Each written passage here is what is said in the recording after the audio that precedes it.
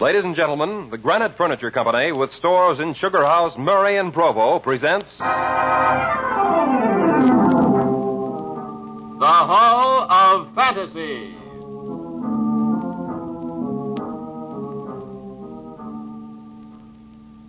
Welcome to the Hall of Fantasy. Welcome to the series of radio dramas dedicated to the supernatural, the unusual, and the unknown. Come with me, my friends. We shall descend to the world of the unknown and forbidden, down to the depths where the veil of time is lifted, and the supernatural reigns as king. Come with me and listen to the tale of The Perfect Script.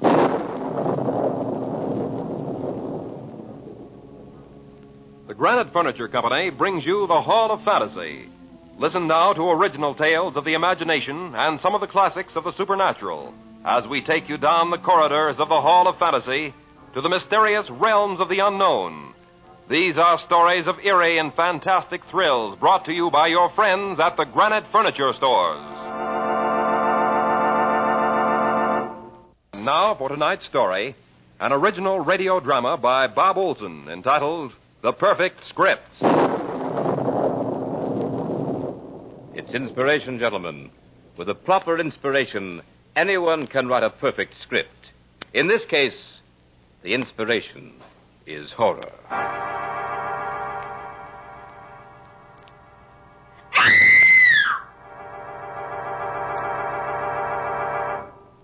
You have just listened to another in the series of dramas entitled The Perfect Script, a real-as-life story of horror produced by John Marchant. Be sure to listen again next week for another premiere of another Perfect Script.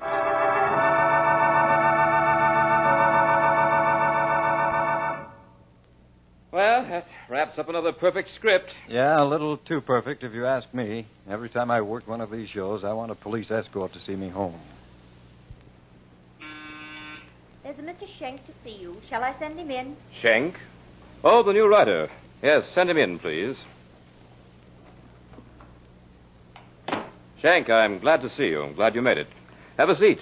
Thank you, Mr. Marchant. Did you decide to accept my terms? Well, your shows are famous. Sounds like I'm starting at the top. You are. You realize, of course, that this is a one-time shot. Yeah, so I understand. No one ever writes two perfect scripts, but why? Once you've written one, you'll know the answer to that. It's a queer setup, but it's too good a chance to miss. When do I start? Immediately. I'll drive you out there myself. Out where? In the coast, a few miles to my beach house. You will find it perfect for writing your type of script.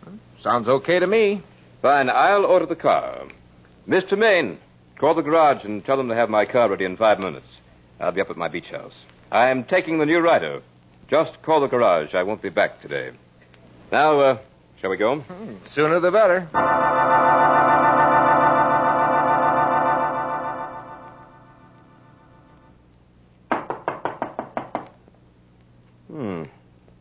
Trudy must have taken a walk. Trudy's the housekeeper. She spends a lot of time just walking on the beach. She had a terrible shock, poor girl, but she's harmless. Well, it looks as if we'll have to let ourselves in.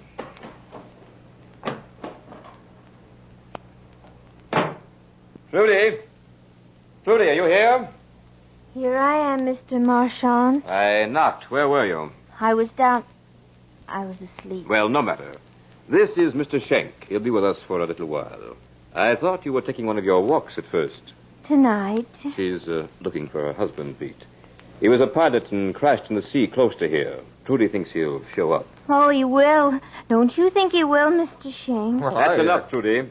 Show Mr. Schenk to his room. Same room the others had. Of course. Now hurry. Mr. Schenk probably wants to clean up a bit. He's going to start writing, so take some cold milk and sandwiches to him.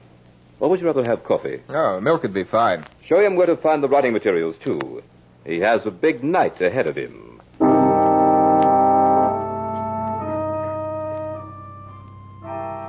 I'm sorry to hear about your husband. It was just a forced landing. He walked away from 3 others. He'll come back someday. Yeah. Have you heard anything at all? Oh, yes. He sent me his ring. That's the signal we had to let me know he was coming home. How did he send it, Trudy? The ocean brought it. The ocean? Yes, a little boy found it on the beach. You mean a ring was washed up on the beach? Some poor man was washed ashore. He had it on his hand. Probably a friend of Jack's. Many flyers were killed during the war, you know. Yeah, I know. So, this flyer was washed ashore. Didn't they identify him? No, he was in the sea too long. Well, did you see the body? They wouldn't let me. They said it was too horrible. Yeah, I can well imagine. This is your room, Mr. Schenk. They all use this room. Who all used it? All the writers of Mr. Marchant's scripts. Well, it's a very nice room. Nice view of the ocean from here. I think I'll throw open this window and get some fresh air. Here's the clean linen, typewriter and paper, and here's a pitcher of milk. Thanks. Yep, this is sure a fine place to do a bit of writing. Mr. Schenk. Yeah, Trudy? I'm sorry you came here. Really? Well, I'm sorry if you don't like me, Trudy. I do like you. That's why I'm sorry you came.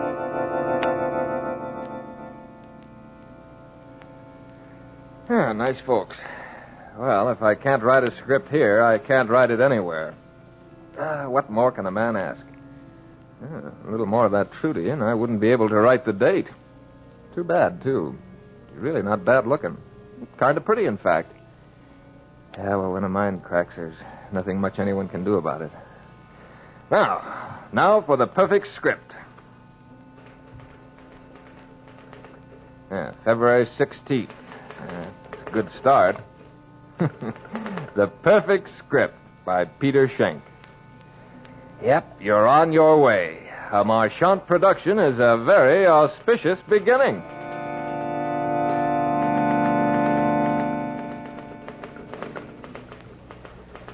The first inkling I had of any plot was when the deluded housekeeper told me that she wished I hadn't come.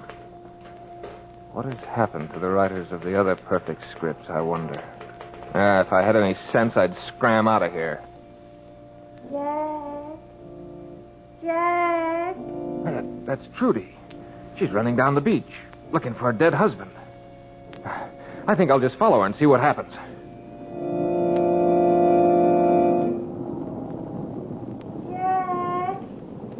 Jack! Trudy! Jack! No, Trudy, it isn't Jack.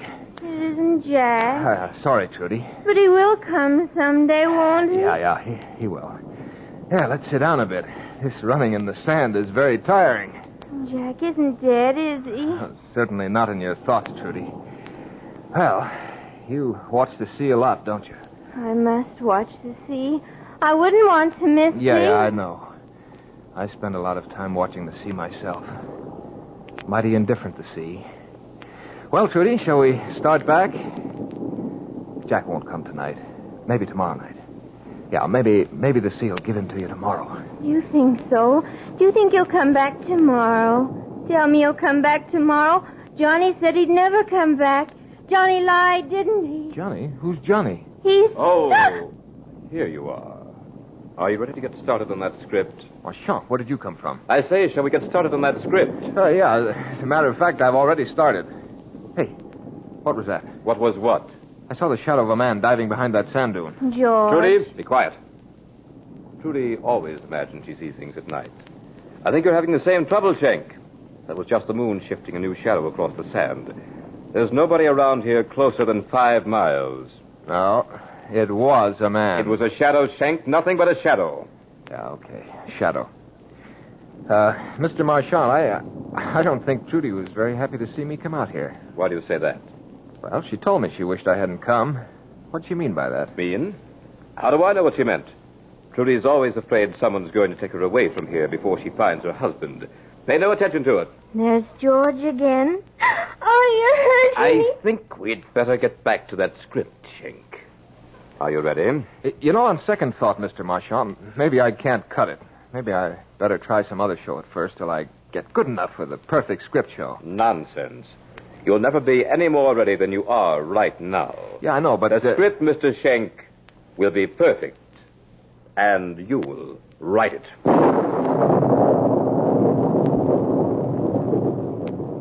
You are listening to The Perfect Script by Bob Olson in tonight's journey down the corridors of the Hall of Fantasy.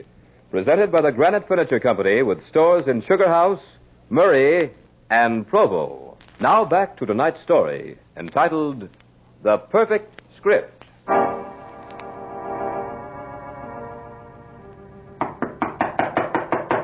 Come in. Now, for that script. Yeah, better get started, huh? I thought you told me you'd already started it. Well, not perfect enough. I tore it up. You shouldn't have done that. I wanted to see it. Maybe I could have offered you some suggestions. No, it wasn't any good. Just a false start. I see. By the way, I noticed you were taking in the view from your window. Yeah, I was fascinated by the way the moonlight topped those whitecaps. Very pretty. I should think you'd have gotten enough of watching the ocean in 29 months. Just a habit, Mr. Marchand, just a habit. Tell me, what else did you see? See? Nothing. You lie. I do. Never mind. It's of no consequence now. Let's get busy with that script. Before we do, Mr. Marchand, I have a question to ask you. Well, what is it? Whatever happened to your other writers? Why do you ask that? Well, frankly, I've been thinking of my future. Very practical, Shank. And what did happen to them? I found a place for them. A place? What sort of a place? A very satisfactory place, Mr. Shank. And you intend to find such a place for me? Indeed I do. Fear not, my young friend. You shall have just such a place.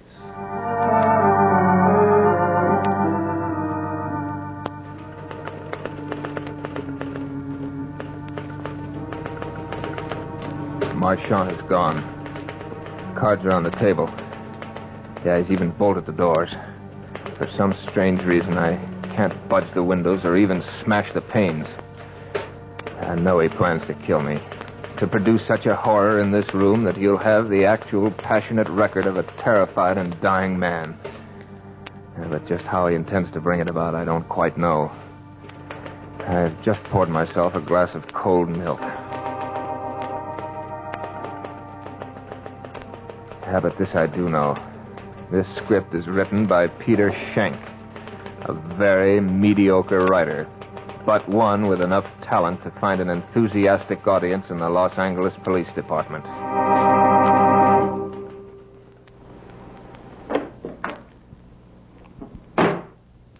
Now, Mr. Schenck, you will begin your script in earnest. And you seem to be collaborating in earnest. What's that in your hand, an Army 45? I am not a ballistics expert, Mr. Schenck. I must confess my ignorance. All I know about this weapon is that it's very deadly. Yeah, it's an Army 45. Very deadly piece of merchandise. You find something amusing? Yeah, I was just thinking, Mr. Marchand, what a dirty trick it'd be if I should let you kill me and make you write your own perfect script. Oh, I don't intend to kill you, Mr. Schenck. You don't?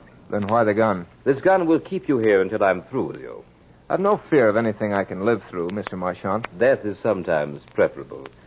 I have enough skill with this Army 45, as you call it, to make any movement on your part an extremely painful one. From there on, I have someone who might inspire the fear you spoke of. You mean our shifting shadow, George? Exactly. George has a cozy little apartment below ground. I hope he doesn't disturb you. Oh, so George is the inspiration for the horror you spoke of. Mm-hmm. George is very helpful. You know, Marchand, you strike me as being rather stupid. I'm sorry you think so. Yeah. You want a script written, a perfect script.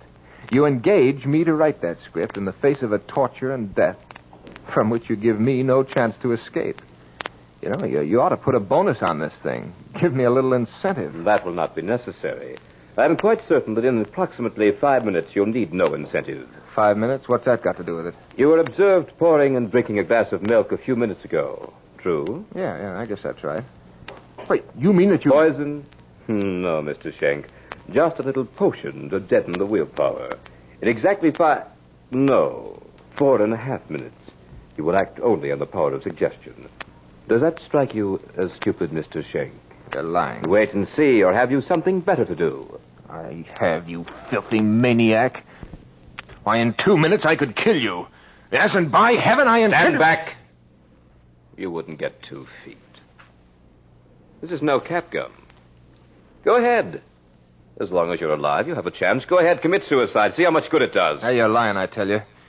Besides, I didn't have any of that milk. Now, Schenck, you know differently. Just relax. This isn't so bad. You'll even get a thrill out of it. Believe me, don't fight it. You only hurt yourself when you do. I hope you... you're the craziest of the lot, Marchant. Your sister at least has some trace of feeling. You're just plain mad. My sister? Who mentioned it to you? Trudy did, Marchant. Or, Johnny, if you prefer. You're more shrewd than I thought. Yeah, you're just careless. You depend too much on the discretion of the insane. They prattle without thinking, Marchant. It doesn't matter. Think me insane if you like. Maybe I am. You'd be, too, if you had to hide someone like George from the world. But it doesn't matter. As for Trudy, she's mad from heartbreak and shock. She could have been saved if... Yeah, if you'd let her. Yeah, but it serves your plans better if she isn't too bright. She's bright enough. She likes milk, too. You don't mean to tell me that you deliberately keep her doped No, out? she's insane, all right. But every once in a while, I can't depend on it.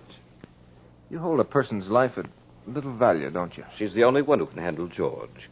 She wouldn't do it of her own free will, so I just help her to make up her mind. But your time is up, Mr. Schenk. How do you feel? Your eyes are quite glassy. Soon you won't even be able to talk. Very effective. Very effective. Yeah, very effective. And now, Mr. Schenk, shall we start the script? The script? Oh, yeah. The perfect script. Write it yourself, Marchant. The typewriter, Mr. Schenk. You're just about to write the finest script radio ever knew. Yeah, that's right. I want to write, but what'll I write about? Write just what you see. Explain it in detail. Everything you see and everything you think. Yeah, but I don't see anything. Don't you, Mr. Schenk? Then turn around. Trudy. And George, Mr. Schenk. George is going to help us with this script. He's quite talented. What's he going to do? A beautiful job of murder.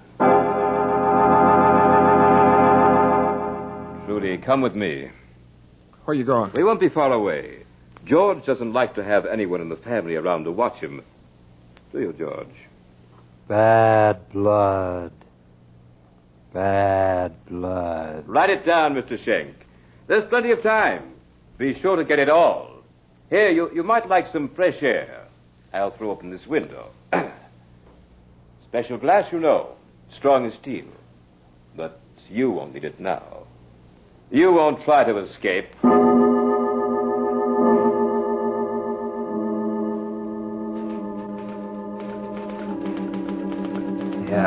Yeah, I'm in the room with this monster. Marchant did open the window. Easy escape, yet I can't move. I can't leave this chair. I can't even cry out. Write it down. Write it all down. How my brain works like a trip hammer and my body does the bidding of a madman. It can't be happening. This is like a dream where you want to run and your legs won't move. George is just staring at me and muttering about bad blood.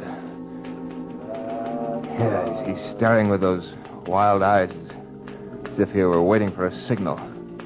Now he sees it. It's Trudy at the window, holding a knife with a blade that looks razor sharp. It's meant for me. I have no will for anything but to stay here and write this cursed script. Yeah, of course it's perfect. Why shouldn't it be? It's a diary of a monstrous murder. I'll never get out of this chair.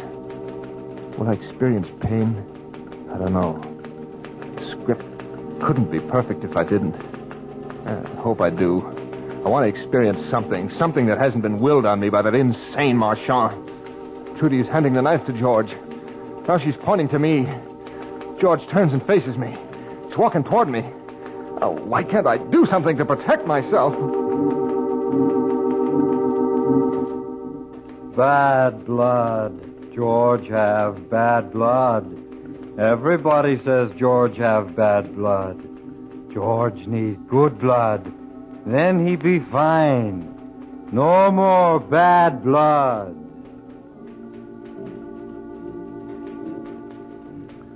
Trudy's climbing in the window. There are tears in her eyes. She's watching George. Trudy feels just as I do. Her mind's working, but can't do anything about it. I don't know what it is that Marchant's given us, but it's really hypnotic. George get good blood now. George need good blood. George need lots of good blood.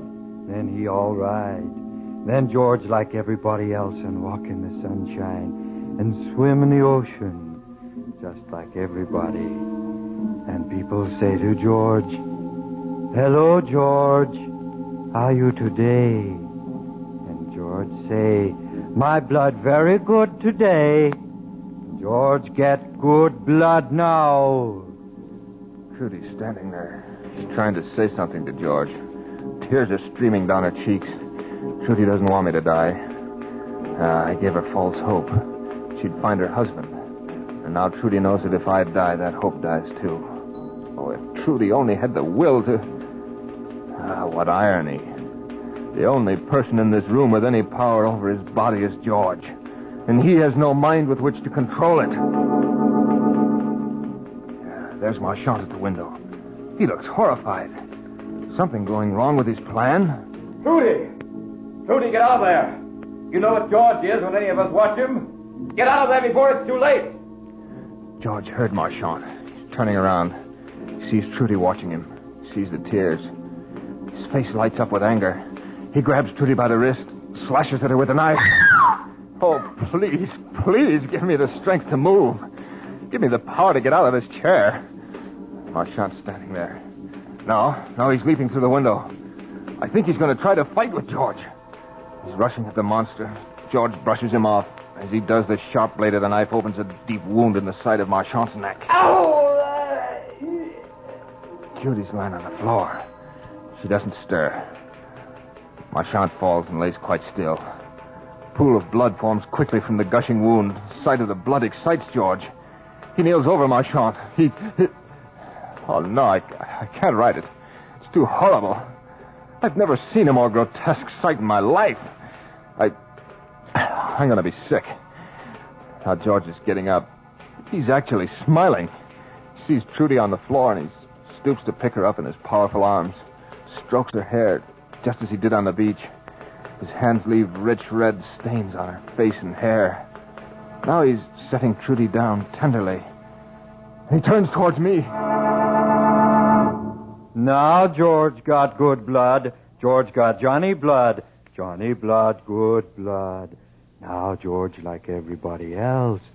George blood very good today. I tried to say something, but didn't have the power. Perhaps that's what saved my life this time. George had forgotten about me in his exhilaration over getting Marchand's good blood. Yeah, Trudy's dead. No doubt about that.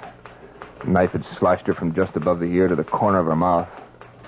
Trudy's dead. I can't help but think that now she'd find Jack at last. C isn't so indifferent after all. Oh, this night is interminable. The script soon will be finished. But Marchand will never produce it. Yeah, I had written it well. Couldn't help myself. Had to do it. Be Marchand's final triumph. The worst of all is the quiet description of this room after George had gone, telling about the two bodies. They're going cold. My great fear is that George will come back before this potion wears off. I sat staring at the window, now letting in a chill breeze. Just about convinced myself that George wouldn't be back when... There he was! The thing I feared was happening. George did remember at last that Trudy had told him to kill me, and I am still powerless to help myself. This was the story that Marchand had designed for the script. Now he's about to get it. Get it too late to bring him any more of his precious fame. George do bad thing. George forget, Trudy. George forget. George do bad thing. Once more I tried to move but couldn't. All I can do is write. I'd at least leave a record of this thing, so that all the world would know what a half hour of a perfect script had cost the lives of so many people. George is standing over me now. He's raising his arm. The knife blade catches a glint of light, and my eyes are blinded momentarily by the brilliance. George shifts his weight a little to plunge the knife. He pauses and... You know, suddenly, for no reason at all, I think of a road. A road that I walked along in Arizona just a week ago. Free, happy, glad to be alive. And then...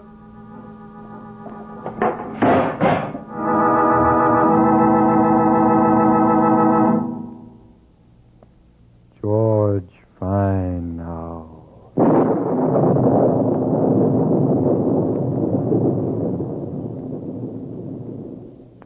So runs the tale of The Perfect Script. But remember to join us next week at the same time for another journey down the corridors of the Hall of Fantasy to hear the tale of The Cask of Amontillado.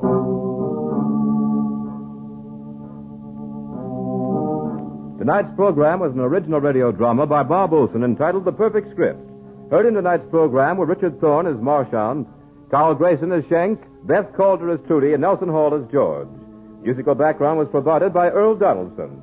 The technical supervisor was Nephi Sorensen. These programs are produced and directed by Richard Thorne. Remember, be with us again next Sunday night on call at 8:30 p.m.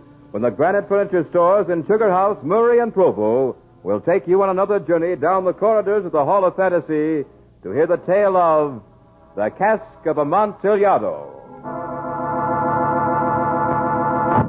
Ladies and gentlemen, the Granite Furniture Company with stores in Sugar House, Murray, and Provo presents... The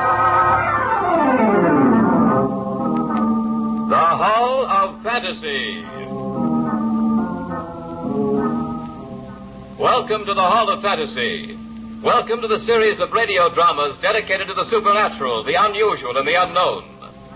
Come with me, my friends. We shall descend to the world of the unknown and forbidden, down to the depths where the veil of time is lifted and the supernatural reigns as king.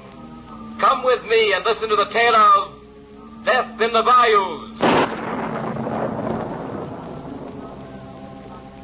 The Granite Furniture Company brings you the Hall of Fantasy.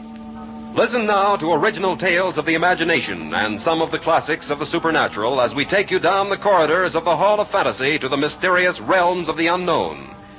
These are stories of eerie and fantastic thrills brought to you by your friends at the Granite Furniture Stores. You know, spring is practically here, and the centennial summer is not far away. So now's the time to cheer up your home with something new from the Granite Furniture Company. You'll be amazed at how easily you can improve the beauty and comfort of your home with small items here and there, such as a new floor lamp, a new lounge chair, a table or so, or some other seemingly unimportant item. The Granite Furniture Stores in Sugar House, Murray, and Provo are daily receiving new stocks for spring home redecoration. And now you may choose from these delightful new things at prices well within your budget. Go in tomorrow and see for yourself. And be sure to listen a little later in tonight's program for an important announcement from the Granite Furniture Stores in Sugar House, Murray, and Provo. And now for tonight's story. An original radio drama by Robert Olson entitled Death in the Bayous. Death strikes quickly along the bayou. Who's to say the deed was murder?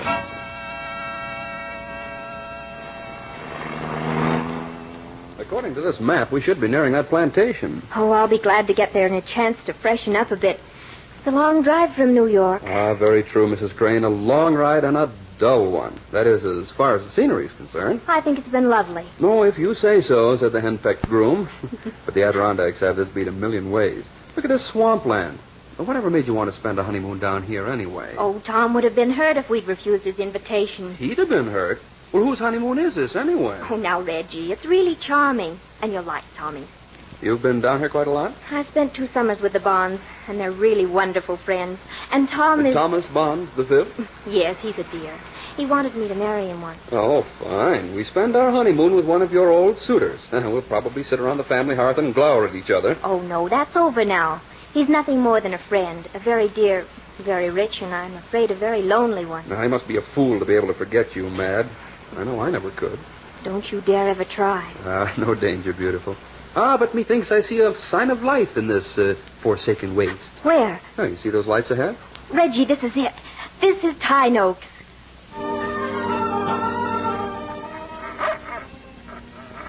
The welcoming committee. Say, that mastiff looks as if he'd like a pound or two of leg. Now, take it easy, Hound. We've been invited. Hello there. Would you let us in, please? Who's there?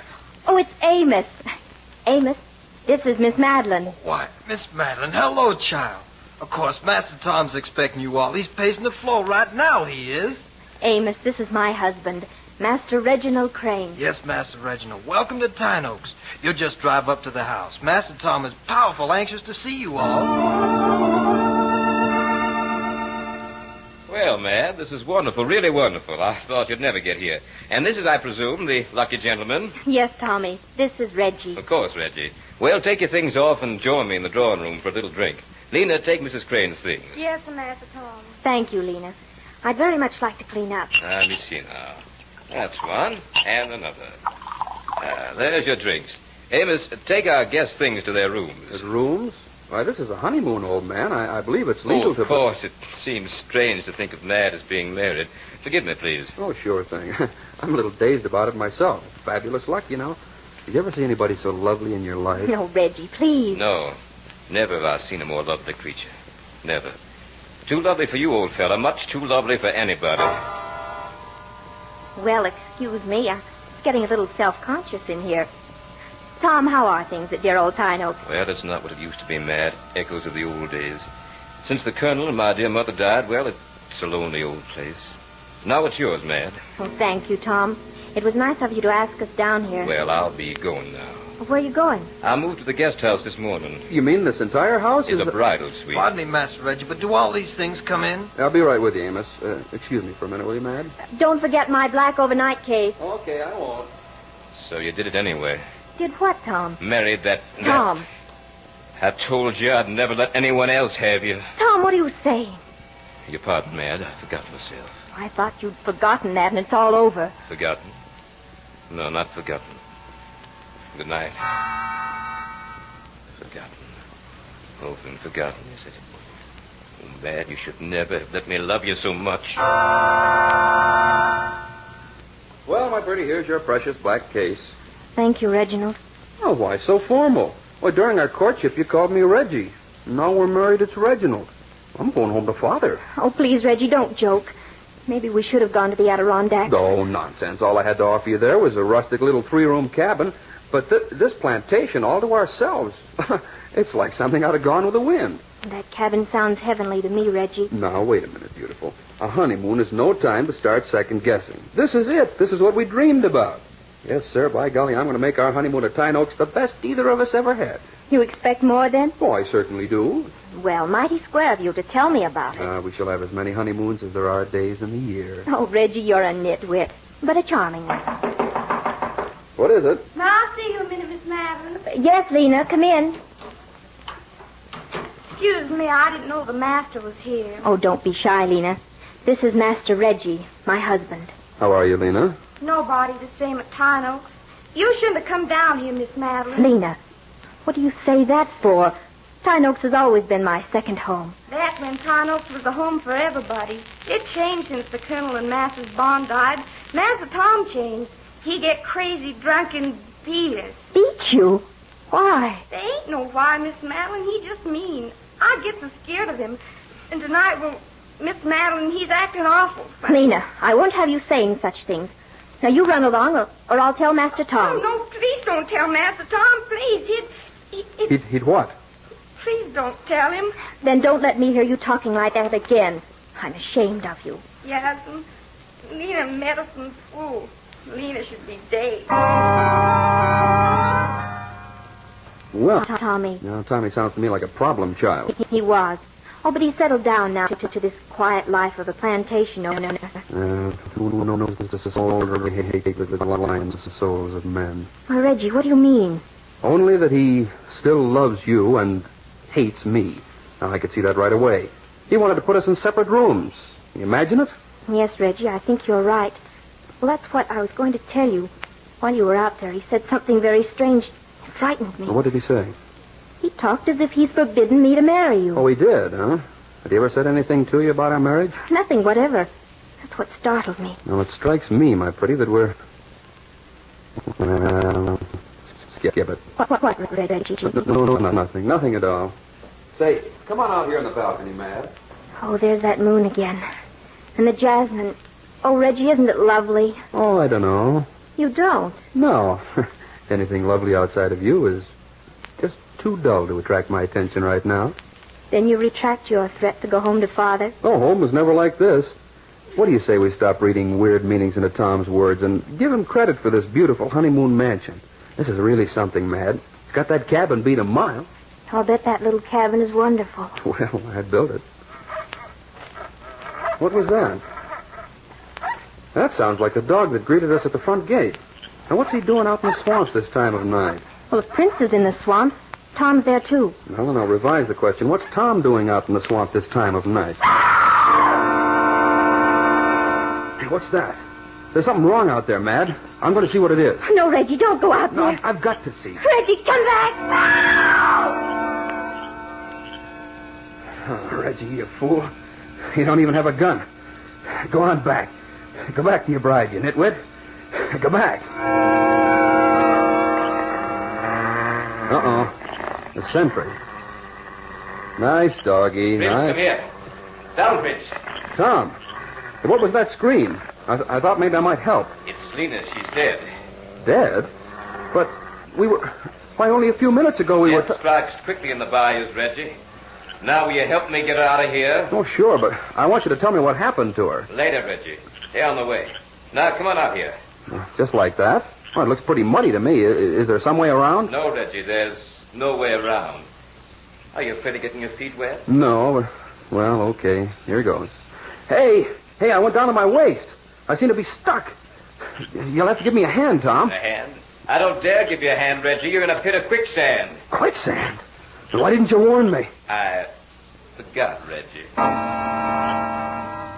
Tom, I can't get loose. Help me. I felt sorry for you when Madeline got word that you were a German prisoner. And then when word came through that you'd been killed trying to escape, Madeline was broken-hearted. Tom, get me out of this. It was I who dried her tears, Reggie. Madeline finally promised to marry me. They set the date, even sent out the invitations. And then you came back from your grave. That, Reggie, was very inconsiderate of you. I'm sinking, Tom. Do something. Do something? When you were dead, I headed the list with Madeline. When you're really dead, I'll head it again. Tom, get me out of here. Madeline's bound to know she'll hate you for the rest of your life. Hate me? Perhaps, but she'll be mine, Reggie. She'll be mine. No.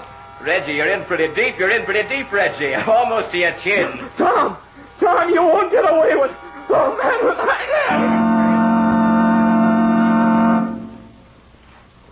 Madeline, Reggie! Here, Madeline. Reggie? No, Madeline, it's Tom. Oh, Tom, where's Reggie? Reggie? I thought he was with you. That's where I'd be if you were my bride. He came out here to... Oh, help me find him, Tom. I'm afraid to have him out in the swamps alone. Sure, Mad. I'll help you hunt for him. But don't come out here. Why not? I'll come to you. There. You almost stepped in a quicksand pit. Quicksand? Yeah.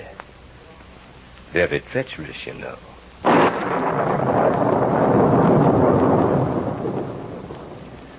You are listening to Death in the Bayou in tonight's journey down the corridors of the Hall of Fantasy, presented by the Granite Furniture Company with stores in Sugar House, Murray, and Provo. Well, here's the special announcement we mentioned a few minutes ago from the Granite Furniture stores in Sugar House, Murray, and Provo. Just received another new shipment of 9x12 rugs. Yes, you heard correctly. Another new shipment of 9x12 rugs at the Granite Furniture Company. You may choose from a wide variety of colors and patterns. And in addition to these new 9x12 rugs, you may now choose from an excellent selection of Wilton and Axminster wall-to-wall carpeting. Choose from more than 20 rolls. And you know that rugs and carpeting have been very difficult to get. And because of better buying connections, the Granite Furniture stores have scooped the market. So buy early tomorrow. Rugs and carpeting just received at the Granite Furniture stores in Sugar House, Murray, and Provo. Now back to tonight's story, an original radio drama by Robert Olson entitled Death in the Bayou.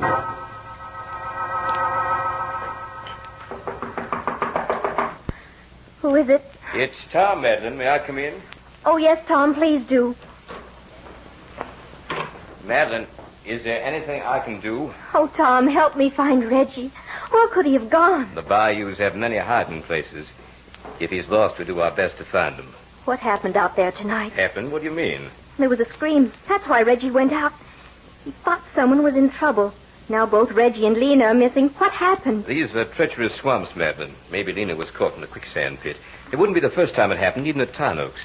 It's no place for anyone who isn't acquainted with every foot of it. And you think Reggie I don't know, Madeline. Quicksand leaves no traces. Where were you when Lena cried out? I must have been in my shower. The first thing I heard was Prince's barking. What did you see when you reached the quick pit? Just Prince raising up an awful clamor about something. Is there anything we could do? Well, make sure About the pit? We've never been able to find out how deep that pit really is. I'm afraid it would be a heartbreaking task and fruitless, Madeline. Oh, and what can we do? You have some hounds, don't you? Bloodhounds? They went out with slavery. I have some hunting hounds, but, well, we could try it, I guess. Oh, then let's do it, Tom. First thing in the morning. Get a good night's sleep. Bright and early we'll start. No, I want to start right now. Oh, I couldn't sleep knowing I was doing nothing. You really loved him, didn't you? Love. Oh, I do love him, Tom. I don't want to live without him. You know, all I ever asked of life was to be loved that much. Get your rest, Mad. I'll take the dogs and see what I can dig up. Tom. I'm sorry, Mad. I didn't think. We both need a drink. Here, I'll pour one. Drink this, Mad. You'll feel better and sleep better. Oh, thank you, Tommy. You're sweet. It's beginning to get light in the east. I'll soon be able to see where I'm going. Let me go with you. No, Mad. There's nothing you could do, and I don't want something to happen to you, too. You stay here. Oh, I guess you're right. I'm getting a bit drowsy already. I know. I'll put a little sleeping powder in your drink. It'll calm your nerves. Right you are. Oh, my arms feel like window weights. I'm so sleepy. So very sleepy. That's right, Mad. Sleep. Sleep, Mad. Sleep. The Adirondacks, Reggie. Oh, it would have been a lovely honeymoon. Madeline, what have I done to you? If you've only loved me. I couldn't expect you to know what a difference it always made to this old place to have you here. And how desolate it became the moment you left. Even now, as you sleep, Tin Oaks has an enchantment. A charm it never had at any other time. Is it my fault if I love you too much? What are the rules, Madeline? Is it all right for me to go mad with longing in these stinking swamps while you and some other man live life like a musical comedy? I couldn't do it, Mad. Not because you loved me too little, but because I loved you far too much. Oh, forgive me, Madeline. Loneliness is too bitter. As long as Reggie lived, I could never hope to be anything better than half dead. Poor old Lena. That was never meant to be. But she tried to warn you and drive you away forever. That I could never allow to happen. Yes, Madeline, I killed for you. But I'll do it again and again until I know you're mine. The fog is forming over the bayous. Another day will soon be here. What will it bring for you and me, Madeline? How can I still the heartbreak that weeps inside you, the longing for the lost one? Reggie's gone, it's true. Reggie will never come back. I've destroyed him. But how can I destroy the memory of him? How, unless I destroy the mind in which that memory is embedded? Open your eyes, Madeline. Oh, where am I? In your room. You thought you were asleep. You weren't. I put nothing in your drink. I only suggested that. But I have been asleep. Asleep, I suggested to you only that. You act on my suggestion now, don't you? Yes. You believe in me, don't you? Yes. Then listen carefully to what I have to say. This is what is known as post-hypnotic suggestion. You will obey me. You know that, don't you? Yes, I know that. Then listen and don't forget. But that light, it hurts my eyes. You see a light. I am that light, Madeline. I am the light. If that light ever bothers you, all you have to do is come closer to it. Does it bother you now? Yes. Then come closer. That's it. Closer yet. Now, does it bother you? Yes, it hurts my eyes. It's too bright. Then come closer. Now what do you see? You. I see you. You're very close. Then the light is what? The light is you. And if the light bothers you, what do you do? Come to the light. Come to you. That's it. You come closer to me. Now remember this. That light is all the pain you know. There is no other, no other. Now what is that light? Pain. It's all the pain. And what do you do if you feel pain? I come closer to you. Right. You won't forget that. No, I won't forget. All right, Madeline. Now listen carefully. Reggie is pain. Every time you think of Reggie, you'll come to me. Do you hear that? Come to me. I am Reggie. I am pain. I am the light. You remember that? Yes. Good. Now, Madeline, wake up. Oh, hello, Tom. How long have I been asleep? Not long. How do you feel? Oh, I feel a little strange, Tom. Well, how do you mean, strange? I feel as if I'd forgotten something, but I don't know what it could be. But I'll be downstairs, Mad. Join me as soon as possible. Tom, wait. Well, what is it? I couldn't see you for a moment. What do you mean? Just then, when I looked at you, Yes? I saw nothing but a blinding glare of light. I must be going mad. I can't seem to think. I have this feeling that now more than any time in my life, I must think. I must think. What is it I've forgotten? Oh, think, Madeline, think. I've never felt like this before in my life, but then how have I felt in my life? I can't remember that. What's happened to me? I want to do something. There's something I must know. What is it? What is it? Who is it? It's Amos, Miss Madeline. Amos. Could I talk to you a minute? Amos? Who's Amos? Maybe he can help me. Come in. Miss Madeline, I can't find Lena. Lena disappeared last night. Do you know where she is? Lena? Who's Lena? Who is she? Why, she's Lena, Miss Madeline. Amos, what am I doing here? What's that? What am I doing here? I'm sick. I can't seem to remember. Amos, where's that light coming from? What light, Miss Madeline? That light behind you. It's blinding. Amos, what are you doing here? I looked for Lena, Master Tom. She gone. She didn't come to the house last night. Do you know where she is? Of course not. But if Lena is lost, we'll find her. Now, don't bother Miss Madeline about it. She isn't feeling well. Oh, I don't mind, Tom. Stay here, Amos, and talk to me. I told you not to bother Miss Madeline. Now get out of here. Yes, Master Tom. Amos go, but Amos find Lena. Amos find Lena. Get out, you tramp. Get out of here before I hit you. Yes, sir. Amos go, but Amos find Lena. Tom, will you help me? I can't seem to remember anything. Needs a lot of rest. Look at me, Madeline. Yes? What do you see? Why, your face is... It's what? It's the face I've been trying to remember. Who are you? Come closer. Yes? Now what do you see? Why, you're Tom. Good. Now sleep, Madeline, sleep. But that face I saw a moment ago. Oh, would you let me see it again? I said sleep. Yes, I'm asleep. But I must remember, too. I must remember. Good. She's asleep. I must act quickly. Tonight we'll sleep away from here. We'll go on a long trip. She'll never have need to remember. I'll give her a completely new life. Tonight we'll drive out of here. We'll go to Cuba. That's it. We'll go to Cuba and keep on going. Reggie. Reggie, where are you? She's talking in her sleep. She remembers everything I told her to forget. But she doesn't know it. Reggie. Reggie, I can't hear you very well. What is it? What are you trying to tell me? She's talking to someone. She's sitting up. Her eyes are wide open. Louder, Reggie. Where are you? I can't hear you. I didn't hear you, Reggie. In the pit. The pit? Ah! Madeline, wake up, Madeline. Take that light out of my eyes. Look, Madeline, look. Oh, Tom. Oh, Tom, I was dreaming. You were? That's strange. You haven't been asleep. I haven't. No, Madeline, you've been right here talking to me all the time. But, Tom... Oh, what's the matter with me? I'd sooner be dead than this way. Why can't I remember anything? You have no memory, Madeline. It's been taken away from you. Who took it away? Why? Oh, just when I need to remember. I took it away, Madeline. You? Why? Because you were about to learn something that would have killed us both. What was it? You'll know soon enough. Until then, don't try to remember.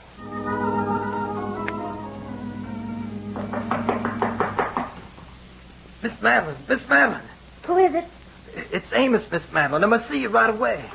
Come in, Amos. Miss Madeline, you gotta get out of here. Get out? Why? Master Tom's in a killing mood. He just tried to kill me. Oh, Amos, what are you saying? Tom wouldn't kill you. Yes, he would, Miss Madeline. I followed him out in the bayou. I saw him with Lena. Who's Lena? You remember Lena, Miss Madeline? She's Lena. She's my Lena. I seem to remember, yet I don't. Oh, tell me, Lena. Tell me more about her. Why should I remember her? You should remember Lena because, well, Lena's your friend. Lena tried to help you. Now she dead. My Lena dead, Miss Madeline. Master Tom kill her. I see him with her down on the bayou. Amos, I can't see you. It's got light again.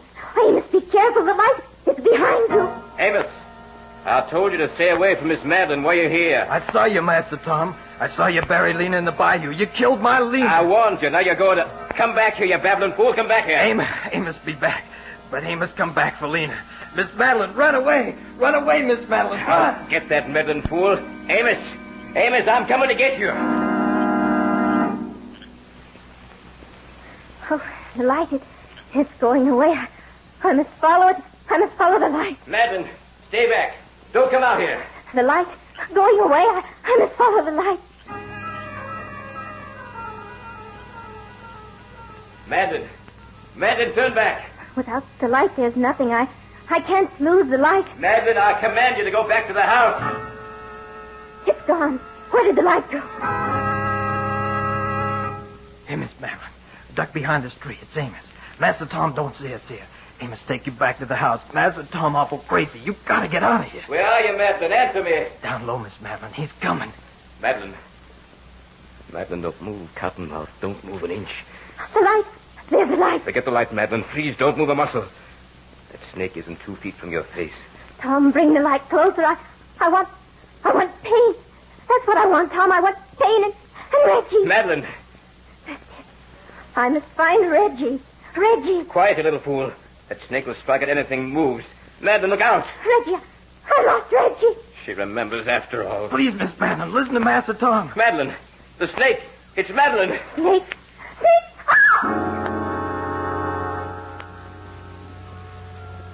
Right in the mouth. Amos, grab her. Miss Madeline. Give her to me. Madeline, speak. Tom, you did this. Don't talk, Madeline. I'll get you back to the house. You killed Reggie. No. Reggie died in the quicksand pit. You killed him. Oh, Reggie, it would have been lovely and... Madeline, speak to me. Good heavens, she's dead. Madeline's dead. Master Tom. Go away, Amos. Go away. Madeline, what have I done? Master Tom, you killed Master Reggie. I didn't mean to, Amos. I didn't mean to. And you killed my Lena, too. I must have been mad. Now Amos killed you, Master Tom. Go away, Amos. What? Now old Amos killed you, Master Tom. It's right. Amos must kill you now. Stand back, you fool. Get away from me. Amos gonna kill you, Master Tom. May the good Lord help me do it. Amos, give me that gun. I'll have you whipped. No, Master Tom. You won't whip Amos. You won't whip anybody anymore. Amos, don't. Master Tom gone. Miss Madeline's gone. Nothing but the bubbles in the bayou. Ain't nobody left at Pine Oaks anymore. The bayou got us all. Now Amos go. Lena. Amos, hear the voices.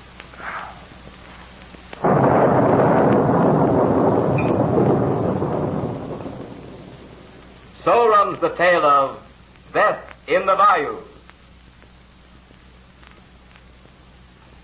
Well, friends, heave a big sigh and then listen to this.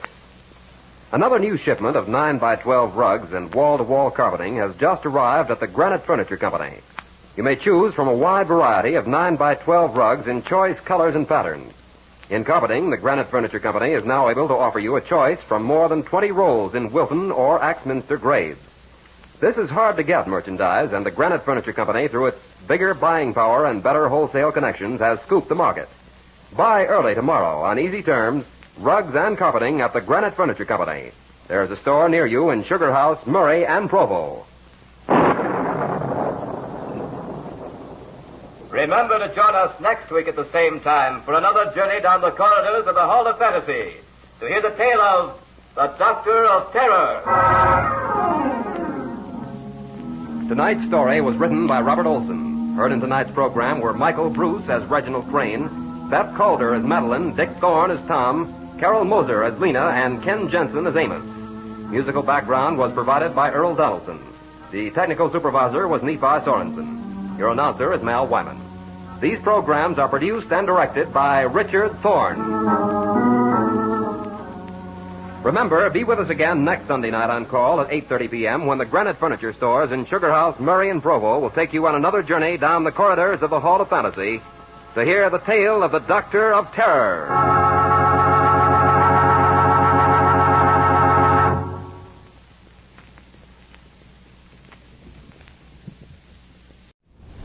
And now, the Hall of Fantasy. Welcome to the Hall of Fantasy.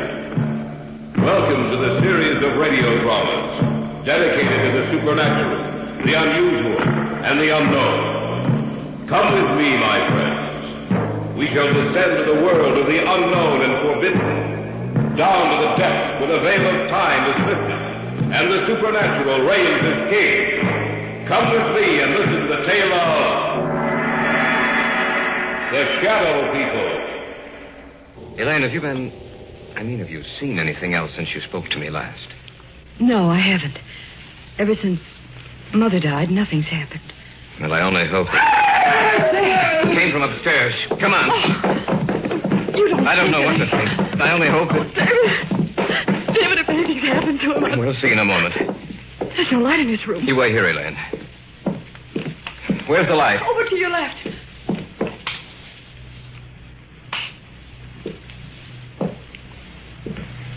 David, what's wrong? Why didn't you leave the light on? Your father's dead, Elaine.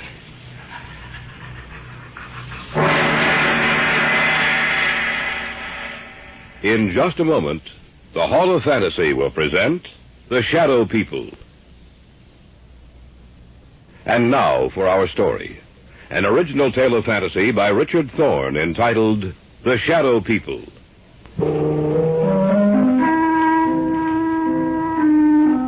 Somewhere along the line of your life, you've met them. You have come in contact with the Shadow People. When did we first discuss it? Oh, yes, Brian and Elaine and I. It was in my apartment. There was only one light on in the entire place. What's wrong? Elaine, what's the matter? Oh, it's silly, I know, but I thought I saw something in that doorway over there. Where? Over there, right over there. Where are you going, David? Over to that archway, just to let you know that nothing's here. Huh. You see, Elaine, nothing's wrong, nothing at all. Are you satisfied that there's no one else here but us? Yes, I'm sorry. I just thought that Leave the overhead lights on. I'm sorry. I thought that... Put them back on, David, please. All right, Elaine. Look, what's bothering you, sis? I don't know. It's just that... I don't know. Tell us about it, Elaine. Tell us what's bothering you. You promise that you won't laugh at me? Of course not. Brian? Oh, Elaine, I'm your brother. If something's troubling you, I'd like to know about it. All right, then. The reason I was so upset was the fact that I saw someone or something standing in that archway. But, Elaine, David showed you that there was no one else in here. When the lights were put on, you saw for yourself that we were alone. I'm not talking about something you can see in the light, Brian. I'm not talking about a human being. Then what's it all about, Elaine? In the darkness, I saw something that can't be seen in a lighted area. And I've seen it several times before. You sure you're not imagining this, Elaine? Oh, I don't have that good an imagination, Brian. How long have you seen this thing, Elaine? Well, it started about 6 weeks ago. You were in Detroit on business, Brian. Mom and Dad were on vacation. I was in the house by myself, in the library. There was only one light on. I sat in the chair beneath it, reading. Several times I thought that something was watching me. I felt there was someone in the room with me, standing right in back of me. Every so often I'd glance back over my shoulder, but there seemed to be nothing there. And then I thought I heard someone whispering. I wasn't sure, but when I heard it again, I got up and I looked all over the house.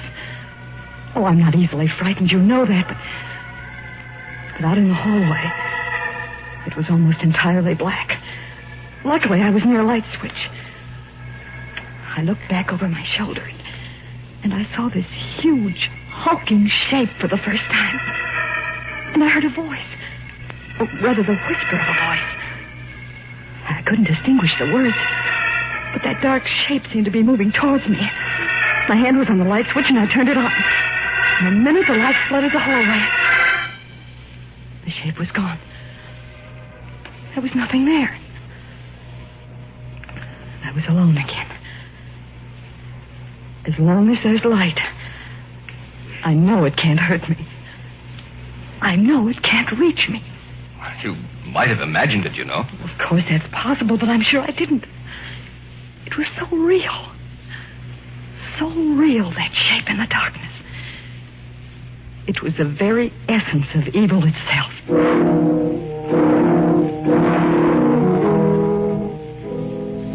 There was an old man I knew of, a Dr. Heselius. I'd heard that he knew quite a good deal about the supposed supernatural manifestations which had taken place in the world.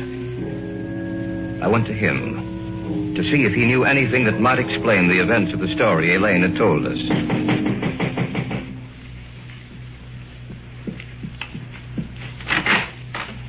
Yes, my good sir. What do you wish? I have an appointment with Dr. Heselius. Oh, yes. He mentioned something about it. You are Mr. Drake. Yes. If you'll come inside. Thank you. Dr. Heselius is in the study. Please come with me. Doctor, a visitor for you. Oh, yes. Bring him in. You may go now. Yes, Doctor. Mr. Drake? Yes. Sit down, please, in that chair over there. Thank you, sir. Now, what is the nature of your visit to me? Well, I understand, Dr. Heselius, that you have a great knowledge of the supernatural manifestations which have occurred on the earth. Great knowledge, Mr. Drake? No, hardly that. I have only scratched the surface in my years of study. Perhaps I can help you, then again, perhaps I cannot. Well, may I tell you the story? By all means, my good sir. All right. Now, this didn't happen to me, Doctor, but to my fiancée. It seems that about 6 weeks ago, when she was alone. But when the light was on, the dark form disappeared. And that's the story, sir. As much of it as I can remember. Mm-hmm. I see. It's a strange tale you tell. I'm fully aware of that, Dr. Heselius. You say she seemed to hear whispered voices? Yes, that's what she says. I see. A moment, please. I have a book in my file. Oh, yes. Here it is. This is the one. Yes. Perhaps I may be able to help you after all. Let me see. This is a very ancient book, Mr. Drake. I seem to remember... Yes. Here is an account of a happening such as you relate. And we shall live on earth, and they shall not see us. Yes, it has been foretold by the ruler of the darkness. They who live by day, retire to sleep by night, shall never know that we walk with them, that we watch them, that we wait for our chance. Only in the night will they see us, for in the daylight we are not seen. Only in the night, when the darkness grows together and the forms of the shadow people are shaped from the blackness, they will know us. Then they will know that we are their companions, for we are the shadow people. I knew I had read something similar to the story you have told me, Mr. Drake. Dr. Heselius, what can we do? Well, give me a little time. Let me see if I can find any more references to these people of the darkness. One more thing, Mr. Drake. Be sure that your fiancée is never left alone at night. Be sure that there is some living thing, animal or human, which accompanies her every second of the night. For she is in danger, Mr. Drake. A terrible danger.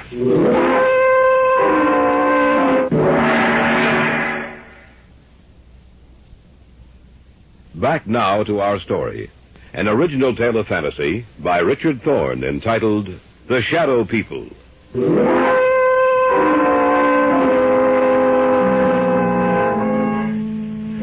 That night, the night of the day I had seen Heselius, Elaine's mother died.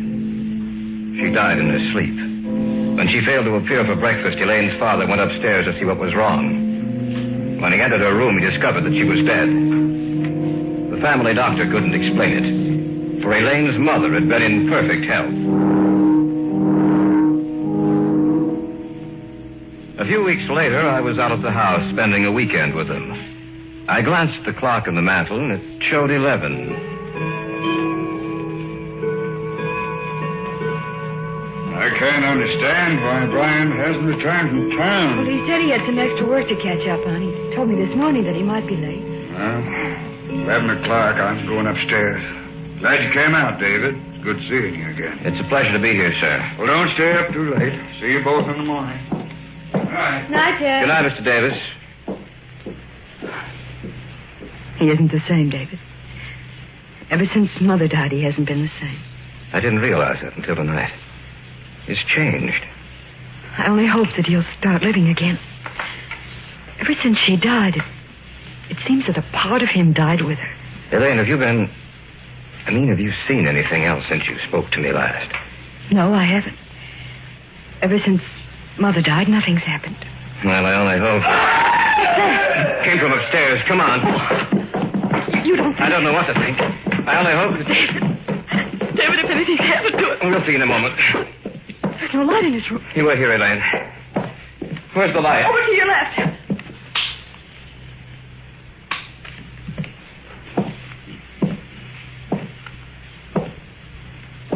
David, what's wrong? Why didn't you leave the light on? Your father's dead, Elaine.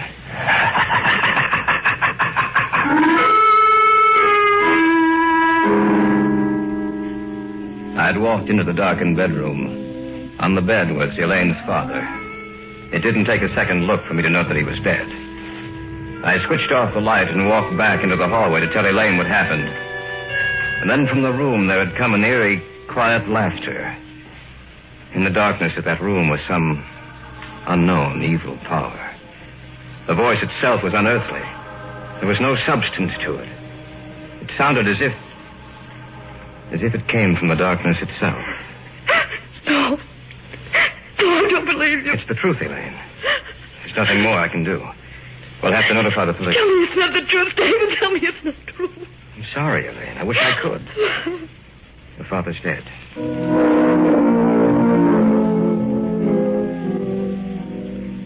After the burial, Dr. Heselius got in touch with me. He said that he wanted to meet both Elaine and Brian, that he wanted to talk to the three of us.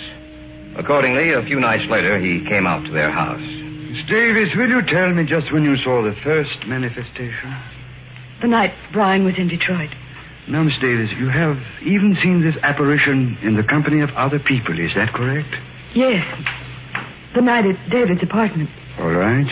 Now I'll tell you what I think. You are in deadly danger, Miss Davis. These beings want to claim you. So far, they have had no success. Only in the darkness do they have power. Little by little, step by step, they have been removing the obstacles in their way to reaching you. First your mother, and then your father, Miss Davis. Both died in the same fashion. In the darkness, death struck at them. Now tell me, do you feel their presence here in this room as I talk to you? Yes. Turn out the lights, Brian. No. Stand by the switch, if you please, Brian. If anything happens, turn the lights back on. All right. Dr. Heselius, I don't... Do you want me to continue working with you? Yes, sir. All right, then. Brian, turn off the lights. Yes, Doctor. The room now is in darkness, Miss Davis. Do you feel or see anything? No, Yes. Yes, I do. Do you see anything? Yes. Doctor, I don't... Be quiet, you fool. I know what I'm doing. In front of me. The darkness gathering together into a huge, terrible... Not only do you see us, Miss Davis, but everyone else in the room also will see the vague shapes forming themselves in the blackness. We do not want you, Dr. Heselius.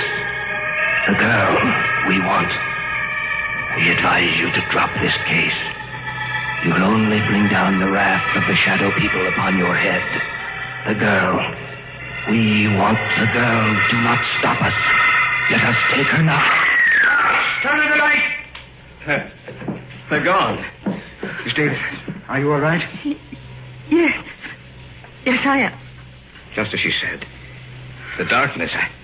I saw it form into something, too. So did I. What are we going to do, Dr. Hesselius? At the present moment, I don't know. But this much I do know. You must leave this house immediately. You must try to get out of their reach. I don't know if that is possible. I hope it is. I shall have to return to my home. I must learn if there is some manner by which we can defeat these creatures. For the moment, leave this house. Dispose of it in any manner you may see fit, but leave this house.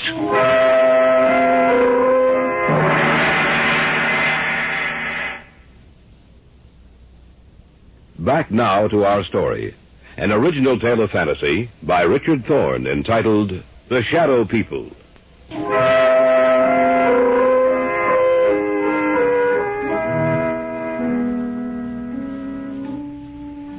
We spent the night in my apartment, the three of us. The following day, Brian and Elaine made arrangements to dispose of the house. In the afternoon, Dr. Hesselius called me and asked that I come to see him. David, I'm glad you're here. Anything new, Doctor? Yes and no. You realize, of course, that this spiritual manifestation is not new, that it has gone on for centuries. No, I wasn't aware of that. It's true, David. De Maupassant wrote what was supposedly a fiction story about the manifestation, David. He called it HORLA. However, according to the information here on my desk, it was taken from an actual case history. Of course, he embroidered the story, added a few touches to something he didn't realize actually existed. But have you found anything with which we can fight them? Everything depends upon an answer I received from a colleague of mine in Paris, Dr. Henri Renaud. I dispatched a telegram to him last night. Why hasn't he answered by now? There are certain things that must be done. It will take a few days, I'm afraid. We have to wait, David. There's nothing else we can do.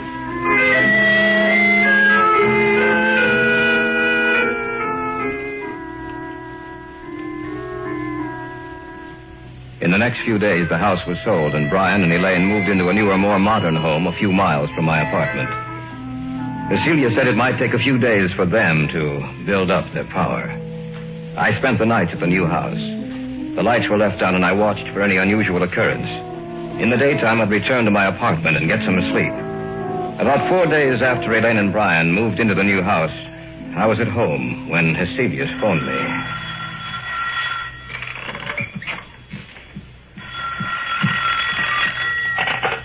Hello?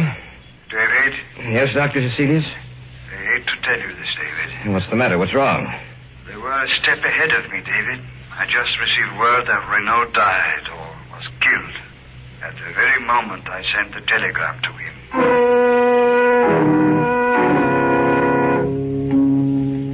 Step by step, they had outwitted us. For they had anticipated every move we'd make. Even Dr. Hesselius was at a loss as to what to do. He agreed to meet me at the Davis house. What did you want to see us about, Dr. Hesselius? Did you find out anything more? I'm sorry to say that I haven't. At the moment, I'm at a complete loss. I don't know what to do. But what did you want to see us about this evening? Merely to check, to see if anything else has happened. Miss Davis, have you seen or heard anything? Not in the house, only in my dreams. Your dreams? Yes. When I go to sleep at night, in my dreams, in the darkness, I see them. And it's grown worse, much worse. I was hoping that it would not have progressed so far. There has been no disturbance in this house, but now they disturb your sleep, Miss Davis. Now, you must stay awake for as long as you can. I want the three of you to move into my house. Perhaps that will give you more protection.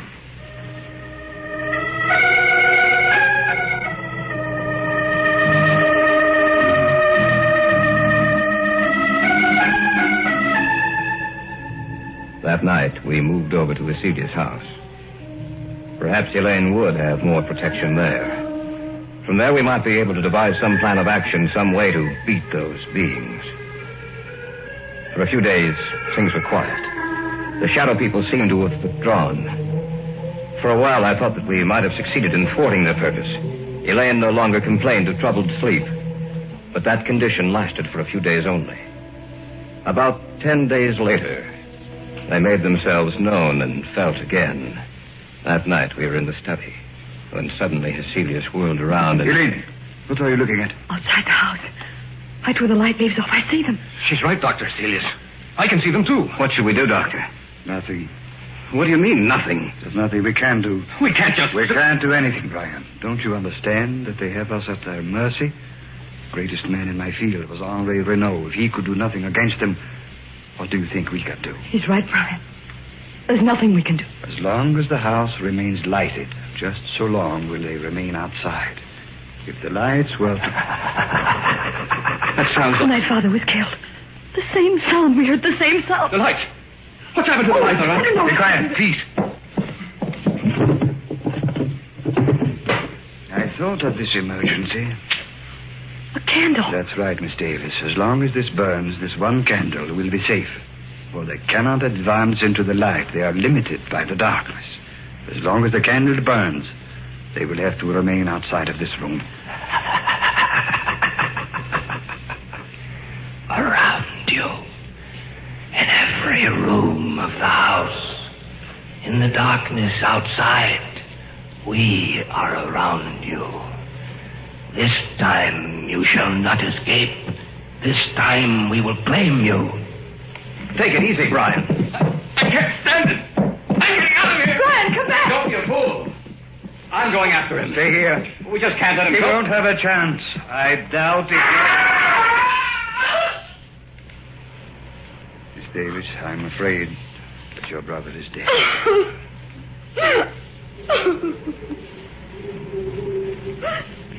The wind, Doctor. Listen to the wind. I know. Yes, Doctor. Listen to the wind. You must realize by now that the three of you haven't a chance. You must know in your minds that we can destroy you at any moment we desire. But, Dr. Cecilius, you may still save your own life. Let the others go. Give them to us. No. No, you will have to take all of us. Shall we destroy your light? Shall we move in on you now? As you will. Do as you will.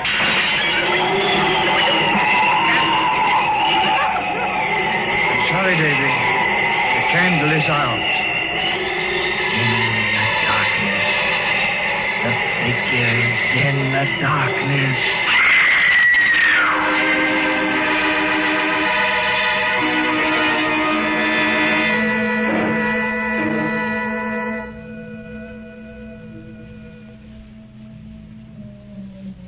We warned you, Cecilius. You and the others are dead now. And we shall live on the earth. And man in the day shall not see us. They will know that we wait for our chance. That we walk with them. Only in the night, when the darkness grows together, and the forms of the shadow people are shaped from the blackness, will they see us. Then they will know that we are their companions. Look next to you. There, in the shadows.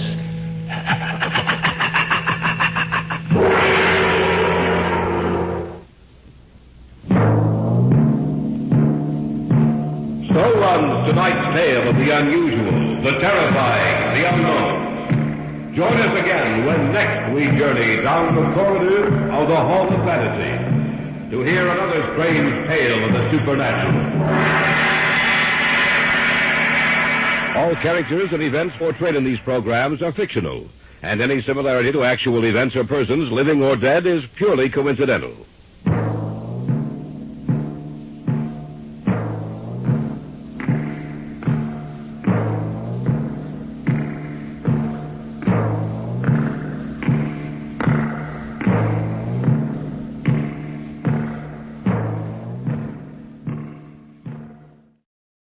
And now, the Hall of Fantasy. Welcome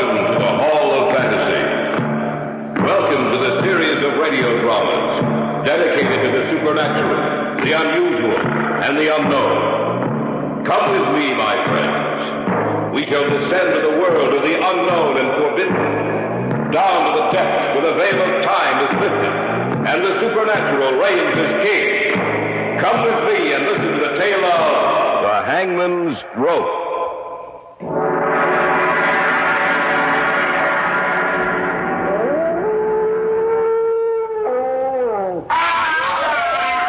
Jim, it came from our right. We better take a look. Yeah. I hope nothing... Arnold! Huh? Look. Hanging from that tree, swinging back and forth. It's a man. The Hall of Fantasy will present The Hangman's Rope in just a moment. And now for our story. An original tale of fantasy entitled The Hangman's Rope.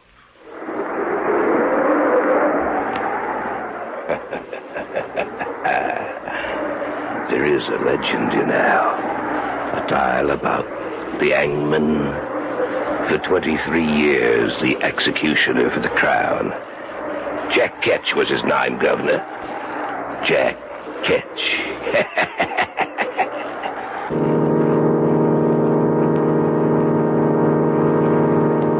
I remember we were on our way back from the lake. Jim and Carol and I. And for some reason, we started back to the city later than usual. We hadn't been driving for more than half an hour when one of those sudden spring storms... Now, where did that come from? Someone said there might be a storm tonight, but I thought we'd be home before it broke. Well, we'd better put the wipers on. We started back too late tonight. What was it that held us up, Jim? I don't know. A lot of things. When I finally looked at my watch, I couldn't believe my eyes. Yeah. Arnold, look out. There's a man right in front of the car. You stay here, Carol. Come on, Arnie. We'd better take a look. Yeah, right. We didn't hit him, did we? I don't think so. Now, why would someone be out in the middle of the road on a night like this? There's a lot of crazy people in this world, Arnie. He must have been one of them. Yeah, I'm getting soaked. Now, he was just about here. I can't understand. Jim, look. Where? There beside the tree. I don't see anything. I guess I was wrong. You know, for a minute I thought I saw someone hanging from that tree. Oh, you must have been mistaken. You know, I can't figure this out, Arnie. That guy was out here on the road, right in front of us. I saw him just as plain as day. But now there's no one around. Yeah. We'd better get back to the car. Yeah, that's for sure. There's no sense looking back at that tree, Arnie. There's nothing back there. I don't know. I thought I saw someone swinging their back and forth with a rope around his neck. Oh, no, you couldn't have. Maybe it was some kind of optical illusion. It could have been a shadow or a branch or anything. Yeah, that's right. Anything. Well, there's the car. Oh, you two must like it out there in the rain. Are you kidding? No, I'm not. All the time that you were out there in the rain, the man you almost hit was talking to me. What did you say? You heard me. Oh, now, sis, wait a minute. I looked back at the car a couple of times. I didn't see anyone talking to you. Well, I don't know what's wrong with your eyes, then. I asked him if we couldn't give him a lift. And he said, no, he only had a little distance to go. Carol, honey, this is the truth. We didn't see anyone near this car. No. Look, I can prove it. He insisted I take this... Oh, that's strange. What? He was such an unusual man. Not American. He insisted that I accept a ring from him. Practically forced it on me. I put it in my pocket, and now it's gone. And in its place, there's a funny little piece of rope. Shaped like a hangman's noose.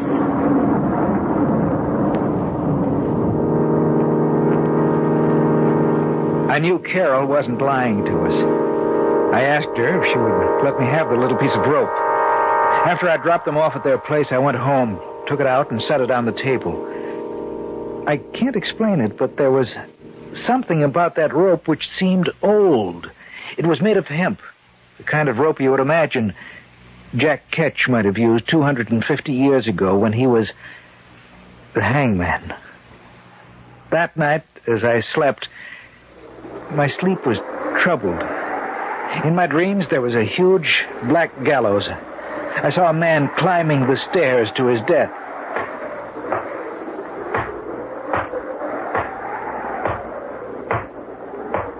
He reached the top and stood there. Standing beside him was a black-hooded man. He raised his hand and the trap door sprung open. There was a scream.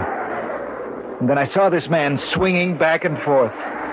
His face was hidden from me, yet there was something strangely familiar about him. I felt as if I knew him quite well. We'll return to the tale of the Hangman's Rope in just a moment. Back now to our tale of fantasy entitled The Hangman's Rope. When I awoke from my dream, I couldn't get back to sleep. For in the black blankness of sleep, I had come into contact with death. As the morning approached, I fell into a nervous sleep. I was awakened.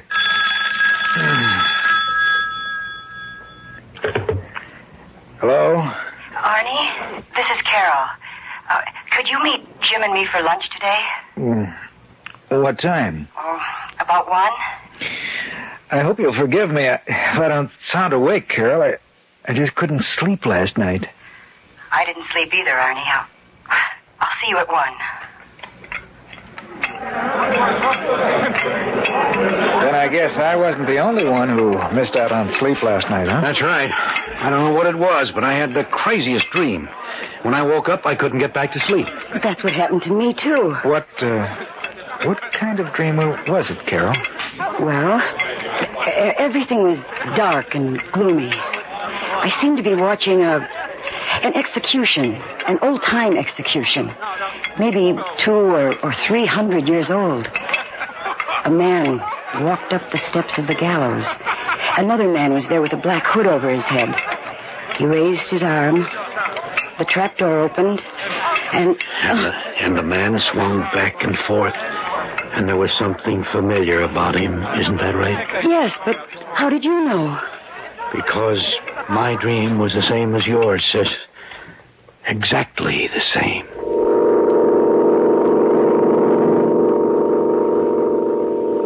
Jim's and my vacations were due the following week. We decided to spend it up at the lake, where his family had a cottage. Carol said she might be able to join us on the last weekend, but not before that. Jim and I left the following Friday night. Well, I can certainly use this vacation. And maybe we can catch a few northerns this time, huh? Maybe. Is your family going to come up here while we're there? No. Carol will be up the last weekend, that's all. Mm-hmm. Well, then I guess we'll have the place to ourselves, huh? Yeah, I guess so. Hey, why are you stopping here? Last Sunday night, this is where we stopped. I'm going to get out and take a look at the side of the road for a minute. Oh, Arnie, why don't you forget about it? I just want to check it, that's all. That's the tree, isn't it? I think so. On that limb. That's where I saw him hanging. Oh, just thinking about it makes me nervous. Come on, let's go back to the car. All right. Carol said that while we were out of the car, she was talking to the fellow we saw. If that's the case, I can't understand why we didn't see him, too. You know, Jim, there just wasn't enough time for him to get away from the car without our seeing him. Unless what? Unless he was never there. Oh, but that couldn't... Arnie! Look! On the car seat. Another little piece of rope.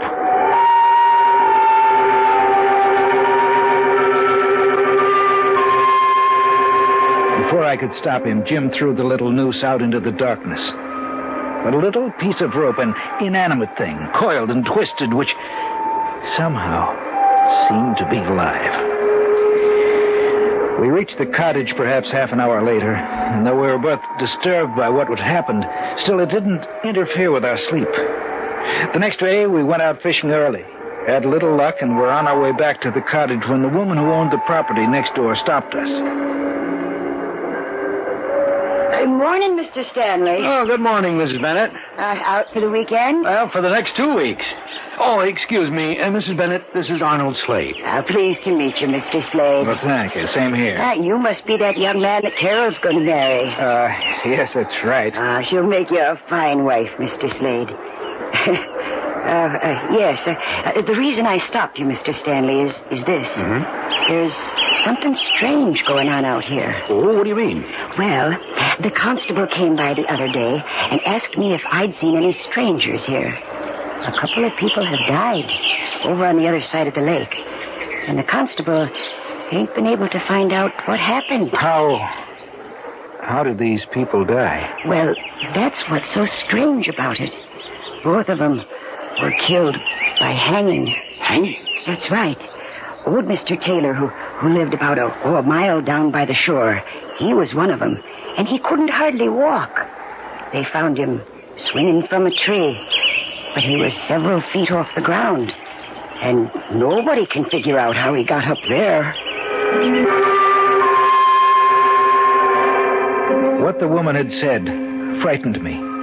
It seemed as if we were getting deeper and ever more deeply into something from which we would never be able to get away. That night, it was Saturday, Jim and I went out for a walk. It was a particularly dark night.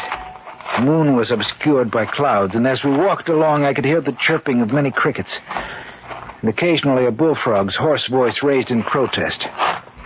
Arnold, this thing has me worried.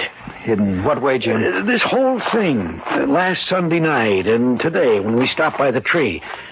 And then what Mrs. Bennett told us. I've been thinking about it, too. Well, that's strange. What? The crickets have suddenly stopped. It's too quiet. Jim, it came from over there. We better take a look. Yeah. It's too quiet, just as you said. There must be something terribly wrong up here. I hope nothing... Arnold, huh? Look. Hanging from that tree, swinging back and forth. It's a man. What are we going to do? We better cut him down. No. We better call the authorities first. I guess you're right. Come on, Mrs. Bennett's got a phone. If we hurry, we may be able to get out a great deal of help to the authorities. Jim, did you notice how high that branch was? I saw it. Yes? Why, Mr. Stanley, it's you. Mrs. Bennett, may we use your phone? Well, I suppose so. Come in. Thanks. Thank you. But it's in the other room. Thanks.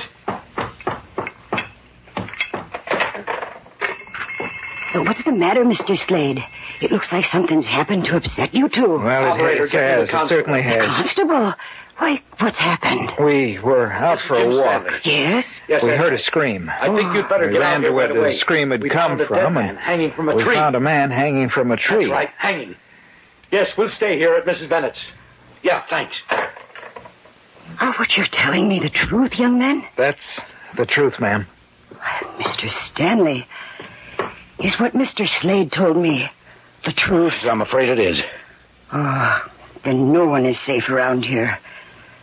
I wonder who it was. What difference does that make, Mrs. Bennett? A man's been murdered. It makes a lot of difference, Mr. Slade. If it was Bill Roberts, then it was just like the other two. I saw him just the other day, and he said someone was playing a joke on him, that he'd been sent a little piece of rope shaped in the form of a noose. You are listening to the tale of The Hangman's Rope on this week's journey down the corridors of the Hall of Fantasy. We'll return to our story in just a moment. And now, back to our story. entitled The Hangman's Rope.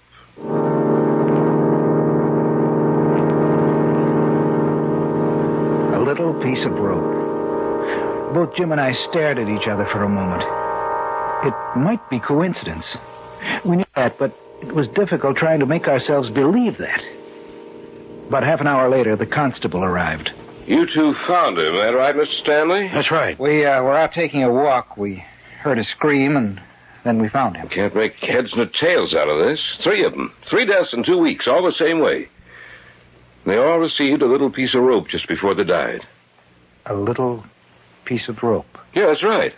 I say all 3. I ain't seen the body yet, but I have a pretty good idea who it is. Bill Roberts. It's enough to make a person afraid of the dark, Constable. Yeah, ain't it? Well, I want you two to take me to him. I'll go, too. No, you stay here. You stay off the phone. Oh. I don't want the rest of the people to hear anything about this, at least for the time being. Things are bad enough as it is. All right, come on, let's go. Now, remember what I said, Mrs. Bennett. Don't you worry none, Constable. I hope that woman stays off the phone. The whole county will be in an uproar if she doesn't. Do you, have any idea who's behind these deaths? No, I haven't. Funny thing, he was up so high. I don't see how he could have gotten up there by himself. I only wish I had something to work on. Well, we'll see if he's just like the others in a little while. How far away was he? There he is, Constable. I want to get a look at his face. Yeah. I was afraid of that. Who is it? Bill Roberts. But how did he get up there? The branch is 20 feet off the ground. It'd take an acrobat to climb that tree. Bill wasn't any acrobat. Well, how did he get up there? I don't know. 3 people received pieces of rope, and then a couple of weeks later, we find him hanging from a tree. You tell me the answer.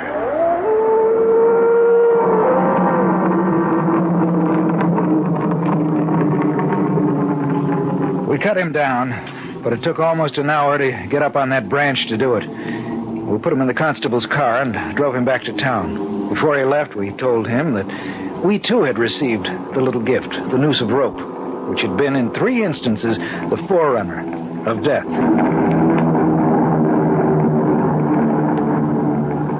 When we got back to the cottage, we had a bite to eat, and seeing as we weren't in the mood to sleep, we sat down to read. I picked up a little book I hadn't seen before and read it from cover to cover. It held an eerie fascination, and I wasn't able to put it down till the last page had been turned, the last word read. Jim? Where did you get this book? I don't know. I don't think I've ever seen it before. Why? It looks like a first edition of 200 years ago. Well, let me see it. Here. A short history concerning the mysterious reappearance of Jack Ketch, a hangman who served as executioner for 23 years. I've never seen this book before. Well, then how did it get here? I don't know. Jack Ketch. Say, he was the hangman in England who took too much pleasure in his work, isn't that right? I think so. How much of this did you read? All of it. It's not very long. And this is what I got out of it. Before he died, the book says he had made some kind of a pact with an evil power. It seems they actually do have a written copy of that agreement somewhere in England. And there's his signature.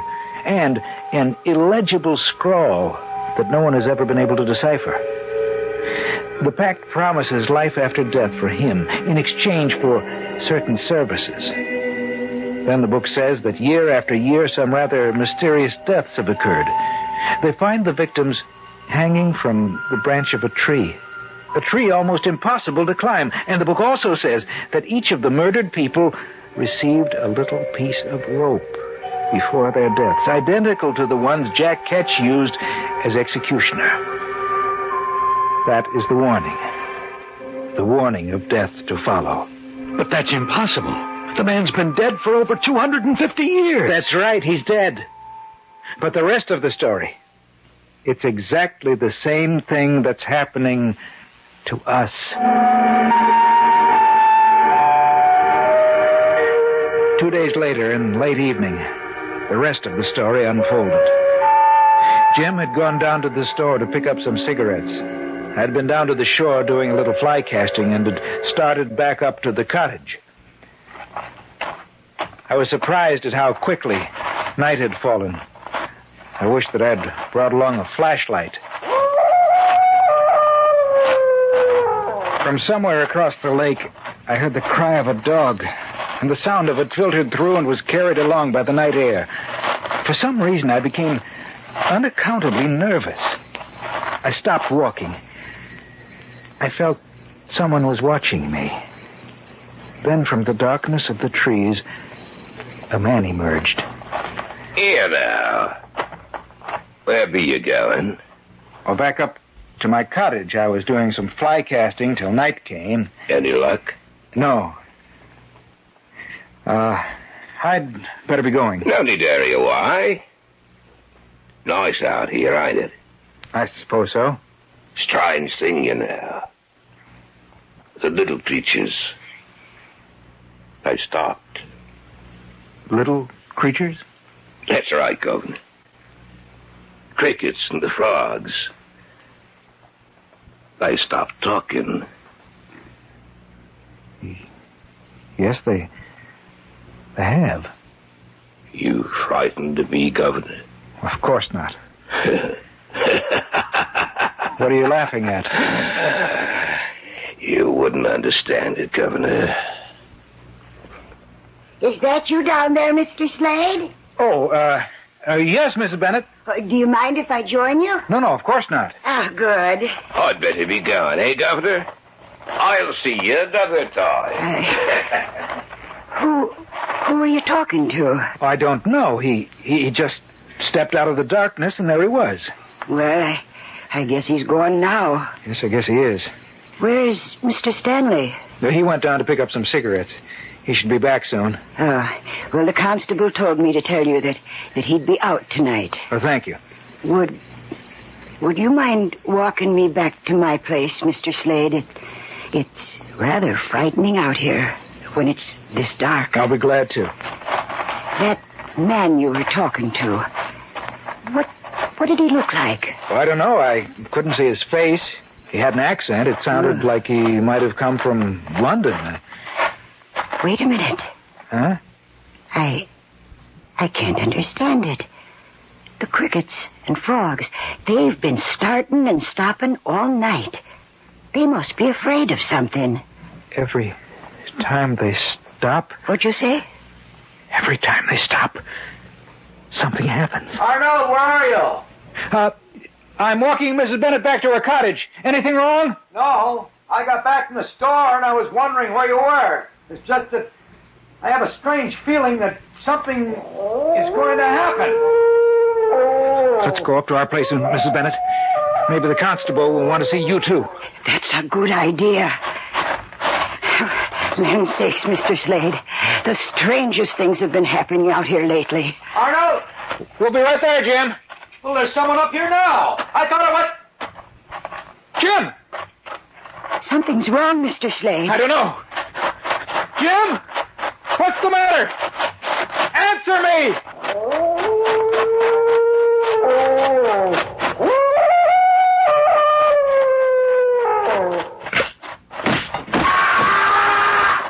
Mr. Slade, look!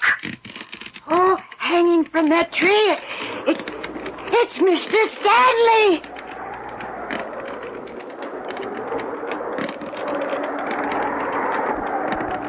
There is a legend, you know.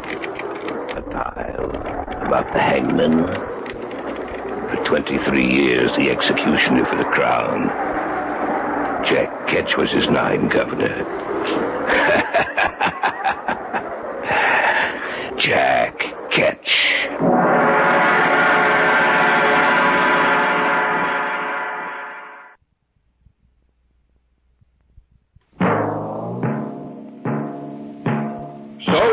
Tonight's tale of the unusual, the terrifying, the unknown. Join us again when next we journey down the corridors of the Hall of Fantasy to hear another strange tale of the supernatural.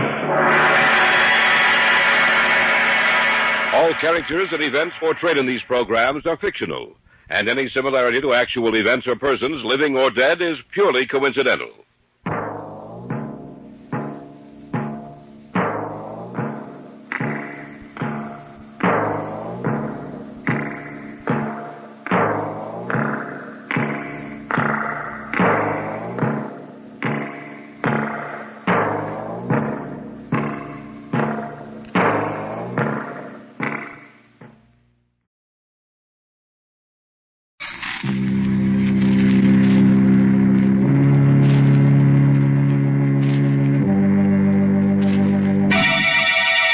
Lipton Tea and Lipton Soup present Inner Sanctum Mysteries, starring Boris Karloff.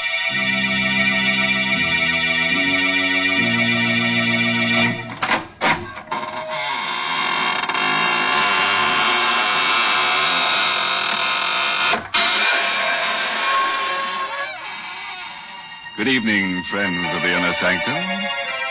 This is your host, to welcome you through the squeaking door into the land of ghosts, vampires, and other gay, hilarious people.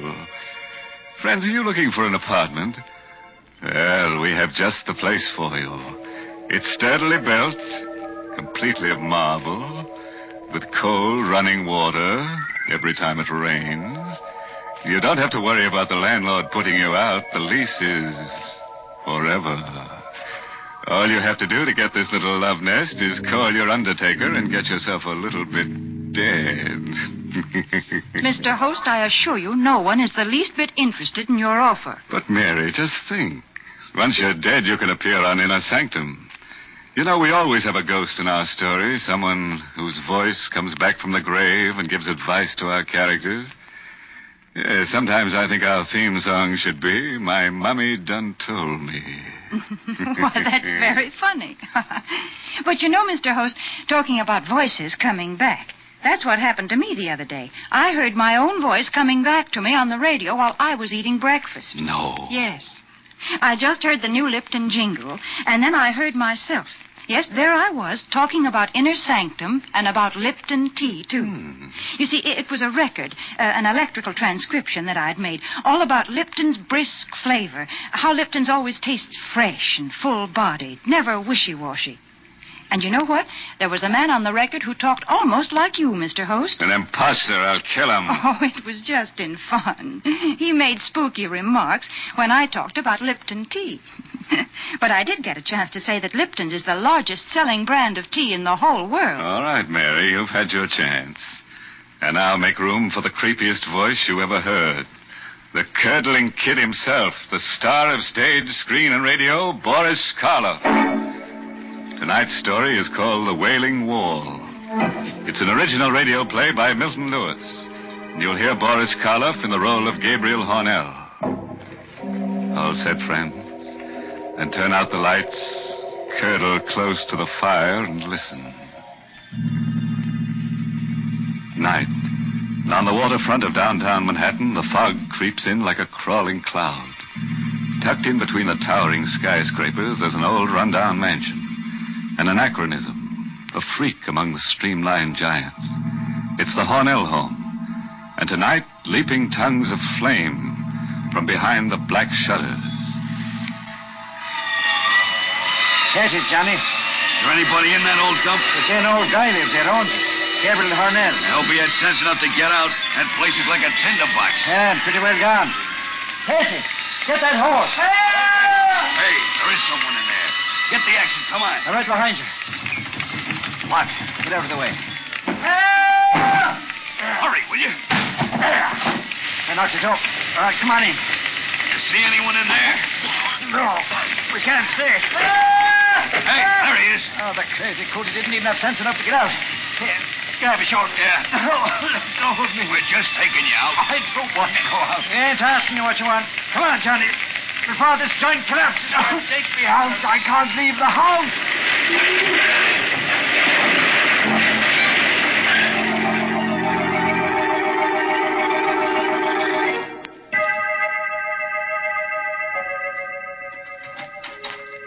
Good evening, Mr. Hornell. I hope you're feeling... Mr. Hornell? Mr. Hornell?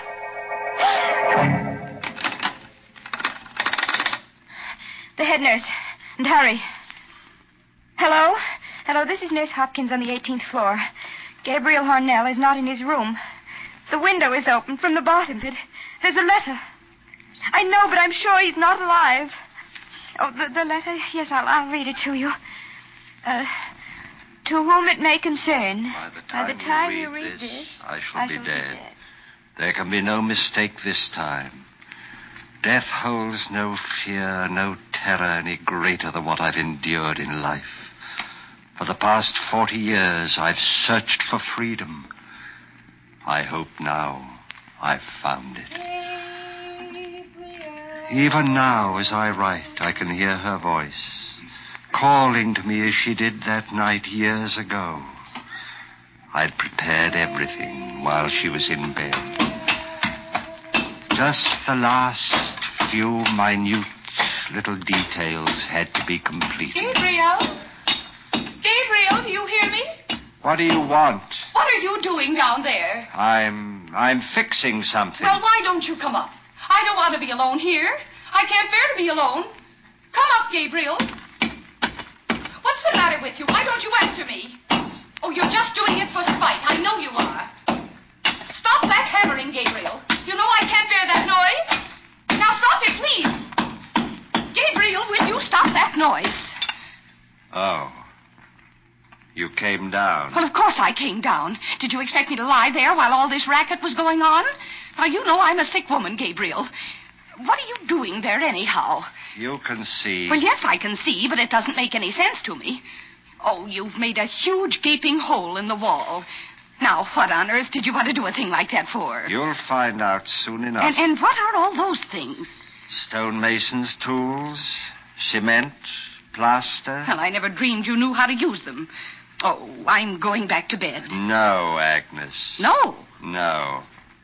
Gabriel, that rope in your hands. Yes. I've thought carefully about this rope, Agnes. It's the most merciful way. It leaves a little trace, since there's no blood. Gabriel. You won't make it difficult, will you, Agnes? Murder? It's the only way. No, Gabriel. We couldn't go on like this. Your imaginary illnesses, your constant nagging. I have to be free of them, Agnes. But murder? This is best for both of us. No, Gabriel. Send me away. Do anything you want. You can get a divorce. A divorce there, see? That would solve everything. You could have your freedom. Stand there, Agnes.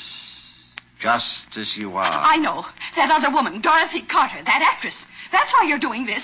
Oh, you thought I didn't know about that, Gabriel. Well, I do. Yes, I do. No. No, let go of me. That rope. Help, somebody. It will be done in a minute. Done? Oh, you'll never be free of me. As long as you live.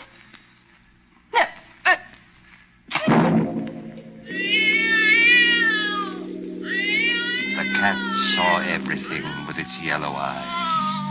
The cat saw me take her body to the tomb I'd made in the wall. The cat saw me place her there and carefully seal it up.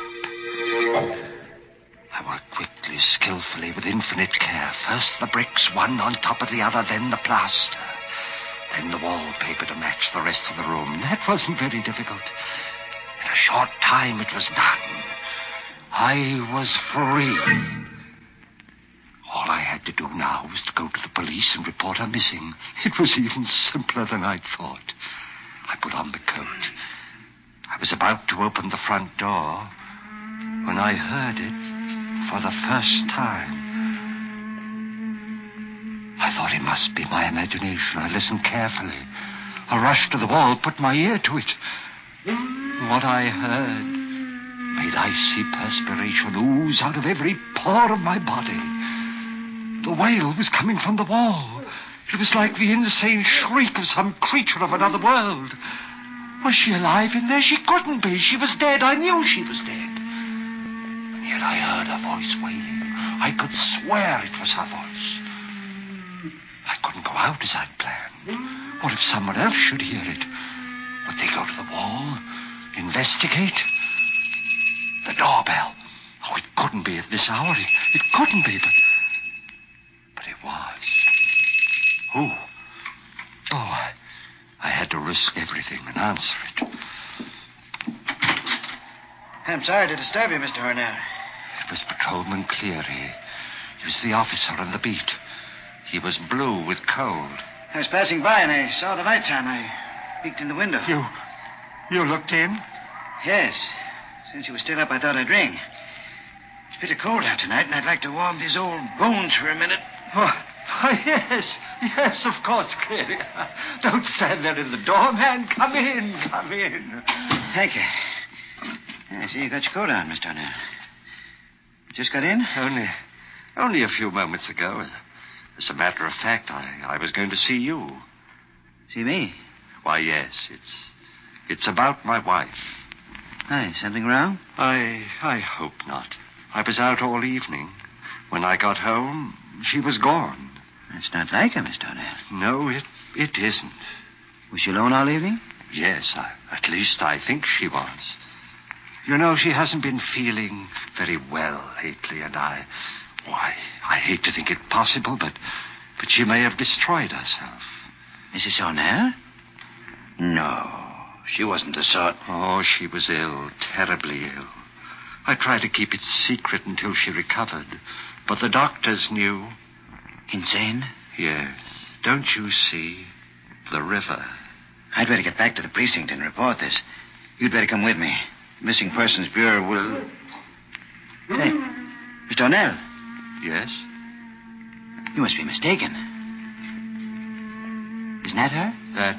That isn't a woman. Of course it is.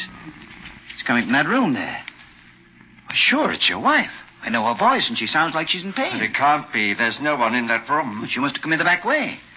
Come, I'll show you. No, don't go in. Huh? Nothing. No. There. You can see for yourself there's no one here. No one? I could have sworn your wife was in this room.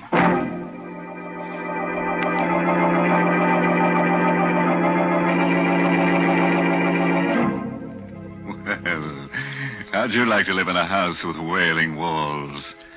Well, one thing you have to admit, things aren't so very dead in the Hornell mansion. Or are they? Well, all I can say is I'm glad I don't have to live in that house with that awful wailing. Why, Mary, there's a wailing, whistling kind of noise in your house, too. The first time I heard it, I was so scared I shivered in my shroud. What? Oh, you're talking about my whistling tea kettle. Oh, goodness, there's nothing scary about that. Now, if you'd only try Lipton tea with its wonderful brisk flavor, that whistle would sound as cheery to you as birds whistling in the morning. Especially on these chilly mornings when a cup of Lipton's just makes you feel like the sun was shining inside of you. And, folks, if you want a sunny disposition, you should try relaxing with a cup of Lipton tea after a hard job like, well, maybe washing out your window curtains.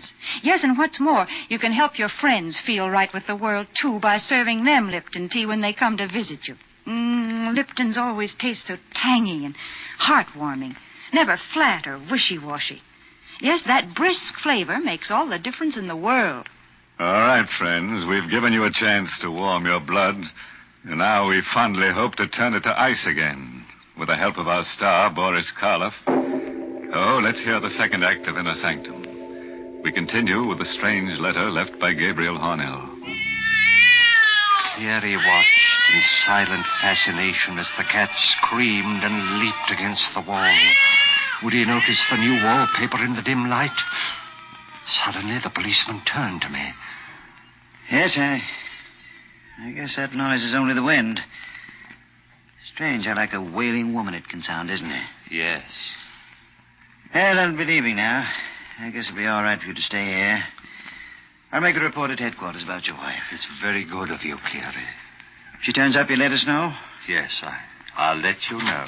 Good night, Mr. Hornell. Good night. He left. I locked the door and came back to the room. The room where my wife was entombed. Was she still alive inside the hollow of that wall? I listened all that night. The wailing rose to a high, insane shriek, and then towards morning began to grow weaker, as though she were losing strength, and it seemed to die. The cat crept away. There was a merciful silence in the house. She was dead. She had to be by now. I sank down onto the sofa into a feverish sleep.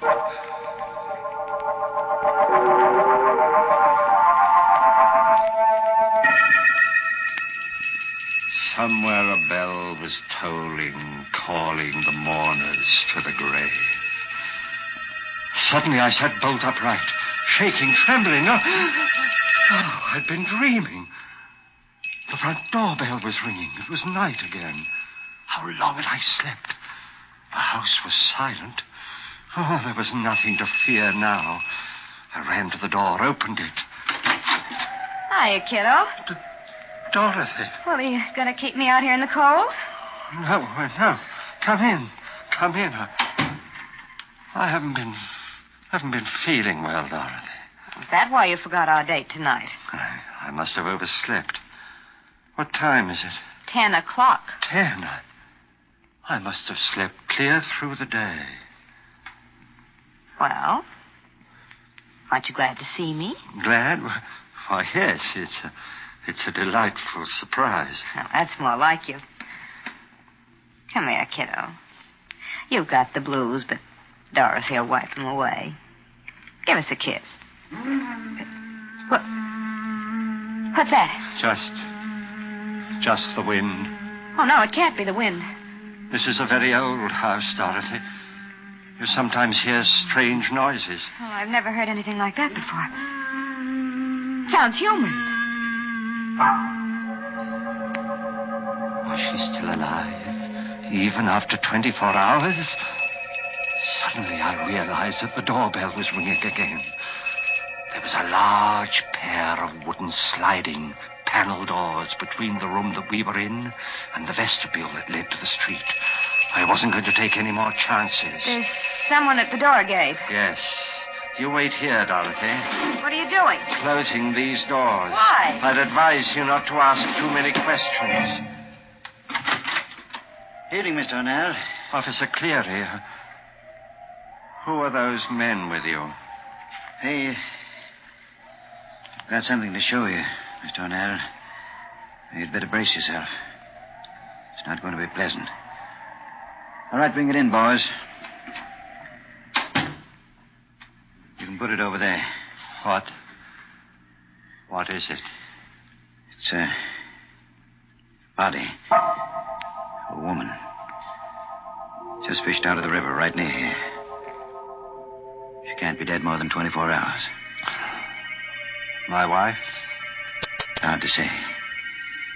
You see, the body got caught in the propeller of a boat, and it's not easy to recognize it. Unless it was examined by someone who knew her very well. Like yourself, of course. Let me see it. Take away the burlap. Look, Mr. O'Neill. I know. It's pretty bad. Is it your wife? Agnes? Yes. Yes, of course. It's her. You're sure now? Yes, I'm sure. Positive. All right, boys. Take it away. You can stay here, Mr. Hornett. I'll take care of everything down at headquarters. Good night. Good night, Cleary. Luck, fate, whatever it is that seemed to control men's lives was playing direct't into my hands. They'd never investigate now. The nightmare was over. This time I was really free.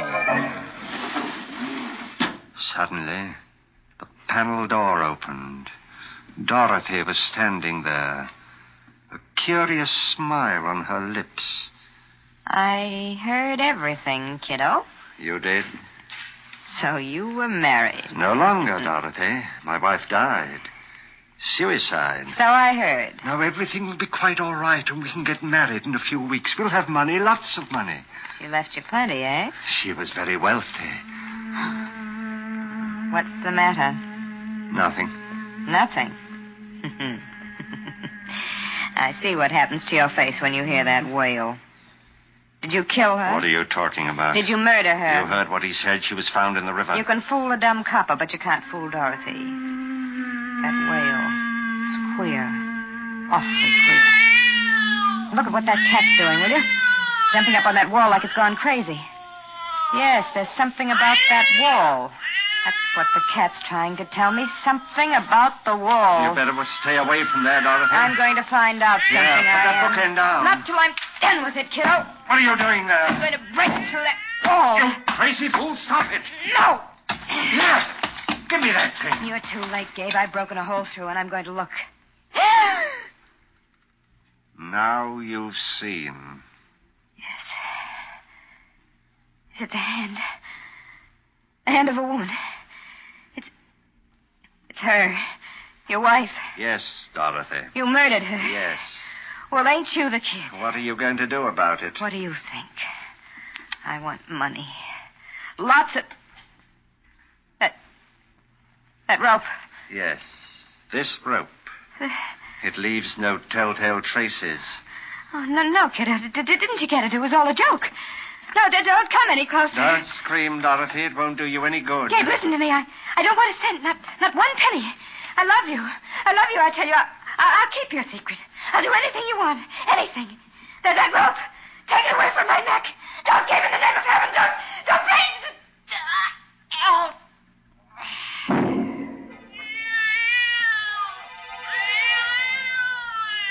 She was dead. I took her body, put it in an old trunk in the storeroom of the cellar. I had to think of some plan, some way to get rid of those bodies. In my confusion, there was only one thing that I was certain of. I must never leave the house, not even for a minute. I never did. At nights, I would sit there, listening.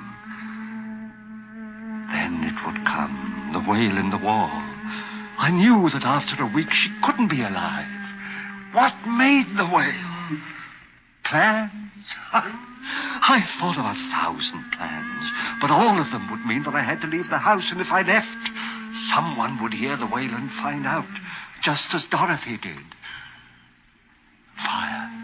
Yes, fire. That would do it. The idea danced like a flame in my mind. But no.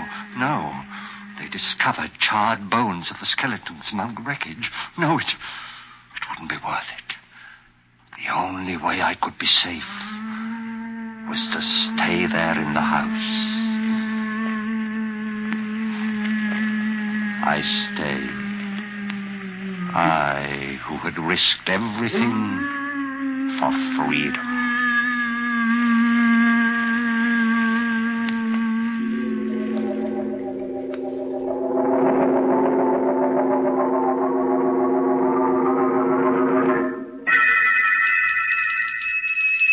One day, the doorbell tinkled. I opened it. Mr. Hornell? Yes? I'm Mr. Crawford from the bank. May I come in? Just in here, in the vestibule. We've written to you 12 times, but you've never replied. What do you want? Well, Mr. Hornell, you may not realize it, but you've overdrawn your account. The money your wife left is gone. Gone? So short a time? So short? Why, she died 40 years ago. 40? It seems only yesterday. We've been investigating. Even the grocer who used to supply your food no longer will extend you credit. What do you want with me? I'm not starving. If you'd see your face, you'd realize that you are, Mr. Hornell. Now, if you'll only be reasonable, we can see to it that you get $250,000. $250,000? How? By selling this house. It's become very valuable. No. You get out of here. Get out. But, Mr. Hornell... Get out! Very well. He was right. I was starving. That night, when I heard the wailing begin again, I came to a decision. I had spent 40 years in the house. More punishment than criminals receive who've committed even worse crimes than mine. I'd take a chance. I opened the wall I'd sealed up 40 years ago. She was still there, but the wailing continued. Why? I looked into the tomb I made for her, and then I saw it. I saw this thing that had ruined my life. It was a tiny hole in the outside wall that I'd made when I first broke it open. The wind rushed through and made that horrible wail. What was the use? I took a match out of my pocket. I set its flame to the curtains. In a moment, the place would be an inferno. But I decided to stay. I wanted to perish with the house. In death, at least, I'd be free.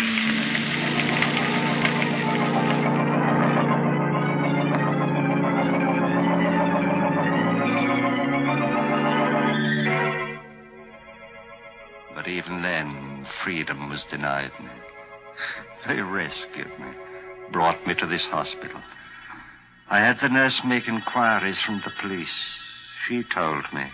No, there was nothing unusual found among the ashes. Everything was burned to a fine powder. If I had only set fire to the house 40 years ago. But no matter. The window is open. And it's 18 stories to the ground. I will soon be free.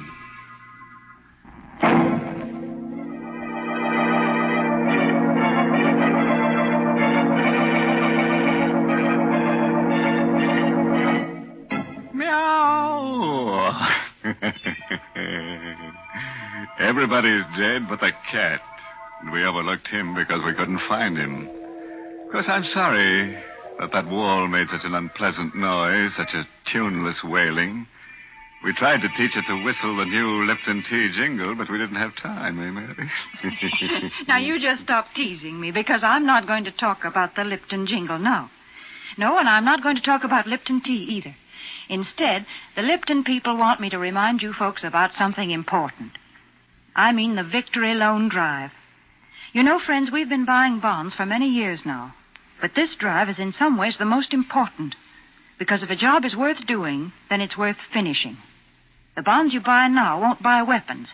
No, this time the money will help bring our boys home. It will also help take care of our wounded soldiers, provide them with the finest medical care in the world. And, friends, we can certainly do no less. And the victory bonds you buy now will help launch our veterans into a safe and secure post-war world, the kind of world they've been fighting for. Yes, you're helping others and yourself, too, every time you buy a victory bond. So buy all you can, won't you?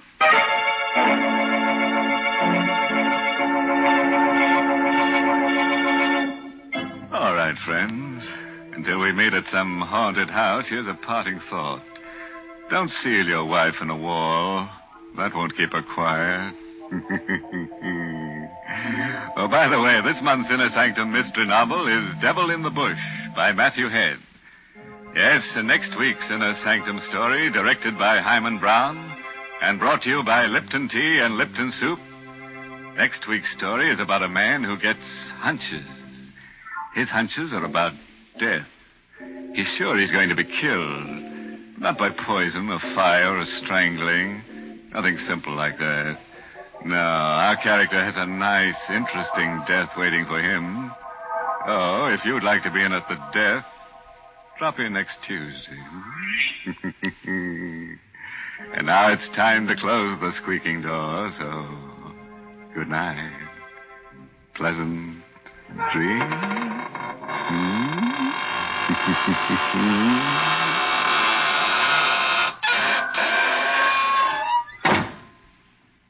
Folks, the colder it gets, the more we all enjoy a good hot plate of soup. And for soup with a fresh, home-cooked taste, you can't beat Lipton's noodle soup. Yes, Lipton's is blessed with a real chickeny flavor, and it's just swimming with tender golden egg noodles. But listen, Lipton noodle soup takes almost no time at all to prepare, and Lipton's is economical, too. Costs less and makes lots more than canned soups. So don't forget to try Lipton's noodle soup. And don't forget to tune in next Tuesday night for another Inner Sanctum mystery.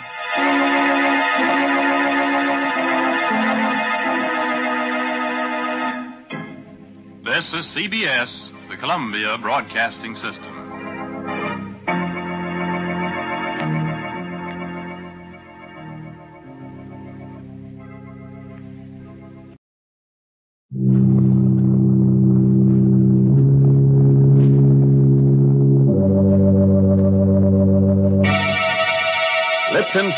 and Lipton Soup present Inner Sanctum Mysteries.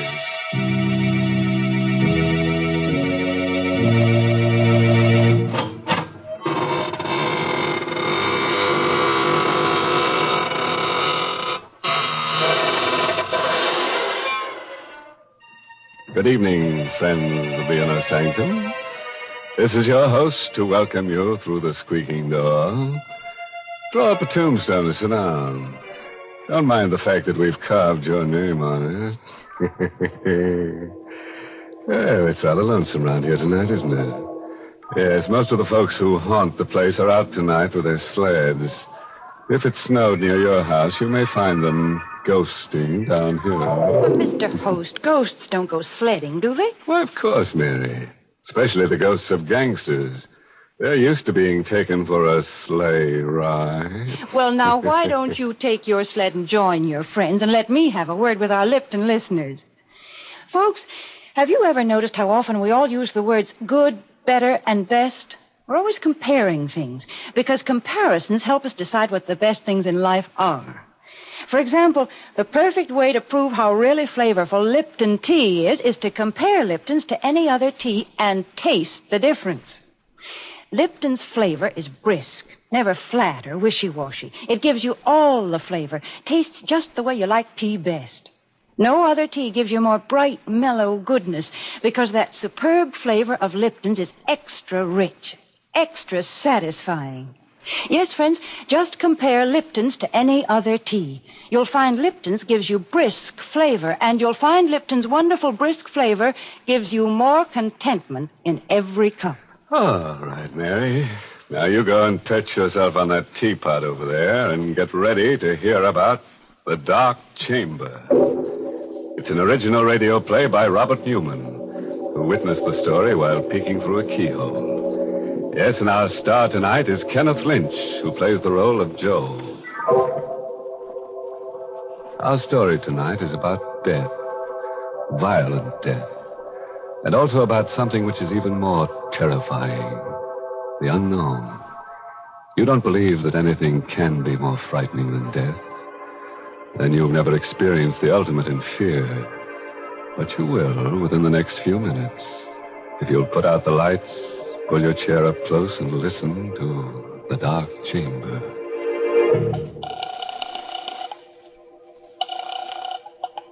Police headquarters, Ryan speaking. Hello, police.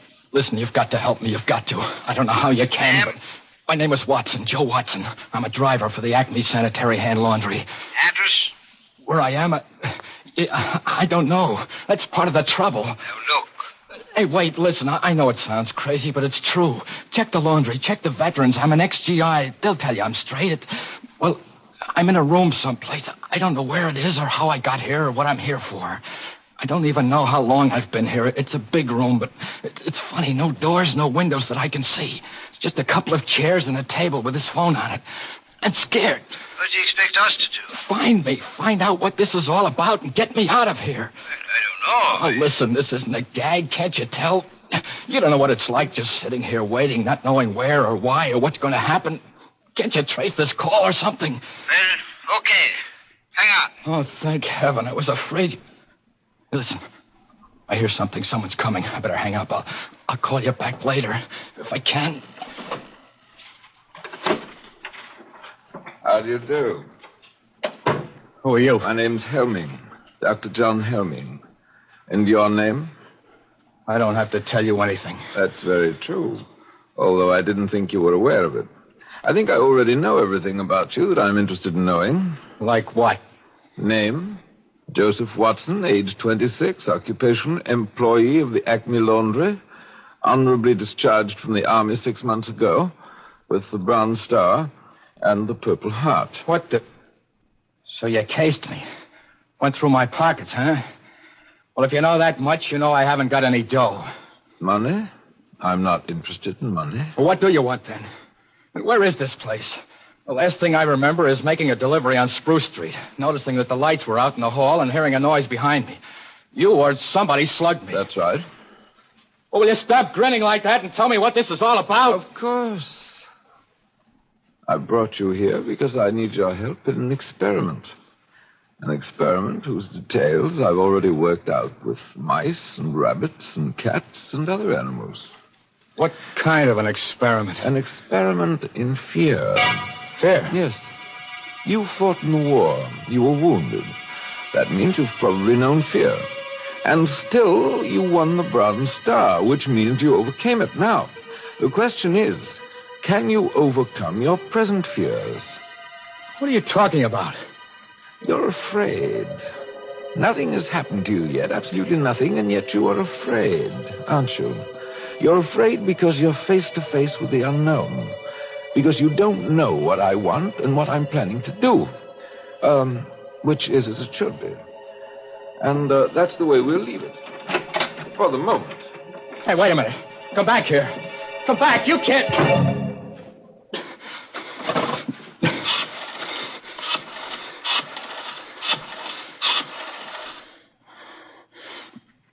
Hello, police.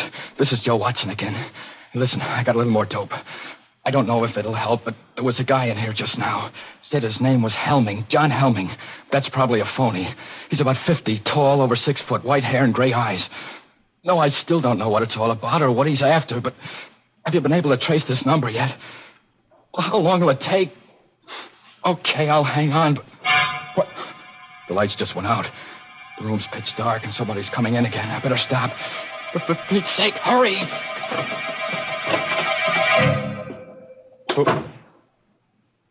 Who's that? Who just came in? Who are you? A girl. Keep away from me. Keep away, do you hear? Keep away. What's the angle now? Angle? Why did you bring me here? Wait a minute. You mean he put the snatch on you, too? When I was on my way home, chloroform or something. And the next thing I knew... Why are you pretending? You're in on it, too. You must be. It's a trap. It's a trap, all right. But I'm not in on it. I'm in it, along with you. My name is Watson. Joe Watson. I'm Betty Grant. You swear? I swear. What would I lie about it for? I wonder why he put you in here. Put us together. Who is he? What's he going to do? I don't know. He said something about an experiment. An experiment in fear, but... Hey, listen, we've got to get out of here somehow, some way. He might be listening. Very astute, my dear. Of course I'm listening. What the... Where are you? Right here in the dark. I've been here all the time. Why are you... No, Joe, don't. He must want you to go for him. He's probably got a gun. Right again, my dear. Not that I'll need it. This is stage 2 of the experiment. A new stimulus to action has been introduced. Man against the unknown has become man and woman against the unknown. Look, let's get down to brass tacks. Be sensible about this. Thank you, Joe. That's why I won't need my gun. This new stimulus has been negated by an increased sense of responsibility. Responsibility towards the girl, and therefore by increased fear. Blast you, gun or no gun, if I get my hands on you, where are you? Where are you? Outside now, so you can relax. That was the final stimulus in this stage. Injured pride. The discovery that I could read your innermost thoughts and knew exactly what you were going to do. But you mustn't let that bother you. I already know everything you're going to do from now on. Till the end. Listen, you. Helming! Helming! He's gone. Joe. I know. Hold on, baby. Don't let it get you. There must be a way, some way. I suppose he's still listening? It's hard to say. But I'm going to take a chance. There's one thing he didn't figure on. A telephone. Here? Yes. If I can find it again in the dark. It was over on the... Here it is. I put through 2 calls already to the police. Told them what was happening and asked them to get me out of here. I had to hang up both times before they could trace the call and get this number, but this time... Hello. Hello, operator. What? No, this isn't the operator. You're on a busy wire. It doesn't matter. Thank heaven I got somebody. I've been trying for about 10 minutes now. Look, get off the line, will you? I've got to get through to the police. It's terribly important. But you've got to help me. You've got to. My name's Ben Lazarian. I'm a prisoner someplace. I don't know where. What? It's true. Strange house somewhere. A doctor who says his name is Helming. What? What are you laughing at? Joe, what is it? What is it? I haven't got headquarters. I've got a guy that... I'm sorry, Ben. It's no use. What do you mean? We're in the same boat you are. A girl named Betty Grant and myself. Helming's got us locked up, too. You too? Yeah. He said he knew everything we were thinking, everything we were going to do. I did get through to the police before, but I guess he caught wise. We're talking to each other over an inside line. Then? Yeah. We're through. No. Joe, don't say that. Don't even think it. Look, ask him exactly where he is. Just where are you, Ben? Do you know? It's hard to say. I was out cold when he brought me here. It's a kind of a hall, a passageway. Cement floor, ceiling, stone walls. There doesn't seem to be any door or opening or anything like that. That's what I thought here, too. But there must be one, or how would he have gotten you in there? Hey, listen, start looking. See if you can find it. That's true. I never thought of that. If I do find the door and it opens into where you are... That's right. 3 of us together. We'll surely be able to figure something out then. Hold on. I'll start pounding on the walls. You see if you hear anything. Go ahead. What's he doing? He's going to knock on the walls to see if he's anywhere near us. And if he is, if he can find a door, we can get together. Hear anything? I'm not sure. Maybe. I'm not sure either. Sounds awful far away, is it? There, listen. That wall right there. Hello. Hello, Ben. Yes? We heard you. You're right next to us. Now, Ben, you listen, and Betty'll knock back. Go ahead, Betty. That way, Ben, you'll be able to tell just which wall it is. Okay. Right. I hear it. I know where it is. Now to find the door, if there is one. Hold on. He's got it. He's going to see if there's a door. There must be one. There must be. Ben. And... Ben. Hello. What is it? I don't know. I thought I heard a moan. Joe! Look. There is a door. It's opening. It's open. Dr. Helming. Why, yes. Were you expecting someone?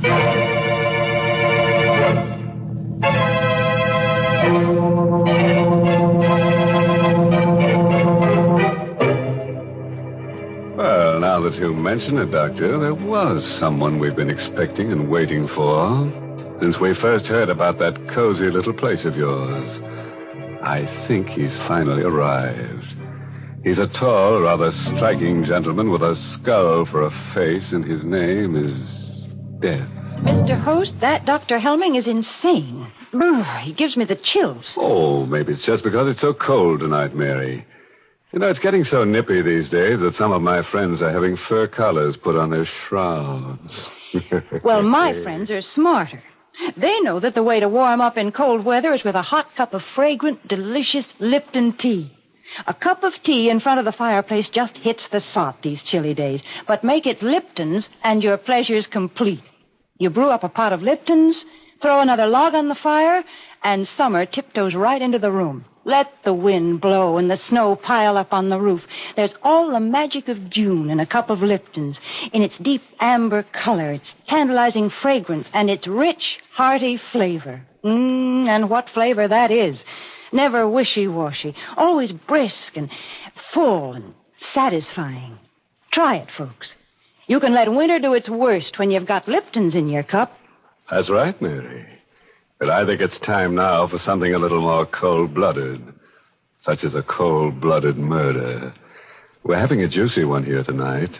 Tale of gore galore, so let's see what's happening in the dark chamber. It's just a moment later now. Standing in the darkness of the strange room, Joe and Betty stare at the tall figure of Dr. Helming, silhouetted against the dim light from outside. I asked you whether you were expecting someone. Then it was just a trick. It was you on the phone all the time. Now, don't you think I'd know his voice? Where is he? Our friend, Mr. Lazare, right outside. What did you do to him? Answer me. What did you do to him? Don't you know? Sure, I know. You killed him. Did you kill him? Quite a state you've gotten yourself into. Why? Is it because you finally tried to do something about your predicament and failed? Or is it because you weren't sure whether I would kill or not, and because you still don't know? You're mad. Really mad. You'll be interested to know you have not done, nor will you do, one thing that I did not foresee. Every move you made, every emotion you felt, was charted, outlined, and... What's that? That, I think, is probably the police. The police? Yes. I know that you're very anxious to talk to them, and I'll see that you get a chance to. Soon.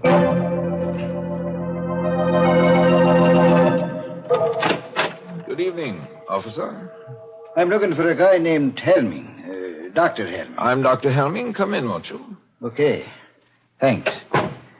This is kind of a funny business. It's about a phone call we got a while ago, finally traced here.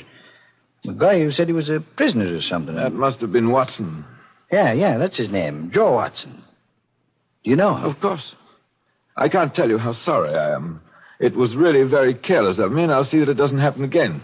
What do you mean? If you did any investigating, which I'm sure you did, then you know that I don't run a sanitarium exactly, but I do take a few patients. Mental cases for treatment. Ah, so that's it. A nut, eh? I wish you wouldn't say that. Watson's case is particularly interesting. A 4F who wasn't able to enlist, and he developed a persecution mania. Thinks that everyone is down on him, eh? Not everyone, exactly. His present fantasy is that he's an ex-GI and that I'm keeping him prisoner. Sure sounds plenty tough. Well, I guess I'll run along. I'm sorry I bothered you. Don't you want to see them first, officer? Talk to them? There's no need of that, Doctor. We get calls from cranks every day. We always investigate a cause. But I insist. After all, you only have my word for it. There's just one thing I'd like to caution you about. Sure, I know. I'll play along. Humor them. Splendid. Right in here. It's quite a room. Joe, look. It's a cop, and that means... Then you did get my message. Sure, Joe. Took a little time to trace the call, but everything's okay. Oh, thank heaven. It was such a screwy story, I was afraid that... Hey, wait a minute. Then why is he standing there like that? Why haven't you got the bracelets on him? Dr. Helming? No need for any rough stuff. He said he'd come along quietly. What? You're lying. I don't know why, but there's something wrong here. Something... I know. You think we made the whole thing up. That we're crazy. No. It's true. He told you we were, and you believed him. Of course not. Look, Stop it, will you? Stop saying that. Well, if I could only prove it somehow, show you. I know. Lazari. Joe. Murder. That'll open your eyes. Somewhere in that wall is a door. Make him open it. Show you what's behind it. I think maybe I'd better be going, Doc. But there is a door there, officer. Just a second. I'll open it for you. Here we are. Joe. Body. It's gone. These doctors are always hiding the bodies. But turns up again later. Give us another ring, huh? Maybe I shouldn't have said that. Can I go out this way, Doc? Down to the end of the corridor, then to your right. I'm sorry I gave you all this trouble. Perfectly all right. Thank you for being so understanding. Quite all right. Goodbye. Goodbye, Doc. Well, children? Don't look that way, Joe. Don't. I know what you're thinking, and it's not true. We're not crazy. There was a body there. Of course. You hid it when you went out to let the cop in. And the telephone. You left that here purposely. Wanted me to use it. Get the police here.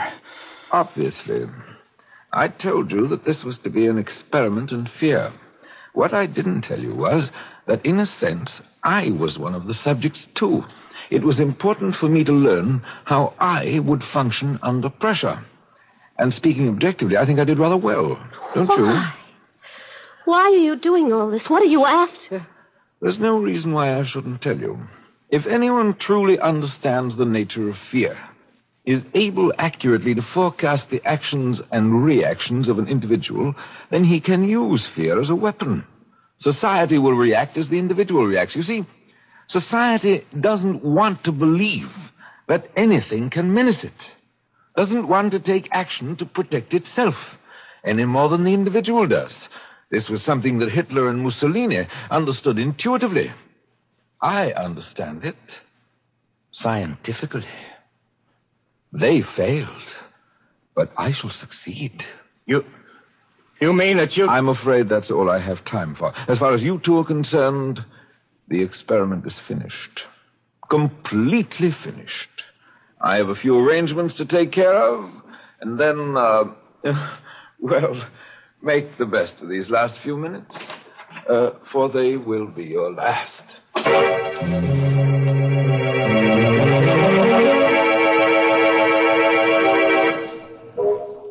Joe, do you hear anything? Is he coming back? Not yet. He's going to kill us, isn't he? Just the way he killed Lazare. He's going to try to. Why are you sitting there like that, looking at me? I guess because it's the first chance I've had to look at you. How do you mean? When they first put you in here, it was all dark. So many things happened after that. It's funny. What is? The things that you can tell about a person even in the dark. I kind of thought you were little, and I knew you were awful nice and had a lot of nerve, but I didn't think you'd be so pretty. I'm not so pretty, Joe. I'm not very brave either. I'm scared. I'm awful scared. And I don't want to die. Don't worry about it, baby. Don't think about it. Just sitting here like this, waiting. And there's nothing we can do. Every time we did try to do something, it was something he knew about. Was expecting us to do. Please, baby. Joe, something happened to you. You were scared before, too, but now... It was not knowing that was scary. Not knowing what was going to happen or why or what you could do about it.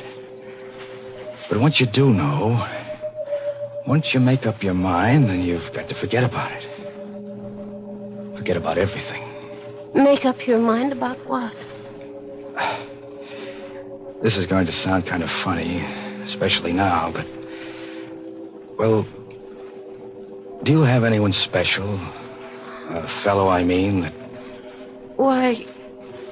Oh, no. That's good. I mean... Well, gee, it's a shame we never met before. If we had, we wouldn't be here now. I mean, we probably would have been out together someplace, and... What time do you get through work, usually?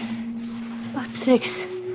The store closes at 5:30, but... Me too. I could have picked you up at about 6. Joe, I hear something. He's coming. Yeah. Okay, get up.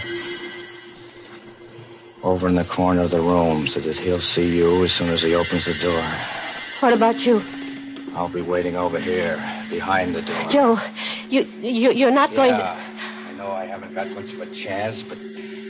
Well, wish me luck. It'll be quick anyway. Oh, no. Joe, please. All right, my young friend. Time. All my arrangements have been completed, and I'm... Where's Watson? Right here. Joe, Sally! It's okay, baby. Didn't get me. I got the barrel of the gun and... Good Lord. Got him. In the chest. But you couldn't have done that. You couldn't have. Outside, Betty. See if you can find another phone. Call the police again. And this time, tell them to bring an ambulance. But you couldn't have done it. It was all plotted, graphed, and worked out in detail. I knew just what you were going to do, how you would react. By this time, you were to be in a state of complete frustration, resigned, ready to die. Why did you do it? Why? I don't know. Now, just take it But easy. I've got to know. You've got to tell me. Was it because of the girl? Out of desperation? Because you knew you were going to die anyway? I tell you, I don't know. I just know that, well, a guy will take just so much pushing around.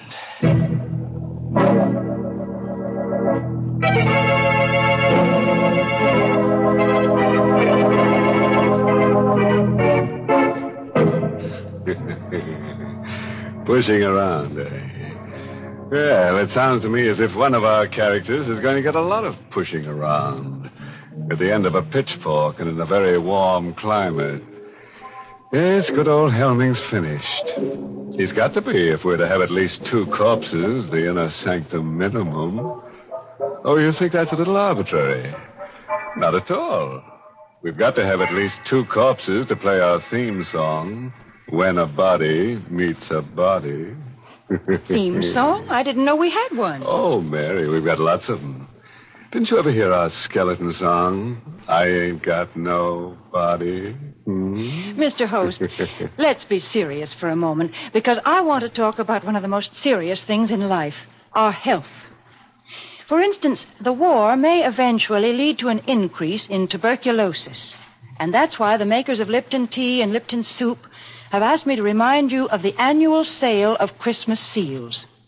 Funds raised by this sale support tuberculosis control programs, X-rays, health education, and medical research. Remember, over 500,000 people in the United States and Canada suffer from this disease. So buy as many Christmas seals as you can. No one is safe from tuberculosis until everyone is safe. And Christmas seals can save lives.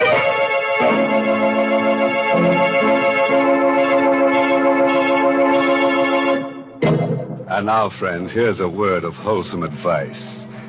If you've had any murderous thoughts lately, give them up. It just doesn't pay. Well, I know a lady who killed off her husband, and, you know, it just ruined her marriage.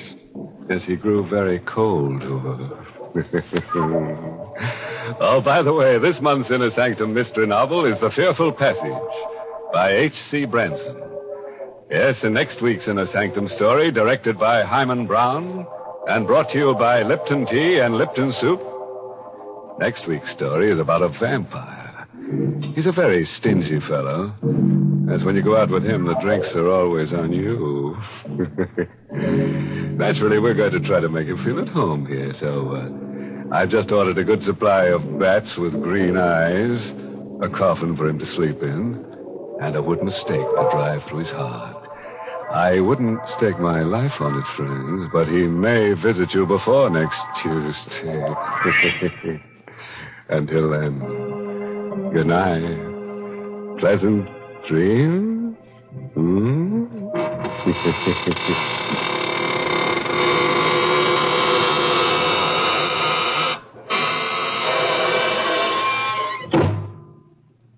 Easy to make and easy to take. That's Lipton's Noodle Soup, the perfect opening dish for your cold weather menus. Lipton's Noodle Soup has that real chickeny flavor your family likes so much, and it has that wonderful fresh-cooked, homemade goodness. You can prepare Lipton's Noodle Soup in a jiffy, too, and it's oh so kind to your budget, costs less and makes more than canned soups. So don't forget to serve Lipton's Noodle Soup. And don't forget to tune in next Tuesday night for another Inner Sanctum Mystery.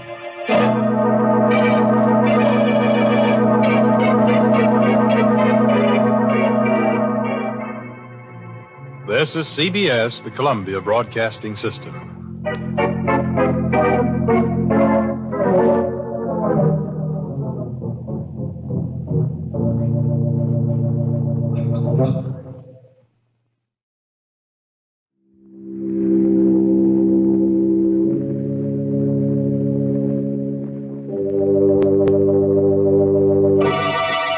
Lipton Tea and Lipton Soup present Inner Sanctum Mystery.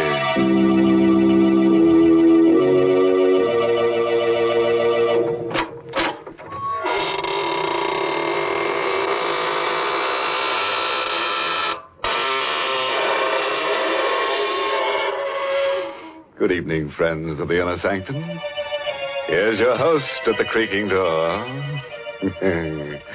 Through these portals pass the world's most horrified people.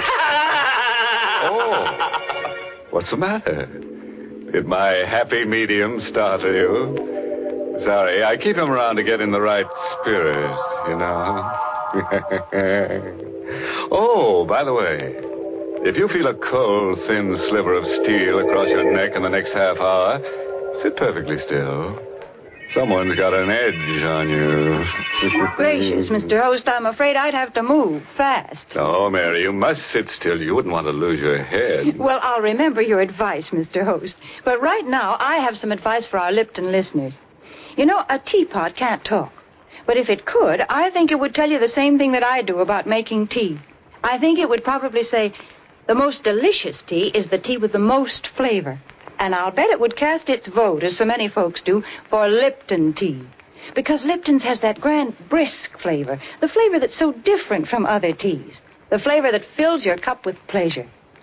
You'll taste a world of tangy, full-bodied goodness in Lipton's. It's tea at its tastiest. So make that next pot of tea you brew at your house Lipton tea. And now here's a little tale of horror that speaks for itself. The Edge of Death. Written by Frederick Matho and starring Larry Haynes in the role of Ralph. We're going to tell you of a night Satan played a game of murder along a deserted strip of Manhattan's waterfront. For his sport, he chose two friends. For his victim, a woman. And the weapon he suggested he had long ago placed in the hands of another murderer. The weapon was a long, slender, graceful rapier, which first drew blood at the hand of Rasputin, the mad monk of Russia. Denton O'Brien, open up. Denton. Ralph Lipkin. Well, come on in, man. What's the matter with you? You're soaked. No hat, no coat. Denton, you're my best friend, my only friend. You've got to help me. Well, I just got back from Chicago. I was going to drop over to your shop a little later. You got back too late. You could have helped me. No, it's too late. Well, what's the matter, Ralph? What have you done?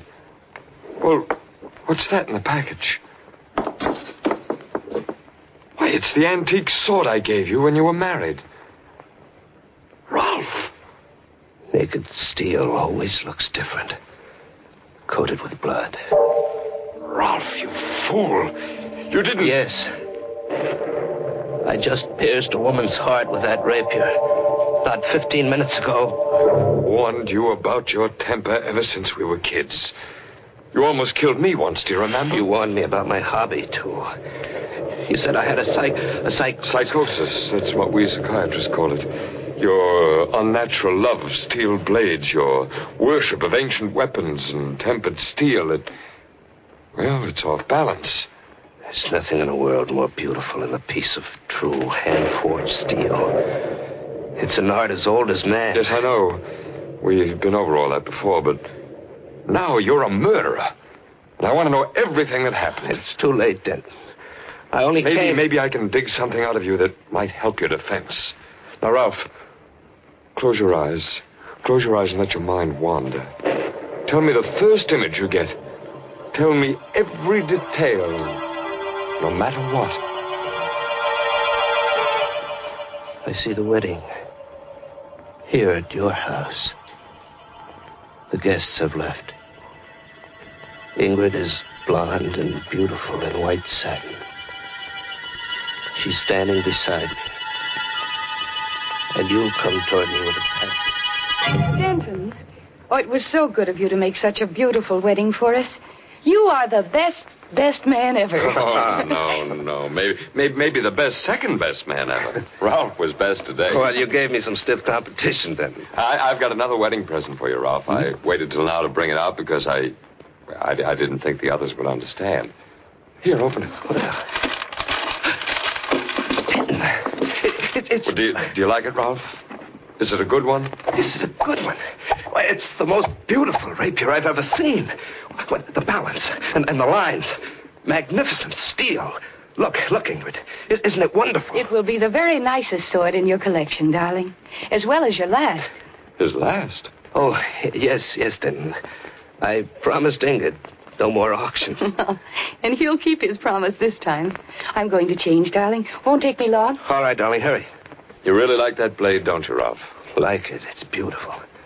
Where did you find it?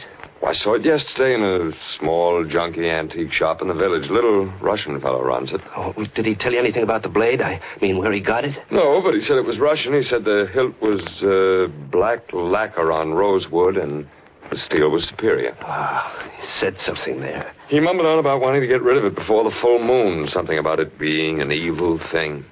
He claimed it once belonged to Rasputin, the mad monk of Russia. Say, I wonder if it did. I doubt it. Anyhow, he finished by saying that whoever owned it would have evil luck, and failing to get rid of it before the full moon, would die by violence. I'll take it back to him if you like, Ralph. No, not on your life, then. But don't mention that nonsense to Ingrid, will you?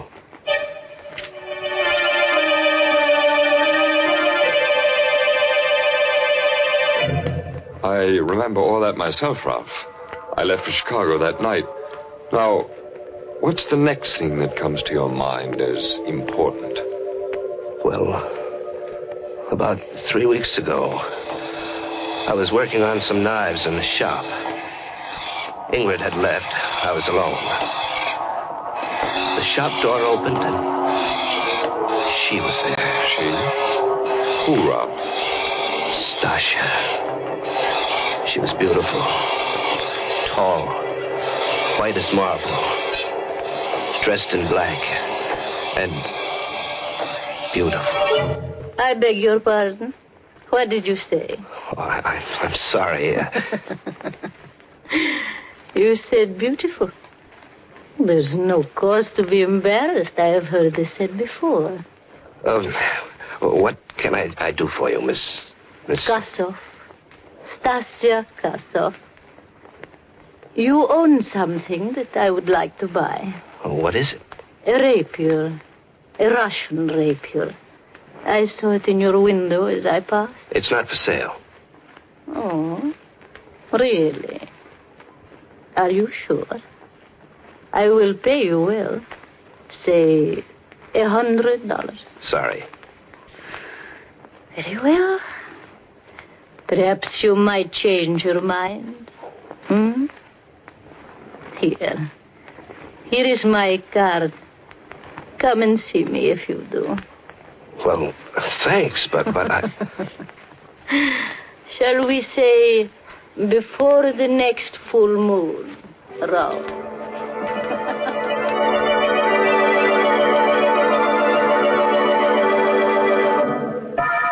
Ralph, if it weren't for that blood-stained rapier on the table, I'd say you were lying.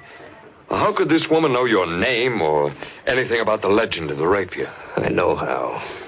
What happened then, Ralph? I've handled steel all my life.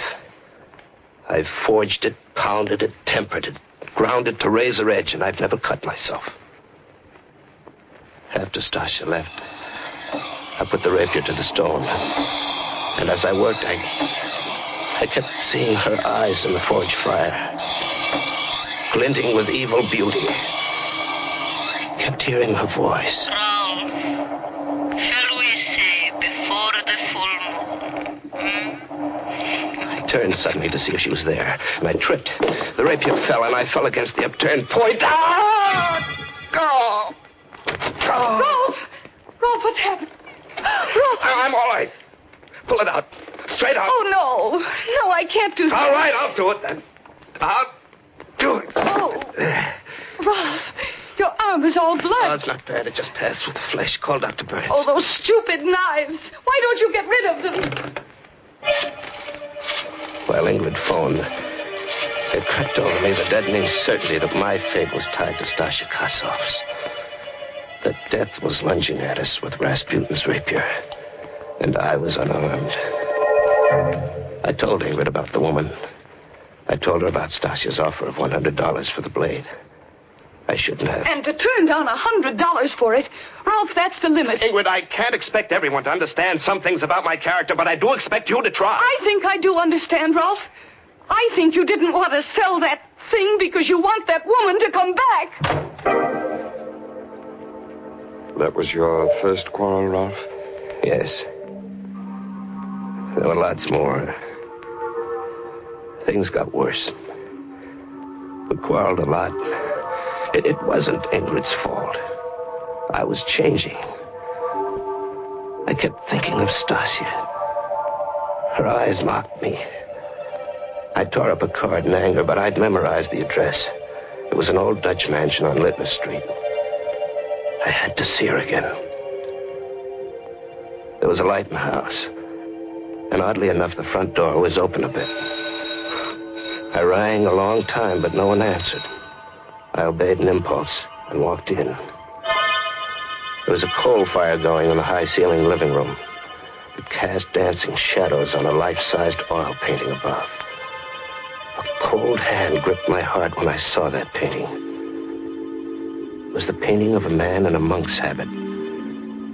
And his gnarled hand rested on the hilt of a jeweled rapier of exquisite beauty.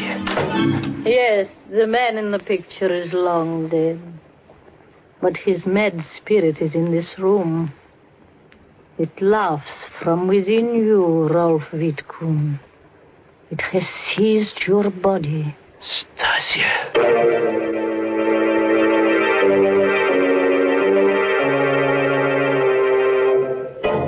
You know, if I were Ralph, I wouldn't be seen dead with somebody else's spirit. You can't tell what will happen to a man when the spirit moves him. Goodness, Mr. Host. That sword has certainly brought Rolf bad luck. Yes, Mary. It got him in trouble right up to the hilt. And we're only halfway through the story. Oh, yes, there's still a lot more excitement to look forward to. And I think looking forward to things is so much fun. For instance, imagine you're brewing up a pot of Lipton tea. Well, you know there's enjoyment ahead just as soon as that water starts bubbling in the tea kettle. The very sound of it is warm and cheerful and friendly, like Lipton's itself. And then, when you lift that cup to your lips, oh, there's such a deep-down satisfaction in Lipton's brisk flavor, because it's so mellow and satisfying, brimming with lively, full-bodied goodness. Yes, all those little promises of enjoyment are completely fulfilled in your first delicious sip of brisk-flavored Lipton tea.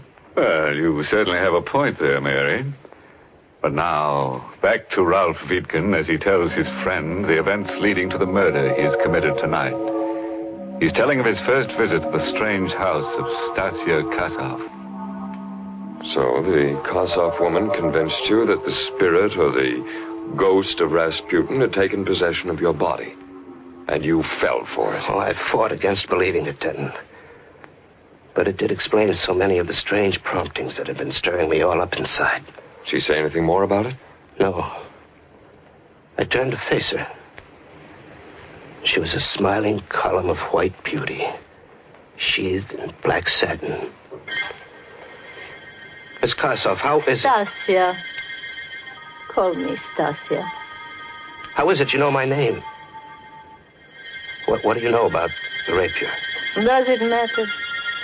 You have changed your mind, perhaps? About selling me your rapier? Hmm? No, I came to ask you about it. Oh, you came because you are confused. We will discuss it. But first, let us have some tea. Yes?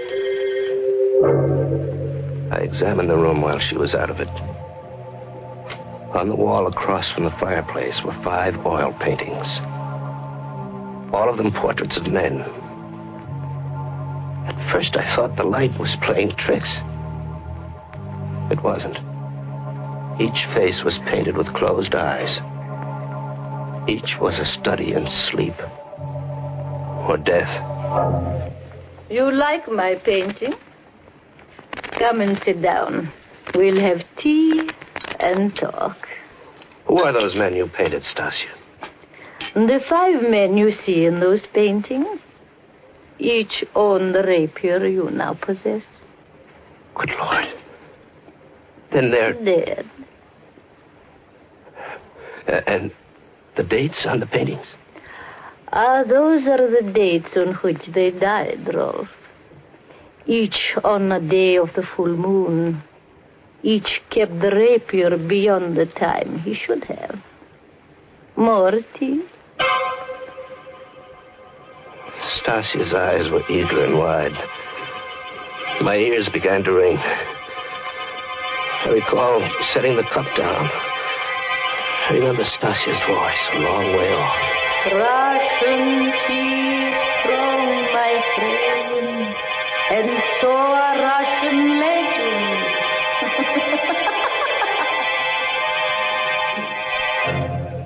This is all so fantastic, Ralph.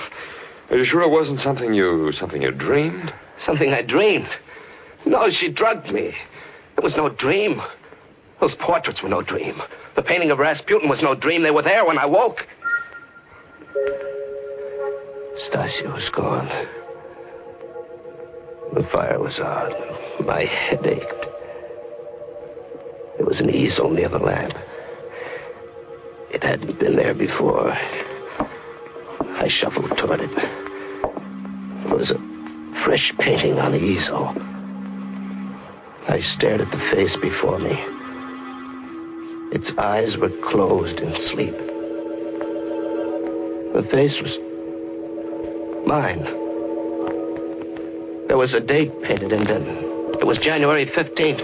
What? Yes, that's tonight. I couldn't find Stasia, so I dashed out of the house, cursing like a madman. It was 4 a.m. when I reached home. Ingrid was waiting for me. She was crying.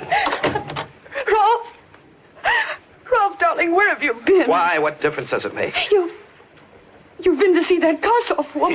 Yes, I've been to see that Kossoff woman. Oh. I had to. I'm losing my mind, Ingrid.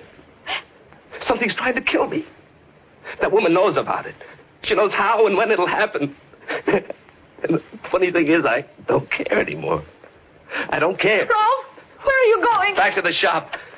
Back to that cursed rapier.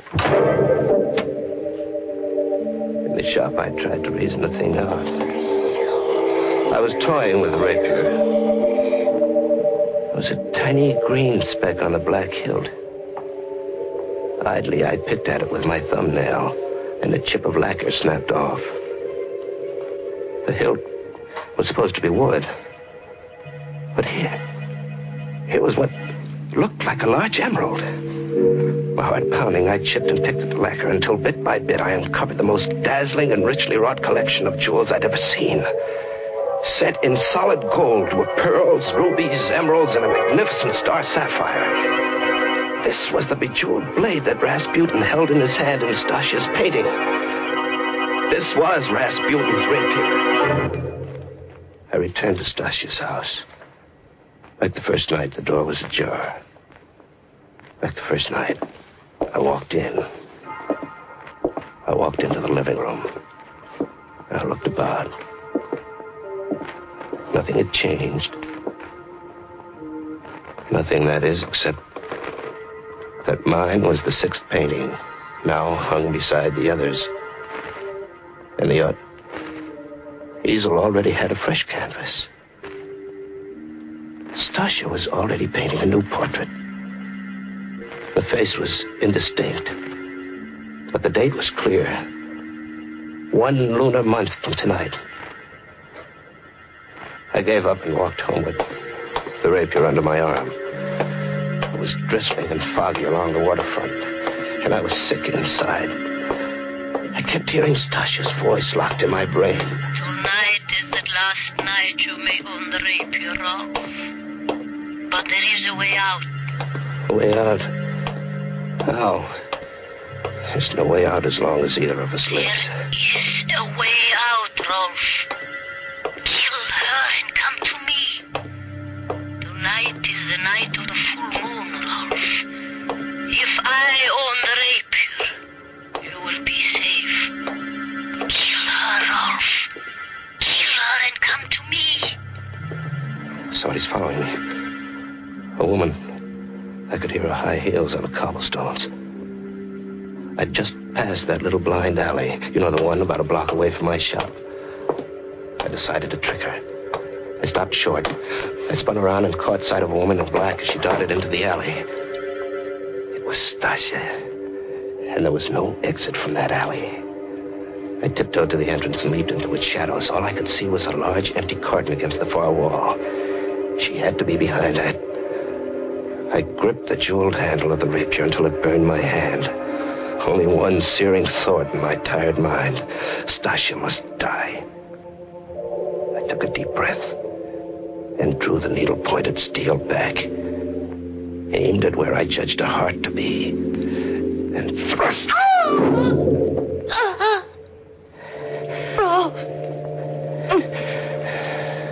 I drew the blade out, and her body slumped forward. I lit a match to see her face.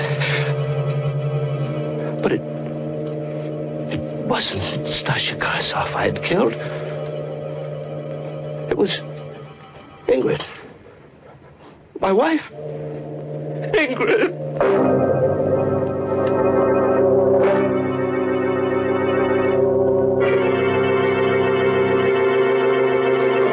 It worked, Stasia. It worked. My plan worked. Ralph reacted just as I planned it. You mean he did it? Killed her? A psychological masterpiece. He told me the whole story at my office 10 minutes ago. He killed her thinking it was you. And now that she is gone, you are happy. You will love me and forget her then. Oh, perfect, perfect. She picked that stupid fool instead of me. Now she's dead, and he'll die too. Oh, Denton, I'm so glad. I would do anything for Everything you. went like clockwork. This rapier I found in your attic, the legend I made up, the phony paintings of former owners, your flirtation, Yes. perfect, perfect. The perfect murder, I've done it. Did my acting please you, Denton? Oh, you were magnificent, but there's only one weakness to my plan, Stasia. What is it? When Ralph is picked up, there must be no way for anyone to find out that you and I know each other, Stasia. No, and no one will know, darling. Ralph's fingerprints are still on this rapier. He'll be electrocuted for one murder. Might as well be for two. Denton. No. I love you. I'm Denton. sorry, Stasia. I love you. Still. I will wait for you. Very neat stroke, then. Ralph! I heard everything you said, Denton. But I didn't have to, I knew. No, don't move. The gun is faster than the rapier. How did you know, Ralph? Something I said tonight? No. No, something I saw. Stasia loved you. The painting I saw on her easel tonight, the one I told you she'd begun, was your portrait. The only way I knew was because, as an artist, she was conscious of the scar on your forehead. She painted that in first. The scar you gave me as a kid. Oh, you've a lot more brains than I gave you credit for, but at least we'll burn together. Sorry, Denton. I'll have to decline that honor. Ralph, am I too late? Ingrid, no, you're dead. Ralph, everything you told me at my house tonight was a lie. No, Denton. Your plan almost worked. I told you the truth.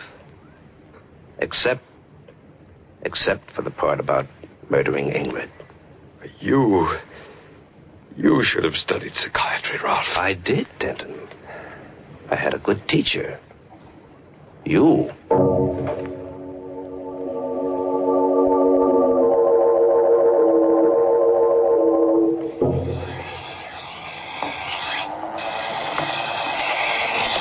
Are we going home soon, darling?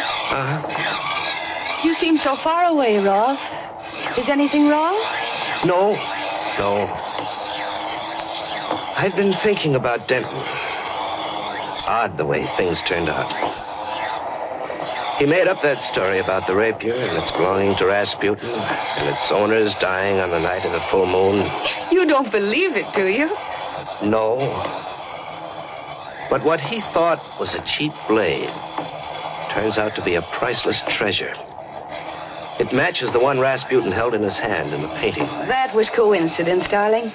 Come on, now put your work away. Let's go home. It's late. Mm-hmm. Such a beautiful night, Rolf. Let's walk home. All right. You know that painting Stasia started of Denton, the one that gave his plot away? Yes? It had a date on it. I wonder what ghostly hand guided her brush as she wrote that date. Why? The date she wrote was today's. There's a full moon.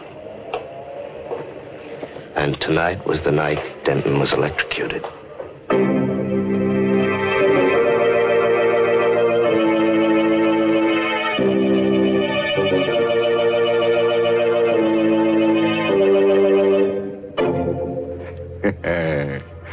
Well, wouldn't you say that's a story which gets down to fine points?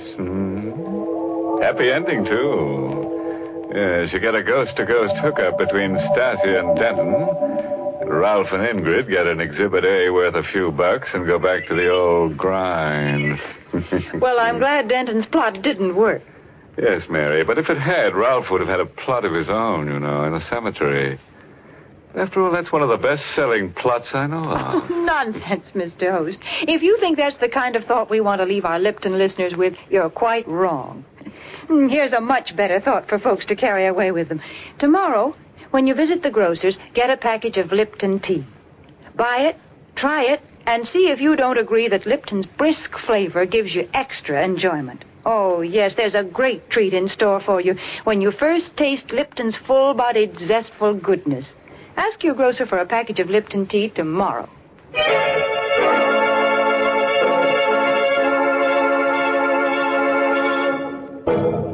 And now, friends, in case you're wondering, we do have a moral for tonight's story. It's short and sharp. Knife can be beautiful if you keep your temper. And look out for people with an axe to grind. They may be trying to get ahead of you. Oh, by the way, this month's Inner Sanctum mystery novel is The Pavilion by Hilda Lawrence. And next week, the makers of Lipton tea and Lipton soup bring you another grisly Inner Sanctum tale, directed by Hyman Brown, and titled The Confession. And now, if you'll excuse me, I have an appointment with Stasia and Denton. Yes, they've got the concession for hand-forged hinges where it's hotter than the hinges of... Until next Tuesday, then. Good night. Pleasant dreams.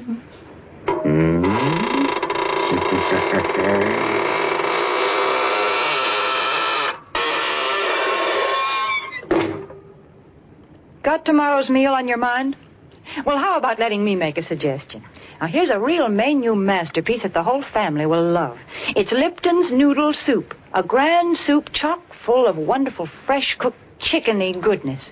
Lipton's Noodle Soup is prepared with ease, ready to please in just a few quick minutes. It's economical, too. It costs less and makes lots more than canned soups. So ask your grocer for Lipton's Noodle Soup Mix. And don't forget to tune in next Tuesday night for another Inner Sanctum mystery. This is CBS, the Columbia Broadcasting System.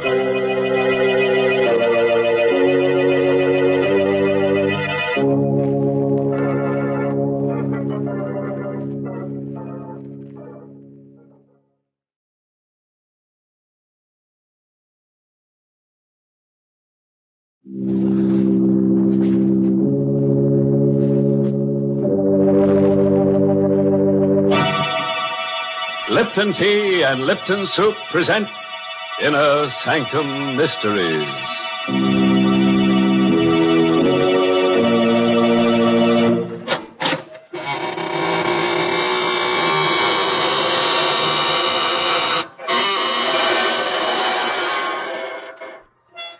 Good evening, friends of the Inner Sanctum. This is your host to welcome you through the creaking door. We're going to begin tonight's festivities on a scientific note with something that will save you a good deal of money. Mm-hmm. Yes, it seems that quite a few people have taken to turning off their refrigerators during this program. Yes, they've discovered they can deep freeze all sorts of things by just listening to Inner Sanctum and letting their blood run cold. Well, Mr. Host, that's quite an idea. Have you any other scientific suggestions? Oh, certainly, Mary. For instance, here's a way to cut down on your laundry bills. Instead of having the laundry starch your clothes, just put them on top of your radio Tuesday nights. Inner Sanctum will scare them stiff. Well, now it's my turn, Mr. Host, and I'd like to make a suggestion, too. It's about an easy way to get more enjoyment out of your teapot. Here's the whole trick. Just use Lipton tea. In every cup of piping hot Lipton's, there's extra tastiness waiting to delight you. And the reason is Lipton's grand, brisk flavor.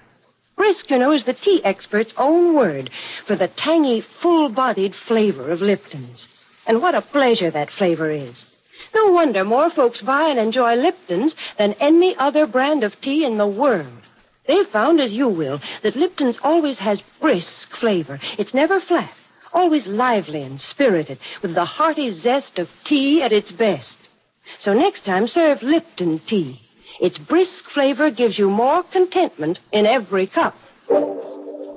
Now, friends, lend an ear to tonight's story. An original radio play by Robert Newman called Blood of Cain, starring two of your radio favorites, Mercedes McCambridge and Carl Swenson. A tale of blood spilled in hatred and vengeance.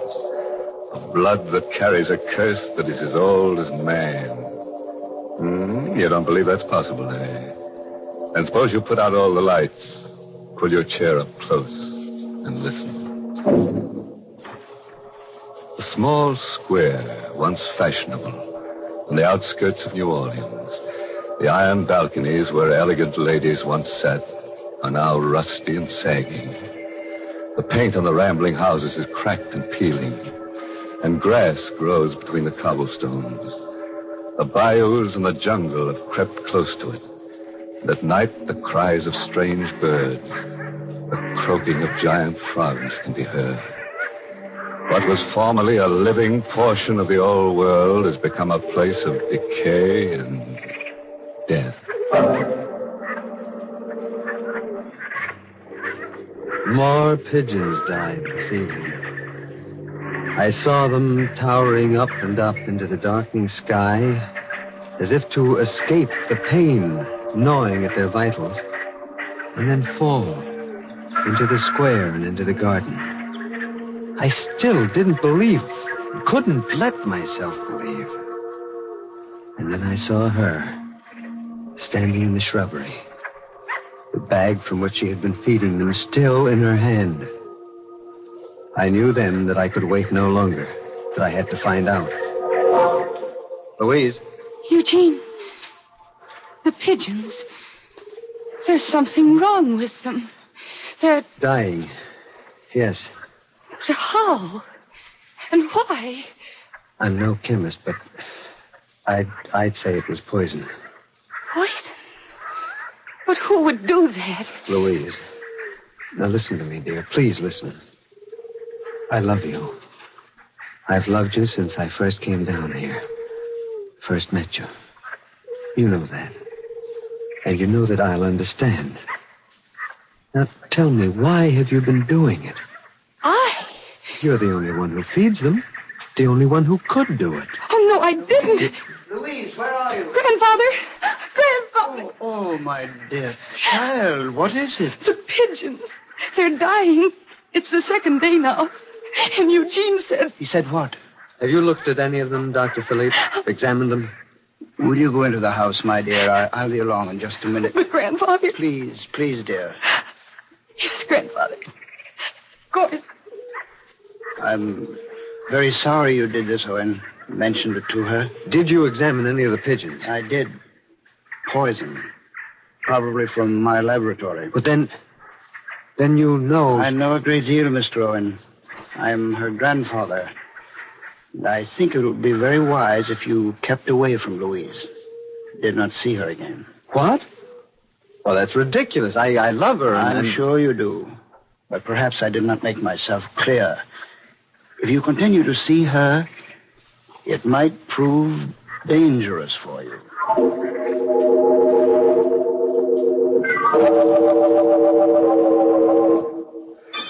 I didn't eat any supper that night. I went back to my room and sat there in the dark, staring at the shuttered, brooding house. About 11 o'clock, the door of the doctor's house opened quietly, and Louise came out. Without looking right or left, moving almost like a sleepwalker, she went up the street. I hesitated only a minute, and then I hurried down the stairs and after her. And just as I got downstairs, the door opened again, and... Is that you, Owen? Well, yes, Doctor. She just left the house. I was watching from the window. Yes, I know. She's done it several times, and this time I was determined to follow her and see where she goes. Look, she's hailing a cab. My car's right across the street. Quick.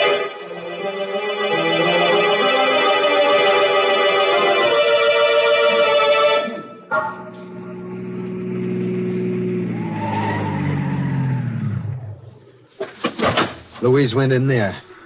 What kind of a place is that? Yeah, that smell. That's the smell of death. From the noise, I would say it was an abattoir. A slaughterhouse? Good Lord. But why? Why would she come down here in the dead of night? I like you, Owen. I think you know that. And it was for your own sake that I warned you to keep away from her. There are things that you do not... well, that you cannot know about her. No? Well, we'll see. I'm going in and get her and find out from her. Just a moment. There she is, just inside the gate, talking to the watchman. No sense arguing about it, lady. I just can't let you in. But you must. You've got to. You always did before. That's just it. Now, once was all right, even twice. But, well, if you want to know the truth, the men have been complaining. Nobody exactly likes killing steers, but they say that the way you stand there watching them, well, it makes them nervous. You've got to let me in. I'll make it worth your while. Watching the killing? I've just got orders from the... That's awful. It's horrible. I'm going in and get her. No. And in the state she's in, well, having you come on her suddenly would have a very bad effect. But you wait here. I'll go. No, don't hit me. No. Louise. What happened? The watchman. This stone here on the temple. Louise. Why did you do this? I don't know. I had to get in here. He wouldn't let me in. Take her out to the car, Owen. Come on, let's go. You can't go now. Leave him lying there like that. He's hurt. He may be dying. No, it's not serious. He's just stunned. We can phone for an ambulance as soon as we get home. But we've got to get her away from here immediately.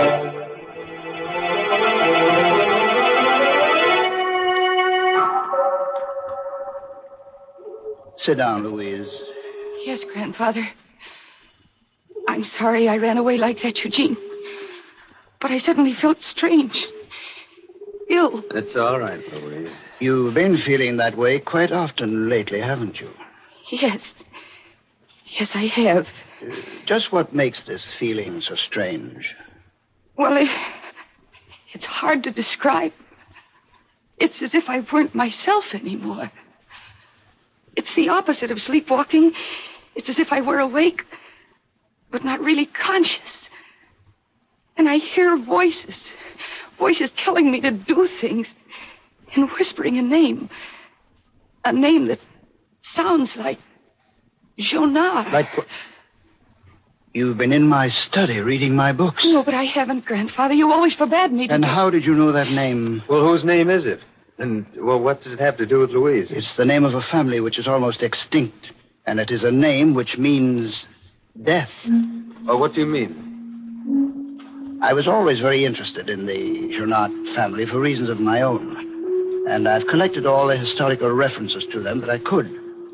These references start with the 13th and 14th century. But by the 15th century, they had become the traditional executioners of France. Executioners? And in those days, you know what that meant. It was a Jonat who put the torch to Jeanne d'Arc. A Jonat received a handsome bequest from Louis XI for services rendered. Junard operated the guillotine during the French Revolution. Perhaps that's why the family migrated here after the fall of the Republic. They came here? Yes. 20-odd years ago, there were a whole series of particularly atrocious murders here. The murderer was finally caught and executed. His name was Max Junard. Why do you tell me all this?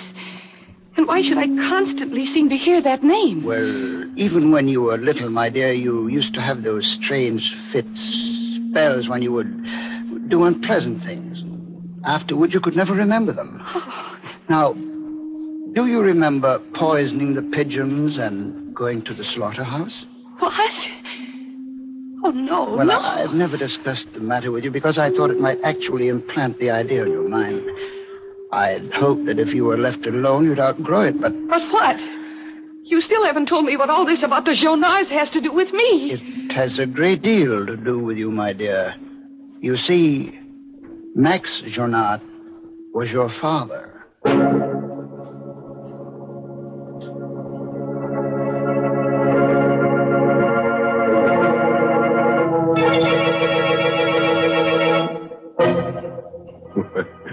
Well, now there's a girl with a real tradition in her family.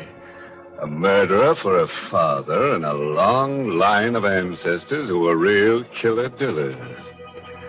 I was beginning to get a little worried about her. Fooling around, poisoning pigeons and things like that. But I can see now that there was method in her madness. After all, practice makes perfect. Good gracious, Mr. Host. Louise may turn out to be a very dangerous person. Yes, Mary, she's not the kind of a character you'd like to have ringing your doorbell. I should say not.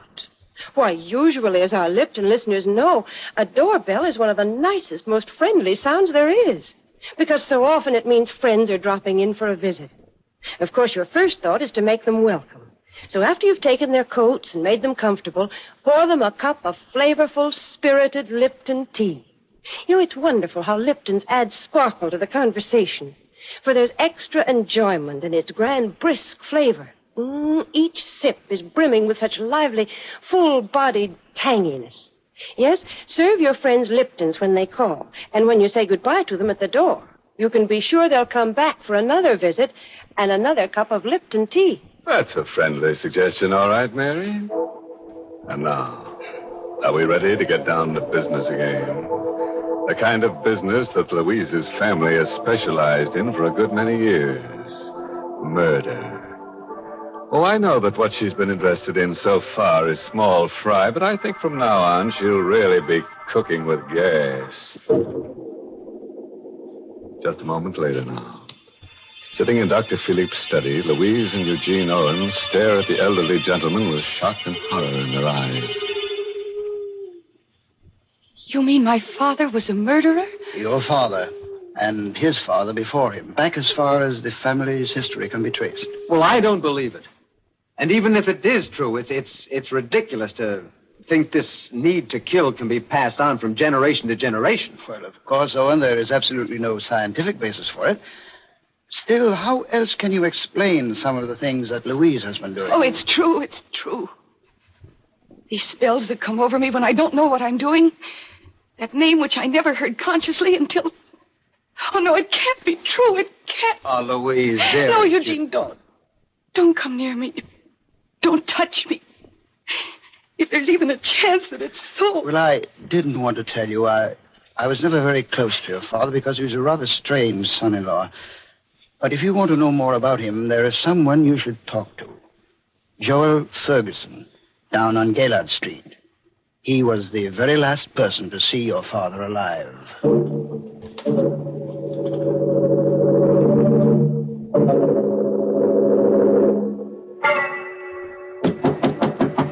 Yes, who is it? Mr. Ferguson? Yes. Who is it? My name is Louise Philippe. I'd like to talk to you for a few minutes. Just a second. Come in. In here. Thank you. What did you say your name was again? Louise Philippe. At least that's what I always believed it was. Until yesterday. And then I discovered that my name was Louise Jonard. Jonard? Not Max Jonas. Yes. He was my father. What do you want of me after all these years? It wasn't my fault. You know it wasn't my fault. I only did what I had to do. I don't know what you mean. I was told that you were the last person to see him alive, and that perhaps you could tell me something about him. Yes. There are things that I can tell you. That he was evil, but that he knew he was evil. There was a curse on him that made him do the things he did do. Voices that whispered in his ear, told him to kill, made him kill. Voices? And in the end, at the last minute, he thanked me. He thanked you for what? For stopping him from doing any more killing in the only way he could be stopped. And when I put the rope around his neck... The rope? I was the state executioner. It was I who hanged him. You killed my father. I only carried out the sentence that was passed on him. And why are you looking at me that way? I didn't know. I only came here to see you because... You're lying. If you were his daughter, then you were like him. And you came down here to kill me. Kill you? That knife there in your bag. Huh? I didn't even know it was there. You're lying. Keep away from me. Keep away. But I didn't come down here to kill you. Then stop staring at me like that. Put that knife away. No, don't come near me. Don't.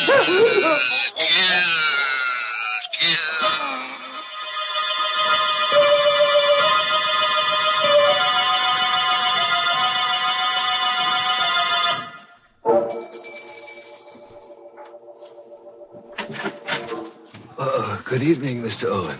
Where's Miss Louise Benson? I must see her right away. I'm sorry, sir, but she's not in. She went out about a half hour ago. Oh, well, where did she go? I'm afraid I don't know, sir. She didn't say. Well, what about Dr. Philippe? He's not in either, sir.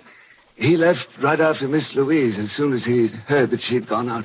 Oh? It seemed to me, sir, he looked rather worried. He said something about Mr. Ferguson. Ferguson? Great Scott! If she went down... Thank you.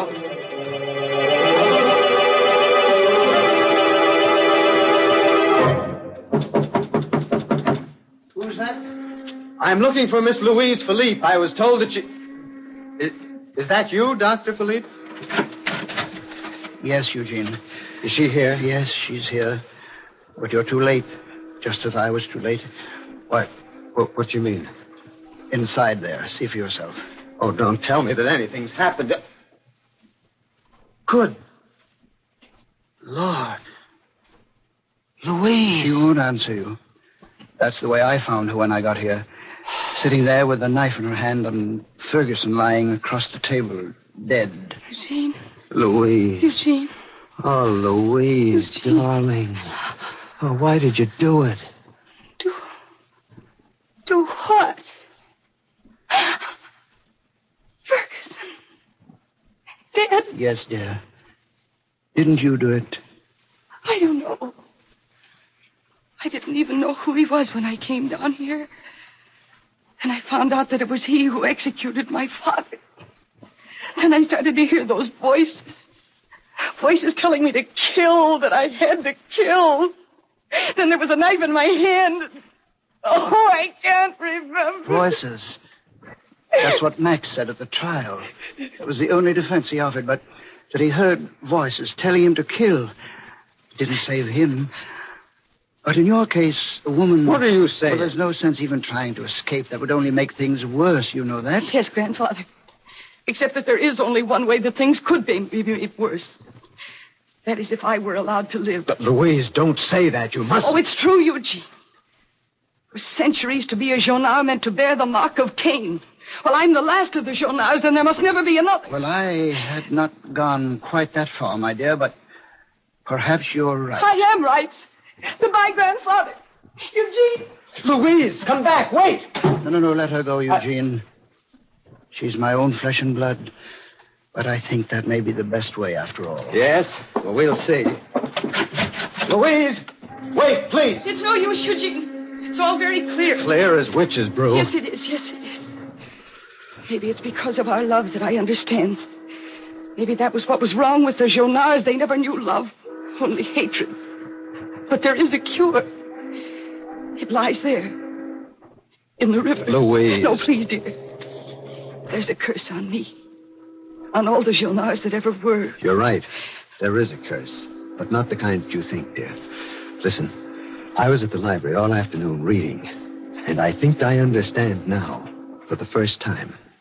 You understand what? The nature of the curse, and how it can be ended.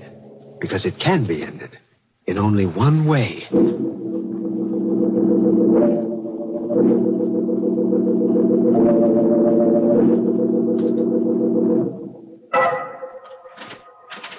Oh, Eugene? Is that you? Eugene? No, Grandfather. It's not Eugene. Louise, why, I thought you... Why did you come back here to Ferguson's place?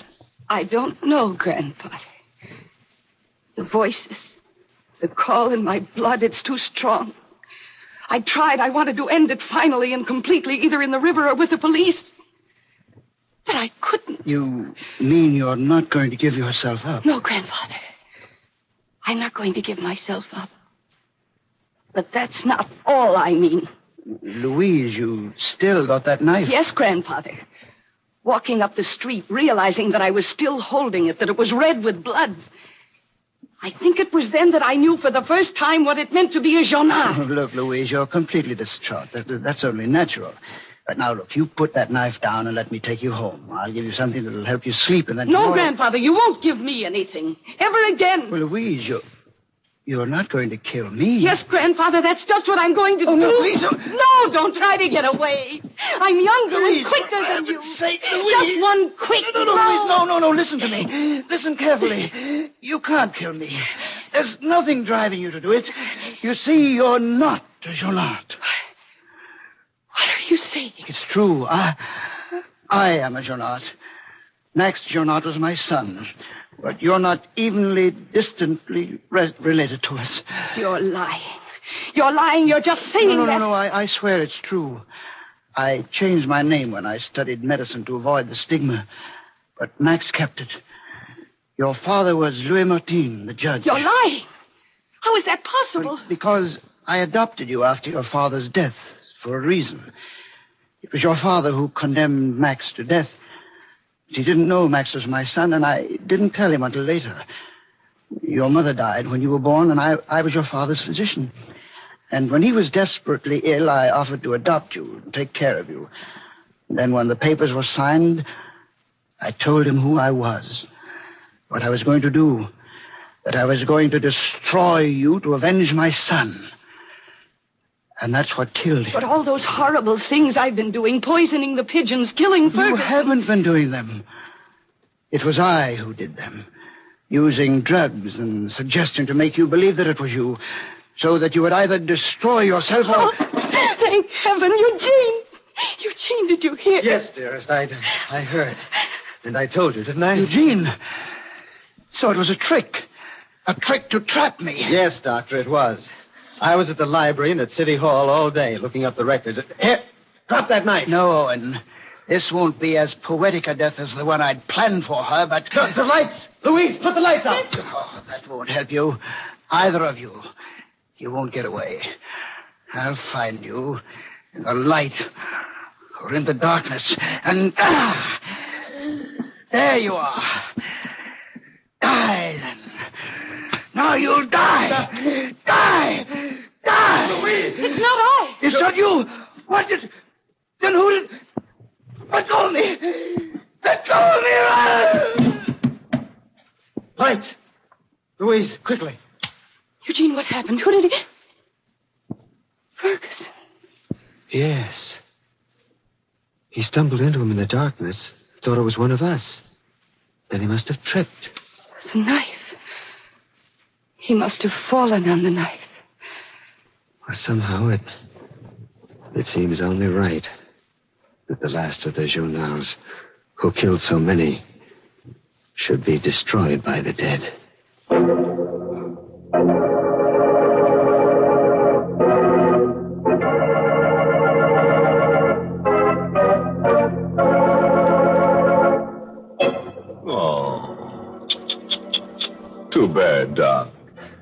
a character we certainly could use on this program.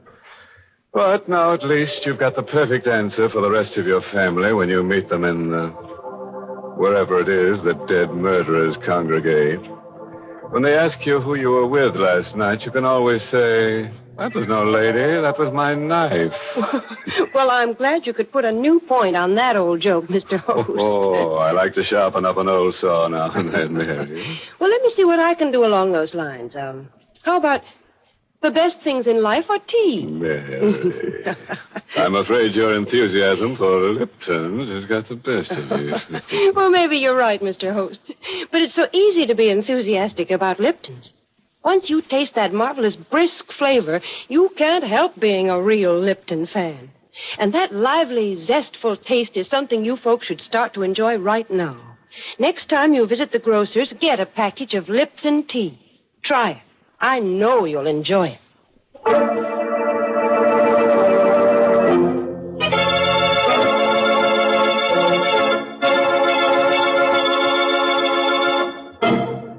May I add a word of advice, friends? If you should happen to bump into an elderly gentleman dressed all in black on a dark street some night, don't get into an argument with him. Especially if he happens to be carrying a blood-stained knife. After all, you can end up just as stiff if you're dead right as if you're dead wrong. Oh, by the way, this month's Inner Sanctum mystery novel is The Pavilion by Hilda Lawrence. And next week's Inner Sanctum story, brought to you by the makers of Lipton Tea and Lipton Soup, and directed by Hyman Brown. Next week's story is called Skeleton Bay. It's about a lady novelist who writes murder mysteries until she decides she'd rather be a character instead of an author. She chooses Skeleton Bay as a vacation spot, but it turns out to be her last resort. So join us next Tuesday on Skeleton Bay. Until then, friends, good night. Pleasant dreams.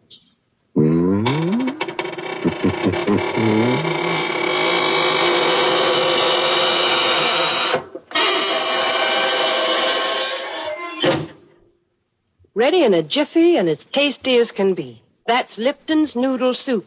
It's a grand chickeny-tasting broth full of tender golden noodles. You'll love its fresh-cooked, homemade flavor. And Lipton's Noodle Soup is ready to serve in a few quick minutes. It's economical, too. It costs less and makes lots more than canned soups. Ask your grocer for Lipton's Noodle Soup Mix tomorrow. And don't forget to tune in next Tuesday night for another Inner Sanctum mystery.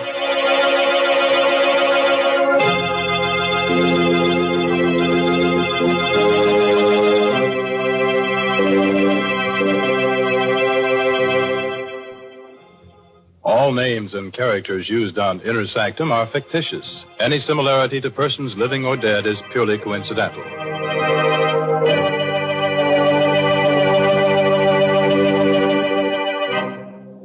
This is CBS, the Columbia Broadcasting System.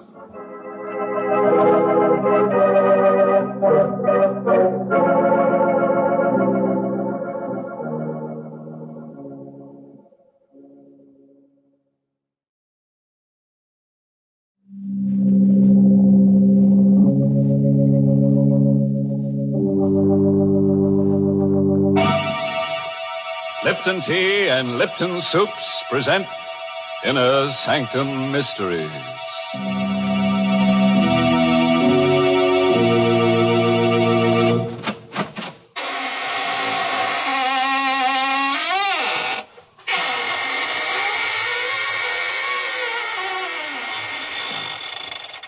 Good evening, friends of the Inner Sanctum.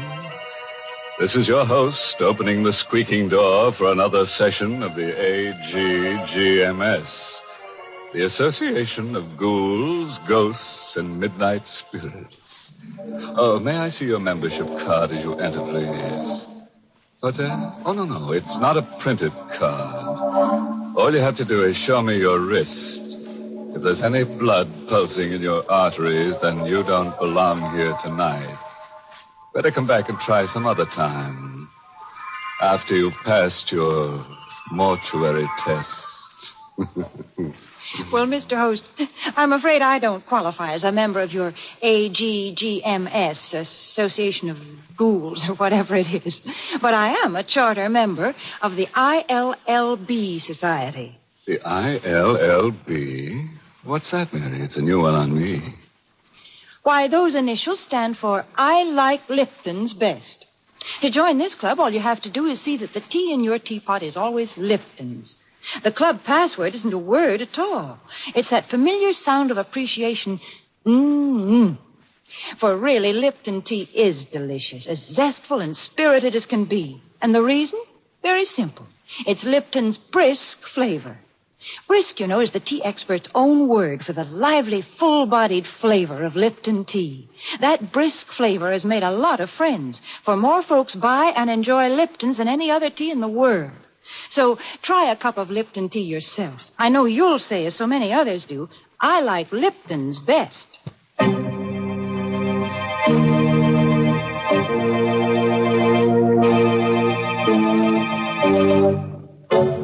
And now for tonight's Inner Sanctum mystery. It's an original radio play by Emil Tepperman called Make Ready My Grave, and stars two radio favorites, John Banks and Richard Widmark. It's about a boy and a girl who've just been married. A piece of colored string, an open grave, and a hangman's noose.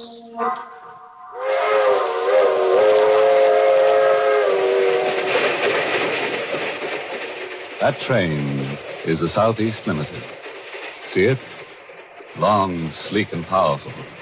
Clicking off the miles and the humming rails. A masterpiece of 20th century mechanical perfection. Nothing about it to suggest lurking hate or fear or superstition or death. But let's take a look into compartment A, car 17. John and Betty Loomis, just married, are going for their honeymoon to John's ancestral estate. John, I'm so happy. How soon do we get to Loomisville? In about an hour, Betty. Just think, I married into one of the oldest families in the state. I hope you'll be very happy, darling. Oh, I will.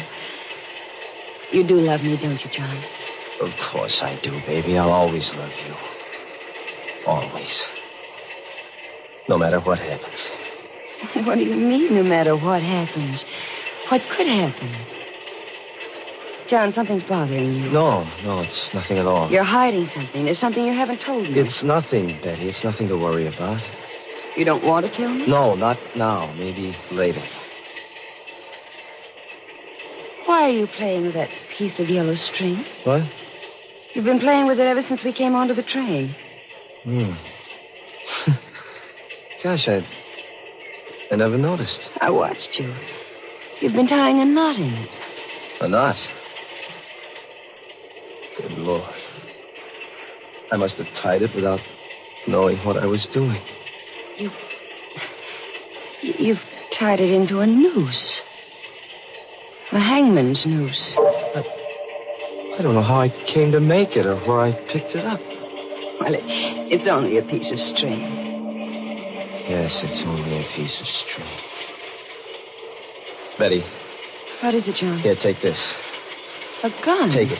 But why? If I should ever try to strangle you, John. Please listen to me. If I should ever try to strangle you, promise me to use that gun on me. What are you talking about? Loomisville, next stop. Oh, Next stop, Loomisville. This is where we get... John, what's this all about? That piece of yellow string and now this gun. Put it away, Betty, and remember what I said. Don't ever forget it.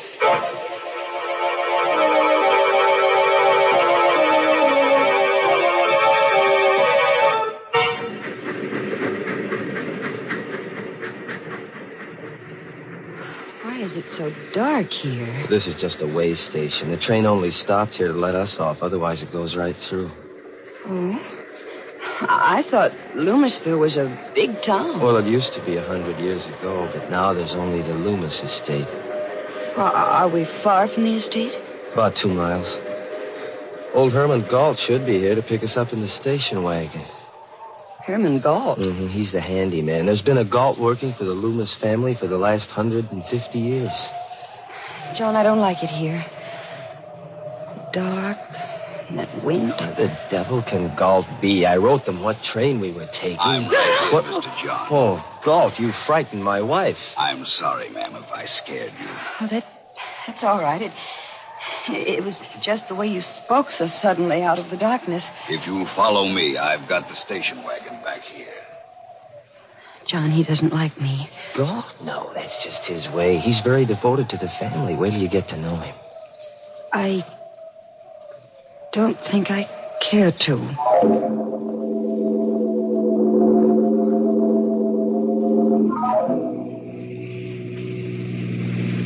Johnny, he's driving too fast. It's so dark. Don't worry, Betty. Galt knows this road like the back of his hand. We'll be there in a few minutes. I'm frightened. Darling, please, tell me why you gave me the gun. No, I can't tell you now, Betty. Maybe after you meet Uncle Everard. John. What? What's that in your hand? What? Oh. Another piece of string. A red one this time. What? I must have picked it up in here, off the seat. You've knotted it into another hangman's noose. Galt. Yes, Mr. John. This piece of red string, did you put it here? No, sir. Then how did it get here? You ought to know. Yes. Yes, I ought to know. Galt, why are you stopping here? We're home, ma'am. This is the entrance to the Loomis estate. I've got to get out and open the gate. I'll be right back. Betty, I've got to get out, too. I've got to see for myself. See what, John? You stay here, Betty. But, stay right where you are. Wait a minute, I'm coming, Go back, too. Betty. Get back in the car. Mr. John is right, ma'am. You shouldn't go with him. Take care of her, Galt. I won't be long. Galt, where's he going? That is the Loomis family cemetery. Cemetery? What does he want to see in there in the middle of the night? He'll tell you himself, ma'am. In due time. No, I'm going to find out right now. Better not, ma'am. Better come John! back. John, wait for me. Betty, I told you to stay I'm in the going car. with you. I want to know what there is in that cemetery. Get back in that car. I'm your wife now. I have a right to know what this is all about. I'm going with you. All right, if that's the way you feel about it. But hold on to that gun I gave you. Keep it in your hand all the time. John, why? You'll find out soon enough. This is the gate of the family cemetery. All the Loomises and their wives are buried here. It's so shadowy. White tombstones look like ghosts. Hold my hand, John. No. Just hold on to that gun. John, whose grave is this with the high tombstone? My great-grandfather's. Stuart Loomis. He founded the Loomis estate. This is my grandfather's grave. His wife. Here's my father. My mother. And that's all. That should be all. What do you mean? Come over here. This is what I came to see. This is what I've been afraid of. John, it's an open grave. Freshly dug. Yes, Betty. It was just dug tonight. But who is it for? Betty, darling. I'm afraid it's for you.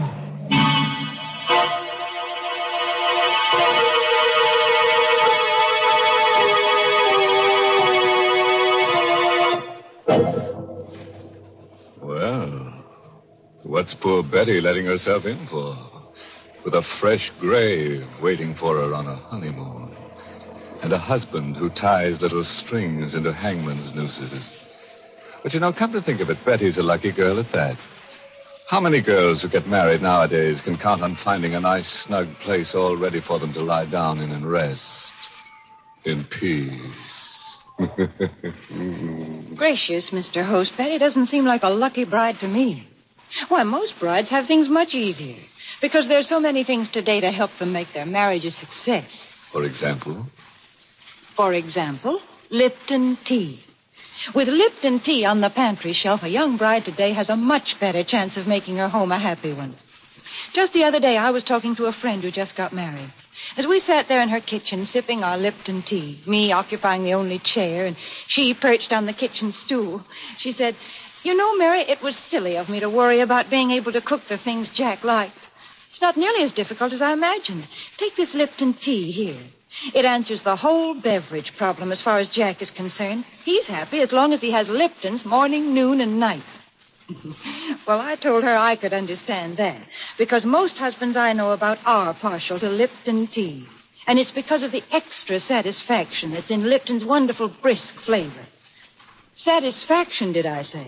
You just try Lipton tea and see if that isn't an understatement. Try Lipton's tomorrow.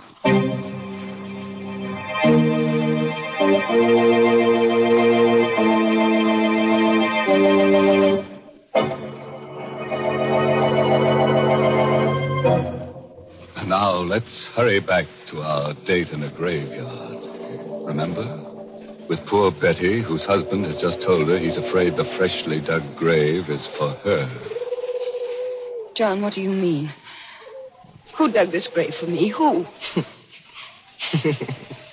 If I told you, you'd think I was crazy. No, you've got to tell me. If I'm in danger, I have a right to know. Was it God? Your Uncle Everard? No, at least I don't think so. His wife, Christine. Betty, do you believe that a ghost could dig a grave? Ghost? Do you mean I'm in danger from a ghost? Oh, I told you you'd think I was crazy. John, why are you looking at me like that? I don't know. Betty, have you got that gun with you? No, I left it in the car. What good would a gun be against a ghost?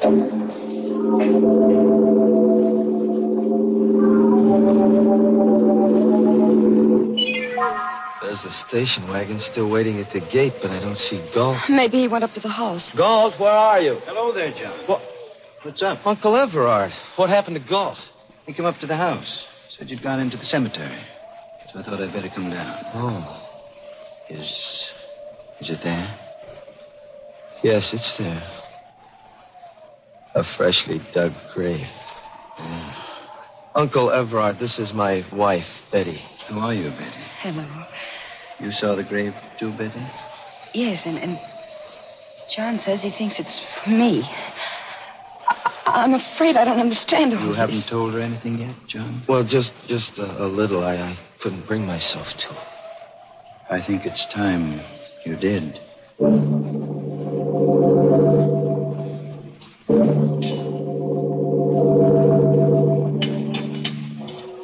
More tea, Betty? Thank you, Uncle Everard. I will have a little more. You, John? No, thanks. Too bad Christina's ill. She's upstairs in our room. But I hope she'll be better by tomorrow. You can see her then. Maybe. What do you mean? That grave out there. Maybe it'll be filled tomorrow. John, don't you think it's time you kept your promise to tell me what this is all about? You tell her, Uncle Everard. Well, Betty, there's a ghost in the Loomis family. That's it in a nutshell.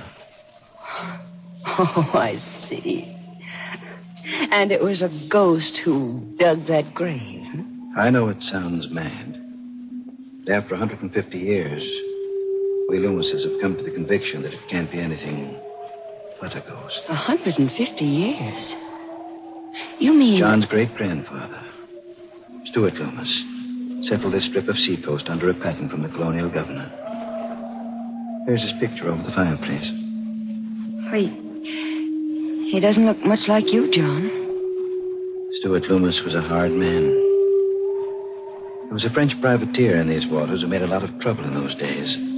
Gaston Leroux, who sailed the seas with his wife, Antoinette. But what has a French pirate and his wife to do with that grave? Stuart Loomis captured Leroux and his wife. and under the authority conferred upon him by the governor, had the power to hang them. You mean the woman, too? Yes. He hanged them both on a gibbet where our family cemetery now stands. Oh, how terrible. Before he died, Gaston Leroux laid a curse on the Loomis family. He swore that just as his wife was hanged, so would all the Loomis women die. He swore that he would come back and dig a grave for the wife of a Loomis in every generation, and furnish the noose by which a Loomis would strangle his own wife. But that's incredible. A short while afterward, a fresh grave was found beside the gibbet where Leroux had been hung. That night, Stuart Loomis's wife, John's great-grandmother, was found hanging by the neck from the eaves of this very house. And Stuart Loomis? I told you Stuart Loomis was a hard man and had made many enemies. There were many who hated him deeply and bitterly. He was arrested and tried for the murder of his wife. Convicted and executed. Now you know the secret of the Loomis family.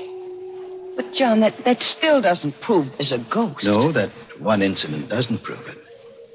But it happened again when the next Loomis married. John's grandfather. And to the next Loomis, John's father. Sometimes a year after he married, sometimes 5 years. But the curse never fails. It's happened in every generation? Yes. And now, John Loomis has brought a new wife home. There's a freshly dug grave waiting in the family cemetery. And I'm next. I don't know, Betty.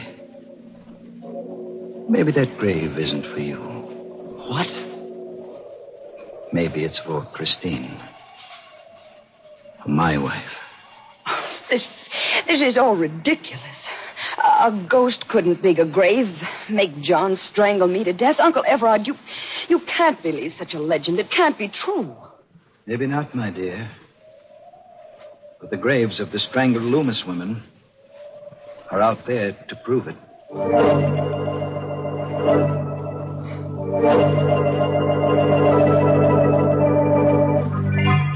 Well, this is your room, Betty. I'll have God call you at 8 tomorrow morning. Good night. Good night, Uncle Everard. Good night, John. Good night, Uncle Everard. This is such a big room. It's so gloomy. The whole house is like that. It lies gloomy and sullen under the Loomis curse. Oh, Betty, I love you so much. We'll beat the curse together. Let me go, darling. I want to change my clothes and wash. All right. There's the bathroom over there. I'll only be a minute. All right, darling. Oh, it's a lovely bath. Betty, what is it? John, quick. What? Look. Hanging from the shower bar. What? A hangman's noose. It's a real one this time. Of rope. Ready to hang someone. Who put it there?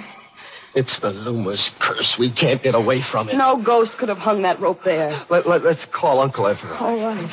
Have you got the gun with you? No, it's in my handbag. Well, get it. But, John... Get it, I say. All right, John. Here, I've got it. All right, now keep it with you all the time. And don't be afraid to use it. On me, if necessary. All right, let's get your uncle. This is his room. I wonder if I ought to wake him. It might upset Aunt Christine. She's sick. We've got to wake him. Better knock harder. Well, it wasn't locked. Call him. Uncle Everard. Uncle Everard? He doesn't answer. But there's a light in the room. Push the door further open. All right. Well, there's nobody in the room. The bed's empty. Uncle Everard? Aunt Christine? Maybe in the bathroom. The door is open. Betty! Grandma! What? Aunt Christie. She's hanging by the neck. She's dead. It's the same kind of a noose as in our bathroom. Uncle Everard hanged her. It's the Loomis curse catching up with us.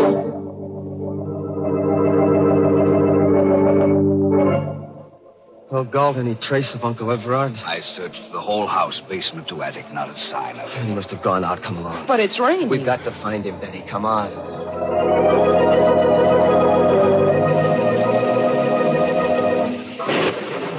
It's so dark out here. How will we ever find him? I have a flashlight, ma'am.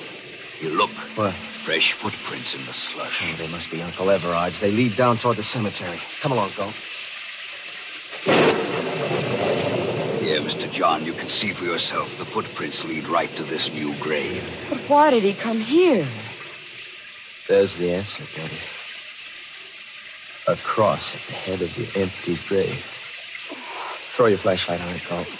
There's something written on it. It says, Christine Loomis. Betty, what is it? Look. Over there. Another grave.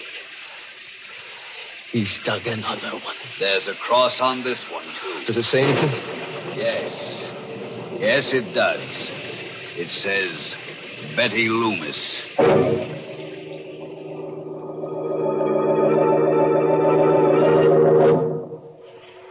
John, sit close to me.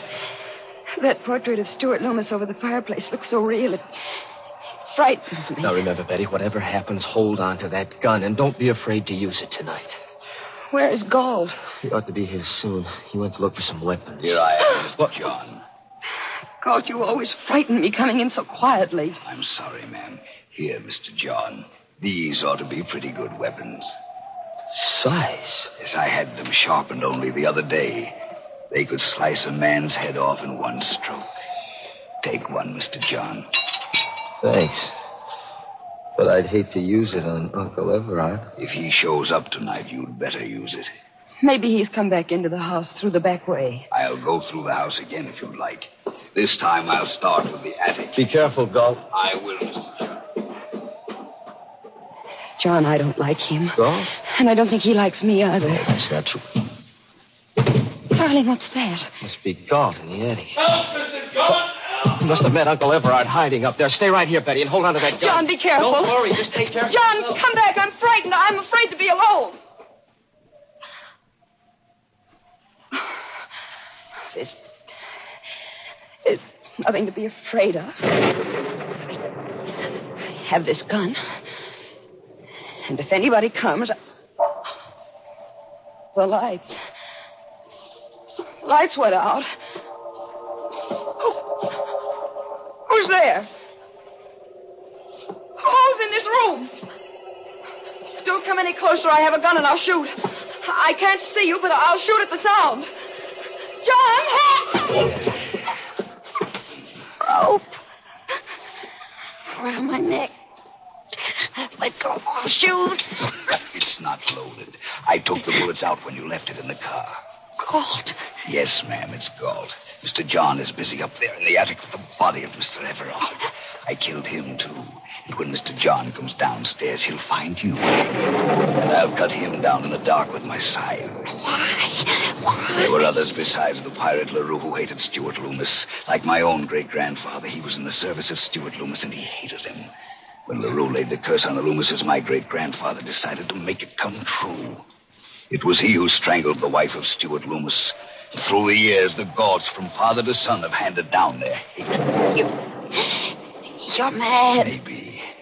I'll tighten the noose and finish Betty, you. where are you? Why is it dark in here? John! Betty! John, look out, it's all he has a eye. And so will I. John! John! Oh.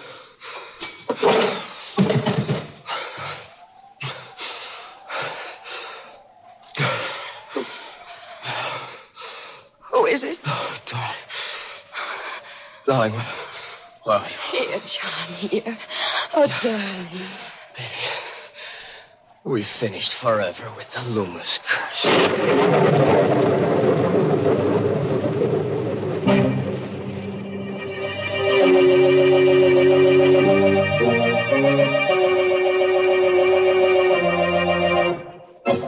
Well, that was a pretty rough honeymoon for Betty. But, you know, there's a lesson in her story for forgetful wives. Yes, if you keep tying little colored strings to your fingers to remind you of things and you still can't remember them, why not try a rope neatly tied around your neck? It's sure to help you forget. Oh, dear, Mr. Host, there you go telling our listeners how to forget things when I've got something for them to remember. Oh, I didn't realize that, Mary. What is it you want them to remember?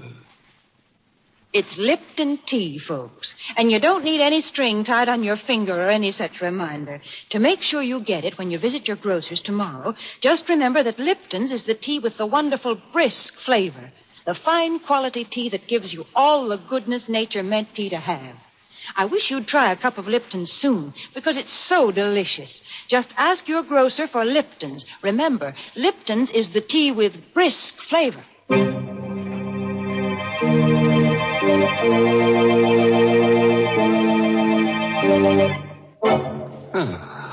And so our evening's over, with the usual quota of corpses to qualify for the ghoul school. We're working on a special matriculation for bachelor ghouls. In case you didn't know, a bachelor ghoul is one who believes that two can die as cheaply as one. Oh, by the way, this month's Inner Sanctum mystery novel is I Hate Blondes by Wolf Kaufman. And next week, the makers of Lipton Tea and Lipton Soups will bring you another Inner Sanctum story directed by Hyman Brown and called Dead Man's Turn. It's a little night course in murder, that's all. As you have your choice of majoring in choking, shooting, drowning. But why don't you just listen in to Inner Sanctum next week and you'll get all the inside dough. Oh, yes, next week part of the country goes on daylight saving time. If your area remains on standard time, tune in to Inner Sanctum 1 hour earlier. Until then, good night. Pleasant dreams.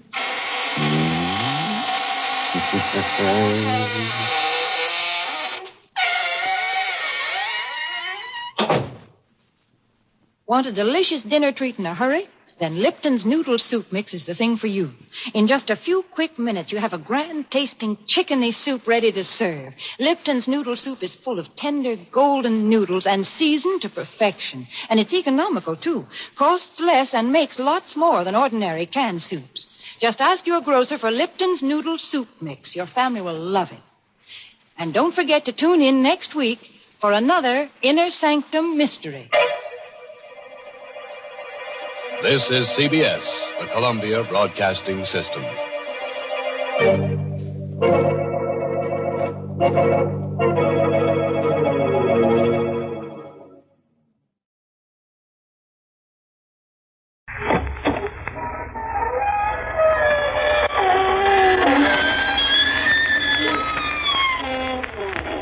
Good evening, friends. This is your host to welcome you through the creaking door into the Inner Sanctum. Well, went picnicking over the weekend. Found a lovely, restful, woodsy place. Oh, it was beautiful. So quiet, you could hear a body drop. And quite a few deers. The sun was so hot that one of our party melted to the ground. I'd always wondered over that waxen look about Charlie. Still, it's an ill wind because Charlie had his usefulness at that. Came the deep night, we ran a string through him and played marbles by candlelight.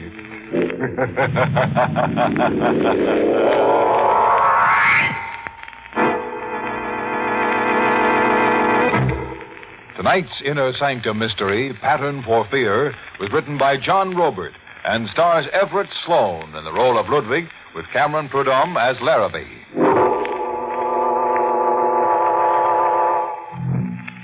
And now for tonight's ramble in the Never Never Land. We're in the Avalon Lounge, a fashionable metropolitan restaurant. A waiter approaches a table secluded behind an arrangement of tall potted plants. A lone patron sits at the intimate circular table for two. Your order, sir? If you please, I will take your order. You know what I want, Ludwig. Oh. Caught you unawares, huh? I had forgotten you. In 5 years, one forgets. Then I'll reintroduce myself. Captain Larrabee, 9th Precinct. Did you read the morning papers, maybe? I can recommend our lobster Newburg. The recipe... A page 1 headline says that Guthrie Stewart dropped dead of a stroke. Men die, Captain Larrabee. Every day men die, so that new I life... thought maybe with Guthrie Stewart dead and gone now, you'd want to talk about things. You were wrong, Captain Larrabee. I have no wish to talk. Well, in that case, I guess I'll just have to make myself comfortable and wait right here. You are just wasting your time. I don't think so, Ludwig. You're still suffering something in silence. Guthrie Stewart died without a word. But there's an envelope somewhere now on its way over here to you. An envelope? Yes, it's coming by special messenger. The envelope reads, to be delivered on Guthrie Stewart's death. Don't look so befuddled. Stewart's lawyer tipped me off about that envelope 15 minutes ago. I said I'll wait, Ludwig. What I really mean is, we'll wait. We wait, the policeman and I, in a grim watch for the messenger soon to come. Captain Larrabee doesn't say it, but I am his prisoner. The restaurant fills up with people, and my mind thinks back 5 years to this same table for two hidden behind the plants.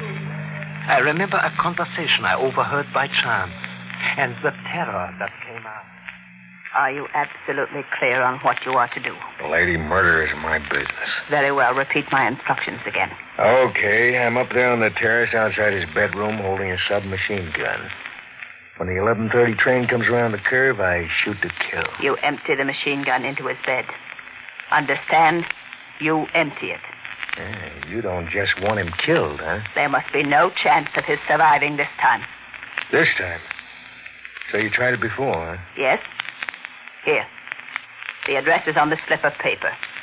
Read it, memorize it, and then destroy it. When do I get paid? Tomorrow at 6. Here at this table. I'll leave first. I watched her leave the restaurant. A heavily veiled woman in black whose face I could not see. A man was to be murdered by a killer for hire.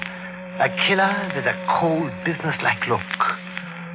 I watched him read the address, tear it to bits, drop it into the potted plant, and then push the bits of paper under the earth. When he left, I recovered the bits of paper and pieced them together.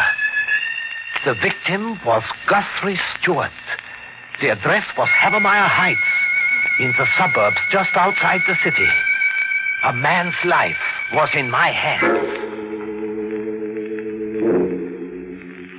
The murder was to be at 11:30. At 10, I was in Guthrie Stewart's library warning him. But he was only amused.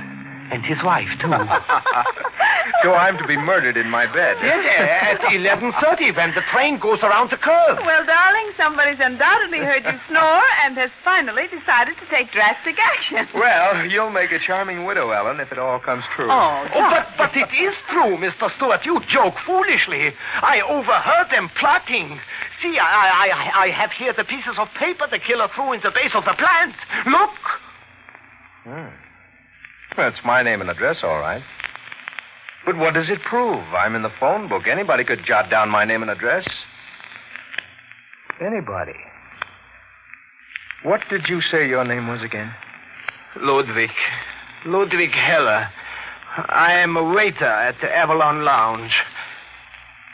You think perhaps I wrote your name down. The way you look at me, I see you think I am a crank. Even crazy, perhaps. Well, frankly, Ludwig, I don't know exactly what to think. You have no enemies? Not a one, so far as I know. I heard her speak. A voice lusting for blood. Your blood, Mr. Stewart. And I saw him. A man without a heart. A cold machine that kills. You are to die, Mr. Stewart. Hey, hear that? The train close to your home, just as I heard her say. Yes, laugh and make jokes, but when the 11:30 train goes around the curve, you are going to die, Mr. Stewart.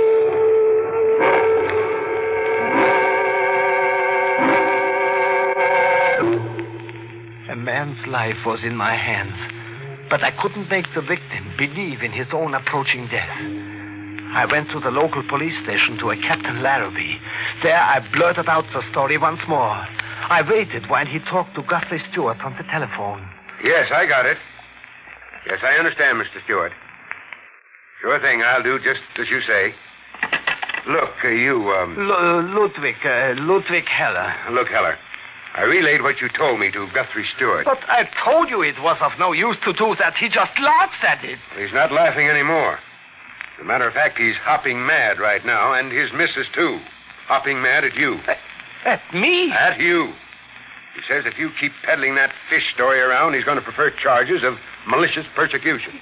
He will prefer charges against me? Right. In fact, he left it squarely up to me. Now, you're to promise me you'll go about your business, whatever that is. I'm to clap you in the clink for observation. He thinks I am crazy. He's sure of it. As a matter of fact, from the looks of you, I'm not sure you're not crazy either. Now, are you going to do the sensible thing? Yes. Yes, Captain Larrabee. I will go home. The sensible thing. Go home. 11 o'clock. In 30 minutes, a man would die, and his blood would stain all the rest of my life, because I was powerless to save him. The sensible thing. Go home, the police captain had said. But I did not go home. I had to see death look deep into its face. I returned to Havermeyer Heights to wait silently in the shadows on the terrace and watch. He was there, too. The killer and his machine gun. A black executioner waiting and ready.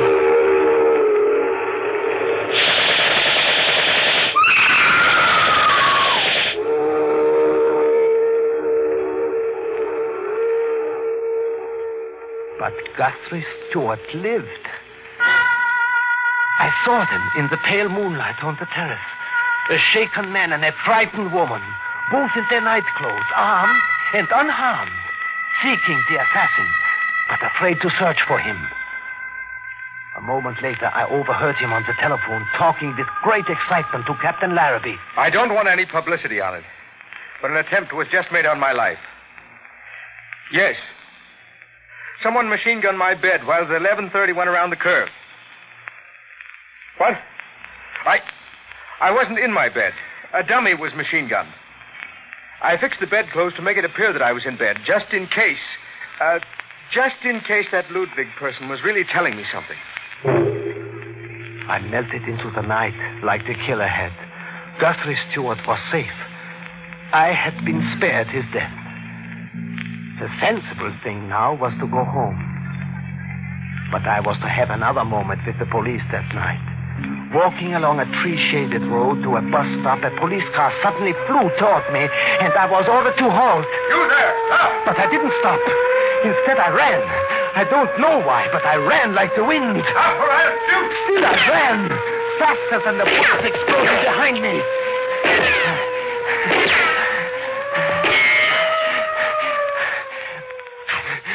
I found a neck of woods and hid. I lay face down in the earth for hours, listening to the night. And then, just before morning, I started back to the city, sneaking along the back roads like a fugitive.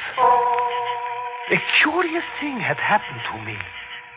In that night, the deep guilt I was sure the killer must feel had transferred itself to me.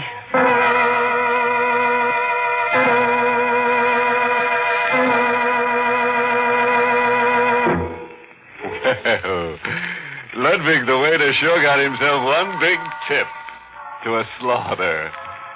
Poor Ludwig, his errand of mercy got him the bum's rush over at the steward's. What do you do with a character who laughs at an advance notice of his own death, did somebody ask? Strangle him on the spot, I say. That way he'll positively believe you the next time you're around. Yes, a murder in time certainly saves a lot of wasted breath. Tell a corpse he's dead and he'll never dispute it for a minute. Well, let's worm back into the story. The next evening, I went to the Avalon Lounge to my job, as I always did. The police hadn't called, or Guthrie Stewart. It was as if there had been no night before. But there had been a night before. The same two were at their table again behind the tall palms, as they had agreed to be. The heavily veiled woman in black and the hired killer. 5 years have passed, but I can remember that conversation I overheard word for word. Bungler, Stewart is alive. I sprayed the bed full of holes like a Swiss cheese, maybe 20 bullets. But he wasn't in the bed. Someone was. From where I stood, I could see a figure all curled up. Well, you've got to do it all over again. Okay. Tell me where and how. Listen carefully. He will be at a shorefront casino in Norwalk tonight. He will motorboat there from Rye and then back the same way. You will wait at his landing pier. When he docks, you will have your second chance. What do I do? Wait all night at the pier? No. He always returns home close to midnight. Which landing pier do I wait at? Number 19. It's Stewart's privately. The motorboat he drives has a black eagle painted on it. Will he be alone? He usually is. Do you have a face behind that veil? Don't ever try finding out.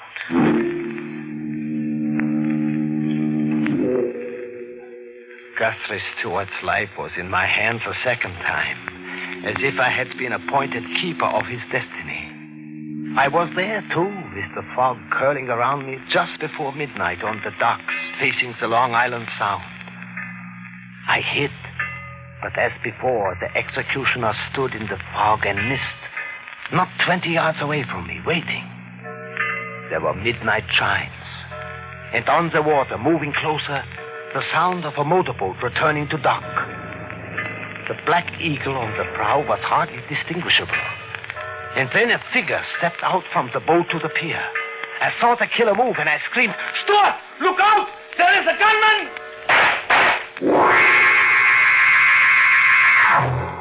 He was in a heap on the pier, a white figure. I ran to him and kneeled down to see if life had gone completely. "Mr. Stewart! Mr. Stewart!" That's not his name, Ludwig. You are alive! Very much so. But he... My pilot, Jameson. He got the bullets evidently intended for me. Do you get a pulse? No, I don't think I do, but I'm not experienced in such things. Then let me. He's alive. I will call an ambulance. No, I will. You go home. Oh, but Go home, Ludwig. It's better that you do, for both of us. It is better for you that I go home? Yes. I'd like this treated discreetly. I'm an investment broker, quite an important one. I know. You know? Yes, I know a great deal about you. That's odd. Since I have been given your destiny in my keeping, in my hands, I have familiarized myself with things about you.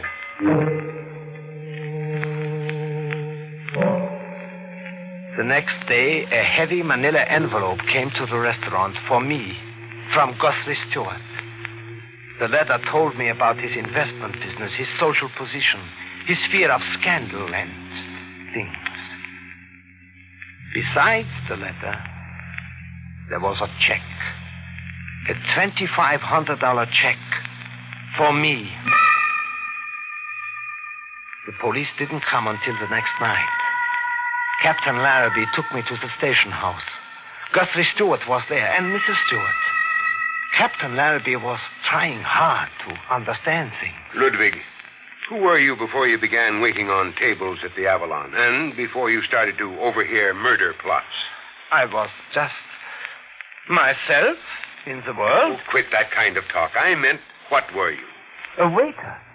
I have always been a waiter. Do you have a mental history somewhere? If you have, better talk up. Might help you out of a jam being mentally irresponsible. Okay, don't talk up. Mrs. Stewart. Oh, yes, Captain Larrabee. On this sheet, I have some of the speeches written. The speeches that Ludwig claims he's overheard that woman make. Now, please read them in your own natural speaking voice. And read them like a woman bent on getting somebody murdered. Captain Larrabee, you dare... Oh, look, Mrs. Stewart, no dramatics, please. I'm just doing a job. Now read them, please. Very well. You empty the machine gun into his bed. Understand, you empty it. There must be no chance of his surviving this time. Oh, Captain Larrabee, must I go on? No, that's enough. Is it the same voice, Ludwig, or almost the same voice? No. The voices are entirely different. You can say that positively? Yes. Also, the other woman was taller and much stouter. Okay, that's that. And I'm not surprised. I'm sorry, Mrs. Stewart. You should be. Put your hands out, Ludwig. But put my hands out? That's right. Bracelets for you. Ludwig Heller, you're under arrest for attempted murder. I was sent to a mental ward for observation. There were tests, doctors examining me for weeks and questions. And one day again, Captain Larrabee came to question me once more. I found these certificates in your room, Ludwig. They're yours, aren't they? Yes, they are mine. Common stock certificates in the Guthrie Stewart Investment Company. 50 of them worth $100 apiece on their face. That's $5,000. Where'd you get $5,000 to invest in stocks? It was my life savings. From waiting on tables? Yes, from waiting on tables. The stocks took a drop, a big drop. These certificates are worth about 20 cents on the dollar today. I know that, Captain Larrabee. Yes, a bear market did it, some people think. A lot of big fellows squeezed a lot of little fellows, maybe. Is that how you figure your life savings were wiped out, maybe? Maybe. Guthrie Stewart's market operations cost you your life savings. Isn't that how you figured it? Isn't that why you came around telling him his life was in danger? To terrify him? Get money out of him for saving his life? Maybe even kill him in the end, anyhow? I am tired, Captain Larrabee. I want to sleep now. You're not going to answer? I wish only to sleep now. Doctor! Okay, stall. Don't confess you toted that machine gun up to that terrace. That it was you firing away on that pier. Play tired, play sick. Even beat the rap that way.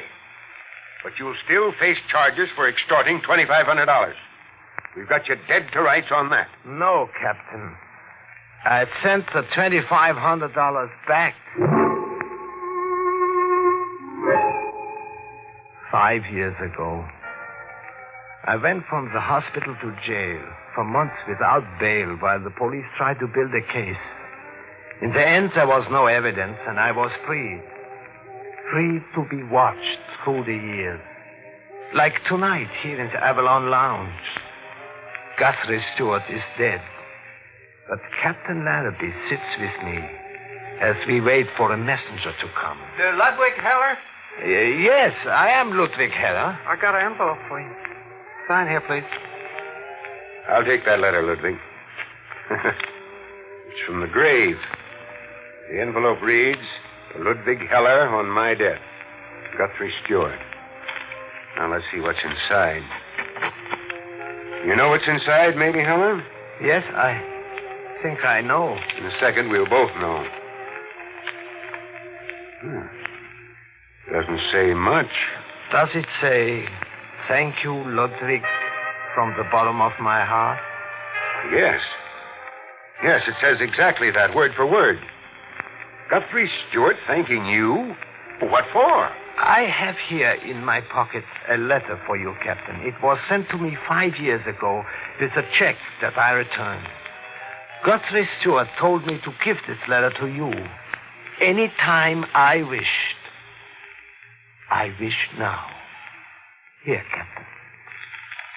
Dear Captain Larrabee, Ludwig Heller's story is the truth, the whole truth. The woman plotting my murder is Ellen, my wife. Not out of hatred, Captain, but out of sickness. A mind that has never been strong. She lives in darkness, and I, too, because of her. If I can keep this secret, I can live and perhaps help her.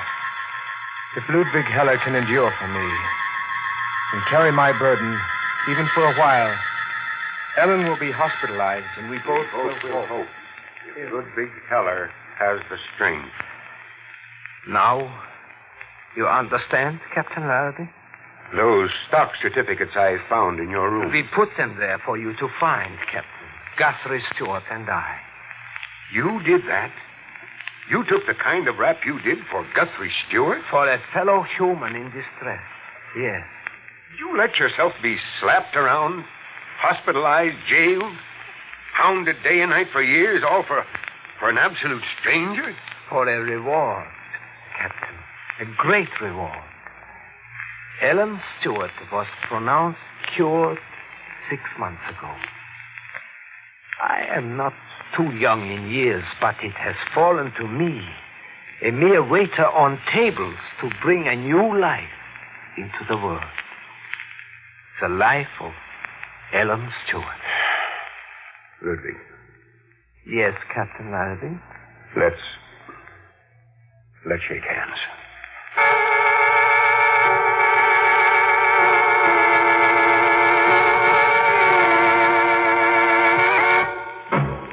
Stop in at the Avalon Lounge, anybody, for the town's best service a la carte. Love that Ludwig. A man with a heart of gold and a terrifying knack for business. Other people's business. Big-hearted Ludwig borrowed Guthrie Stewart's troubles and almost lost his own interest in living. Oh, that suggests a moral. I overheard this one while eavesdropping on a short-order cook in a chop suey restaurant. Fool who not mind own business always get the business.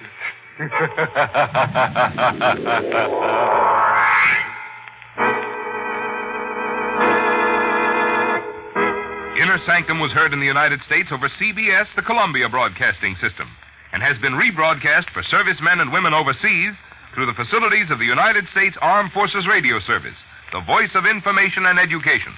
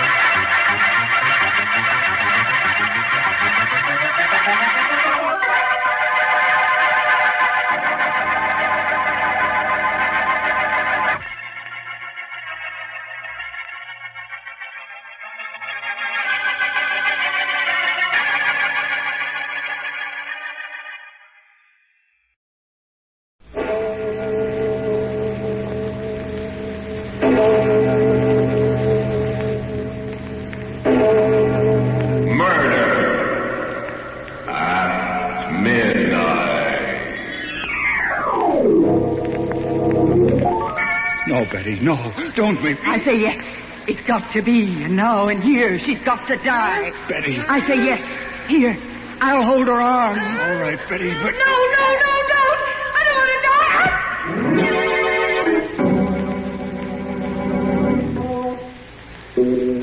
Midnight, the witching hour when the night is darkest, our fears the strongest, and our strength at its lowest ebb.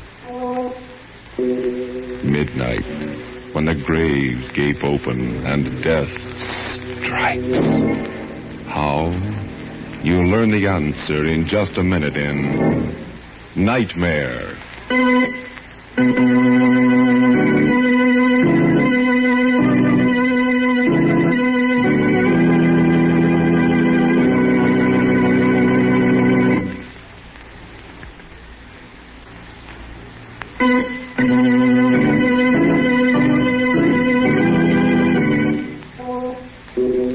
And now, Murder at Midnight.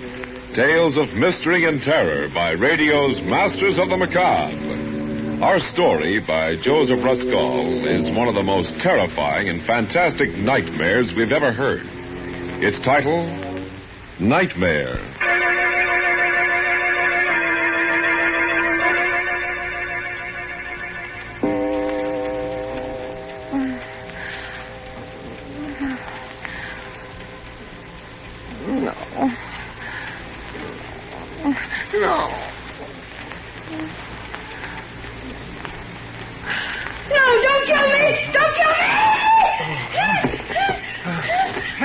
Helen, what's the matter? What's the matter? Helen, wake up, for Pete's sake. Stop it, Helen, stop it. It's me, it's Ernie. Where am I? In bed. Where do you suppose? It's almost 12 o'clock. I wish you'd let me get some sleep. Oh, thank heaven. Oh, it must have been just a dream. Oh, thank the Lord. Oh, Ernie, it was so real. I dreamed somebody was leaning over me just now with a pillow. Oh, it was horrible. They were trying to smother me to death. And Ernie. Yeah? It was you. What? Oh, that's a beaut. Where's the light? Oh, my aching back. Why, you poor, foolish little... Come here, Butch. I'll kiss you back. No, don't touch me. Keep away. Huh? What is this? That pillow in your hand. Oh, for crying out, Bells. Can't I even straighten it out? Sorry, dear. Gee, don't mind me, but that horrible nightmare, it seemed so real. Oh, darling, wasn't that crazy? You, the sweetest, gentlest husband in the world. Then why... Oh, Ernie, now please don't look so hurt. Now I can't even look hurt. I just murdered my wife in her sleep, didn't I? No, you were just about to. Oh, now what everything's happening tonight. Hello. What? Who? Wrong number. And what's more, this is a heck of a time to be ringing. Why, what a nerve. What a night. Thought maybe that was the police you phoned in your dream. Now will you go to sleep? Ernie Kraft, I'm sure I didn't mean to insinuate anything. I was just telling you my dream. You asked, didn't you? Oh, you're a character. I guess I'll have to put you in that book I never wrote, too. Well, now what? That was in it, too. Huh? That book you never wrote. You nagged about it so much, no wonder. Oh, and that look when you bent over me like a madman. Oh. Ernie, what on earth do you suppose made me have a nightmare? That's easy. You would insist on eating hamburgers after the show tonight. Yes, I did, didn't I, when we got out of the movies? Hamburgers, of course. Ernie, they were part of my dream, too. Hamburgers. Ernie, stop punching on that pillow, please. All right. Go ahead, then. Better tell me your dream, all of it. Neither of us will sleep until you do. I'll just light this butt. Now, let's have gruesome details. Well, I don't know if I can remember now. It was all so hazy and terrifying. Well, what happened before I smothered you with a pillow? A crazy quilt. Something about your job, and I was a millstone around your neck, and hamburgers, and you hated me, and July 15th. July 15th? Yes, I can't imagine what that meant. Look. Start at the start. Why did I decide to murder you? Because of that other woman, your secret love. Huh? You promised her you'd kill me tonight when I was asleep. My secret love? Yes, she had you in her spell. Oh, that's kind of bad casting, isn't it, Butch? I'm the dishes and dustpan type, remember? In the 5 years we've been married, have I ever looked at another? I know. I told you it was a crazy dream. Maybe you want me to eliminate my one night a week out, too. My Saturday gin rummy with the boys. Oh, no. Who was my secret love? Did she have a face? No, this is the silliest part of it, Ernie. It's absolutely ridiculous. It was that girl, Betty Daniels. Betty Daniels? Who's she? You remember that tall, dark-haired artist I introduced you to at Cape Cod last summer? At the exhibition. No, I don't... Oh, wait a minute. Trousers, long cigarette holder, Yes. very intense. Yes, very intense. But what the devil... What was she doing in your dream? We said hello to her, we walked off, and that was that. Casual. Yes, I know. I hardly remember her myself. I can't imagine why I dreamt of her. Why? No, don't touch me. Don't. No. Oh, that dream. That awful dream. So crazy. And yet it seemed to be telling me something, warning me.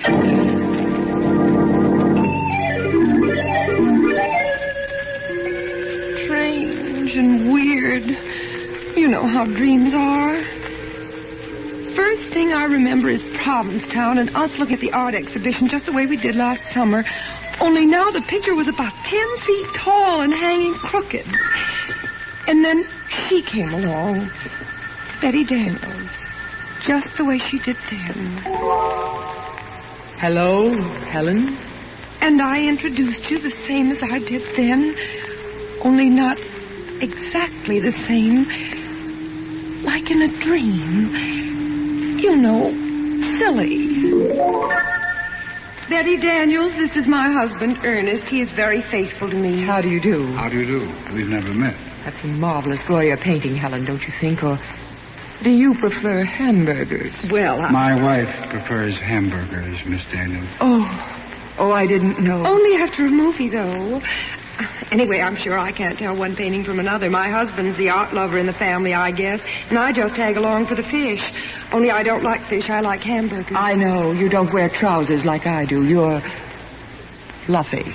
Betty and I met on the beach here, and she's a painter. Our rowboats got tangled. That's how we met. Yes, it was all very casual. I hardly remember. Well. Ernie and I are going back to New York today. Isn't that a shame? I wish you two wouldn't stare at each other so. Well, we better run along, Helen. Lots of packing to do. Ernie has got to get back to his silly old job. He's a reporter. A reporter? Shouldn't he write a book he never wrote? Well, imagine. That's what he always says. Well, goodbye. I'm wondering why I'm thinking of you now. Goodbye. Goodbye. The scenes sort of dissolve into each other like a kind of dream movie. And I'm trembling with fright because I have a feeling I know how the plot's going to end. The next thing I remember, Ernie, I'm in a penthouse apartment on Park Avenue. Everything zigzag, even the butler. And I'm the maid, Helen, there. And what I'm doing is turning pages for Betty Daniels while she plays the piano. For you, Ernie. Isn't that crazy? Neither of you hardly notice me at all. And I keep trying to open my mouth. Like that. But it's stuck, and I'm absolutely frozen at what I overhear. Darling. Yes, Butch. Love our loveness. Out of this world. Ah, this is heaven. Ernie, do you ever call your wife Butch? Never. What gave you that idea? I hate the very sight of her. She's really a little ignoramus. You're telling me she prefers hamburgers. Ernie, do you think she suspects yet? Of course not. She thinks I'm at a gin rummy game. Darling, you're blind, but she's not. She knows. She knows? How'd she find out? You may go, Helen. Helen, do you hear me? Why don't you go? Answer me. Have you lost your tongue? Oh, well, there's murder in the air. How'd she find out, Betty? Tell me. Darling, do you suppose she doesn't know what happened last summer in Provincetown? After we all said goodbye, you came to look for your cigarette lighter. She knew you hadn't lost your lighter, that you'd come back to ask me for my New York telephone number. She knew? Of course, intuition. She knows we've been having a secret affair ever since. I can't go on like this. I'm tired of being just a gin rummy excuse. Ernie, if you love me, you'll do what I promised. But I pity her so. Don't be a fool. Isn't it her fault you never wrote that book you never wrote? It's true. She wouldn't let me give up my job. She's a millstone around my neck. Then get rid of her, Ernie. Get rid of her, and I'll bring your genius to the world. I've plenty of money, and you can give up reporting and write that book. Fulfill your destiny. Fulfill my destiny. Oh, Betty, you'll help me. Yes. But only forget July 15th. You'll forget about July 15th. It won't mean a thing to you from now on. Not a thing, I promise. And you'll do away with it. The way I told you. Yes, like you told me. The pillow. The pillow. Don't let her hear. Just look at her standing there at the piano. You've been spying on us, Helen, haven't you? Haven't you? Answer, have you lost your tongue? Now, don't try to fool us. We know you're the real Helen and not the maid. She's heard everything you've said, Ernie. So we'll have to kill her now. Unless she gives me a divorce. Will you give him a divorce?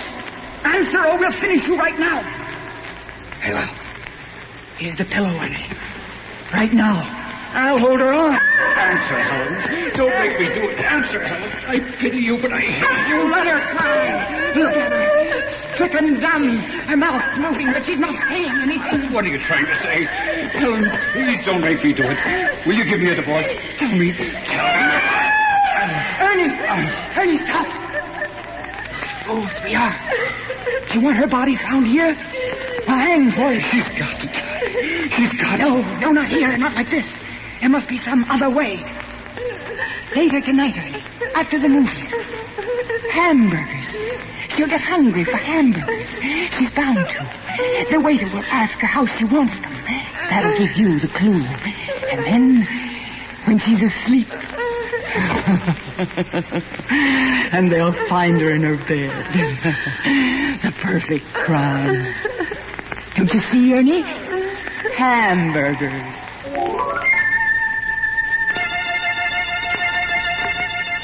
A frightened girl reliving a dream that was more terrible than any reality. A dream that could even become more terrible as the clock on the mantel ticks on and the hands draw closer to 12 o'clock and... Murder at midnight.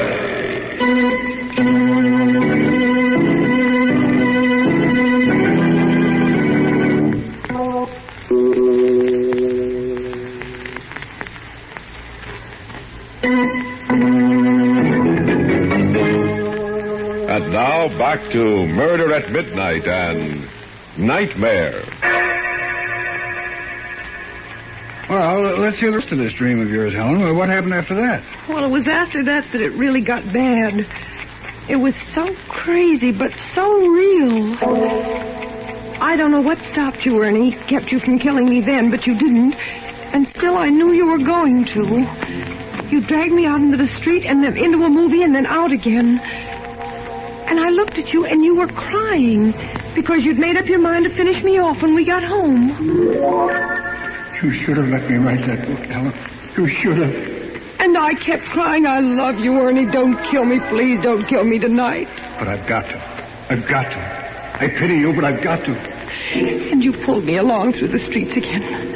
I was terrified. And then I saw a policeman and I cried to him, "Officer!" Yes? What is it, lady? Please save me. My husband here wants to kill me. Oh, wants to kill you, eh?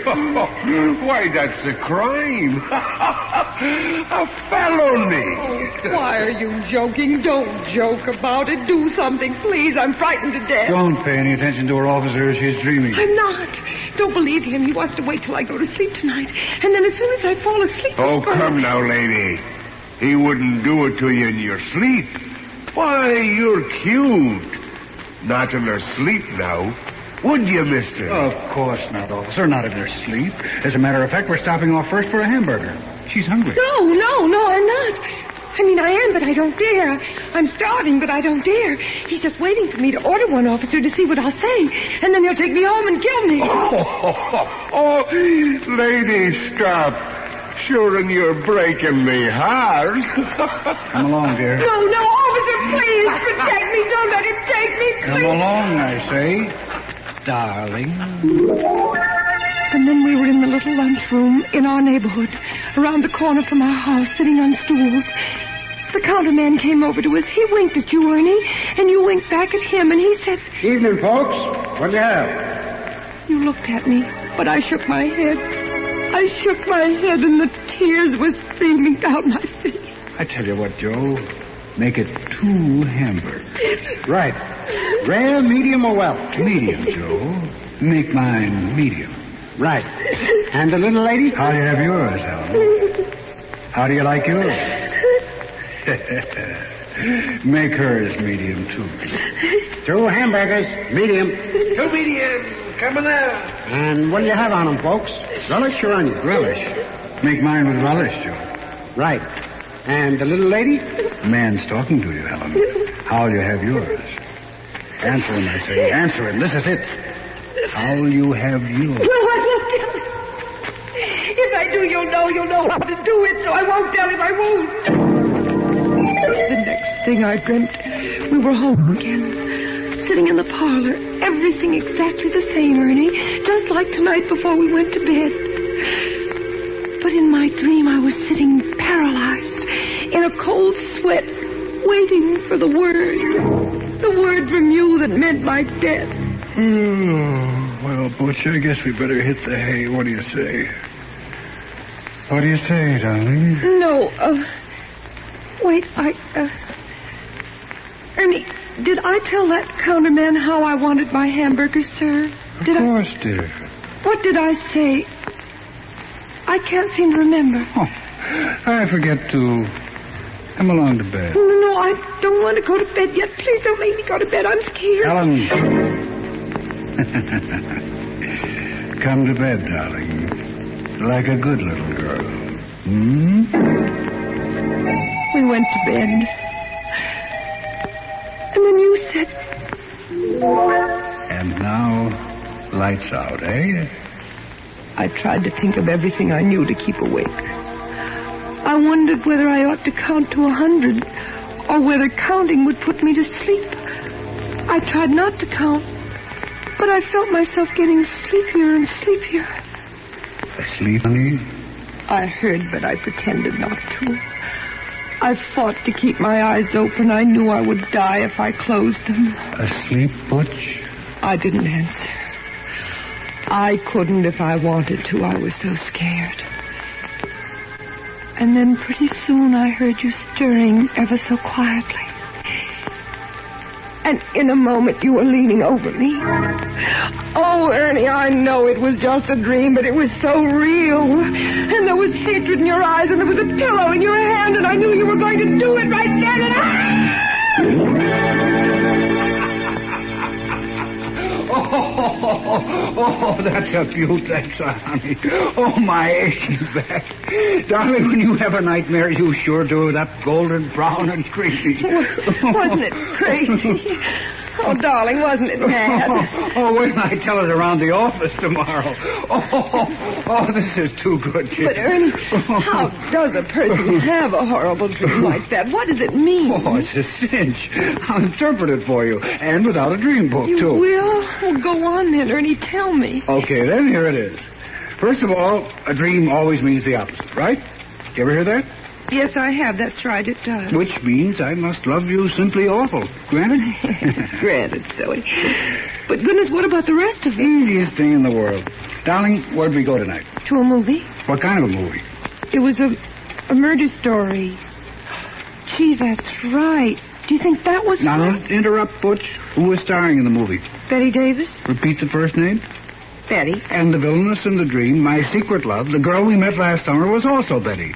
Betty Daniels. Oh! Well, that gave you Betty on the brain when you went to sleep tonight, and movies and murder, and those hamburgers you did stop to eat after the show wrapped up the whole sequence. And no wonder. They're still lying on my stomach, too. Well, what was the pillow doing in it? Sweetness and light, what were you talking about early this evening? That chore you intend to get after someday? Oh, yes, I've got to stuff the pillows. They're caved in the way the feathers have come out. Right, that's your pillow you had on the brain, which brings me back to the hamburgers. Yes, I was going to ask you. I mean, that nonsense of how did I want my hamburgers, what did all that mean, for heaven's sake? Precious, how did you order your hamburgers done tonight? Remember? No, I can't recall. Oh, of course you can. Think now. How do you almost always order your hamburgers? Well, smothered in onions. Oh, Ernie, of course. Smothered in onions. Smother, pillow, smother with a pillow. Check. Oh, my heaven sakes alive. Oh, my gosh. So that was it. Oh, if that doesn't beat... Ernie, that was wonderful. Really. The way you did that, figured that all out. I think you'd make a terrific detective. So I'm a police reporter. Close enough. Darling, it's made me think so. But maybe I have been a little bit selfish. What do you mean? Well, that book you always want to write. Maybe I ought to let you give up your job and try. Oh, and have us both starve? Nuts. Anyway, in my sane moments, Helen, I've always known the truth. I'm no writer. If I had it in me, it would have come out of me, job or no job. I could go back to work again, you know. I could take up nursing again. It was pretty hard, No, nonsense. I won't have it. I won't say any more about it, and that's fine. You're a swell guy, though, Butch. So offer to. Oh, there was one thing more, Ernie. Yeah? What do you suppose that was all that about July 15th, about your forgetting July 15th? What did that mean, you know? Yes. Don't you? Oh, no, I can't. It does seem familiar, but I can't seem to... Where are you going? Get something out of my wallet. Wait a minute. What's the date of our anniversary, Helen? July 15th, of course. Tomorrow. What was that? Right. You've had that on the brain, too. Oh. Here. Little present for you, darling. Oh, what on earth? Tickets. 2 railroad tickets to Montreal. Right again. We're taking an anniversary trip. I wanted to surprise you when you woke up, but... Well, anyway, happy anniversary, baby. Oh, Ernie, oh, you great big precious darling. How can I ever... You didn't forget. You always did before, but this time you didn't. Oh, Ernie, I just can't stand it. First that dream, and then finding out that it did me just the opposite. No, Helen, don't. It's so sweet of you. I'm so thrilled. Montreal, where we had our honeymoon, and you haven't forgotten. Oh, Ernie, I do hope I've been a good wife to you. And if there's anything I ever... I mean, if you want me to, I can always change. Oh, darling, I wouldn't want you any different for the world. I want you to stay just the same sweet little girl I married. And now, let's get some shut-eye, huh? Lights out? All right. And I'm going to put the tickets right here under the pillow. And have a happy dream for a change. Good night, Butch. You haven't kissed me?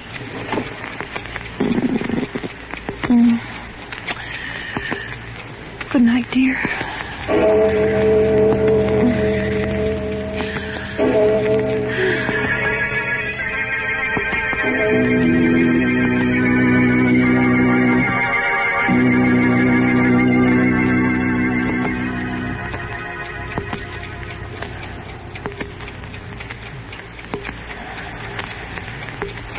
Sleep, darling.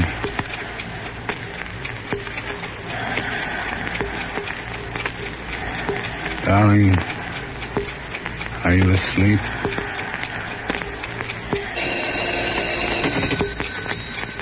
Hello? Ernie? You shouldn't have phoned before, Betty. She was still awake. I had to know. Is it done? Not yet. You got the tickets? Yes. It has to be tonight. Promise. I know. Is he asleep now? Yes. Just gone off. Then what are you waiting for? Nothing. I'll do it now. Right now. As soon as I hang up. Putting down the phone, Ernie turns and picks the pillow off his bed as the clock finishes striking 12. Murder at midnight.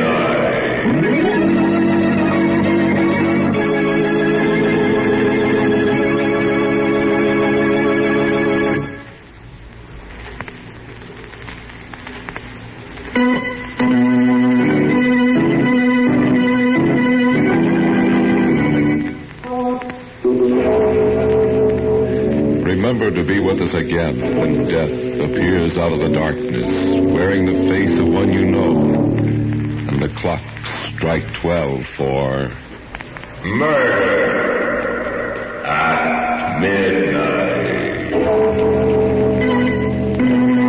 Martha Helen was played by Elspeth Eric. Walter Vaughn was Ernie. With music by Charles Paul, Murder at Midnight was directed by Anton M. Leader.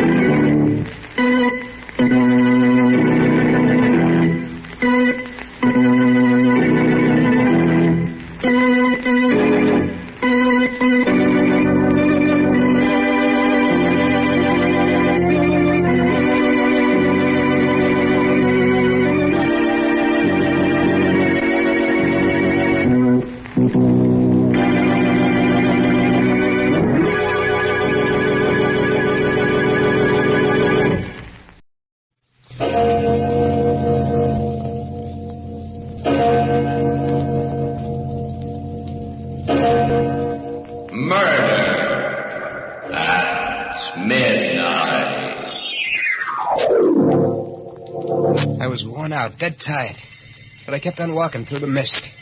And suddenly I started hearing footsteps behind me. I turned around, and then I saw him. He was walking along slow, dragging his feet, walking as if he couldn't see. His face was all covered with blood. But I know who it was. It was Miller, the guy I'd killed. Midnight, the witching hour when the night is darkest. Our fears the strongest, and our strength at its lowest ebb. Midnight, when the graves gape open and death strikes. How? You'll learn the answer in just a minute in The Dead Come Back.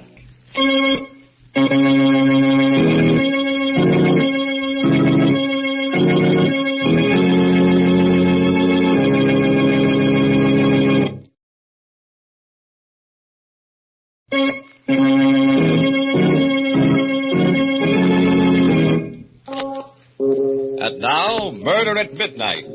Tales of mystery and terror by radio's masters of the macabre. Our story by William Morwood will threaten your sanity. Its title, The Dead Come Back.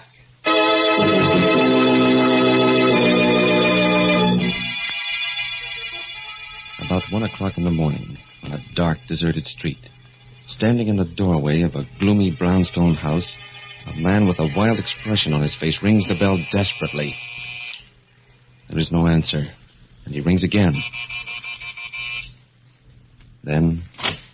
Hey, Doc Paget. Why, yes. The brain doc knows what goes on inside a guy's head? Well, yes, I'm a psychiatrist. I gotta talk to you. It's very late. If you come back tomorrow during office hours... Now, Doc. Something's been happening to me. Something that's driving me nuts. I'm sorry, but... Get inside. Be careful with that. He won't go off until I pull a trigger.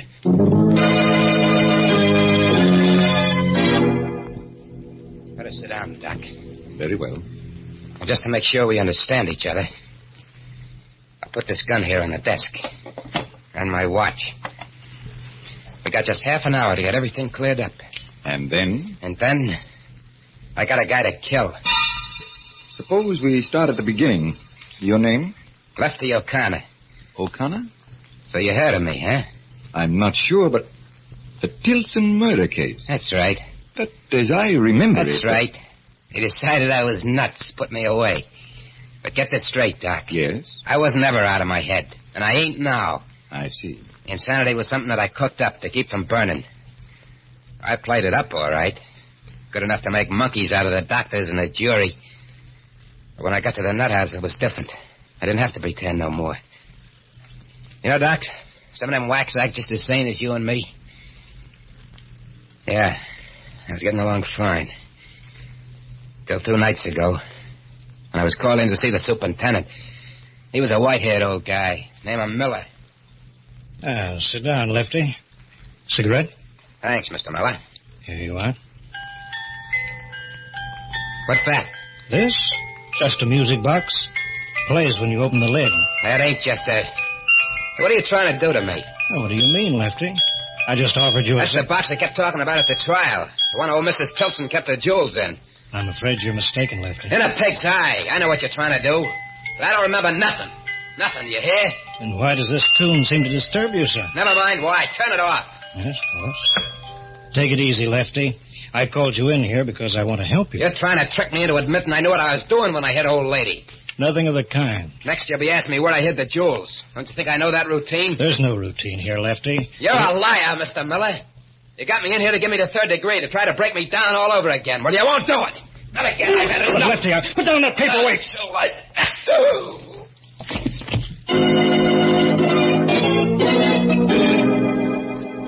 I didn't have no idea of escaping when I hit him, Doc. I was just scared. I was scared of what would happen if he kept after me. When I found a gun in his desk drawer, I began making plans fast. I brought him around. I told him exactly what he had to do. We went out, got into his car, started for the gate. Okay, Miller, it's up to you now. I understand. Now remember, I'll be lying back here with this gun against your spine. Evening, Mr. Miller. Hello, George. Going out kind of late, aren't you, sir? Yes. Something unexpected came up. You wouldn't be smuggling out anyone under that rug and back, sir, huh? I might. Yep, looks suspicious. Just the right shape for a man. But I'll take a chance on you, sir. Okay, Charlie. Open up for the super. Okay. Open it up. Good night, Mr. Miller.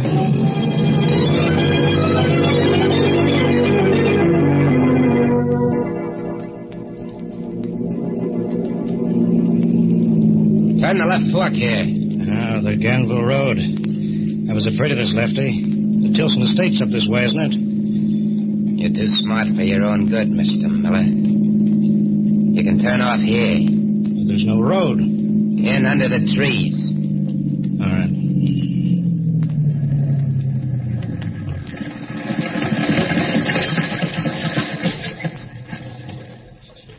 What happens now? Do we walk the rest of the way? One of us does. Get out. You're no use to me anymore. Let you know. Put that gun away. You can't. You fool. You won't get rid of me this way. You...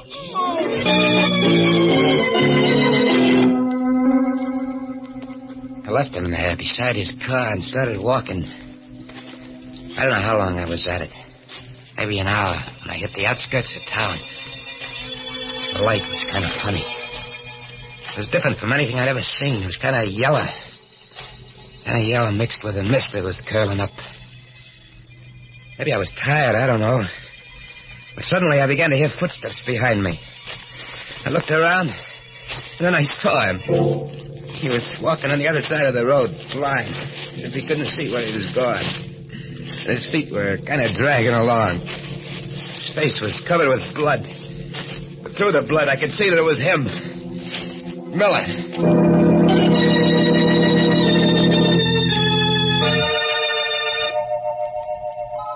I don't know what happened then, Doc. I must have passed out. Because the next thing I knew, people, faces bending over me. He's coming to, Tom. Yeah. How are you feeling, chum? Hey. He's as white as if he'd seen a ghost. Who are you? I'm Ruth Mason. This is my brother, Tom. We live right by. We heard you yell and came running out. Did you see anyone else? I know. On the road? No. You were lying right in the middle of the road till we pulled you off. What happened? Did a car hit you? I don't remember. Well, take his arm. Help him up, Tom. Okay, sure. Here we go, Mo. The name is Sims. Johnny Sims. I'm all right. You look kind of bushed to me. I've been walking all night. Out of a job, see, and broke. Well, our house is right over there. You come on in and we'll fix thanks. it. I gotta keep moving. What's the rush if you're just looking for a job? Well, Hey. Cops coming this way. Probably looking for that man that escaped from the state hospital. That's right. They said that... What? Johnny, what's the matter?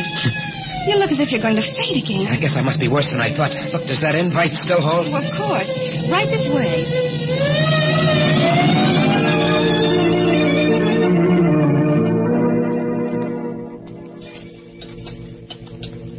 Something more, Johnny?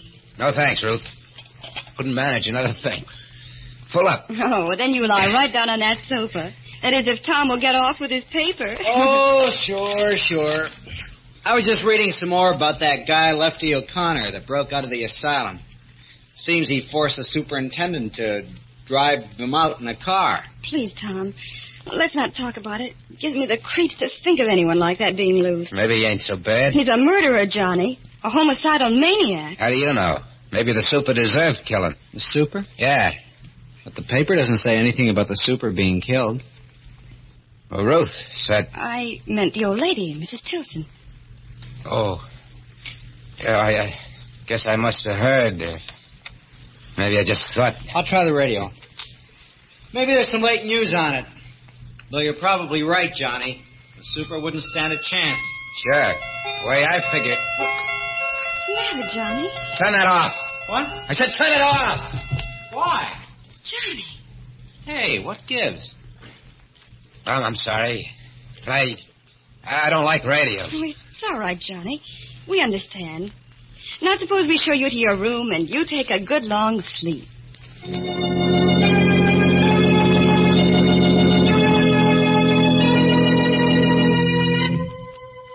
I must have slept like a dead man, Doc. It was dark when I woke up. There was nobody in the house. I switched on the lamp and looked at my watch. A few minutes before midnight. Didn't have much time if I wanted to get the jewels and blow town before morning. So I started for the door, but before I reached it, it opened. And standing there, smiling, kind of sad-like, was Miller. Hello, Lefty.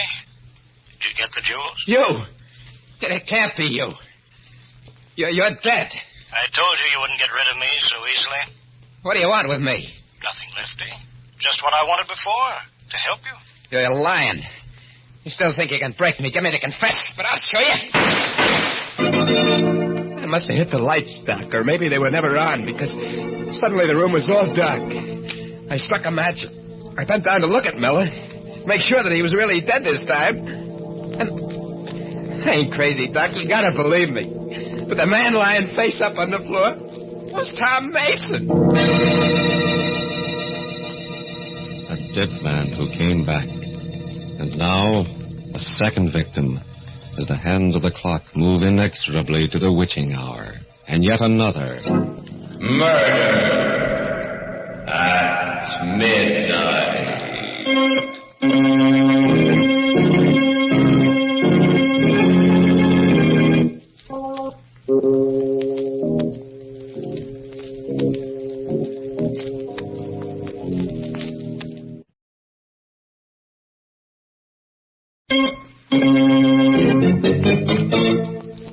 And now, back to Murder at Midnight. To Lefty O'Connor, sitting in a psychiatrist's office with a gun in front of him, trying to convince the doctor and himself that he is sane. My hand was shaking so much that the match went out.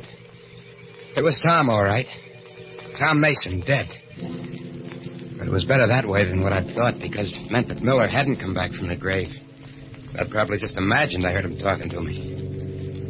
I frisked Mason, I got the keys to his car, and went out. It was a little coupe parked in the driveway. I opened the door.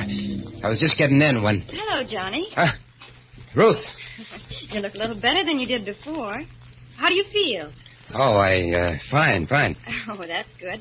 You were sleeping so soundly when I left it. Are you going somewhere? Well, yeah. There was something I had to do, and Tom told me I could borrow his car. Oh, all right. I'll go inside. No, you can't go in there. Oh, what do you mean? Why not? Well, I mean, such a swell night. How about a little drive, Ruth? But what about your errand? Well, that'll just take a minute. It'll be swell having you along. Well, I don't know. I don't suppose Tom won't mind. I'm sure he won't. Well, then, all right. I guess that's one of the wonderful things about life. You just never know when something completely unexpected will happen. That's right, baby. You just never know.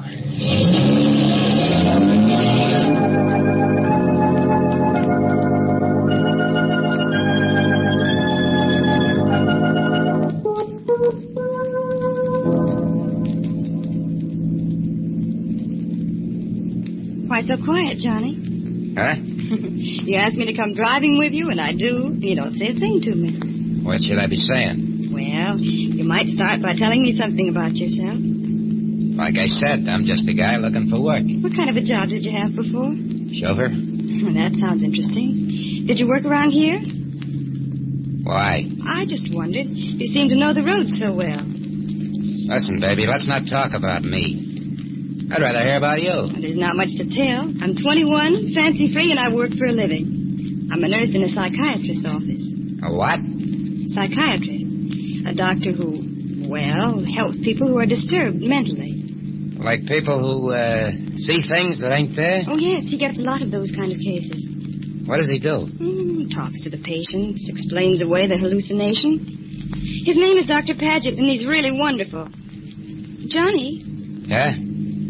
Where are we going? Why, baby? We've turned off the main road. This leads past the old Tilson mansion. What's that? The house where that terrible murder took place about a year ago. It's all boarded up now, of course. Yeah, that's the job Lefty O'Connor pulled, yes. huh? Yeah, he was old Mrs. Tilson's chauffeur. What? Chauffeur. Quite a coincidence, ain't it? Johnny, you're turning in the driveway. Yeah. See, a couple of nights ago, I broke into this place to sleep. It was just an empty house to me. I didn't know anything about no murder. I left the parcel behind. I want to pick it up. Oh, I see. You think I had any other reason for coming here? No, Johnny. Sit tight, baby. I'll be back in a minute. All right, Johnny. Well, why are you taking the keys? Just to make sure the car stays here, and you with it. But of course I'll stay. You better, baby. Or it'll be just too bad.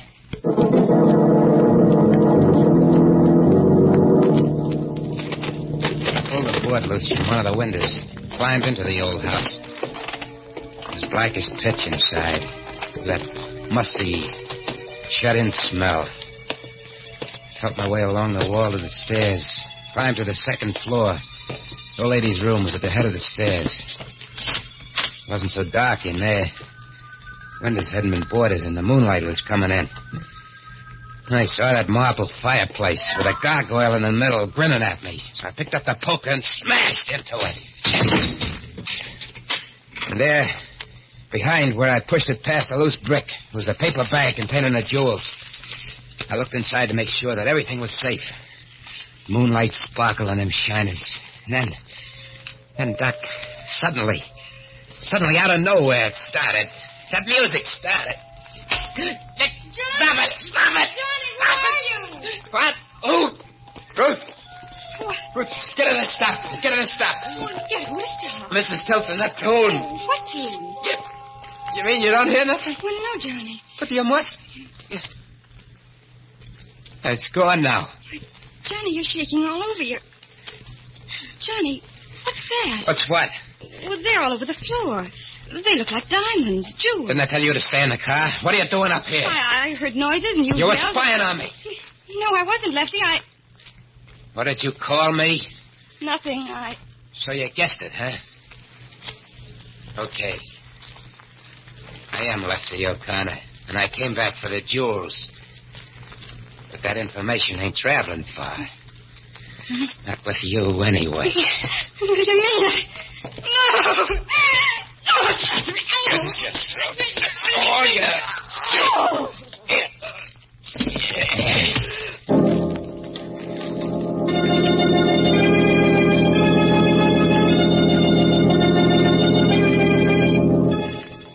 rattle, Doc.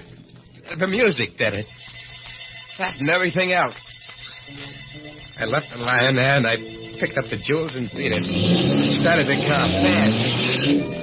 Just about hit the main highway when the wheels started acting funny. I stopped and got out to look. It was a flat. My luck had played out. If I took the time to change it, someone might come along, and just then I did hear a car coming. I froze, waiting for it to pass. Instead, it stopped, and... Hi, Johnny. Tom! Miss! I got out as soon as I could. Which is the flat? What? How did you know? How did I know? Why, you just called me. You told me you couldn't find the tools. I called you? Why, yeah. Don't you remember? No, I don't. I couldn't have. Of course, it's none of my business, Johnny, but look, you've been acting awful funny. I'm beginning to think maybe you ought to go see a doctor. Someone like Doc Paget that Ruth works for. There's nothing wrong with me. Nothing. Okay. Get started with this, Jack. The rest of the tools are under the front seat. I'll get them. No, wait. Hey, what's this paper bag doing? Give me that! You're going in for pebble collecting, huh? Pebbles? Yeah, look at them. Oh, they are pebbles. Yeah?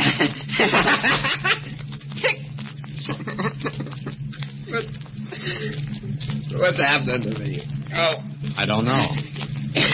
But I told you don't look well. Hey, where are you going? Hey, wait a minute. I told you that was a borrowed car. Get off that ramp, boy. I say get off. You're nuts, Johnny. You're nuts. You're crazy.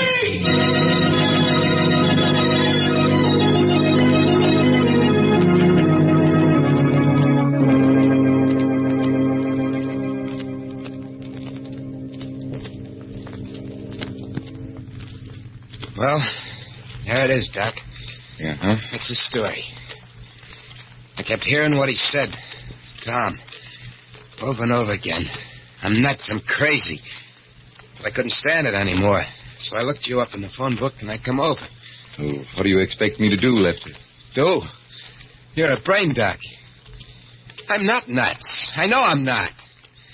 Why am I seeing these things? What's happening to me? Well, it's rather difficult to make a diagnosis this quickly, but I'd say that you were suffering from hallucinations because of a sense of guilt. Guilt? About what?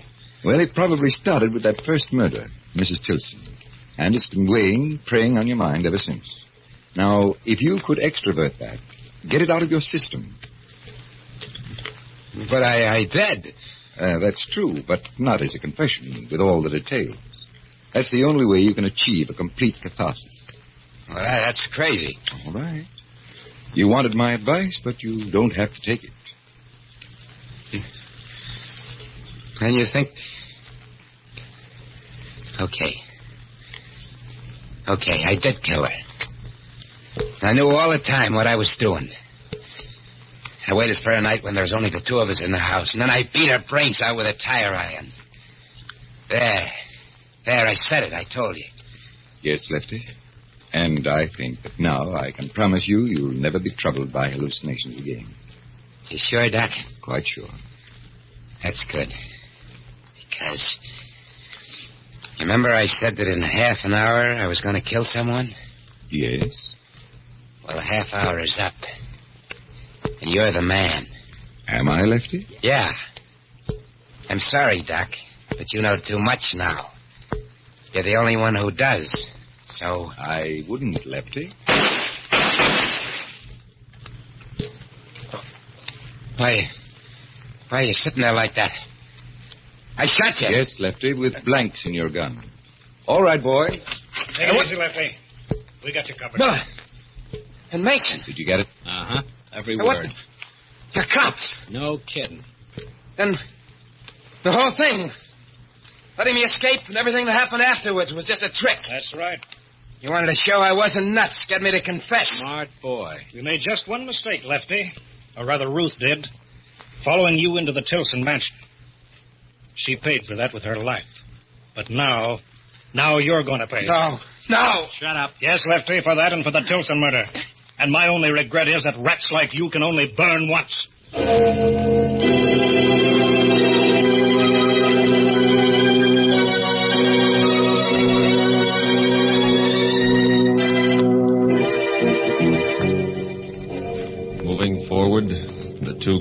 faced men take hold of Lefty O'Connor. And Lefty knows that he has come to the end of the road. The road began when he first heard the clock in the old Tilson mansion strike 12 for murder at midnight.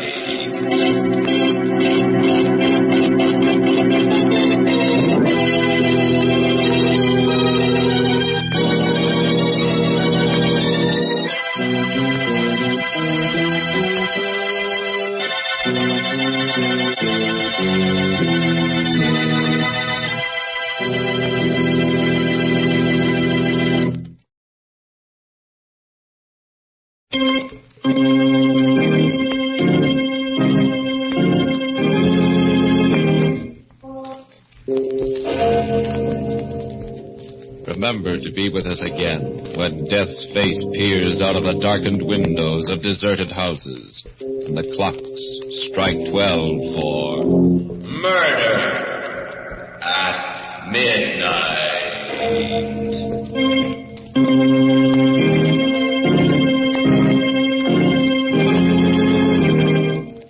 The part of Lefty O'Connor was played by Joseph Julian. With music by Charles Paul, Murder at Midnight was directed by Anton M. Leader.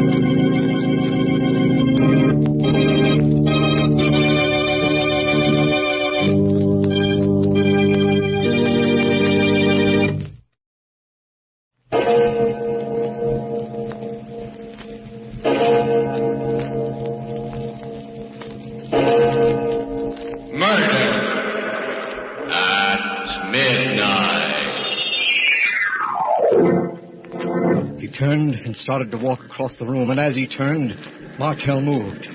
His face stayed dead, expressionless, but he moved. He picked up a heavy wrench, followed him, and then as Roy reached for the switch, he hit him. No! I heard his skull go like a rotten pumpkin shell, and he went down. Then Martell picked up a hacksaw and... No, I don't want to remember the rest. It was too awful, too horrible.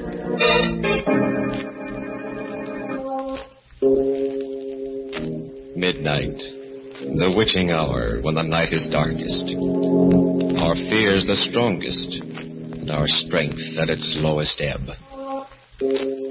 Midnight, when the graves gape open and death strikes. How? You'll learn the answer in just a minute in Terror Out of Space.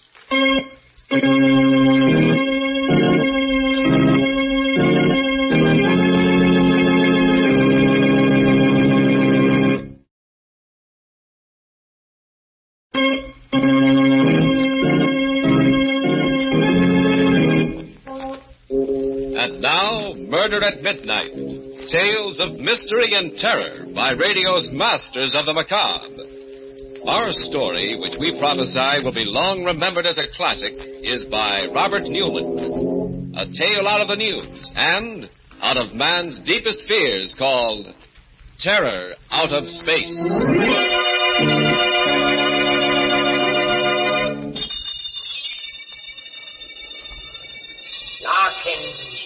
John, can you hear me?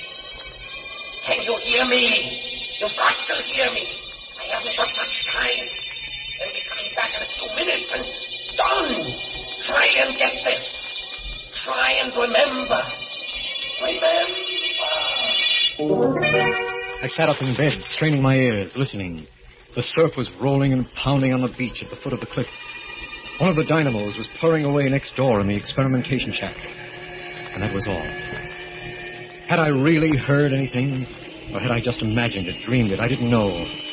All I knew was that I was in a cold sweat, shivering even though it was a hot summer's night. But that wasn't surprising after what had happened. Just what had happened.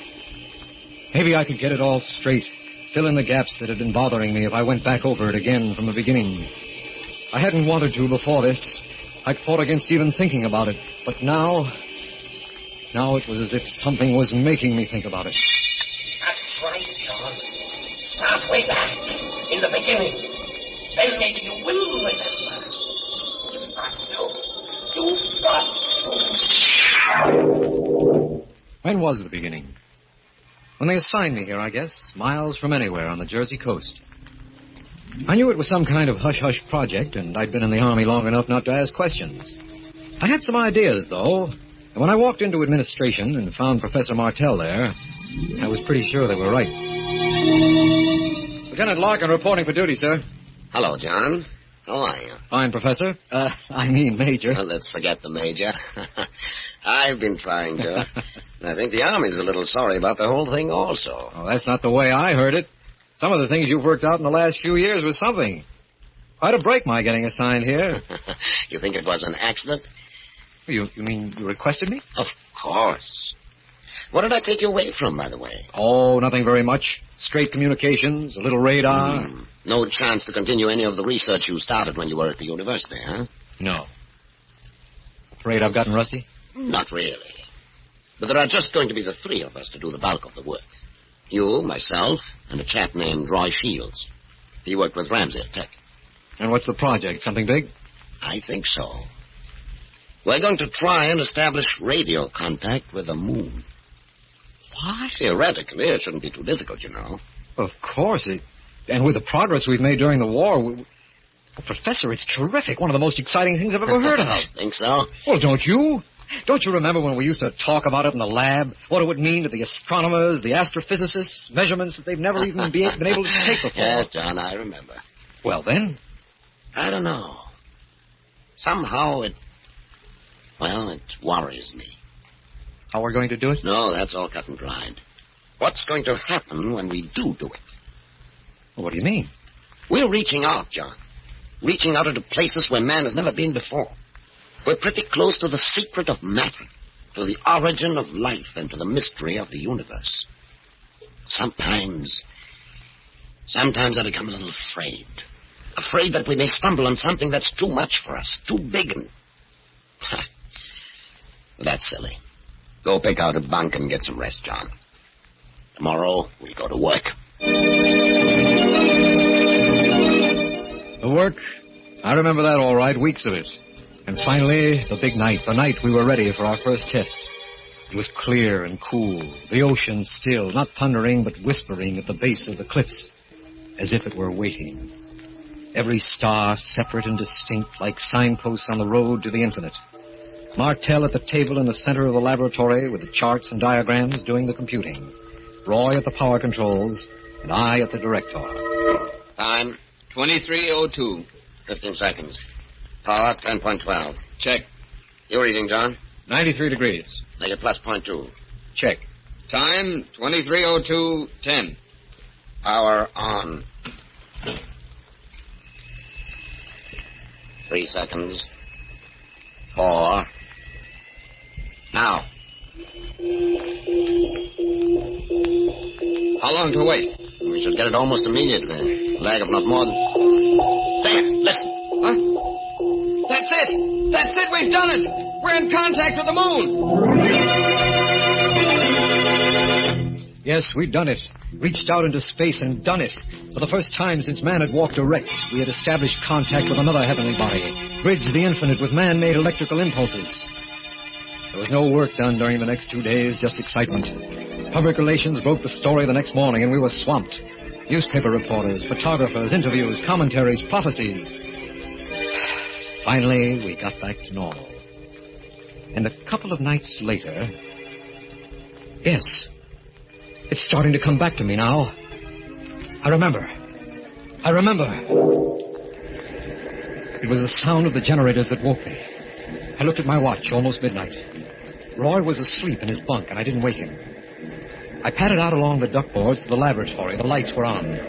I went in, and there was Professor Martell. He was sitting at the control table, and he was funny. His eyes were open, but he didn't seem to see me. I said, "Hello, Professor." He didn't move. He didn't answer. I took a quick look at the control board, and the frequency had been changed. A little uneasy, I tried again. "Professor, what are you doing?" And then something very strange happened. Half of him came alive. His right side first. His right eye lighting up, while his left eye stayed dead. His right hand twitched, while his left one remained stiff. It was just for a fraction of a second. Then... What? Oh. Hello, John. Hello, Professor. Anything the matter? Matter? What am I doing in here? I don't know, sir. I heard the generators go on. I came in and found you here. Strange. Very strange. I went to bed about 10:30. Ever walked in your sleep before? No, not that I know of. Of course, I haven't been sleeping too well lately. Very disturbing dream. Did you change the transmitter frequency that way? No, sir. You must have done it yourself in your sleep. Funny. That would make it more of a carrier instead of a transmitter wave. Shall I shift it back? No, leave it. I'd like to take a look again in the morning. Do some thinking about it. The next morning, somehow, neither of us mentioned it. I can't be sure now whether we didn't remember or just didn't think it was important. But that night... Yes, it was that night that we discovered what it meant. That we knew. It was the sound of the generators that woke me again. I looked at my watch a few minutes before midnight. And it was then that I noticed that Roy wasn't in his bunk. I lay there. And for some reason I was terrified, trembling. There was something in the air, a feeling of menace that... I made myself get up. Slipped on a pair of sneakers and went out along the duck walk to the laboratory. The lights were on again.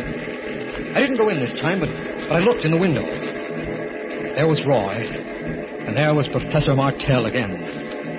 He was sitting at the control table with that same, dead look on his face. And Roy was standing in front of him and talking to him. I could hear him through the window. What is it, sir? What's going on? Is anything the matter? Sleep. Walking in his sleep. I better get Larkin and... Well, I can't leave the generator on, though. Gotta shut that out first. He turned and started to walk across the room toward the master switch. And as he turned, Martell moved. His face stayed dead, expressionless, but he moved. He got up without a sound, took a heavy wrench from the work table, and followed Roy. And then, just as Roy put out his hand to throw the switch, he hit him. I heard his skull go like the shell of a rotten pumpkin, and he went down, dead. I couldn't move. I couldn't make a sound. I just stood there, frozen with horror. Martell looked down at him without batting an eye.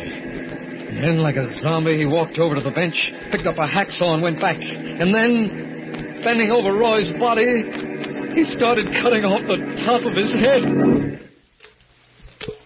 A voice from the void.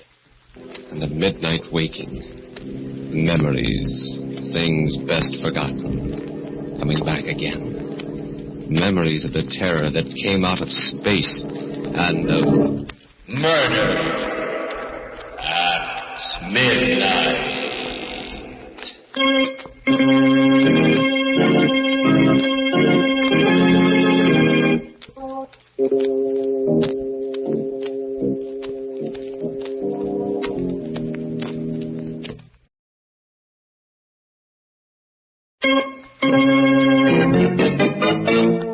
And now, back back to Murder at Midnight and Terror Out of Space.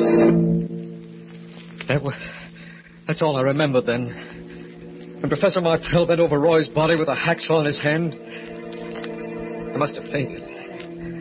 When I opened my eyes, I was lying on the sand outside the shack, and there was Martell bending over me. No, Professor, no, don't! Don't! John, what's the matter? Leave me alone. Don't come near me. Don't touch me. I saw what you did in there. And where? When? Just now in the shack to Roy. Aren't you well either, John? What do you mean? I just came up here from the cottage. I had a bad dream. I've been having quite a few of them lately, and I woke up with a very annoying headache. I came out to take a walk at some air. I found you lying But here. I'm telling you, I saw you. I saw you in there with Roy and... And what? Well, I don't even want to think about it. But you killed him. Killed him? Huh. Let's go back to the bunkhouse, John. Take a look. The bunkhouse? Yes, when you see that Roy is where we should be, in bed, maybe it'll convince you that you either dreamed or imagined the whole thing. He led the way to the bunkhouse, and I followed. Still shaken, but starting to feel a little foolish. This was the Professor Martell I had studied under, known for years, the man who wouldn't hurt a fly. We went into the bunkhouse, and Roy's bed was empty. He wasn't there. Martell gave me a funny look and started calling. Roy! Roy, where are you? Roy! Without a word, we hurried back to the laboratory, and there was no sign of him there either. Nothing. Wait, he must have gone out for a walk too, Professor, or maybe jeeped into town. If it was true, there'd be something here. His body, blood. There, John. Well, right there, in front of the switch. But there's nothing. No. Except that it looks as if this floor was just scrubbed. The floor? What? You're right. John. Huh? Did you change the transmitter frequency this way? But no, sir. You must have done it. Just the way you did last night. Last night? You mean something happened last night, too? You don't remember? No. Tell me what you saw happen tonight. Everything you remember, whether you believe it now or not. Well, it was pretty terrible, Professor. I was sitting there.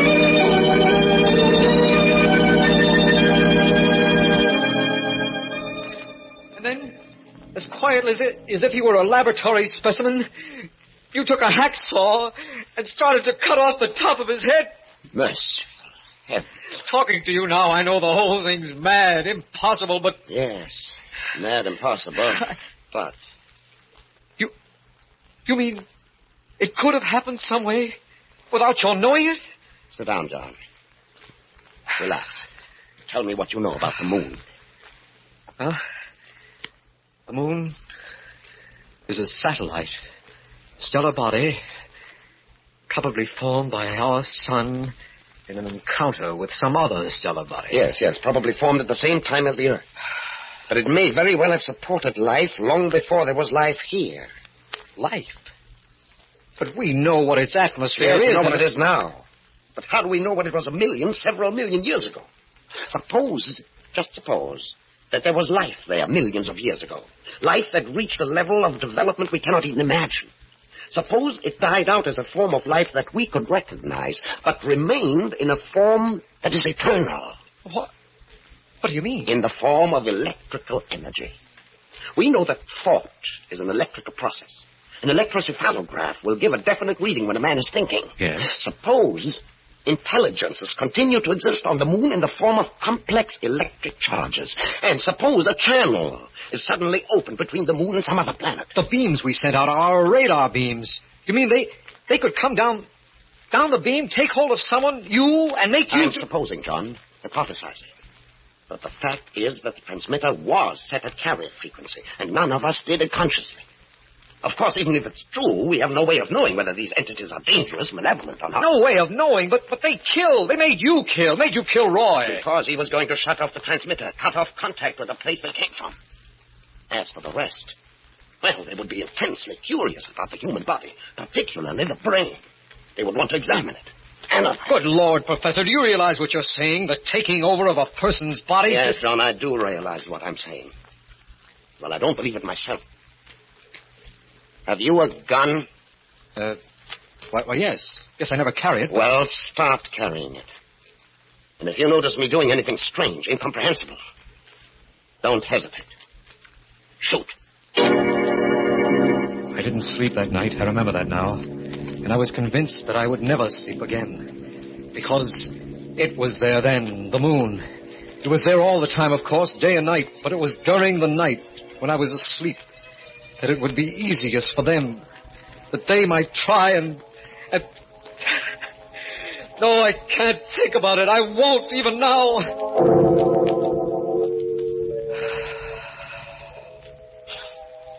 With the daylight, I felt a little better. Roy hadn't come back, but, well, there were a dozen possible explanations for that. I went to have another talk with Professor Martell. And he was gone, too. His bed was empty, as if it had never been slept in. I waited until about noon. Then I called headquarters. I had decided that I was going to tell them only facts, things I could believe myself. Hello? Hello, Colonel. This is Larkin over at Radar Experimental. Oh, yes, Larkin. How are you? Pretty good, sir. I'd like to report that both Sergeant Shields and Major Martell are missing. Huh? Missing? What do you mean? I don't know, sir. They were both gone when I got up this morning. AWOL, eh? Well, that's my fault. You men have been working awfully hard. I meant to suggest that you take leaves. Why don't you go missing, too? Oh, no, sir, I couldn't. Not right now. Okay. Then you carry on until they get back, and then I'll arrange for you to do it officially. So I stayed. Stayed there in the lonely shack on top of the cliff, alone. And that was the most awful, terrible week of my life. Only the wind, the pounding of the surf, and my fears that were with me constantly. There was work I had to do, but I had to force myself to go into the laboratory. Then, on Friday, they found Roy's body. A phone call took me to town to the local funeral parlor. When I got there, the colonel was waiting. You knew Sergeant Shields pretty well, didn't you, Larkin? Yes, sir. Some fishermen found a body in their nets this morning. I wish you'd look at it. Of course, sir. Right here. Oh, good Lord. Evidently, the fish were pretty hungry. Well, no one could be sure, sir, but I think that is Shields. All right, Larkin. Thank you. Yes, they found Roy's body. And that night, Martell came back. I'd taken something to make me sleep. It was the only way I could sleep. But the sound of the generators woke me again. I lay there listening, unbelieving but terrified because there was no one at the station but me. Then, picking up my gun, I went down the duck walk to the laboratory. I opened the door, and there he was, Professor Martell. His face was thin, haggard. His eyes were dead, lackluster, the way they'd been those other 2 nights. And when he spoke, his voice was hardly human, as if someone was using him, speaking through him. Too bad that you woke up, Larkin. You should not have come in here. What do you mean, Professor? Where have you been? We have been looking over your planet, studying it. Very interesting. And now we are ready to go. Go? Go where? What are you talking about? What? You said we. Professor Martell, have they... Just a few preparations to make. And then...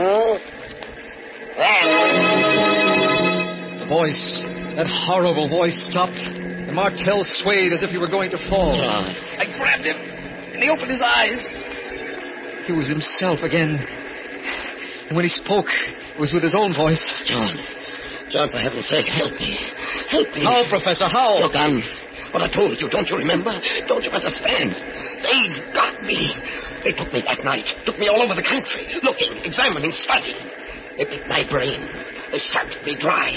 And now they're going to take me back with them. Back with them? Back to where they came from. Not my body, they're not interested in that. But the essential me, in heaven's name, shoot, John. Shoot and now we are ready. They had him again. As your friend told you, we are taking him with us. But you will not remember.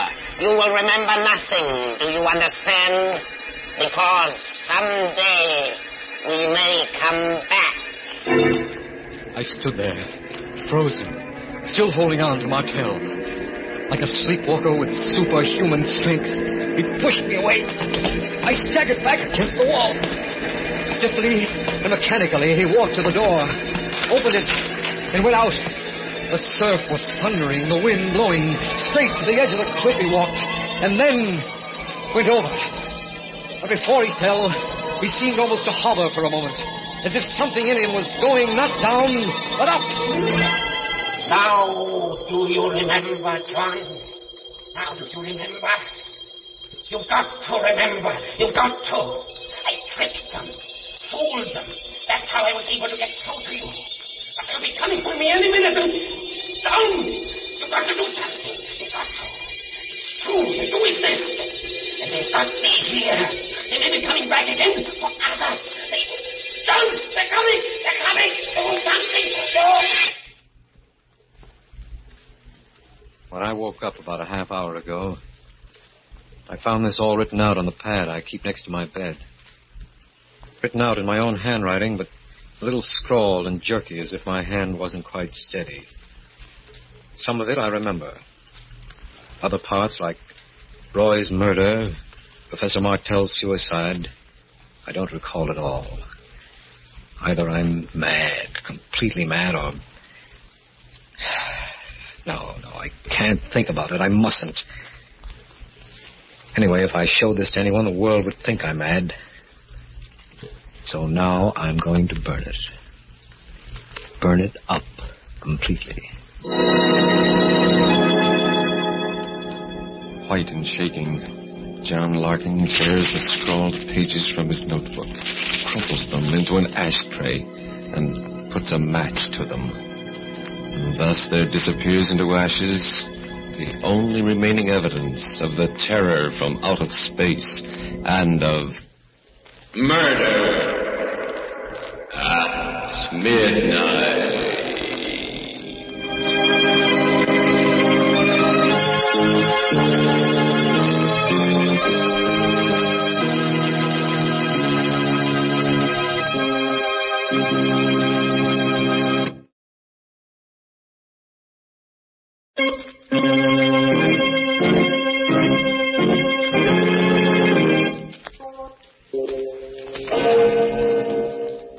Remember to be with us again when death comes in some unknown form. And the clocks strike 12 for murder at midnight. The part of John Larkin was played by George Petrie, and Peter Capell was Professor Martel. With music by Charles Paul, Murder at Midnight was directed by Anton M. Leader.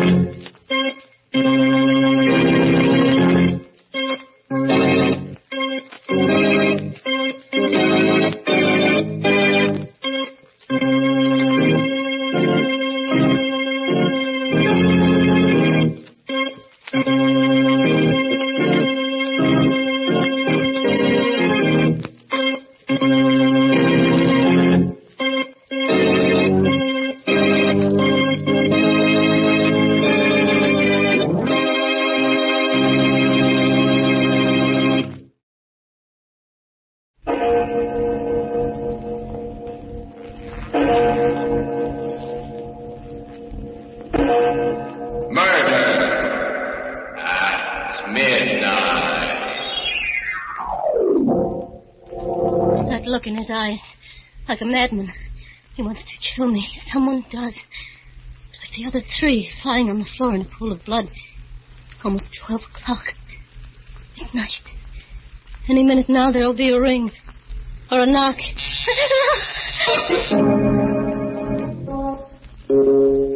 Midnight, the witching hour when the night is darkest. Our fears the strongest, and our strength at its lowest ebb. Midnight, when the graves gape open and death strikes. How? You'll learn the answer in just a minute in The Creeper.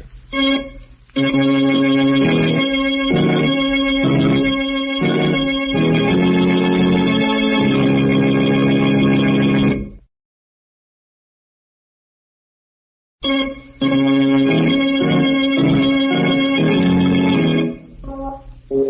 now, Murder at Midnight. On this program, we bring you the best and most blood-curdling stories ever written. And so now we bring you a tale which you may have heard before. A tale which we consider a classic in terror and suspense. The Creeper, by Joseph Ruskall. In the kitchenette of a New York apartment, a man and his wife listened to the evening news broadcast. New York. The unknown killer called the Creeper has struck again, adding a third female corpse to his toll. Virginia Peters, a comely waitress, was found strangled to death in her third-floor apartment early this morning while her radio blared. As in the previous murders, a note was found scrawled on the wall with the victim's lipstick, and the plea, "For heaven's sake, catch me before I kill more. I cannot control myself." Police insist... Now, why'd you turn it Oh, off? how awful. Awful, and in this very neighborhood. Let's hear the rest. It's very interesting. Oh, you don't go turning that radio on again, Steve Grant. Heard enough. I'll go out of my mind, for heaven's sake. That's it. A good, solid clue. What is? For heaven's sake. How many men ever use that expression? Oh, shut up. Okay, Mrs. Grant. Pass the biscuits, my little pigeon. Pass the biscuits. Eat, eat, eat. 3 women in 3 days murdered in cold blood by a mad fiend right here in Washington Heights. I'm too sick to go out, too scared to stay in. The lock's broke. He sits there eating, eating, eating. Pass the biscuits. There's nothing wrong with my appetite, my love. Of course. That's what cost you your job on the police force. When I even think of Some men drink to escape. I eat. Escape what? What? An ugly tongue, a beautiful face, and a roving eye. In short, a wife. Oh, so you're starting that again. You and your crazy jealousy. Yeah, maybe that's the creeper's way of escaping, too, Georgia. Who knows? Shut up. Go ahead and get a divorce. Go ahead. Can I help it if men look at me? I don't know why you come home at all. Where do you go? What do you do with yourself? Where were you this morning? Why'd you come back? To eat. But someday I'll lose my appetite for that, too. And when I do, my dear, there'll be no escape. And now I'm off again. Kiss. Still using stage lipstick. Wipe it off. How many times must I tell you? You're married now, remember? Steve, wait. Yeah? At least go buy my medicine. Sorry, I got no time. Don't leave me here alone. Stay home this evening. Please, I'm afraid. Oh, don't be silly, pet. Nothing will happen to you. You got a doorman here, an elevator boy, Mrs. Stone across the hall, a phone. You're safe enough. But the night lock, it doesn't work. Oh, now you can't lock me out anymore. It doesn't catch. Something's happened to it since last night.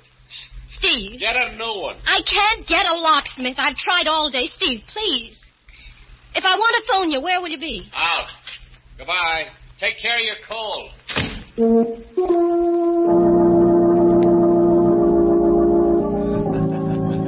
Steve Grant. Huh? Well, if it isn't old Pearly Chase, how are you? Here you got thrown off the force, Steve. Yeah, I hear you got thrown off the news, Pearly. You heard wrong. I wasn't fired. I was just warned. I wasn't fired either, just suspended for 3 days, eating a lamb chop at Casey's when I should have been ringing in from the box of the 162nd with all that trouble up there. On my way to headquarters now for reinstatement. I eat too much, my trouble is. I drink too much. Here you're living up at the Heights, Steve. Yeah. That's funny, me too. Yeah? Here you're married now to a beautiful and lovely young... with admiration. Say it again. I think I knew her. Wasn't her stage name Georgia Dixon? Yeah, that's her. I love that wench, but women. How does a guy handle them? You know, maybe the creeper has the right method. Thank you for taking the words out of my mouth. Who's the creeper, Steve? Any angles? You tell me, and I'll split the reward with you. Say, what do you think of Inspector Bradley's inside job theory? Nuts. Every janitor's a creeper? And as for that doorman, Jim Ellis, just because he worked at 2 of the 3 murder apartments? Pure coincidence. Anyway, they've released him. One thing, though, and I don't think even Bradley's put it together yet. Yeah? In all 3 cases, just before the creeper struck, the door locks had already been tampered with. You don't say. You got a theory? Well, sure. I mean, you take that note on the wall. For heaven's sake, in every case, for heaven's sake, catch me before I kill more. I cannot control myself. Right. Oh.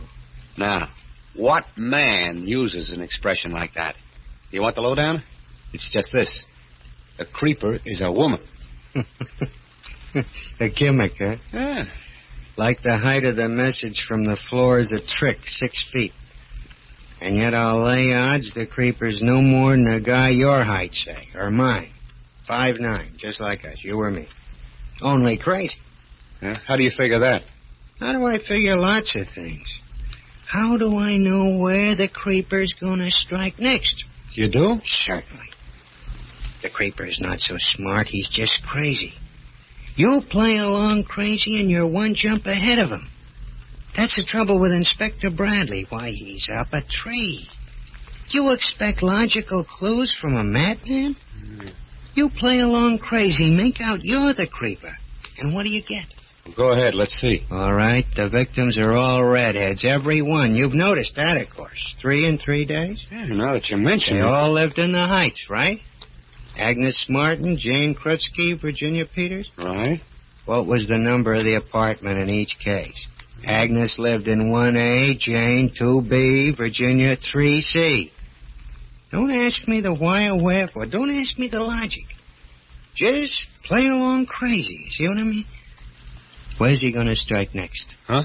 I don't get you. The next victim of the creeper also lives in the Heights.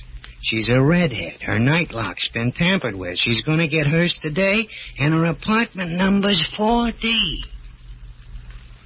Well, why are you looking at me? Don't you like my arithmetic? Pearlie, my wife's a redhead. We live in the Heights. And our apartment number is... You're just a boozy reporter.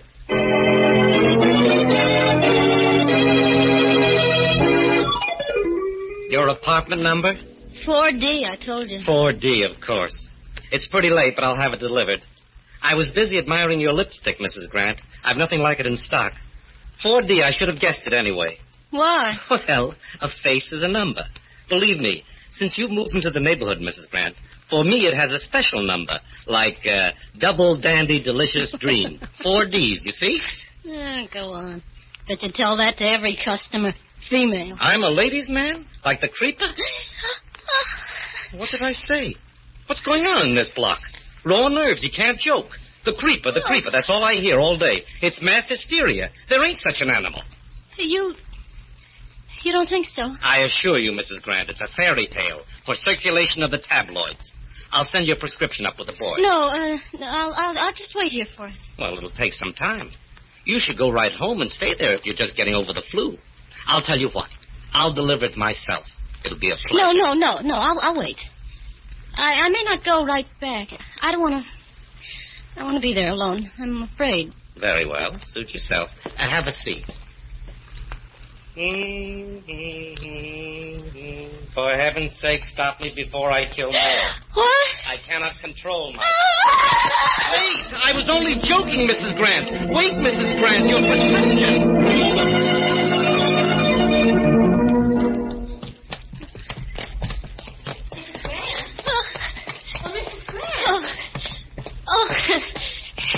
It's you, Mrs. Stone. Why, yes. What's your hurry, dear? I just got such a scare. Since these awful murders in this neighborhood. Yes, isn't it terrible? I'm simply frightened to death myself. You walking home? Yeah, I guess so. Well, I'll go with you. It's good we live in the same house. At least if I had a double lock, but the night one doesn't work. Oh, really? Well, I have a chain lock besides, and still The way it is, I sit and shiver when there's a sound at the door. Can't get a locksmith. Tried all day, but they're all so busy. Mr. Frank on the corner promised to, but didn't know when. Why are they all so busy? Well, my dear, because every woman in the neighborhood's changing theirs, too. Simply a nightmare. Oh, but don't you worry. We'll stay together this evening. Mr. Stone's out, too. Think of it, we've never visited, though we live right across the hall from each other. Isn't that like a big city, for heaven's sake? Or would you rather I dropped in on you? Well, I don't know. Well, make it your place, then. Isn't it horrible, the ghastly things they're saying? The theories, one doesn't know what to think next. You believe the latest? The latest? That maybe it's a woman, the creeper. A woman? Can you beat it? I just can't imagine how in the world the police figure that, for heaven's sakes. Can you? I say, can you, Miss Grant? I don't know. I was just thinking of something my husband Though I said. can see where a married woman now, if her husband was faithless, well, I can understand such a theory because, say, take my husband now. You've met Mr. Stone, haven't you? Oh, Mrs. Grant, why on earth are you staring at me like that, for heaven's sake? I don't feel well. I must get home. Well, I feel faint. But Mrs. Grant, oh, for heaven's sake. Sobbing with terror, the woman with red hair runs up the dark street, back to her apartment and the door with the broken lock. As the hands of the clock move on towards 12 o'clock and... Murder at midnight.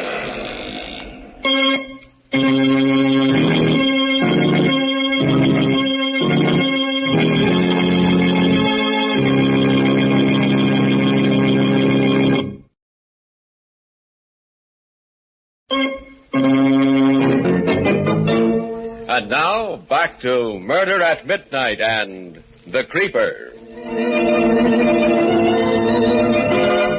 Back to Georgia Grant, hurrying hysterically through the dark streets towards the apartment with the broken lock on the door.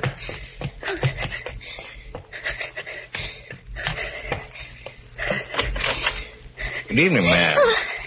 Out late, aren't you? Oh, yeah, you're the new doorman? Just relieving Charlie. Nice night. Yeah, it was very nice. Here, let me ring the elevator for you. No, you don't have to trouble. No trouble, ma'am. There. Apartment 4D, huh? Yeah. How did you know? Doesn't take long. When will this elevator come? Coming now. Terrible things, ma'am. The happenings. What? The creeper. It's sort of... Going up? Yeah.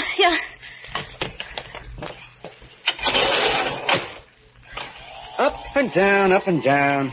The ups and downs of life, that's me. I'm a living milkshake, Mrs. Grant. Uh-oh. What's wrong, Jimmy? Stuck. Imagine getting stuck between the third and fourth with a production like you. Get going, Sonny. You want me to report you? Okay. Can't you take a joke? Maybe I misconstrued that smile you always give me. Maybe you shouldn't ought to smile that way. Fourth floor. Let me out. If I drop in later, will you be more receptive? Oh, home. Oh, thank goodness. Must be going out of my mind. Key. Where's my key? Darn this lock. Darn the lock.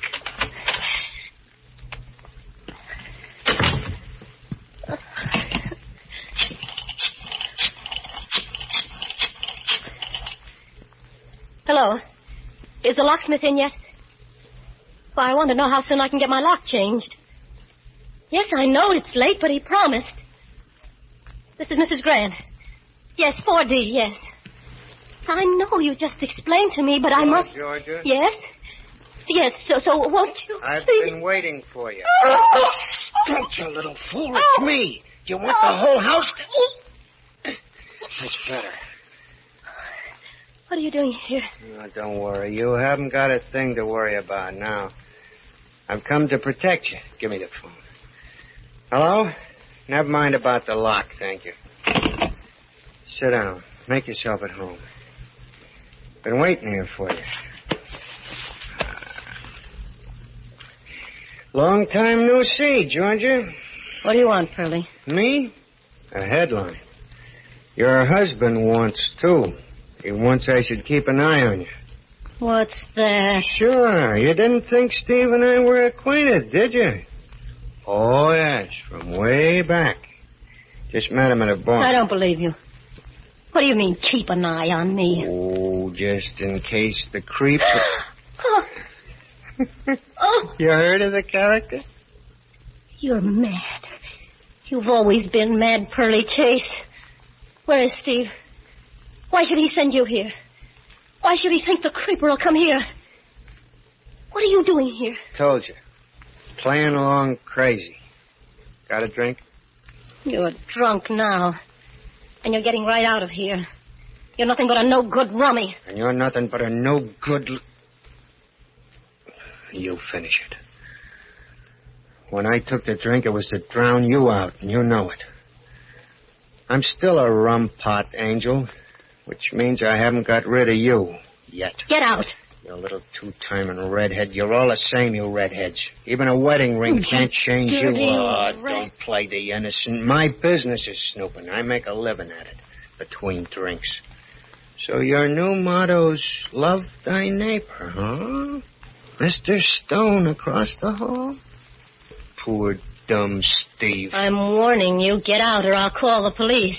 Stay where you are. Hurry. What are you doing with that gun? I wouldn't pick up that phone if I were you. You see, there's a big reward for the creeper and a heck of an exclusive, and I don't want to share it. I'm riding a hunch. Now, sit down, darling. Just play along with me while I play along crazy. Sit down. That's it. Like we're expecting company. Let's have some music. Don't just sit. Let's have some music. I said turn on the radio. That's it. That's the good girl. Dance music. Let's dance. Give me your arm. Let's dance. Like old times. Around and around like my brain. Why are you trembling? I still love you, you little fool. Ask me why. I love you. I love you, you lovely redhead. I could kill you and you deserve it. With the radio on, you could scream and no one would hear. I could put my hand on your throat like this and I could strangle you. Why are you crying? Stop it. I'm here to protect you. Stop crying. Cut it, I said. Cut it out. I can't stand it. I never could. Okay. You want me to leave? All right, I will. It's your funeral. What am I saving you for anyway? Where's my hat? In a few minutes, there'll be a knock or a ring, or the door will just open. And you'll be lying in a pool of blood like the other three. Goodbye, my worthless. Give my regards to the creeper.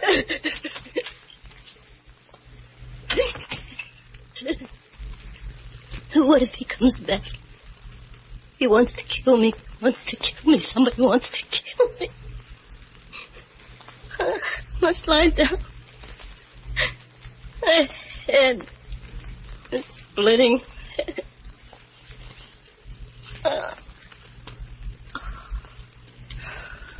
Kind of frightened me. Jealous spite, that's it. Like the other three. In a pool of blood. Like the other three. Almost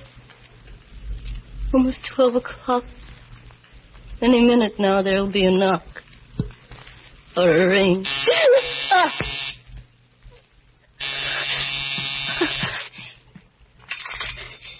Yes? This is the doorman, Mrs. Grant. Yes? The druggist is here with a medicine. Shall I let him up? A medicine? Yes, let it... No. Don't let that man up. Want me to bring it up? No. I'm perfectly all right. I don't need any... I don't need it, you hear? Don't you dare come up. Don't tell anybody.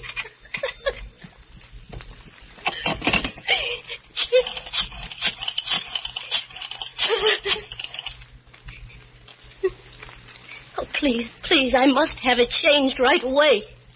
My door lock. Yes, this is Mrs. Grant. Yes, I do want it. Of course, anyone can get in, anyone. They want to murder me, but I don't know who. It's the creeper. Oh, you'll come right away? Thank you. Thank you so much, but hurry, please hurry, or I'll go out of my mind. Oh, thank the Lord. Thank the Lord. like the other three in a pool of blood. Any minute now. A knock or a ring.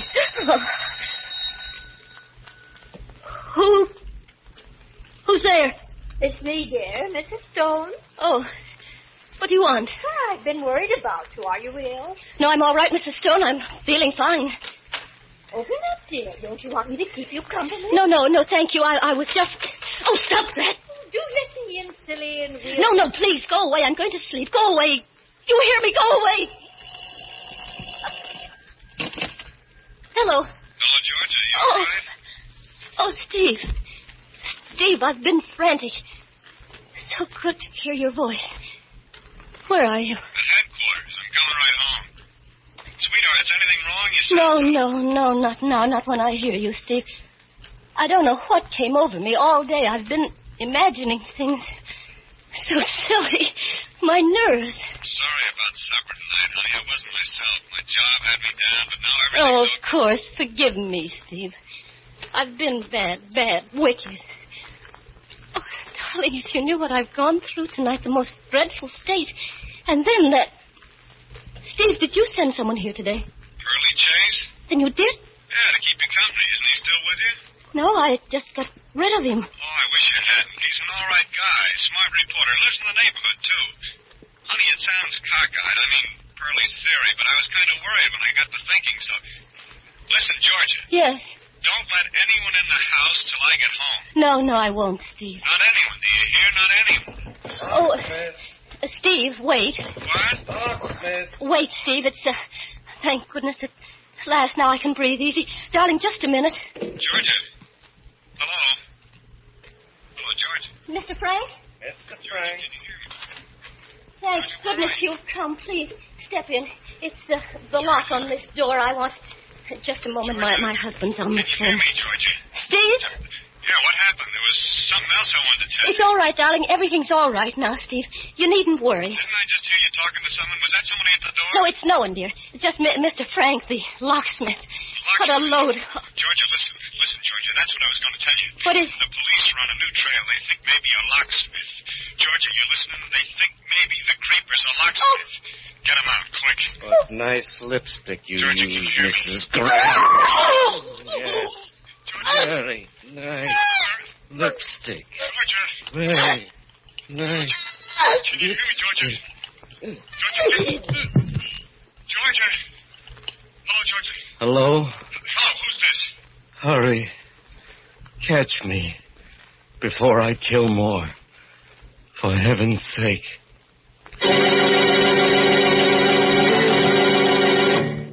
Soft footsteps hurrying down the corridor. Away from the door with the broken lock, now standing ajar. The body of a red-headed woman. And still, should she not have known that her only visitor would be death? When the clocks struck 12 for... Murder at midnight.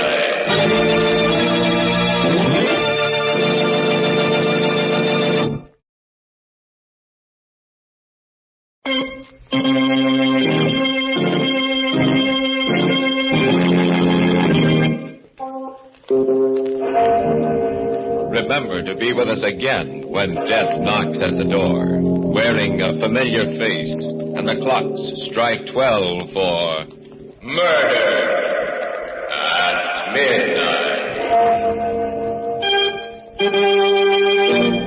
The part of Georgia was played by Ann Shepard. With music by Charles Paul, Murder at Midnight was directed by Anton M. Leader.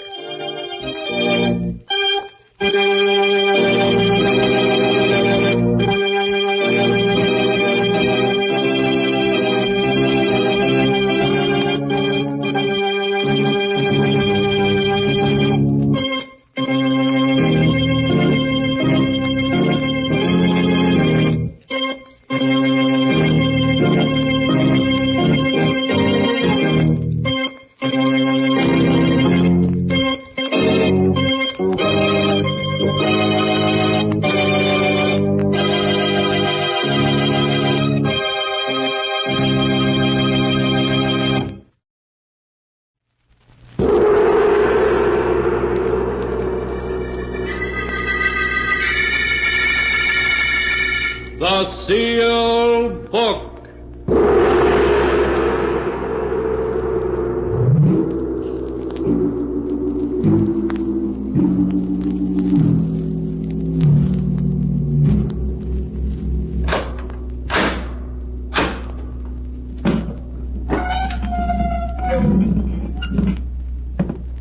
Once again, the keeper of the book has opened the ponderous door to the secret vault, wherein is kept a great sealed book, in which is recorded all the secrets and mysteries of mankind through the ages.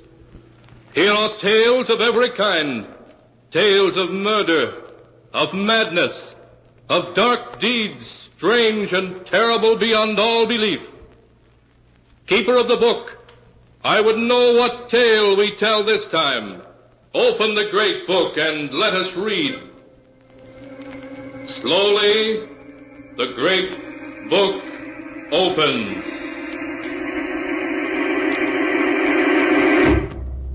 One by one, the keeper of the book turns the pages and stops.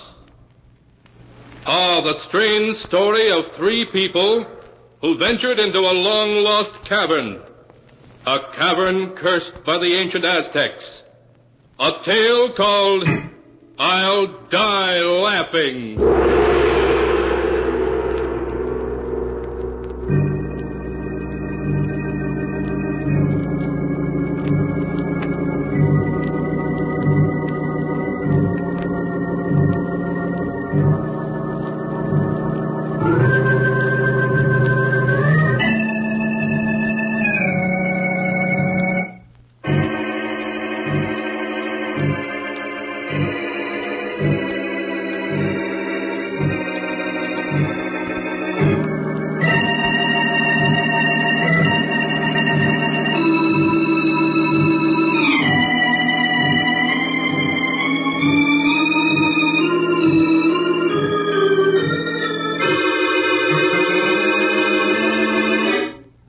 Here is the tale, I'll Die Laughing, as it is written in the pages of the sealed book. It begins in one of the big old houses on Nob Hill in San Francisco. John Dayton, a huge, fat, middle-aged man, is laughing at a story that Dr. Smith, his personal physician, has just told him. Oh, say, Doc, that's a good one. I'll remember that. You'd better remember the other things I told you, too, John. I will, Doc, I will. And thanks for dropping in. That's quite all right. Goodbye, John. Goodbye. Doctor? Yes, dear. What did he say? Did he think the dizzy spells you've been having were serious? Oh, of course not. He said I'd live to be 90. He just told me to stop working so hard at the office and learn to take things easy, that's all. You have been spending too much time at the office, John. Well, I'm thinking of taking a vacation. A long vacation. Now, please excuse me, dear. There's someone upstairs in the study waiting to see me. John, who is that horrible-looking old man waiting up there for you? Well, I'll explain that later, dear. Oh, say, when Harvey gets here, send him right up the study, will you? All right, John.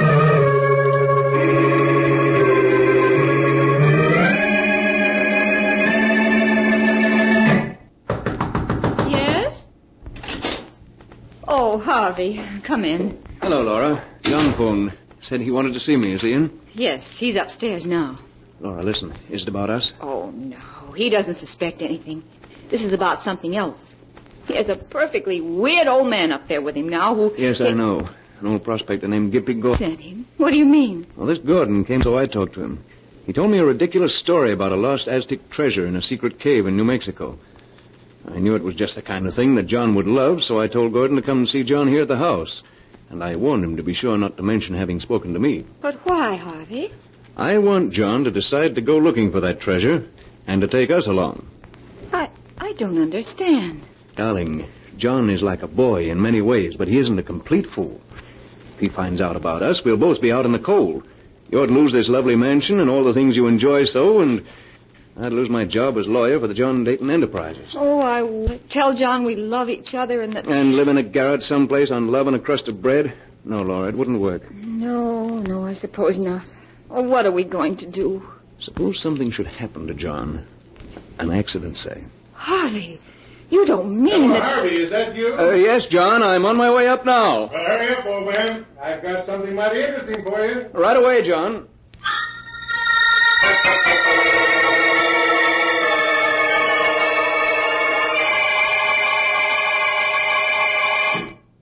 Harvey, this is Gimpy Gordon, a prospector. Gimpy, this is Harvey Lewis, my legal advisor. How do you do? Howdy, Mr. Lewis. Harvey, I've just paid Gimpy here $5,000 for a map showing the location of a buried Aztec treasure in a haunted cave. What? Yeah. I'd better sit down on that one. Well, where is this treasure? Well, Harvey, you've heard of the Devil's Cavern, haven't you? Tremendous cave mentioned in early historical records of the Southwest, but apparently lost for the last 300 or 400 centuries. Why, yes, I read something about it. It's supposed to have miles of winding passageways in which a man could wander for weeks without finding a way out. That's the one. And I found it. Well, the gist of the story is this.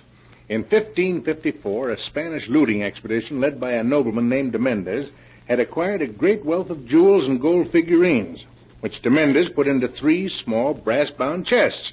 I see. Go on, John. Well, this treasure just made de Mendez greedier.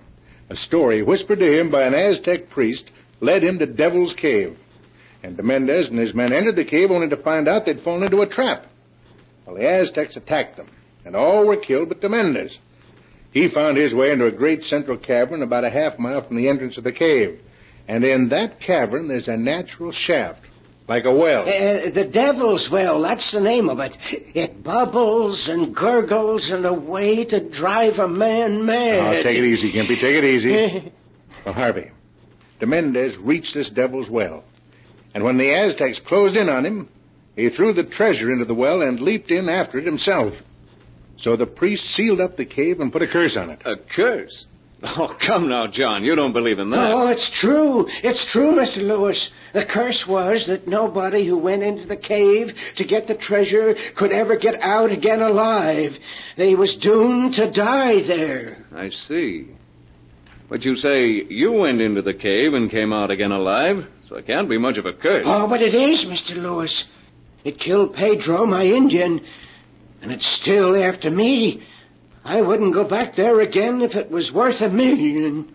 But assuming your story's true, how could anyone find their way into the cave and out again? There's a string marking the route, Mr. Lewis. 2 months ago, me and Pedro found the entrance.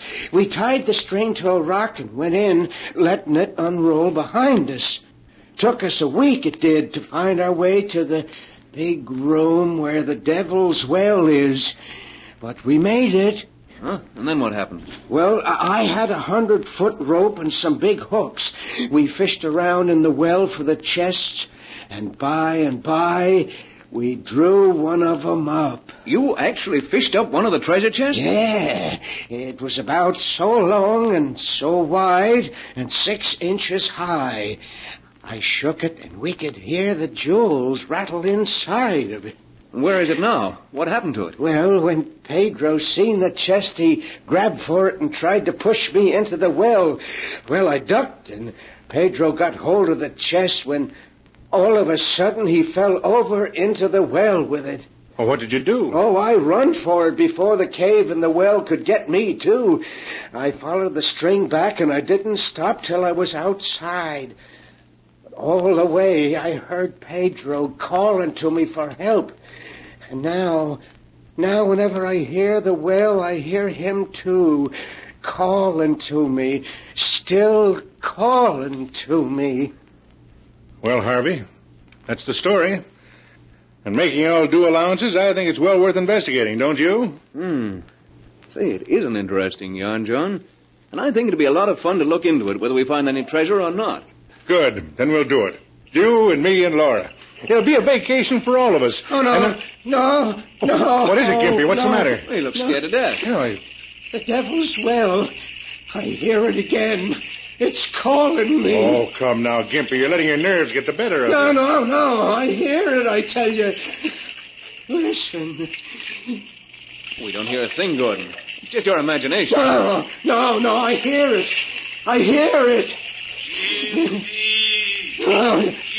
Gimpy, help me. It's there. In the well. I hear it. And Pedro's calling to me. I hear him. Oh, nonsense. It's just your imagination, Gimpy. Looks as if he's going to faint. There he is. Help me! Save me! That's Pedro in the well. He's calling to me. Hey, John, grab him.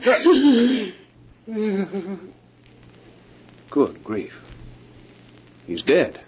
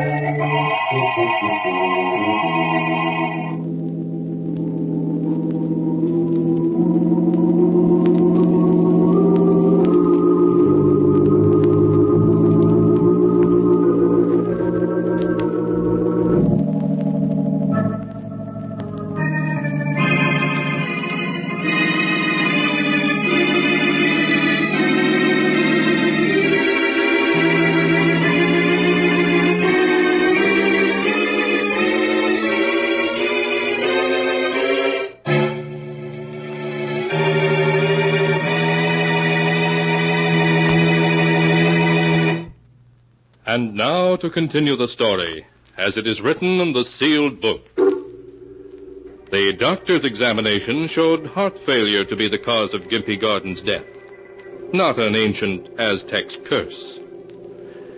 In spite of the tragedy, John Dayton went ahead with his plans with undiminished enthusiasm. Laura, his wife, protested, but Harvey added his persuasion to John's, and at last she agreed to go on the treasure hunt with them. A week later, they were ready. John's car loaded with all the necessary equipment. Harvey, I've hardly had a chance to speak to you all week. Before John comes and we start out, you must tell me, what are you planning? Why, Laura, darling, we're just going on a treasure hunt. An expedition from which I expect to return with a fortune. A fortune? From a lost cave? You're not serious. Oh, but I am. It'll be a fortune that I can claim for my own after we return. A very beautiful fortune. You, my dear. Harvey, you don't know what you're saying. But I do. It's the only way out. It's what I had in mind when I sent Gimpy to John in the first place. I've been thinking for a long time that John would have to have an accident. Harvey, I'm afraid. You mustn't be. Just leave everything to me. I'll know what to do when the time comes. And when we get back, we'll be able to be together always. Yes, I know. But suppose someone suspects. No one will. After all, on an expedition of this kind, accidents are bound to happen. No one will be able to prove a thing against us.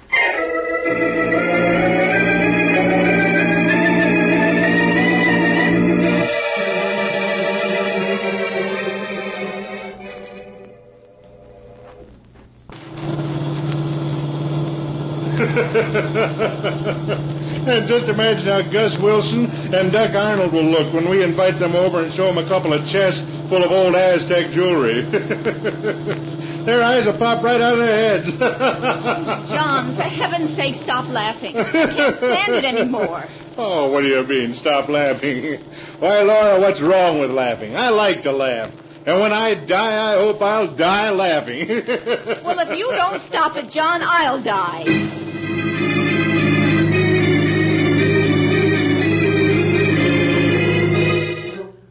After that, all three were silent as they drove. The afternoon of the second day, they turned off the highway and, carefully following Gimpy's chart, threaded their way through a series of narrow canyons until they reached a spot between two towering cliffs. Beside a great black rock gaped the dark mouth of a cavern.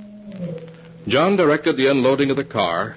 Then he led the other two a few feet into the mouth of the cavern until he found there the end of a slender white string that led into the cave, losing itself in the darkness. Look, there's the string. Well, was old Gimpy Gordon telling the truth or not? Certainly looks as if he was. We're not going to explore the cavern now, are we? Let's wait until morning. Oh, nonsense, my dear. Now's as good a time as any.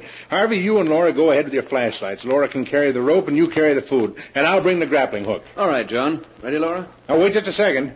I want to try this little special device I brought along to make sure we don't get lost. Huh?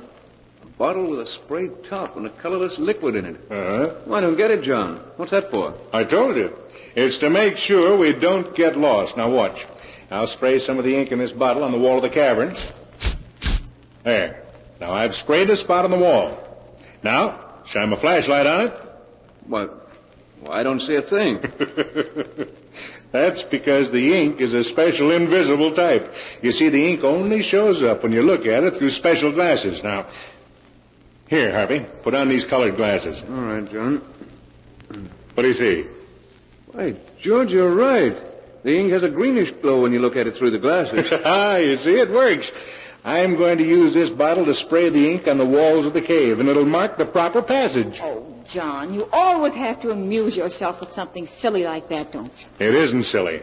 It'll give us a double check on the right route so we can't get lost. Now, you two start. I'll bring up the rear, and every 10 feet I'll squirt a little of this stuff on the wall. Then we won't have to worry about Gimpy's string.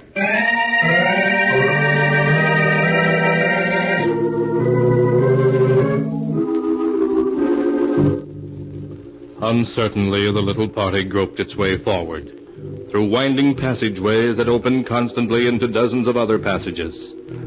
They would have been lost in no time but for the slender white string that led them ever deeper in the echoing depths. Half an hour later, they came out into a great chamber far below the surface. Huge stalactites hung from the ceiling, glistening damply in the beams of their flashlights. They advanced a little way into the underground chamber and put down the ropes and other equipment they were carrying. A low gurgling and moaning of water echoed through the cavern. That's the sound Gimpy mentioned, Harvey. It means we've reached the Devil's Well. Look, over here.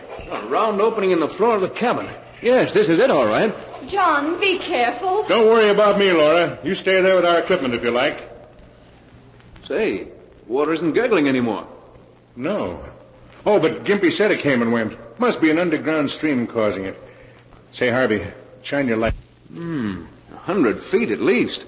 And to think there's a fortune down under that water. All right, George, before we go back, what do you say we drop the grappling hook down and see what we can find, huh? Now? Yeah, sure. All right, John. I'll admit I'm kind of curious myself. Harvey, get me the rope and the grappling hook, will you? We may bring up one of those chests the first try. Of course, John. It won't take a second to try our luck. Laura, have you got the rope there? Yes, right here. Harvey, you're not going to do it now? Yes, I am. There's no sense in waiting. We'll be out of here in 30 minutes, free to live our own lives just as we wish. Have you got that rope yet, Harvey? It was tangled, John. I'm bringing it now. Just keep your nerve, Laura. It'll be all over in a minute. Right. Here's the rope, John, and the grappling hook, too. Oh, fine. Let's give me a hand with it. Harvey, what are you doing? Just giving you the rope, John, but not quite as you expected. Yeah. Now try to move your arms. Well, you've bound my arms to my sides, Harvey. What's the meaning of this? I'll tell you what it means, John. It means that you're about to die. Die? Have you gone crazy? You fool. Why do you think I arranged this silly treasure trip anyway? You arranged it? Why, I arranged it. That's what you think, but you're wrong. Old Gimpy Gordon came to me first with his ridiculous story, and I passed him on to you. I knew to give Laura and me the opportunity we needed to get rid of you. Laura, is this true? Are you in this with Harvey, this murder plot? Harvey, hurry. Please hurry. Oh, so it is true. You two brought me here to kill me. And I thought... What a joke on me. You won't think it's a joke for long. Because in just a minute you're going down in that well, John.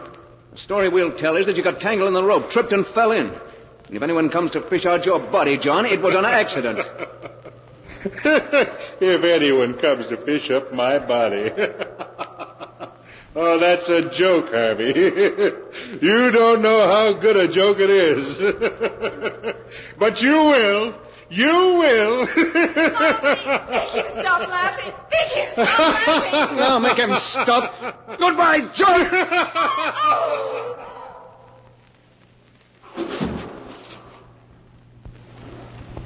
He laughed. He laughed when you pushed him, Harvey. He always said he'd die laughing. And he did. He did. Laura, pull yourself together. It's all over now, do you hear? It's all over.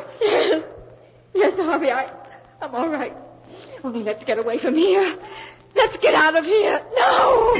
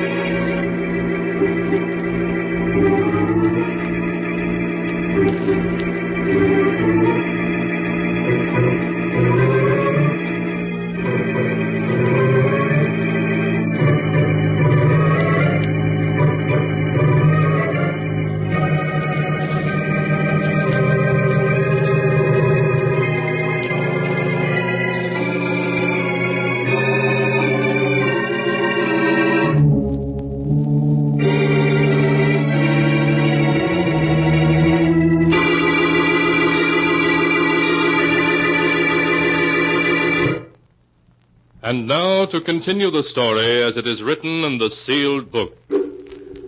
Laura and Harvey, with a guilty feeling in their very souls, started back to the entrance of the cave, following always the trail of the slender white string. But their progress seemed so slow, all too slow in their hurry to get away from what they were leaving behind in the Devil's Well. Harvey, hurry. Can't you go any faster? No, Laura, I don't dare to. If I tried to go any faster, the string might break and then... What is it? Why have you stopped? Come to the end of the string. What do you mean you can't have? We're not anywhere near the entrance yet. The string ends here. It's tied to a piece of rock. No, it can't end here. It must be broken. Look for the other end of it. Oh, here's the rest of it, neatly coiled up on this ledge. Oh. And here's an envelope underneath it. A fresh white envelope. It was John. It's one of John's jokes, that's it. Quick, what does it say? Dear Laura and Harvey, for some time I've known what was going on between you two. It's time you were both taught a lesson. When old Gimpy Gordon came to me with his story, I saw my way clear to do so. And I have worked out a plan. A plan that will be in operation when you read this letter. This is my plan. As we enter the cave, I shall send you two on ahead. I shall follow and remove the string from the entrance of the cave to the point where you find this letter. After we have reached Devil's Well, I shall contrive somehow to slip away from you two, leaving you alone together. Oh, no. You will, of course, follow the string back toward the mouth of the cave. But when you come to the end where this letter is, you will be forced to stop. So John planned this. He wants to kill us. No, wait. I shall be able to find my way in and out of the cave by means of the special luminous ink, which I shall spray on the walls as I go in. My colored glasses will enable me to see the ink, where your eyes will see nothing. I shall leave you alone in the cave for 12 hours. And if at the end of that time you can still stand the sight of each other, I shall cheerfully step out of the picture. Oh, no. For during those 12 hours, you should get well acquainted with each other's true character. Beast he is. You ask why I do this. Because Dr. Smith has told me that at best, I can hope to live not more than 6 months. No. And under the circumstances, I don't much care what happens. No. My little joke on you is all the punishment I care to inflict. At least you'll always remember that a man is not a fool just because he likes to laugh a lot. Signed, John Dayton. That's all of it, Laura. Harvey. Harvey, listen. He's laughing, Harvey. He's laughing at us. Oh, stop it, Laura. It's just your nerves. You've got to get hold of yourself, or we'll never get out of here. We never will, Harvey. That's why John laughed when you killed him. That's why he's laughing now. Laura, pull yourself together. He played a joke on us, and now he's laughing. Hey, you fool. We're going to get out of here. I tell you we are. We're not. Never in a million years. We are, I tell you, the same way John planned to get out. He marked the walls of the cabin with special luminous ink, didn't he? Well, those marks will lead us out, too, do you hear? They'll lead us out. No, they won't. You have to have special glasses to see it. Yes, but we'll go back to the well where we left the equipment and get the glasses. And then we'll be all right. Oh, no, we won't. That's why he's laughing. Because he had the glasses in his pocket when you pushed him into Devil's Well, Harvey. He has them in his pocket now.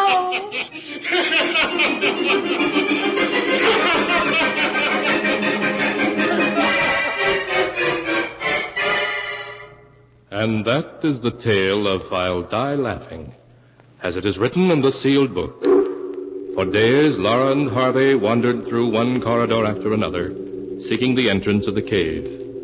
John's laughter echoed in their ears, as time and time again they ran into blank walls. Weeks later, a searching party found their bodies lying a scant 100 yards from the entrance of the cave.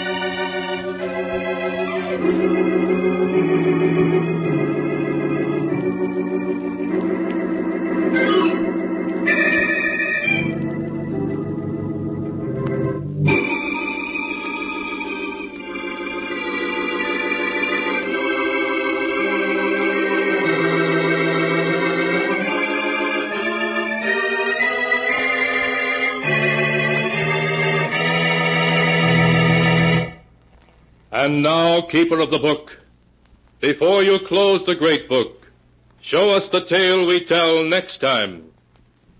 This one. Ah, yes. Why, this is amazing.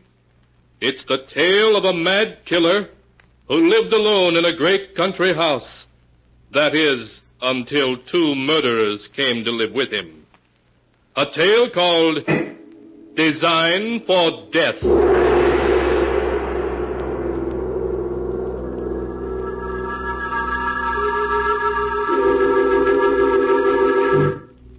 Be sure to be with us again next time, when the sound of the great gong heralds another strange and exciting tale from The Sealed Book.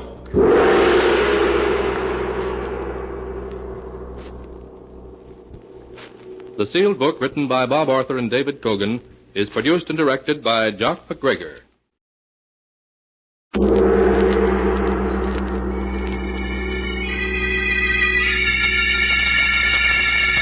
The Sealed Book.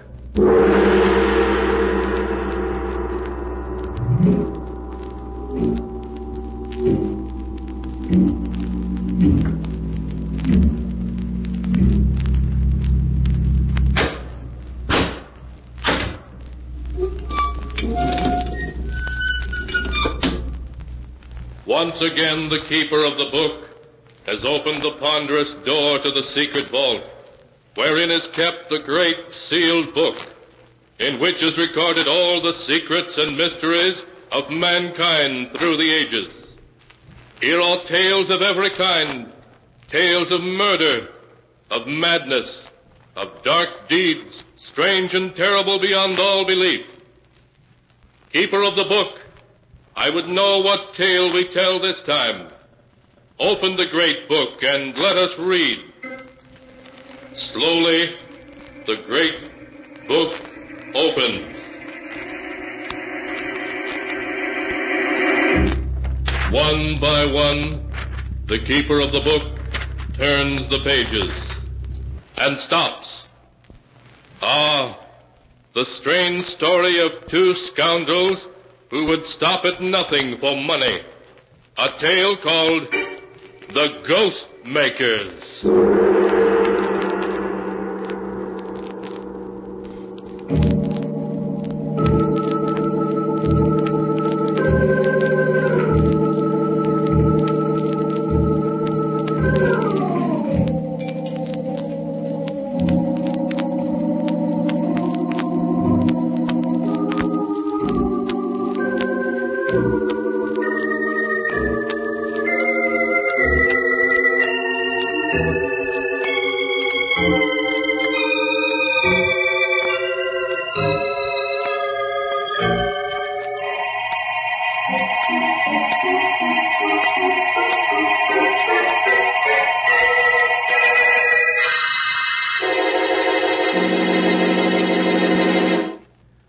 Here is the tale, The Ghost Makers, as it is written in the pages of the sealed book. It is an autumn afternoon in the ancient New England village of Wilton. In an old stone house a mile from the town, Agatha Wainwright is serving tea to her nephew Ned, and a little man Ned has introduced as Professor Piedmont, a friend who has come to spend a few weeks with them while he works on a book to be called Old Graveyards of New England.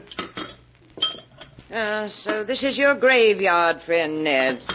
He looks like a man who'd be happy staring at tombstones. They make a fascinating study, Miss Wainwright. Well, I'll take your word for it, Professor Piedmont. For myself, I'd rather read about them in a book. The professor not only writes books, Auntie, but he's also an expert on psychic phenomena. Psychic phenomena, eh? Oh, you mean ghosts. Foolish fiddle-faddle, dreamed up by silly people without the brains to know better. But Miss Wainwright, I assure you, you are wrong. Oh, nonsense. When a person's dead, he's dead. And I see anything I'm willing to call a ghost, I'll know I'm crazy, and I'll admit it. Why, Auntie, this very house is supposed to be haunted. You know that. Oh, rubbish. This is a perfectly normal house. I've lived here a month, and I haven't heard so much as a board squeak. But Miss Wainwright, that may be only because you're new to the house and not yet sensitized. It takes time to become aware of occult influences. Oh, stuff and nonsense. Who started all this talk about ghosts, anyway? Here, now let's have some tea, and no more talk about ghosts.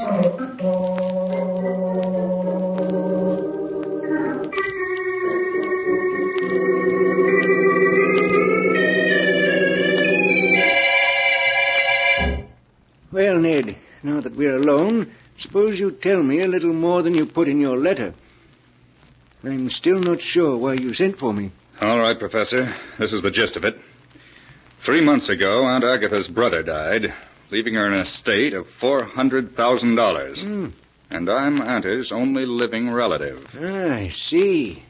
Yes, light begins to dawn. No, wait. My uncle arranged his will so that Aunt Agatha gets only the interest, about $20,000 a year, and this house to live in. On her death, the entire estate goes to charity. I'm cut off without a penny. I see your uncle didn't like you, Ned.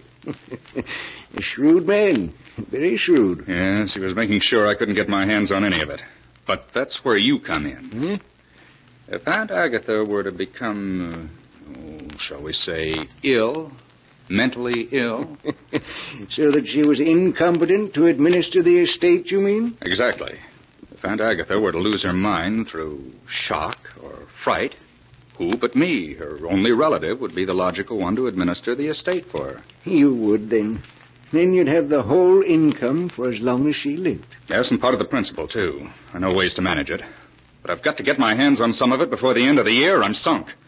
I owe a little money, about $25,000. If I don't get it quickly, well, the people I owe it to are rather short-tempered. I understand. Yes, Ned, I remember when I knew you in Chicago. You liked to gamble, didn't you?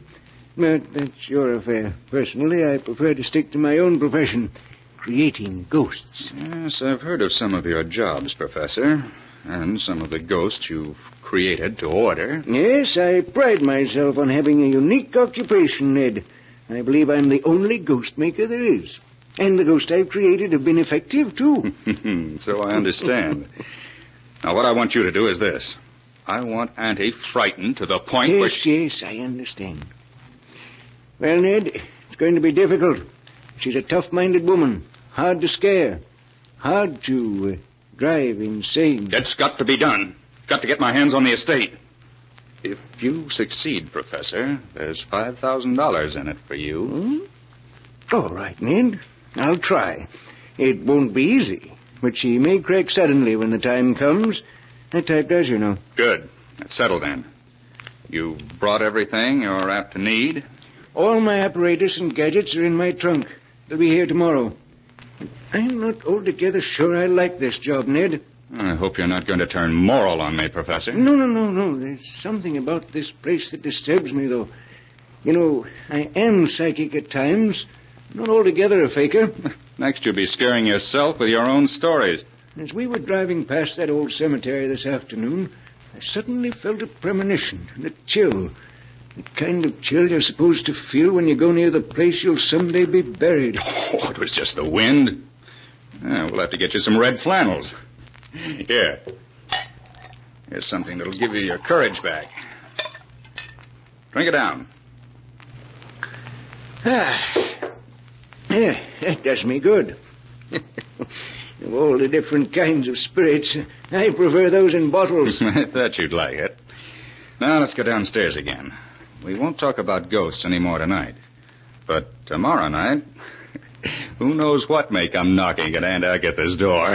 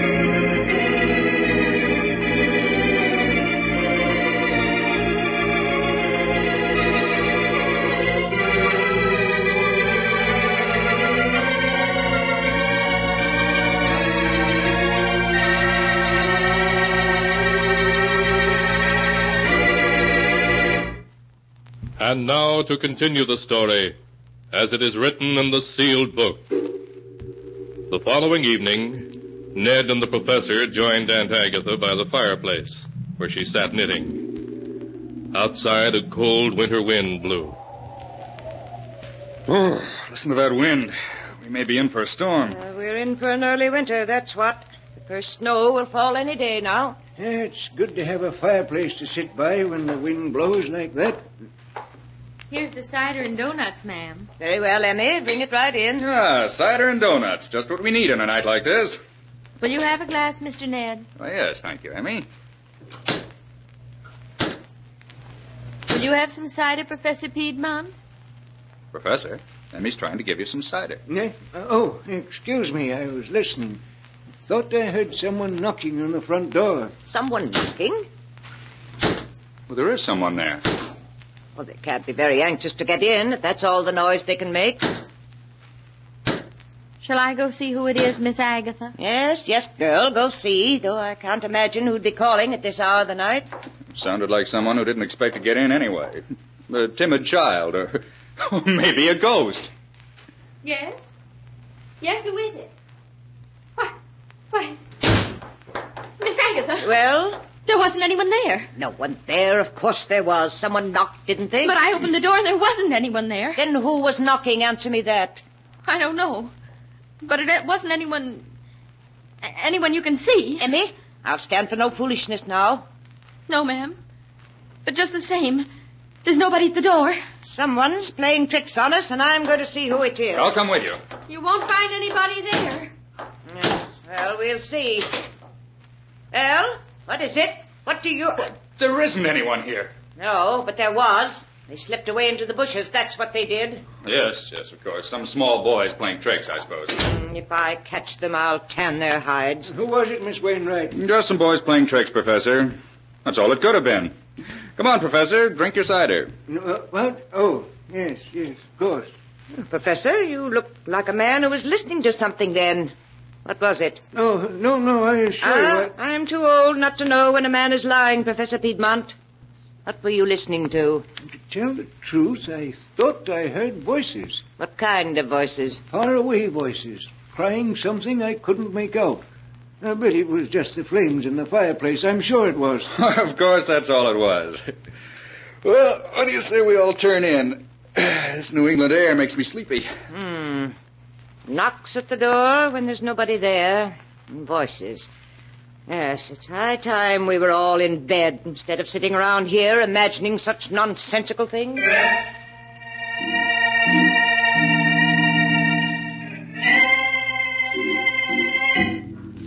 Highly pleased with their first effort in creating ghosts that didn't exist, Ned and Professor Piedmont went to bed. But before they retired, they held a brief, low-voiced conference in Ned's room. Well, Professor, that door-knocking act was all right. You did it very nicely. Yes, Ned. An ordinary length of black thread run through a crack in the window sash and attached to the door knocker can create a very satisfactory ghost indeed. Now tell me, what comes next on the program? Well, we can't work too fast. Tomorrow the hired girl, Emmy, will spread the story of tonight's happenings. The whole town will start talking about it. Good. And then? And tomorrow night, nothing happens.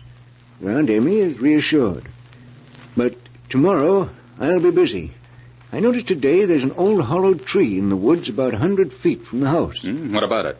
I'll run wires to it, hiding them under the leaves, and install a small loudspeaker in it. I'll conceal the microphone and batteries behind the drapes in the living room. I see. So 2 nights from now, we'll hear ghostly voices, eh? Exactly. They'll accompany the ghostly knocks on the door. But that won't be all. There'll be other surprises on the program. Professor, remind me to tell you sometime that you're about as unpleasant an old rascal as I've ever met.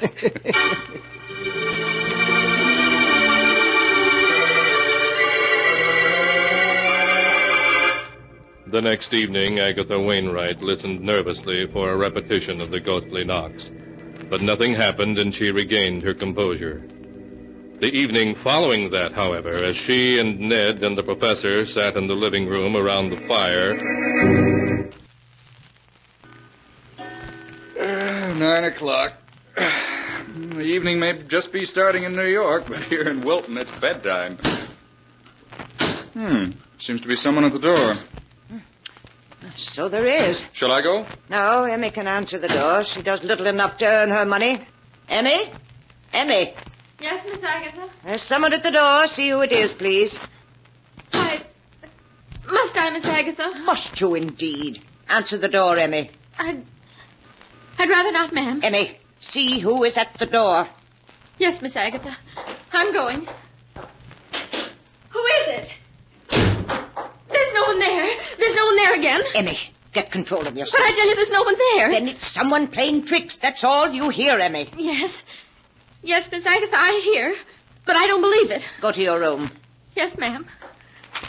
I'm sorry, Miss Agatha, but there wasn't anyone there. I hope I'm not going to have to discharge that girl. Shall I go this time, Auntie? No, Ned.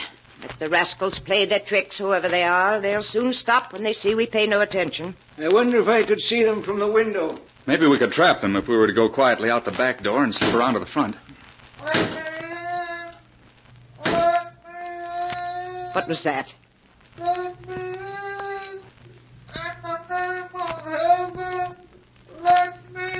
Someone calling. Really? I don't hear anyone. It's someone calling to us to let him in. Strange. I can't hear it. Oh, you must have heard it, Ned. It was perfectly plain. There's some voices certain people can hear and others can't. If there's someone calling, we better take a look. Come on, Auntie. We'll see what goes on. Who's there? Show yourself, whoever you are. The yard's perfectly empty. No, there isn't a soul in sight. Both the knocking and the voices seem to have stopped. Perhaps we ought to search the yard and... And Agatha, look. Eh? Down at the edge of the trees. Lights. 3 balls of light moving around just above the ground. Really? 3 spheres of light? And dear me, luminous spheres are common manifestations of spiritual presences. Oh, nonsense. They're just will-o'-the-wisps, that's all. Well, whatever they are, we're going to see. Come on, Professor. If it's a trick, we'll soon know. Yes, Ned. Wait for me. Don't scare them away. I want to see what they look like. Ned, they're rising. They're floating away above the trees. And Agatha. Annie, are you all right? Shall I get a doctor for you? What do I want with a doctor? I'm all right. I'm an old fool carrying on like that. Just because of some will-o'-the-wisps or whatever it was. I shan't do it again, I promise you. You need not be ashamed, Miss Wainwright. Unless I'm much mistaken, we've witnessed a psychic visitation of a kind unsurpassed in my experience. Oh, stuff and nonsense, Professor. You may believe in spirits, but I don't. I never have believed in ghosts, and I'm not going to stop now. It was just that it was, well, unexpected.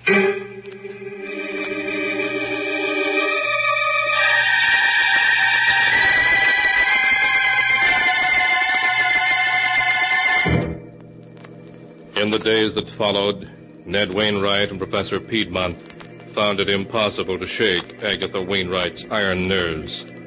Emmy, the hired girl, resigned in terror, but Agatha remained seemingly unmoved.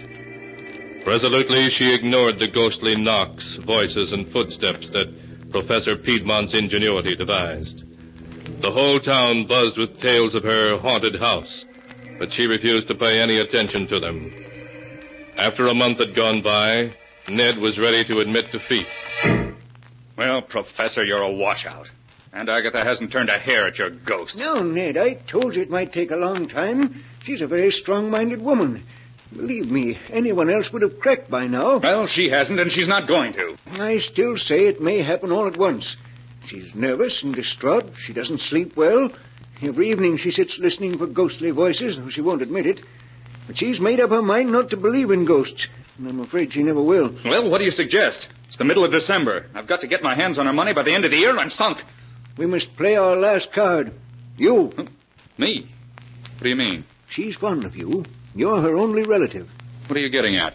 How would she feel if you, her only relative, were to die and come back here as a ghost? I don't follow you. My plan is simple. We'll say goodbye to your aunt and drive off as if we were going away. Then, secretly, in the night, we'll return to the house. Yes? And then what? We'll see to it that she receives a phone call from a friend of mine in Boston. He'll announce to your aunt that you and I have been in an automobile accident, that we've been killed. Oh, I see. Yes, I begin to understand. Immediately after the phone call, we'll knock. She'll come to the door and see us standing there. And having just heard that we're both dead... Exactly. And if that doesn't work, Ned, we are defeated. But it'll be a strong mind indeed that can withstand such a shock. A strong mind indeed.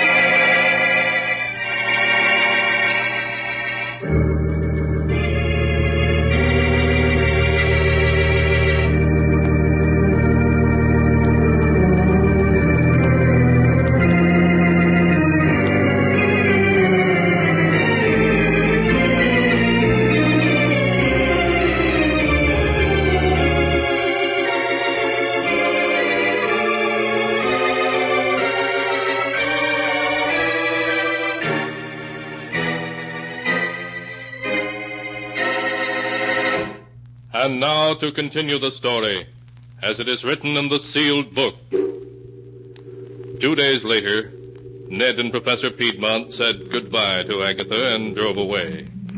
It was starting to snow as they left, so they made their way by a roundabout route to an isolated roadhouse, and there they spent the day waiting. After darkness had fallen, they started back towards Aunt Agatha's house. By now, there was snow feet deep on the road, and the cold blast of the north wind made even the heated interior of the car uncomfortable. I'll be dead when this is over, Ned. The thermometer must be down to 0. Yes, at least. Well, we're almost there. We'll drive up to within 100 yards of the house and wait in the car with the heater on. What time did you arrange to have that phone call made from Boston? At 9 o'clock exactly. We want to knock the instant after she gets it. Right. Isn't that our turn there? I think so. The snow makes it so hard to see that... Professor, look out. We're going up the road.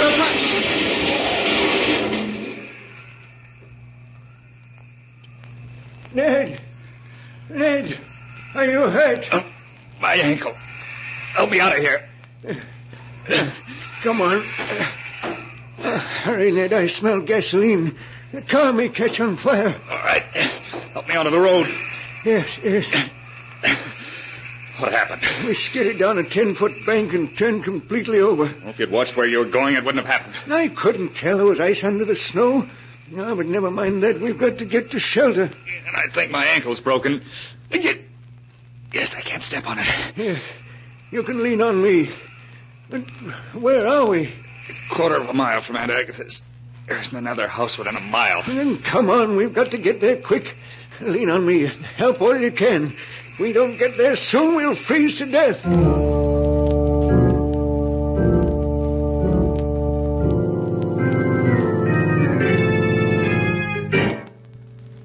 Half an hour later, numb with cold and scarcely able to struggle on, Ned and Professor Piedmont staggered up to Agatha Wainwright's house. The windows all had heavy wooden shutters over them, shutters they themselves had helped Agatha put in place to keep out anything that might come knocking at the door in the night. But through the small pane of glass in the front door, light showed as they stumbled thankfully up the steps. Kevin, we're here. Couldn't have gone another 100 yards. No, I'm almost frozen. We've got to get inside. Yes. Here, help me. All right. One more step. There. Ned, the phone call from Boston. What time is it now? Time? It's 9. 9 o'clock exactly. And knock quickly. We've got to get inside before that phone call comes.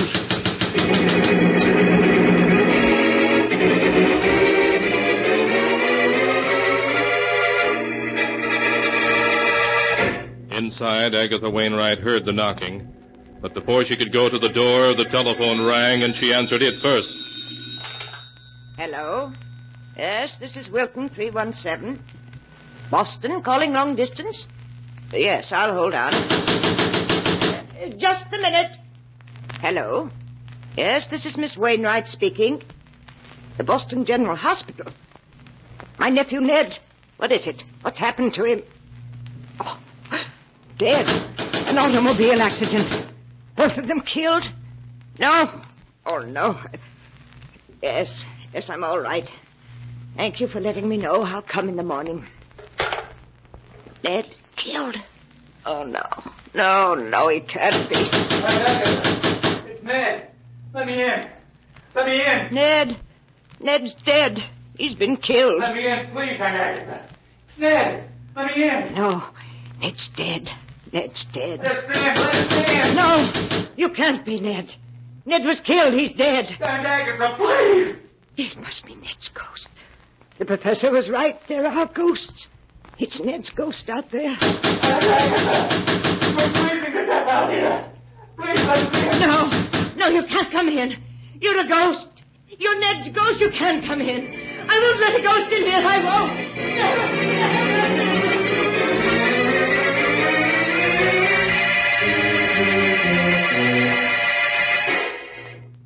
The next morning, Ned and Professor Piedmont were found frozen to death beside the house, where they made a vain effort to pry open the heavy wooden shutters that covered the windows. You see, Agatha never did let them in. She knew better than to open the door to ghosts.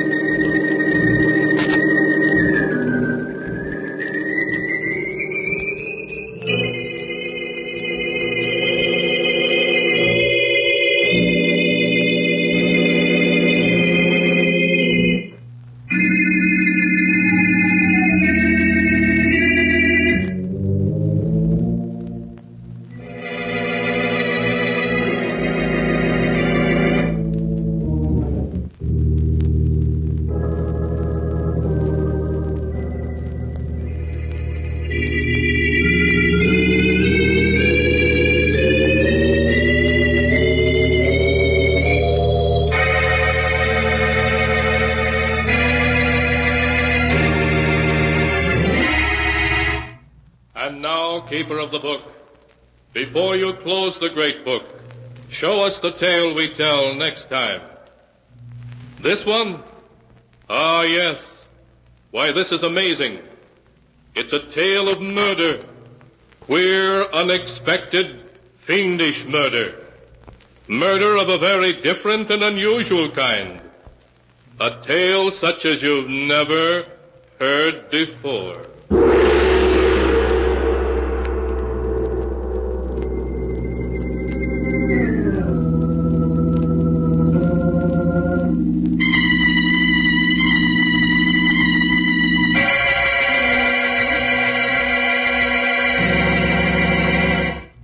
Be sure to be with us again next time, when the sound of the great gong heralds another strange and exciting tale from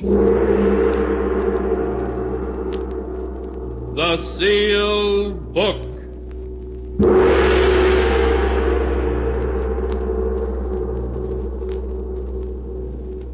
The Sealed Book, written by Bob Arthur and David Cogan, is produced and directed by Jock McGregor.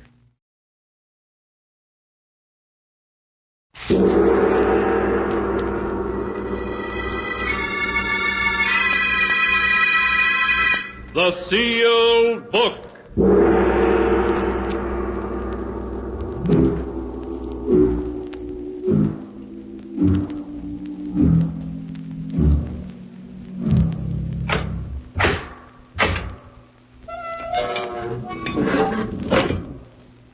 Once again, the keeper of the book has opened the ponderous door to the secret vault, wherein is kept the great sealed book, in which is recorded all the secrets and mysteries of mankind through the ages. Here are tales of every kind, tales of murder, of madness, of dark deeds, strange and terrible beyond all belief.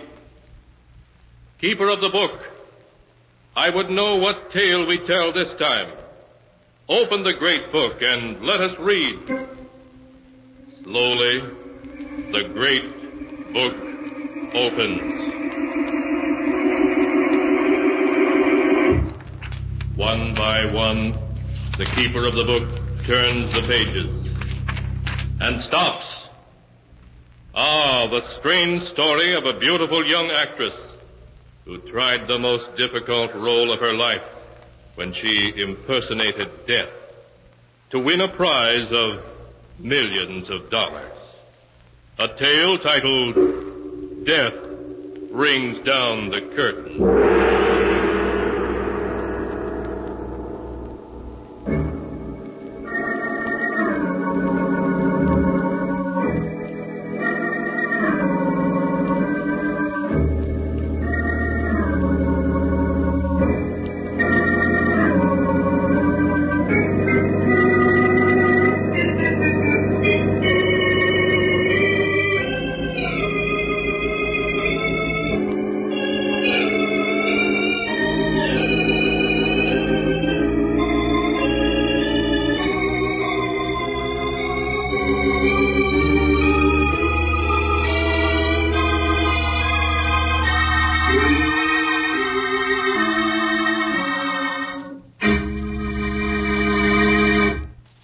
here is the tale.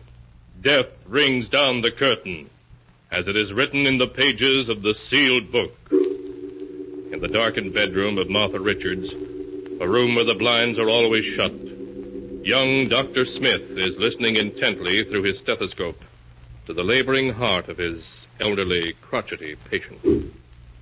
Well, how much longer are you going to keep thumping me with that stethoscope, you old quack? I've finished examining you now. Well, don't just stand there without saying a word. How am I? How much time have I got left? Well, that's difficult to say. If you will avoid all excitement, I think I can say a year, possibly 2. A year, possibly 2. Yes, but only if you do as I say. Now, there's no reason at all why you should insist on remaining in this darkened bedroom month after month. Why, it's been a year since you've been out of this room. Oh, you're going to start on that again. And what's more, Mrs. Richards, this living in utter seclusion is bad for your health. You should leave this room and see people. No, Doctor, no. I won't have my maid pushing me around in a wheelchair, the object of everyone's pity. I prefer to remain in this room and have people think of me as I was, not as I am. Very well. Only I can't see why you refuse to have visitors. It would give you some interest in life. It may surprise you to know, Doctor, that I'm expecting 2 visitors, though it isn't because of anything you've said. I'm sure it isn't. But the way my heart is, I think it's about time I was drawing up a will. Before I do so, I want to get acquainted with my only living relatives, a niece and a nephew from my husband's side of the family. And they're the 2 visitors you're expecting? Yes. I haven't seen Gerald and Mildred since they were children. I'm very curious to see what they grew up to be like. I understand Mildred's an actress. An actress? You don't mean that Millie Richards is your niece, do you? Yes. Have you heard of her? Of course. Everyone has. She's one of Broadway's leading actresses. I saw her in a play recently and thought she was excellent. Probably drinks and smokes and has been married 3 or 4 times. And her brother Gerald is probably an heir-to-wheel who's never worked a day in his life. Aren't you being a bit unfair, judging the 2 of them before you've even seen them? That remains to be seen, Doctor. Before I draw up my will, I intend to learn everything about them. I'll give them both every opportunity to prove they're worthy of part of the Richards' fortune. When do you expect them? Well, they said they'd be here in time for dinner, which means they should be on their way here now.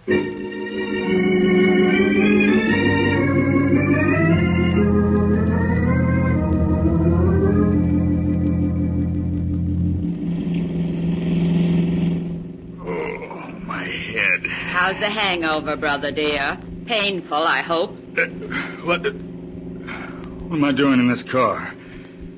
Where are we going? Have you forgotten, darling? This is the day we were invited to visit Aunt Martha. You remember dear old Aunt Martha. She's the one with all that lovely money. Oh, save it, will you? I'm in no mood for your witticisms. Considering that I spent half of last night looking for you under nightclub tables, Gerald, you might be a little more grateful. Ooh, my head.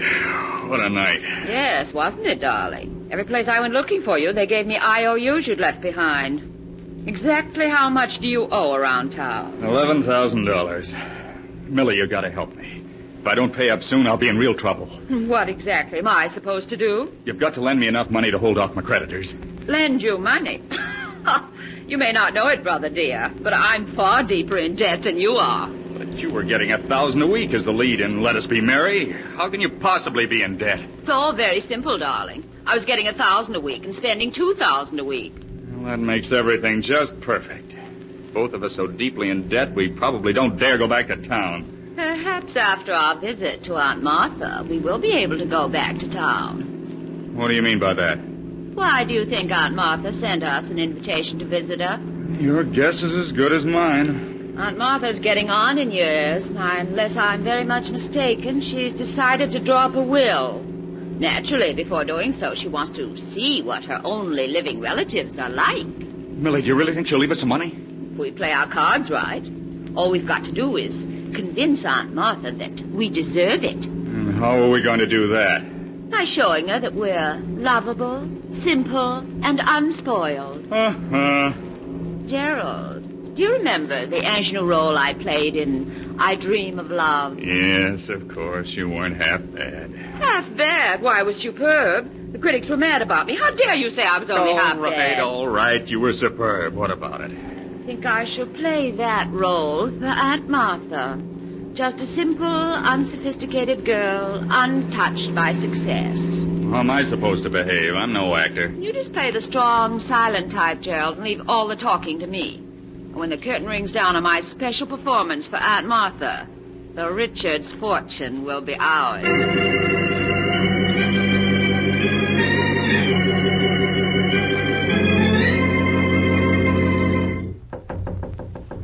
Come in. Hello, Aunt Martha. It's us, Aunt Martha. Oh, come in, Mildred. Gerald. Well, it's been quite a number of years since we've seen each other, hasn't it? Yes, it has been, Aunt Martha. I've been meaning to call on you for ever so long, Aunt Martha, but something always interfered at the last moment. Well, what finally brought you here? Well, when you mentioned in your letter that you were ill and would like to see us, I simply couldn't stay away. I dropped everything to come here. I'm extremely grateful. Of course, the fact that you might possibly get an inheritance had nothing to do with it. Why, Aunt Martha, what a thing to say. Martha Millie doesn't need money. Why, she's one of the finest actresses on Broadway. So I've heard. What do you do for a living, Gerald? Huh? What do I do? Yes, Gerald, what do you do? Gerald works for a Wall Street firm, Aunt Martha.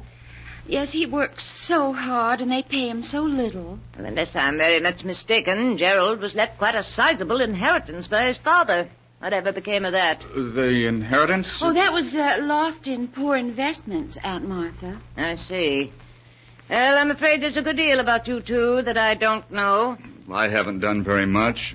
I haven't gotten very far, Aunt Martha, but Millie has really been a credit to the family name. Everyone's heard of her. Now, see here. I want you and Millie to be my guests for a week. Frankly, I want to know what you're like before I draw up my will. Of course, Aunt Martha. And I do hope that you'll take care of yourself so that you'll live for years and years. Thank you, Millie. Now, I'm afraid I must ask you two to leave, as I'm a bit tired. Why, certainly, Aunt Martha. If we can do anything for you, please don't hesitate to ask. Thank you. I'm glad we're out of there. The old lady stares at a person as though she can see through him. The room's so dark, it was difficult to see her. But you can tell she won't last much longer. Yes, but the main point is, did she fall for our little act? If you ask me, your performance hardly swept her off her feet. Nonsense. I played my role perfectly. Just give me a week, darling, and you and I will be the sole heirs to the Richards' fortune.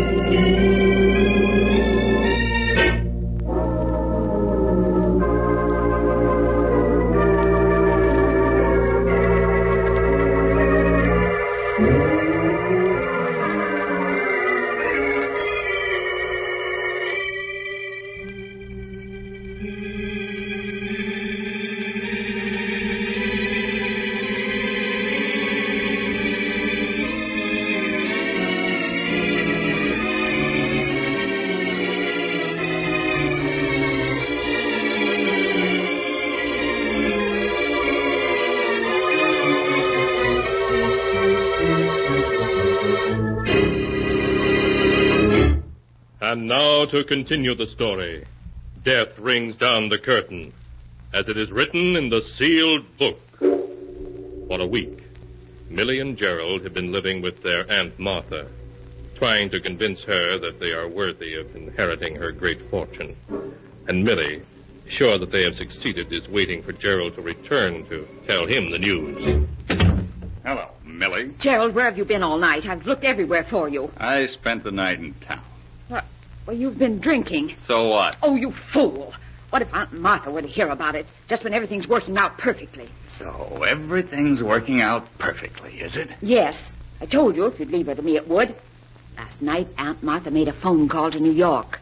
Gerald, it was her attorney she was calling, and he's coming here tonight to draw up her will. You don't say. Well. Well, you don't sound very enthusiastic at being named one of Aunt Martha's heirs. My dear Millie, it may interest you to know that the greatest performance of your career has gone for nothing. What do you mean? You may be able to sweep a Broadway audience off its feet, but not Aunt Martha. Oh, why, I tell you, she believes in me utterly. Oh, does she? Yes, she does. It may come as quite a shock, but while Aunt Martha was listening so devotedly to your every word, she had a private investigator in New York at work investigating. A private investigator? You mean Aunt Martha's been checking on our past? That's the general information I received. Why, that double-crossing old hag. Yes, and no doubt you can guess what she'll do when she learns that I haven't a job on Wall Street and that I gambled my inheritance away. And what do you think she'll say when she hears you were named as correspondent in 3 divorce actions and were involved in the Wainwright scandal? Oh, I'd like to scratch out those staring eyes of hers, playing with me like a cat with a mouse. Well, the game's up. We may as well go up to our rooms and pack. What? Walk out on a $4 million inheritance? I should say not. There must be something we can do about it. Yes, well, what, for example? Well, I don't know yet. Let me think. I won't go back to the city beaten, deeply in debt. And Martha may think she's clever, but she won't beat me. Before she cuts me out of her will, I'll... Yes. What are you planning, Millie? Gerald, if we play our cards right, you and I will inherit the entire Richards fortune in spite of anything Aunt Martha can do. Now, listen, this is what I want you to do.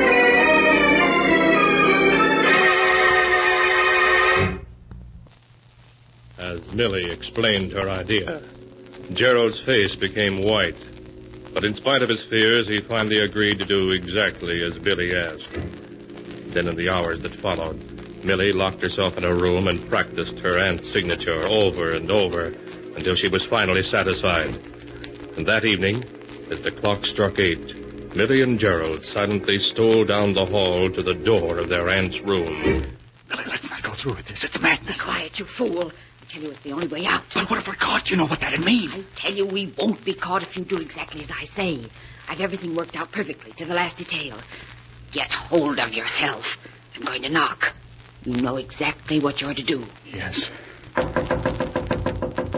in. Good evening, Aunt Martha. I hope you're feeling well, Aunt Martha. Oh, Mildred, Gerald, eh? Come in. Thank you. It's quite dark in here, Aunt Martha. Would you like me to turn on a light? No, Gerald, that isn't necessary. I'm quite used to being in the dark. Of course. How are you feeling this evening? Much better, thank you. Gerald, perhaps you ought to fix Aunt Martha's pillows. She doesn't seem very comfortable. No, you needn't bother. I'm quite comfortable, I assure you. Gerald, fix Aunt Martha's I can't go through with it. Do you hear? I can't. Fool, I should have known better than to count on you. Huh? Mildred, what's Gerald talking about? Nothing important, Aunt Martha. Here, let me fix this pillow for you. I tell you, I don't want Millie, don't. Mildred, Millie, don't. She's suffocating. Quiet, you hear? You haven't got the nerve to go through with it. I have. There. I think that's enough to bring on a heart attack. How do you feel, Aunt Martha? You're nothing but a murderess. Oh, my heart. Millie, is she dead? Yes, Gerald, and not from suffocation, but from a heart attack. I told you it would work out. I had nothing to do with it. Do you hear? You murdered her. I didn't. In the eyes of the law, Gerald, you're my accomplice, and nothing you might say can make it otherwise. We haven't time to discuss that. Aunt Martha's attorney should be here in an hour. Now, will you do as I say, or won't you? I have no choice in the matter. No, you're acting sensibly. Do exactly as I say, and we can't fail.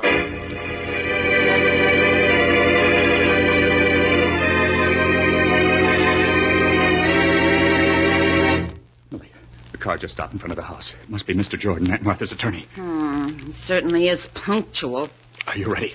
I need a little more shading here under my eyes. Hurry, Millie. He'll be up here in a minute. Gerald, I've never been late for a curtain yet, and I won't be late for this one. There. Now, help me on with Aunt Martha's bedrobe. All right. There. Now, how do I look, Gerald? You look exactly like Aunt Martha. If I didn't know her body was in that closet, I'd swear you were her. In the dim light of this room, no one can help but take me for Aunt Martha. Yes, but what about your voice and the things you may have to know? Just listen to this. Don't be ridiculous, Gerald. As mistress of this house, I answer only those questions which I wish to answer, and I assure you I shall not be tripped up.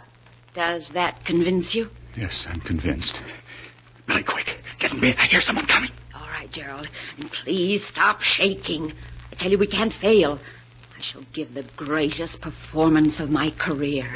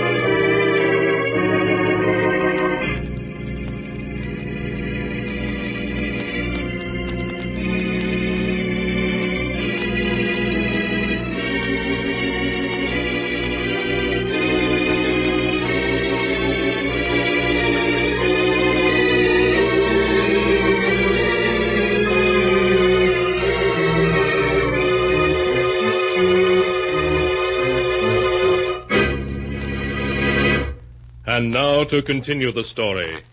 Death rings down the curtain, as it is written in the sealed book. Swiftly, Millie, made up to look like her dead Aunt Martha, slips into her aunt's bed, and then, as Gerald lights a cigarette with trembling fingers, someone knocks at the door. Come in. Good evening, Mr. Jordan. Come in, won't you? Well, Mrs. Richards, how are you? Why, bless me, it's been over a year since I've seen you. Really, Mr. Jordan? Has it been that long? Certainly has. How are your eyes? Still troubling you? My eyes? Oh, they're much better, thank you. Well, that's fine, Mrs. Richards. Oh, by the way, this is Mr. Wilson, my secretary. How do you do? I'm happy to meet you, Mrs. Richards. I don't think, Mr. Jordan, you've met my nephew, Gerald Richards. Gerald, this is my attorney, Mr. Jordan. Hello. How do you do, Mr. Richards? Mr. Jordan, I want to have a will drawn up and signed tonight. Tonight? Surely you can't be serious, Mrs. Richards. After all, your vast holdings require a will that will take you days to draw up. No nonsense. I'll have none of your involved 40-page wills. All I want is a simple will dividing my entire estate equally between my nephew Gerald and my niece Mildred. But, Mrs. Richards, there are so many other details that enter into the matter of a will. For example, we must consider Mr. Jordan, will you do as I say, or must I get another attorney to draw up my will? Very well, Mrs. Richards.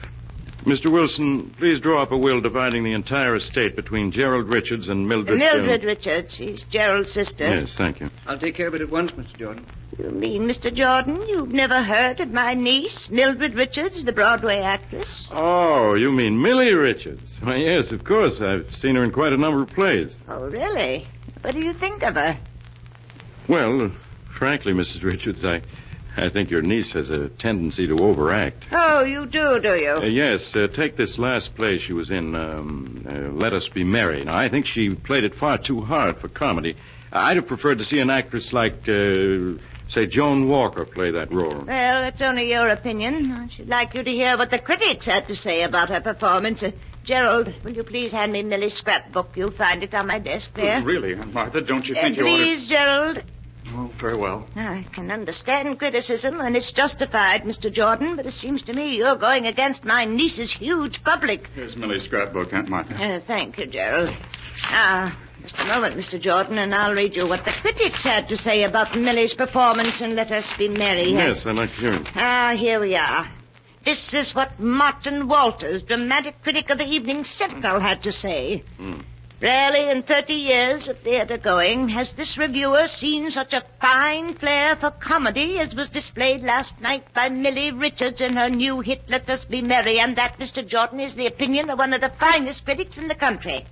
Well, I may be wrong, Mrs. Richards. Naturally, I was only venturing a personal opinion when I said... I have Mrs. Richards' will prepared, Mr. Jordan. I use the standard form. Oh, yes. Let's have a look at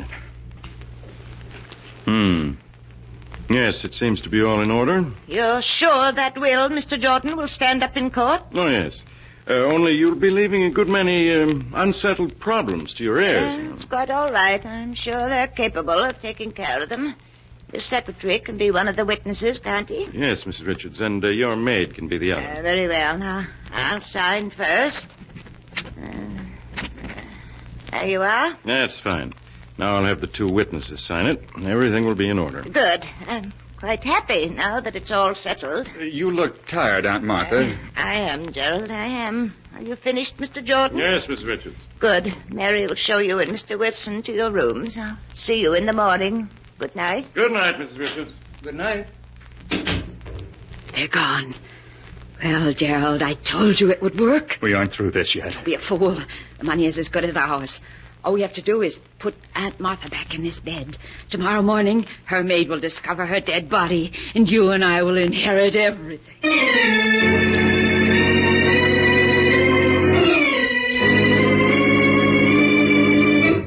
The next morning, things went exactly as Millie had foreseen.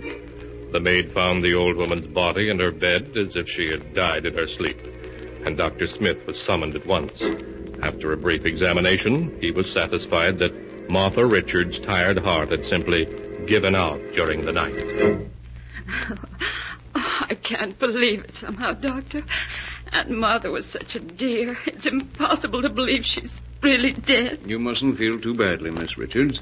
It was all over quite quickly, I'm sure. Your aunt's heart simply gave out. But she seemed so strong and well when we left her last night. Why, when she and I were arguing, it was just like old times. You mean you and Mrs. Richards had an argument last night? Well, not really an argument, Doctor. They were just debating over my sister's ability as an actress. Yes, that's all it was. I hope you won't mind, Miss Richards, but when I told your aunt, I thought that you overplayed your roles. Oh, that's quite all right, Mr. Jordan. What did she say to that? She almost hit the ceiling when I criticized you. She claimed that you're the finest actress in the country. Oh, Aunt Martha was always a dear. Strange that she should have said that, considering that she never saw Miss Richards perform. Well, maybe she hadn't, but she pulled out a book of clippings about Miss Richards and read me what one of the critics had said about her niece. She did what? She read me what one of the critics had said about Miss Richards' ability as an actress. I see. Mr. Jordan, I think your criticism of Miss Richards that she overplays is justified. I beg your pardon. I never overplayed a role in my life. I'm afraid, Miss Richards, that you overplayed one last night. Last night? What do you mean? Your Aunt Martha was an extremely proud woman. She couldn't stand to be pitied. Exactly a year ago, she became blind. And when she did, she refused to leave her room and allow people to know she'd lost her sight. Only 2 people knew of her blindness, her maid and myself. But if Mrs. Richards was blind, how could she have read me that notice last night? She didn't, Mr. Jordan. An egomaniac actress disguised as Mrs. Richards read her own notice to you. Isn't that so, Miss Richards? Go ahead, tell him, Millie. You're so clever. You're the greatest actress in the world. You had everything worked out to the smallest detail. Be quiet, you fool. They can't prove a thing. No jury in the world would believe them. I'm too great an actor to be convicted of murder. Do you hear? I'll give a performance that'll sweep a jury off its feet. They'll never forgive me. They'll never convict me.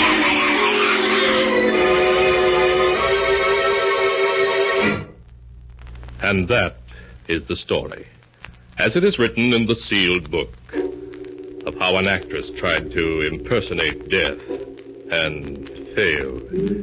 Millie Richards had one more opportunity to act upon the witness stand at her trial, but again she failed. For the jury found her and her brother Gerald guilty and sentenced them to life imprisonment. Strange are the secrets of the human heart, and the ways of fate in trapping men and women in their own evil schemes.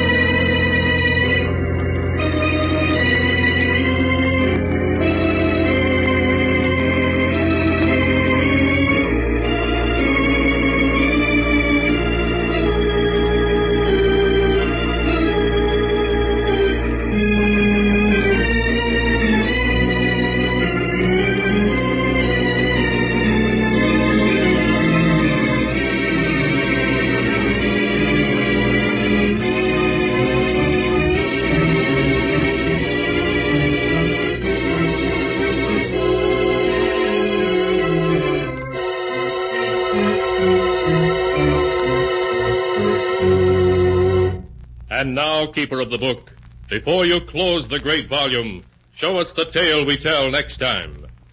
This one, yes, a weird and amazing story of a wife who loved her husband too fondly, and of another wife who came from the grave.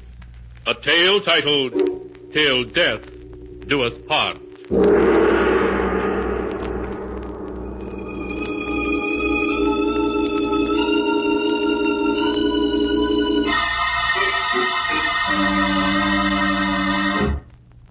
Be sure to be with us again next time, when the sound of the great gong heralds another strange and exciting tale from The Sealed Book.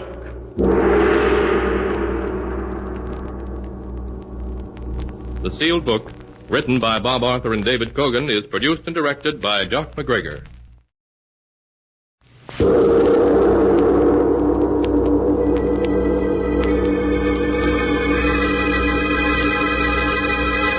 The Sealed Book.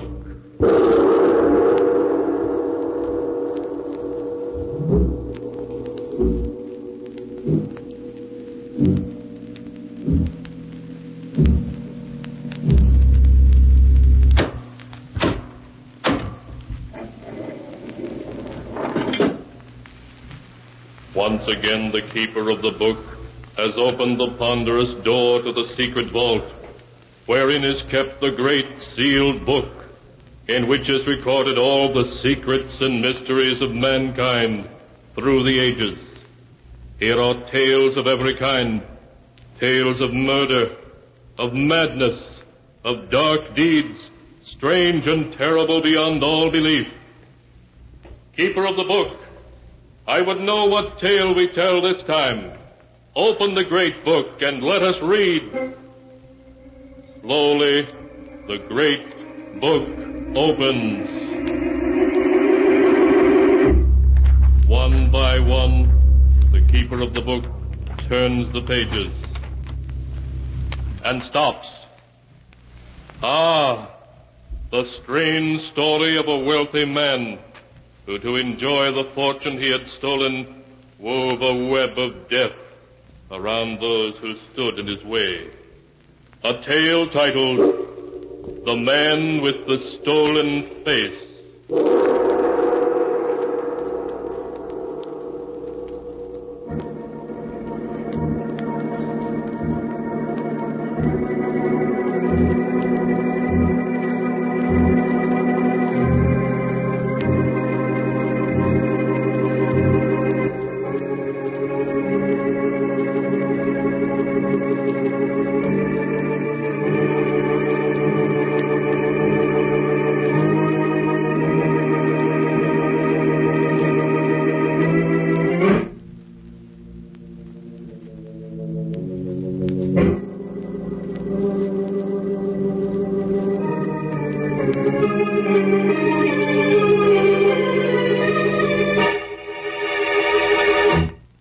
Here is the tale, The Man with the Stolen Face, as it is written in the pages of the sealed book.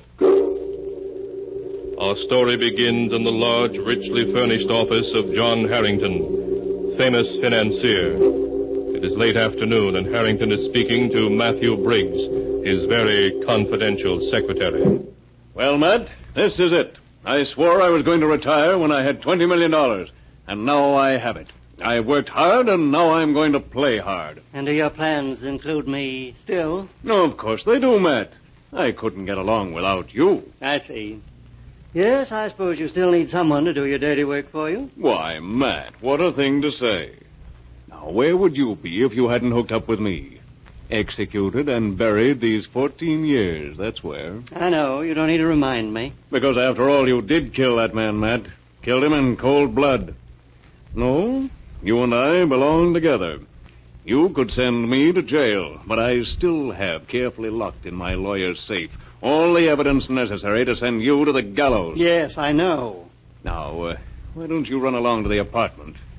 I think I'll sit and smoke one last cigar here in my office. All right. I'll see you later. Poor Matt, how he hates me. There isn't a thing he dares do about it. Well, I suppose a lot of people hate me, but I'm not going to let that worry me any. Now is the time for me to enjoy myself, and I'm going to. Fun. That's my program from now on. Too bad that program will have to be canceled, Harrington. Who are you? I'm Jeremiah Cole, Harrington. You don't recognize the name, I see. Why should I? I never heard of you before in my life. I dare say not. But you heard of my father, Nathan Cole. Oh. He gave you your first job 20 years ago. Well, what of it? I don't suppose you've forgotten that you got your start by cheating him out of his business. I did nothing illegal. You ruined my father after he'd befriended you and he died of a broken heart. I've spent 20 years trapping you, and now I'm ready to pull the noose tight. You're crazy. There isn't a man alive who has anything on me. I have. San Quentin. San Quentin? What are you talking about? When you were 19, a year before you came to the city and Dad gave you a job, you escaped from San Quentin. And you killed a guard doing it. Nonsense. You're crazy. Believe me, I can prove it. I've spent almost 20 years getting ready for just this moment. What do you want? I want $20 million. You can't be serious. Why, that's every cent I have in the world. You ruined my father, and I intend to ruin you. Turn over to me your entire fortune. And I'll consider that punishment enough. No, I won't do it. I have 2 detectives waiting now in the outer office. Do you want me to call them in? No, wait. All right. I'll do it. I'll give you everything. I thought that would be your decision. Very well. Just sign this paper. And then you... What are you doing? Take your hands off my throat. You fool. You think I'm the man to give up that easy? I'll show you. Yes, I have $20 million, and nobody's going to take them away from me. Nobody.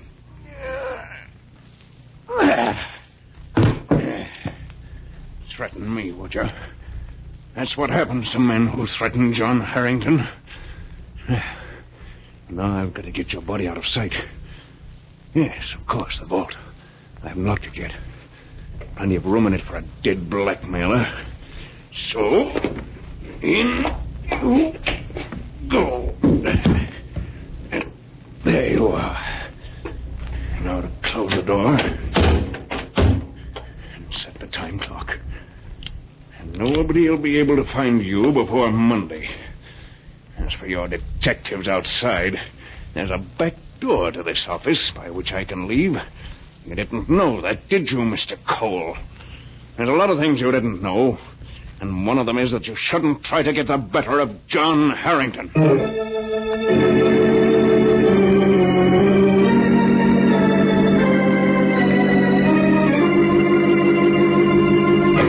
So John Harrington slipped away by means of the back door, and once safely outside, telephoned Briggs, giving Briggs instructions to meet him at his mountain lodge that night, with all the money and securities he could put his hands on. Harrington then made his way by lonely back roads to his isolated lodge in the hills, at which Briggs presently arrived to learn his employer's unfortunate plight. But, John, what can you do? If you kill this man Cole, I don't see how you can... You're here to help me, not to hang crepe. All right, just tell me what you want me to do. Then listen. We're safe here for quite a while. Nobody knows about this hideaway but you and me. We have plenty of food, and we can stay here indefinitely. Yes, but the minute you leave here, someone will recognize you. That rugged face of yours has been in the papers and newsreels so often everybody knows it. I'm aware of that. So, I've got to have a new face. A new face? Why not? I know just the man to do it. Ludwig Muller. Muller? You mean the plastic surgery expert who was mixed up with that gang out in Chicago? That's the one. He was given 5 years for altering the features of members of the gang. Well, he must be out now. That was 6 years ago. Yes. Yes, I don't doubt he could do it, but... I have it all planned out. Now, first you've got to bring Muller here with all the necessary equipment. Then you have to find someone my age and my height who's willing to become John Harrington. Become you? Huh, that's insane. Why, even for all your money, who would trade places with you and go to the electric chair? Don't be stupid, Matt. I tell you I have that worked out, too. Now, listen. You've got to find someone my age and general build who has no wife or family, who's not wanted by the police, and has never been involved with the law in any way, who's lived an inconspicuous life and has never attracted much attention. I'll take his place and live his life. He'll take mine and become a millionaire. But, John... Don't argue. You find such a man and bring him here, and I'll guarantee to persuade him to make the exchange. When I make a plan, it doesn't go wrong.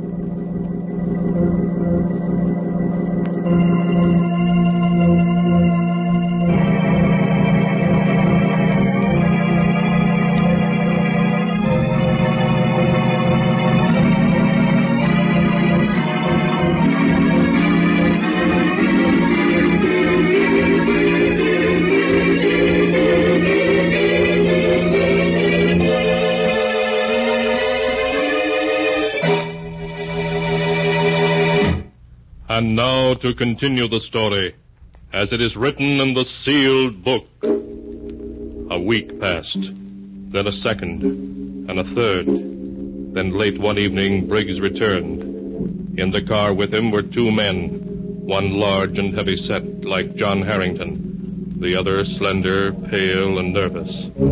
Briggs ushered them to separate rooms. Then he reported to his master. Well, Matt, who have you got to take my place? His name is Quincy. William Quincy. I have his whole life history written down for you. Here. Let's see.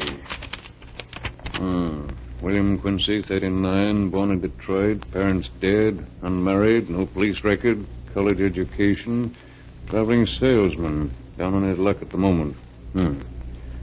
He seems to fit the bill. Does anybody know you brought him here? Not a soul. Good. Bring him in.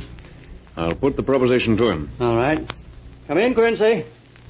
John, this is William Quincy. Hello, Quincy. Sit down. Holy smoke, you're John Harrington. That's right. Now sit down, have a cigar, and we'll get down to cases. Quincy, what would you do for $1 million? $1 million? I'm ready to pay that much money for someone who'll spend 10 years, maybe less, in jail in my place. What kind of a trick are you trying to pull?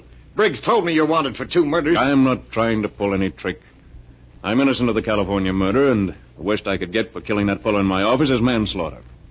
He was a blackmailer, and I lost my temper. Well, is it a deal? For $1 million? Yes. Yes, it's a deal. Good. I'm afraid that you'll have to sell me your face as well as your time, Quincy. Sell you my face? Oh, that's a hot one. What's so funny about it? Excuse me, Mr. Harrington. I've always heard that a man's face was his fortune, but I never knew mine had any market value before. Well, it has. $1 million. Okay, you've bought it. Of course, you have to take my face in exchange. Oh, sure. Sure, I understand. Good. And a lot of things to be settled yet, but we have time for that. Matt, will you bring in Ludwig Muller? Of course, John. There's just one thing I want to know, Mr. Harrington. Huh? When I'm you, how am I going to clear myself of that California rap which you're innocent of? Very simply. You'll take my face, but your fingerprints won't jibe with the prints on file at San Quentin. That'll be obvious proof you're not the man. Very clever, Mr. Harrington. I think of every detail, Quincy, as you'll see. Oh, come in, Dr. Muller. Dr. Muller, this is Mr. Harrington. Please, not Dr. Muller. I have no license. I am plain Mr. Muller. Just as you like, Mr. Muller. But sit down, please. Thank you. Now, may I ask why I was brought here? Just to help me and Mr. Quincy here exchange faces. Exchange faces? But why should you wish to do such a thing? For personal reasons. We plan to exchange identities. You could make my face look like Quincy's and his like mine, couldn't you? Yes, of course I could, but... Then you're going to do it. And I'm going to pay you $1 million. $1 million? No, you cannot mean it. I do mean it. With that much money, you can become a man of science again. You can build laboratories, experiment, become famous. All just for a simple job of plastic surgery. Not simply, no, but... Yes, Mr. Harrington. I will do it.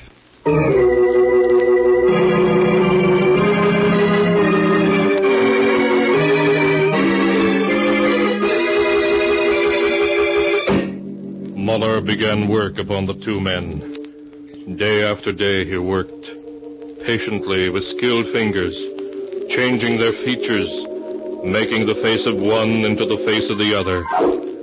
It was a long and difficult job, but as the time for the removal of the final bandages came closer, John Harrington was in excellent spirits. Well, Quincy, do you feel ready to take over the role of John Harrington, millionaire? Anytime. I've practiced your walk, your signature. I even know what you like to eat. What are you going to do after you become William Quincy, Esquire?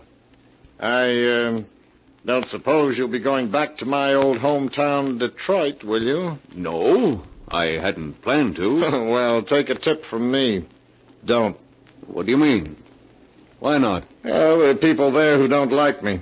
I thought Briggs said you had a perfectly clear record. No, I have, but I quarreled with one or two people. Huh? Nothing legal, but, well, you wouldn't know who my friends were and who were my enemies, so on the whole, it'd be simpler just to give Detroit a wide berth.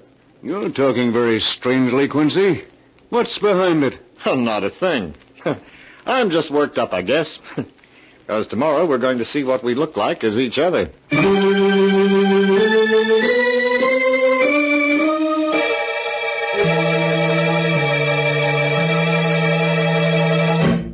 The next day, Ludwig Muller removed the bandages from their faces and from Harrington's hands. And when he held mirrors for them to see themselves... Good heavens. You do not recognize yourself, huh, Mr. Harrington? I should say not. Why, I'm almost tempted to say hello, Quincy, when I look in the mirror. It is my finest job. Well, I'll say it is. Personally, I like the change. I congratulate you, Muller. We must drink a toast to your success. Thank you. That's a good idea. We'll drink to Harrington, safe in jail. And Quincy, adrift in the wide, dangerous world. What the deuce are you... Oh, hello, Matt. How do you like my new face? Why, it's a perfect job. We were just going to drink to it. Bring some glasses and a decanter, will you? In fact, bring the special decanter of Napoleon brandy. Certainly. I'll get it. Napoleon brandy, eh? Huh. Sounds good. Well, we'll drink to our futures. I may be going to jail for a while, but when I get out, I'm going to live high, wide, and handsome. And how about you, Mr. Harrington Quincy? Where are you headed for with my face? Oh, I'll see what New York is like, then try Buenos Aires and Rio de Janeiro. Here's the decanter, John. Huh. Shall I pour the drinks? Yes, Matt, and one for yourself. No, thanks. I never drink. You know that. But now, here you are.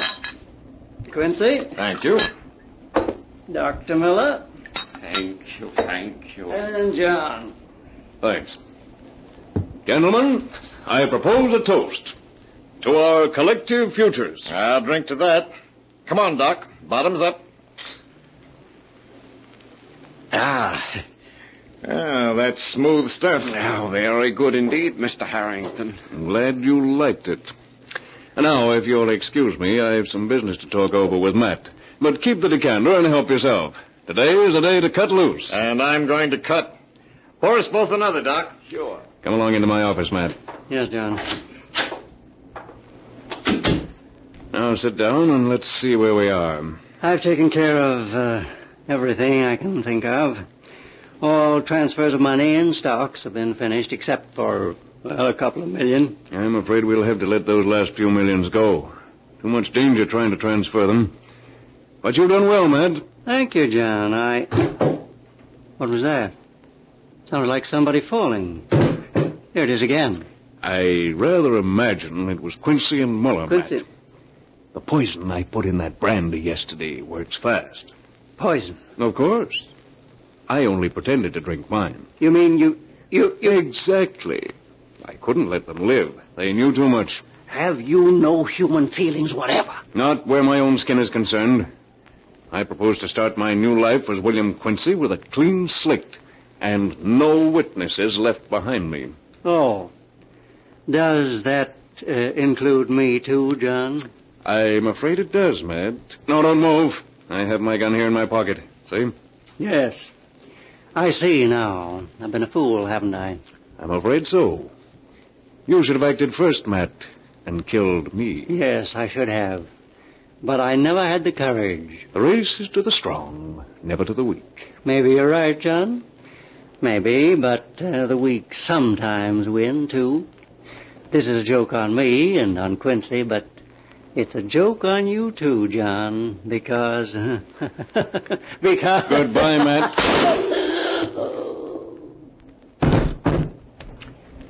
Well, that's that.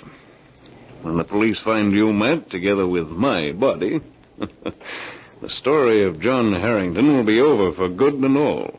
But the story of William Quincy, footloose and fancy free, is just beginning.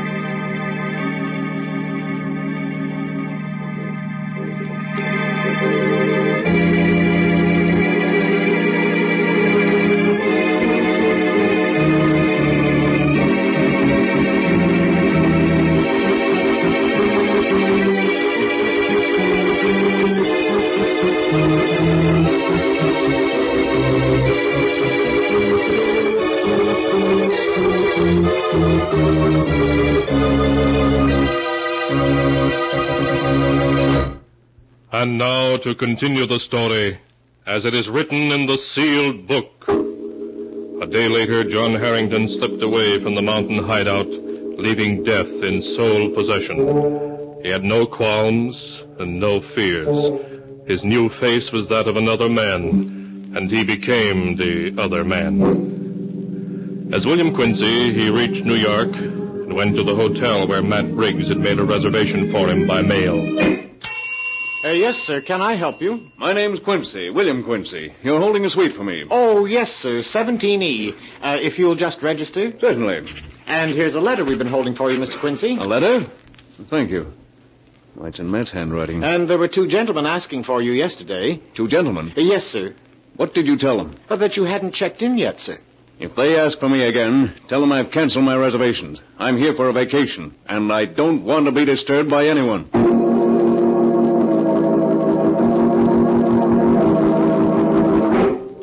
A few minutes later, John Harrington was alone in the luxurious suite Briggs had reserved for him.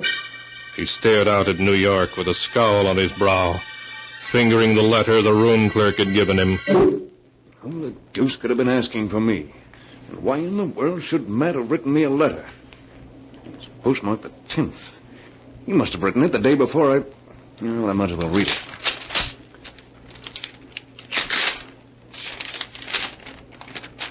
Dear John, you'll get this letter when you reach New York. By then you will be William Quincy for good and all, and Quincy will be John Harrington. I've talked with him, and he has agreed as his first act to ask your lawyer for the evidence you've been holding over my head all these years. He will destroy it. Then, at last, I will be free of you forever. The poor devil, that was his mistake. And what else did he say? And now I want to give you a word of warning. The worm has turned after all these years. I have outsmarted you at last with your own help. What in thunder does he mean? Why do you suppose Quincy was so willing to take your face and go to jail even for money? He had good reason for it. Believe me, he... who is it? Telegram from Mr. Quincy, sir. Telegram? Just a second. Now, let's have it. All right, Quincy, put him up. Come on in, Rocky. Yeah, Lefty. Well, Quincy, old pal, you don't seem very glad to see us. What's the meaning of this? Who are you and what do you want? Steady, Quincy. My trigger finger's itchy. Back up a little. That's better. Who are you? What do you want? Why, we want you, Quincy. You ought to know that. I don't know who you are or why you're here, but you're making a mistake. Listen to him, Rocky. He's forgotten his old pals Lefty and Rocky. I tell you, I never saw you before in my life. You mean you've forgotten all about it, Detroit, Quincy? How you double-crossed the boss and my kid brother 6 months ago and got them both bumped off by the cops? Well, ain't that forgetful of you? No, you're wrong. You've got the wrong William Quincy. Hey, Lefty, you don't suppose this could be the wrong guy, do you? What makes you say that? You nuts? No, but... Well, it's just that this guy's voice don't sound like the way I remember Quincy's voice did. That's right. I'm not the Quincy you know. Never mind the voice, Rocky. Look at the face.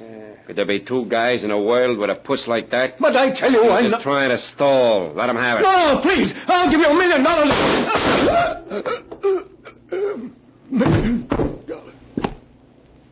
Well, that takes care of that. Yeah, that pays off for the boss and your kid brother. He should have known we'd keep looking for him till we found him. Did you hear that stuff about $1 million? You must have been nuts to think we'd listen to guff like that from a cheap dope peddler like Bill Quincy. Yeah, but, you know, Lefty, I'd still kind of like to know who sent us that letter, tipping us off we'd find him here at the Clark House in New York.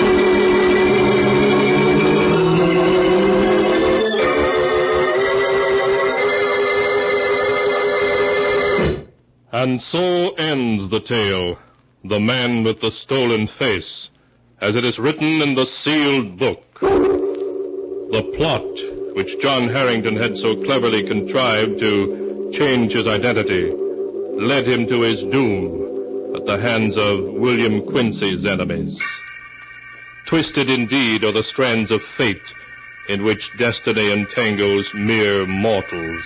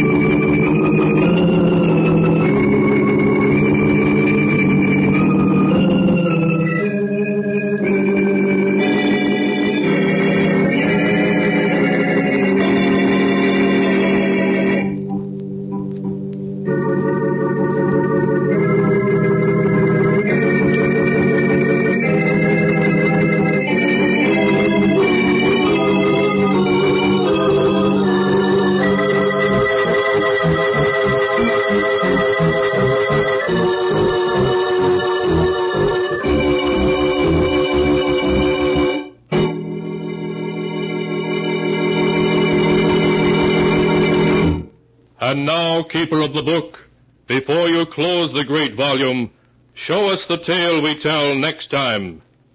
This one. Ah, yes. The tale of a handsome and mysterious man who had a strange power over people and who caused heartbreak and ruin wherever he went. A tale titled, My Beloved Must Die.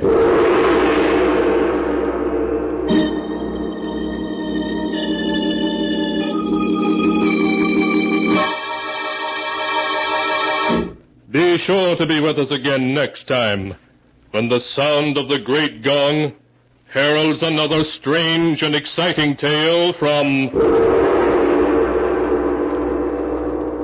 The Sealed Book.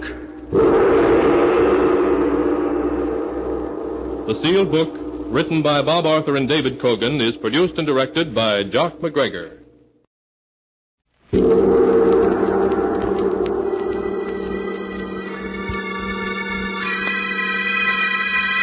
The Sealed Book.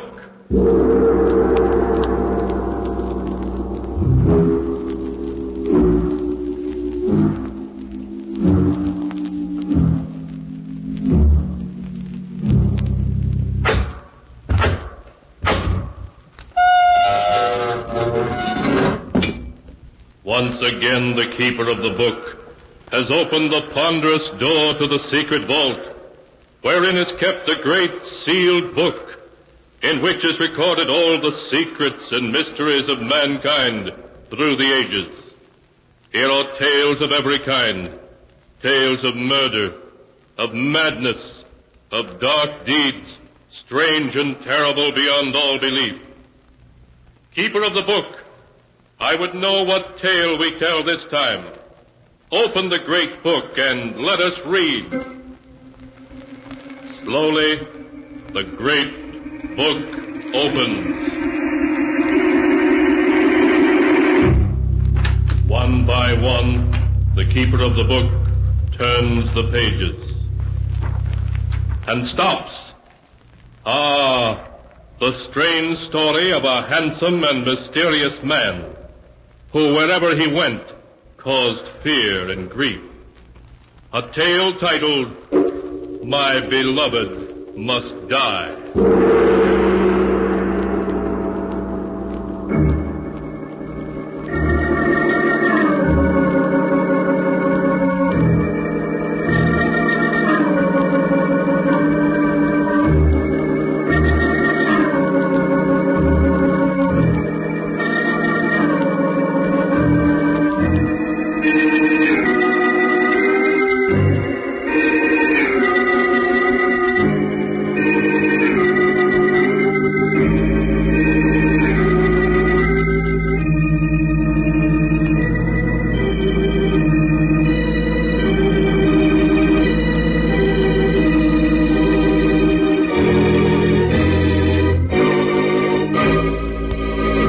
Here is the tale, My Beloved Must Die, as it is written in the pages of the sealed book. Our story begins in a large, smartly furnished apartment. Beautiful Joan Sanders sits at a desk, a pen in her hand. Her face is white and tense as she begins to write. Dear Mr. Rand, as you have long been a friend of the family, I'm writing this letter to you so that you may know why I'm going to do what I must. Believe me, there's no other way out. I know if you were here, you'd say murder's never justified, but I feel positive that in this case it is. I find it difficult to gather my thoughts so that I may write to you exactly what's happened. I suppose it all began that afternoon 2 months ago when Millie returned from her vacation. Oh, Joan, I had a wonderful time. Everything was just perfect. And, Joan, I met a man. Oh, no wonder everything was perfect. Oh, Joan, just wait until you meet him. His name is Victor Duval. Oh, tell me about him. Well, to begin with, he's 32 years old, a little over 6 feet tall, very broad-shouldered, dark complected, and has the most beautiful black eyes I've ever seen. Oh, really, Joan, he's handsome enough to be a Hollywood star. But, Millie, what about Frank? Have you forgotten you're engaged to him? No, Well, perhaps we aren't really suited for each other. Grew up together. You know how Frank loves you. Yes, I know, but Frank seems so young and immature. Has Victor told you that he loves you? No, but he will in time. I feel certain of it. Well, promise me, Millie, that until that time you won't break off with Frank. All right, Joan. I promise. Oh, my goodness. It's 5 o'clock already. Have you got a date? Yes, Victor's calling for me at 6. We're having dinner together and then going to the theater. Oh, Joan, I was never so happy in all my life.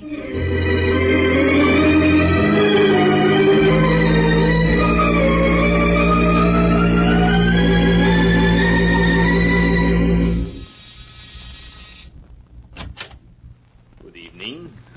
You must be Joan, Millie's sister. Yes. And of course you're Victor. Come in, won't you? Thank you. Millie isn't quite finished dressing. You'll forgive me for staring, but I didn't believe anyone could be as beautiful as Millie until you opened that door. Well, you're very kind. Oh, here are some flowers I brought for you. For me? Yes. Frankly, I want Millie's sister to like me. Hello, Victor. Oh, Millie. Millie, you're a vision of loveliness in that white gown. Here. This should go well with it. Oh, Victor. What a beautiful blue orchid. Thank you so much. Just matches the shade of your eyes. This is going to be a perfect evening. I just know it is. Isn't it, Victor?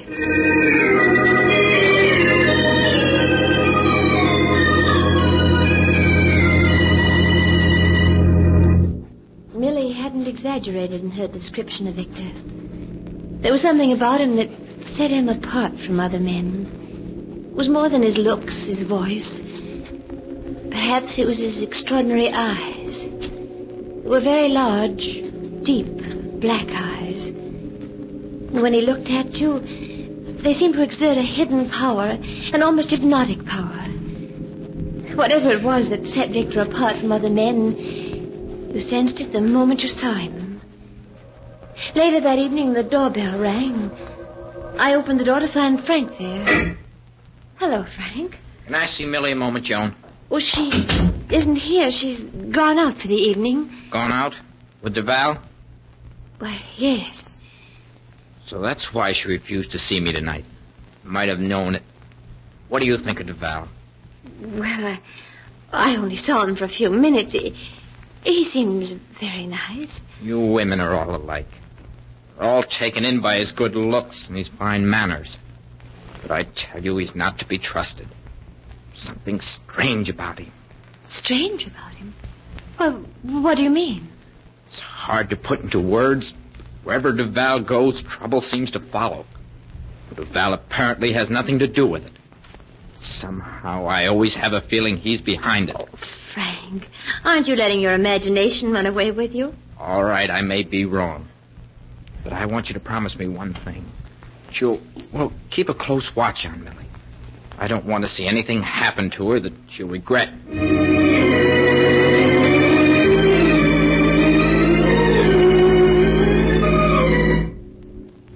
In the weeks that followed, Millie saw Victor constantly. Night after night they went to shows, nightclubs, parties. Millie was rarely home before dawn. Almost overnight she had changed from a sweet, unspoiled girl of 21 to a woman I no longer knew. Life to her had become Victor and the excitement and gaiety he represented.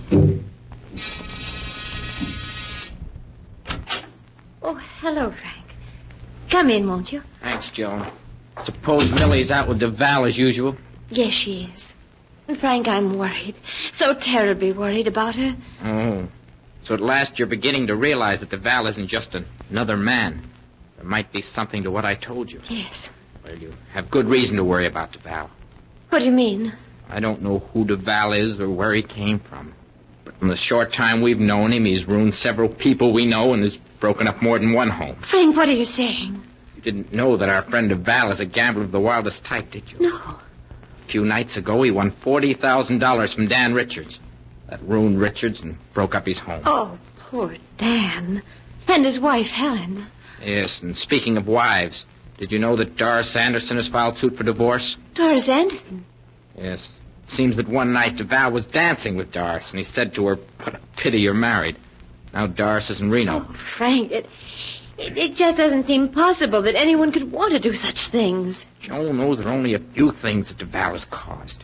Everywhere he goes, he seems to create attention, bring about trouble. Delights in it. I tell you, there's something unnatural about him. Frank, what can we do? I was hoping that if we just let Millie alone, she'd get over this infatuation for DeVal, but she hasn't. I'm going to wait here until she returns. Then we're going to have it out, once and for all.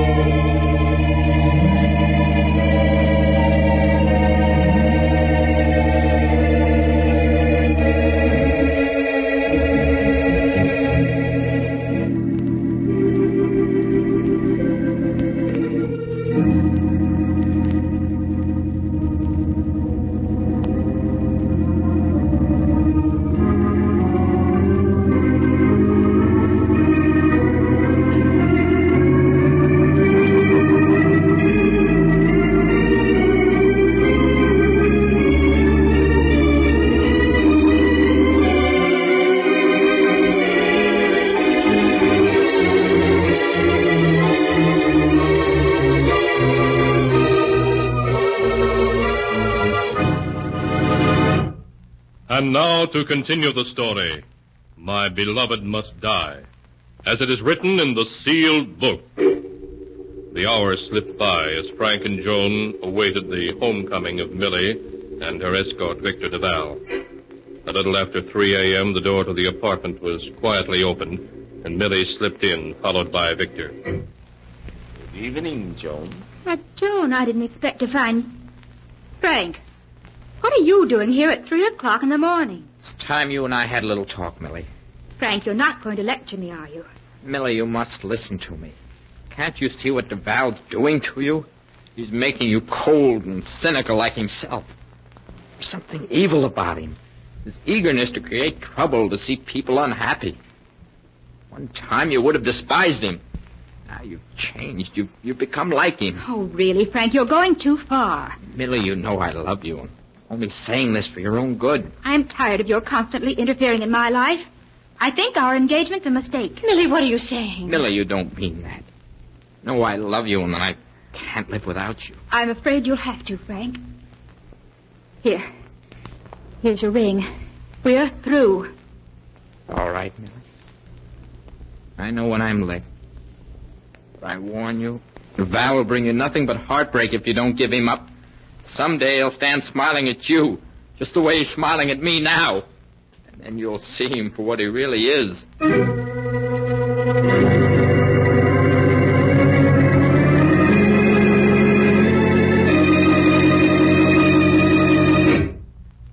Morning, Joan. Anything in the morning paper? Joan, what's wrong? You're so pale. Millie, Frank was killed early this morning while driving home. Killed? Yes. The paper says he ran off the road while traveling at a fast speed and hit a telephone pole. Oh, it's dreadful.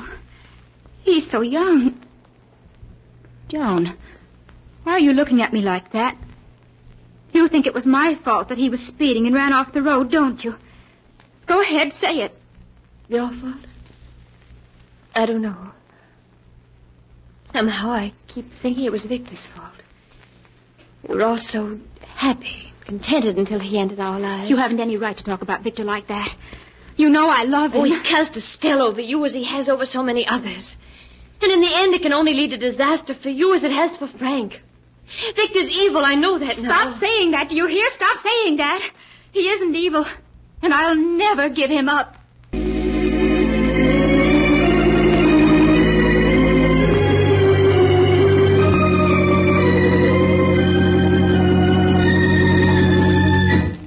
During the weeks that followed Frank's death, I scarcely saw Millie. I sensed that she was avoiding me, afraid of the accusation she imagined she saw in my eyes.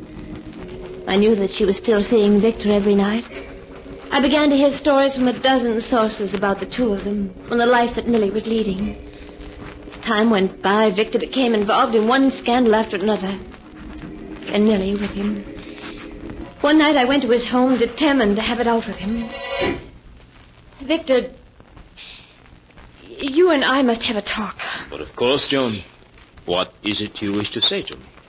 Victor, you mustn't see Millie anymore. Oh? May I ask why? You know very well why. Since you've entered Millie's life, there's been nothing but trouble. Before Millie met you, she was unspoiled and contented, ready to marry a nice boy, but you changed all that. Perhaps, my dear, it's a change for the better. You know that isn't true. If Millie weren't in love with you, she'd never be leading the life she is. You've taken her and tried to change her into someone like yourself. Someone who's evil and corrupt. You know, you're very beautiful when you're angry. You're amused by all this, aren't you? You enjoy knowing I'm worried. Well, all right, but just remember, you'd better not see Millie again. John, you wouldn't by any chance be forbidding me to see Millie because you happen to be in love with me yourself? Me? In love with you? Yes. Does that sound so incredible? Well, many women are in love with me. You're the last man in the world I'd fall in love with. You're nothing but an egomaniac with an overwhelming desire to possess and to destroy. And yet, from the moment we met, you have been in love with me, haven't you? Oh, you fought against it, told yourself I'm a scoundrel, which I admit I am, and you've tried to forget me.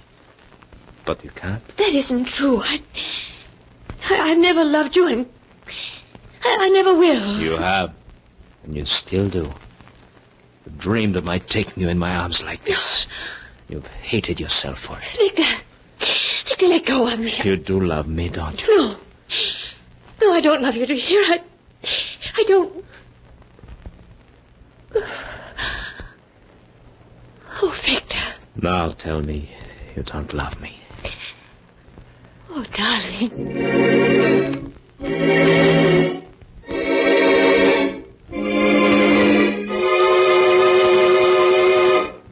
Even now, a month after that night that Victor took me into his arms, I'm confused.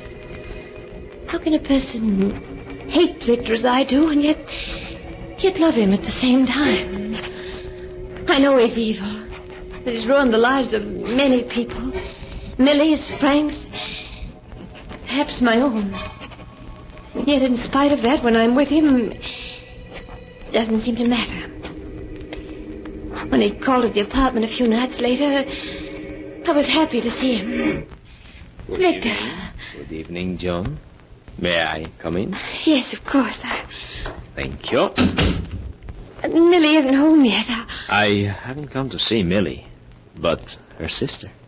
Oh, what did you want to see me about, Victor? About us? Oh, Victor, you must forget what happened that night. Perhaps I do love you. I don't know, but in any case, it isn't fair to Millie. Oh, please, Victor, if you care for either of us, you'll go away. Leave us alone. In your heart, you know you don't want me to go. You want me close to you, as I am now. No, Victor. No. Darling, you shouldn't. Forgive me. Millie. I should have made more noise when I opened the door. Oh, hello, Millie. I hope you're not angry with me, Victor, for having turned up at such an inopportune moment. Please, Millie, you must let me explain. There's nothing to explain, Joan. It isn't your fault, it's Victor's. This isn't the first time I've caught him making love to other women. But to make love to my own sister behind my... Come now, Millie. You aren't being fair to me. You know I shouldn't hesitate to make love to Joan in front of you, would I? No, you wouldn't. Nothing matters to you, nothing. You're no good and you never will be. But, my dear Millie, I've always told you that I'm a rogue and a scoundrel. It isn't my fault if you took me seriously. I was a fool, an utter fool to fall in love with you. Yes, I'm afraid you were. I only hope that you're not going to be difficult like the others were. No, Victor. You needn't worry about that. I won't come crawling to you like the others did. I've got too much pride for that. Millie! Oh, Victor. Victor, let go of me. I must go to her. No. Stay here. She'll get over it. Oh, how could you speak to her like that? Haven't you any heart? No, my dear. None at all, I'm afraid. Oh, I hate you. Do you hear me? I hate you. You only think you do, darling. But you don't. Oh, let go of me. I'm going to her. All right, Joan. Though I don't think it'll be much use. Lily! Oh, Millie! Oh, darling, what's wrong? That bottle. Millie, what have you done? Victor, come quickly. Yes, Joan? What is it? Millie's taken poison. Taken poison? You don't say. Oh, don't just stand there. We've got to do something. Joan, it burns so. Oh, you're going to be all right, darling. Victor, get a doctor. I'm afraid it's too late, Joan. I've seen this happen before. You and Frank were right, Joan. He is evil. I came to realize it too late. Oh! Millie! I'm afraid you're wasting your time. She's dead.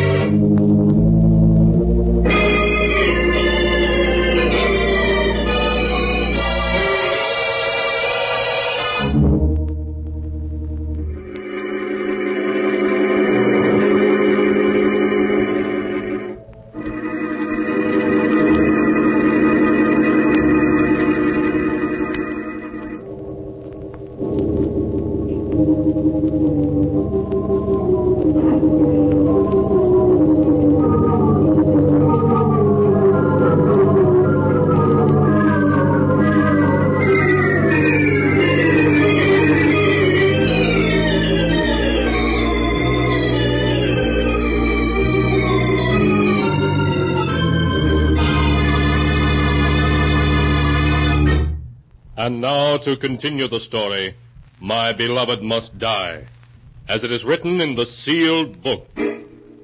Joan Sanders, her face white and tense, sits at her desk, writing to a family friend, explaining why she is going to do what she must. It's been a month now since Millie died. A month in which I've suffered all the torments that she must have undergone when Frank died. At times I fear for my sanity. I know I should forget the past and live for the future, but I can't. For the evil of the past is with me in the present. This afternoon Victor phoned me. It was the first I'd heard from him since that night Millie died. When I heard his voice, I'm ashamed to say I was thrilled. Thrilled to hear the voice of the man who's responsible for Frank's death and Millie's. In spite of everything, I know I still love him. There's only one way out. Victor Duval must not be allowed to go on ruining lives. I expect him here any minute now. So I must close this letter. What I'm going to do must be done. Victor.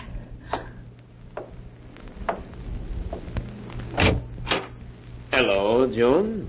Victor, come in, won't you? Thank you.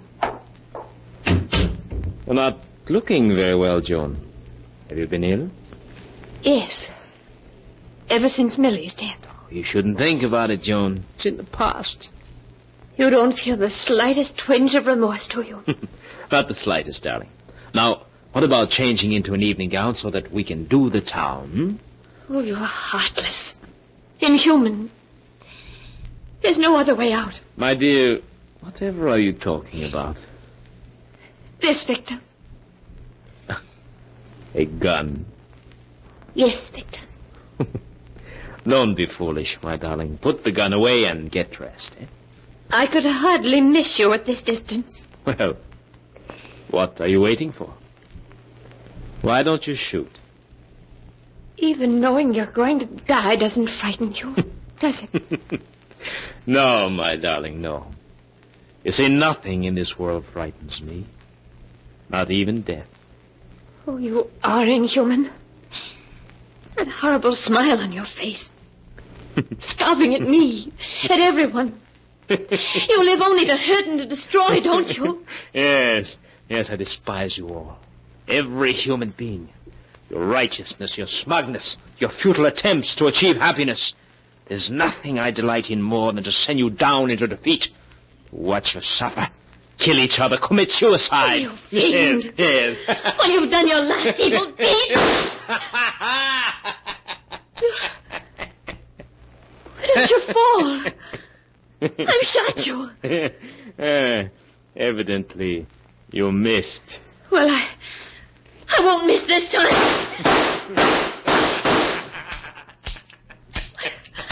Why don't you fall?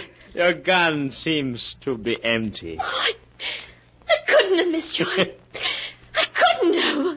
No, you didn't miss me. Then why aren't you dead? No one can kill me. No one. Joan, don't you know who I am? Who are you? Look into my eyes. Look deeply. Now, do you know with whom you have fallen in love? You're the devil. Yes, darling. The devil himself. Oh, no. No, I won't be in love with you. I won't be. Oh, but you will, darling. You will. Even though you know who I am. You'll be in love with me forever. Forever.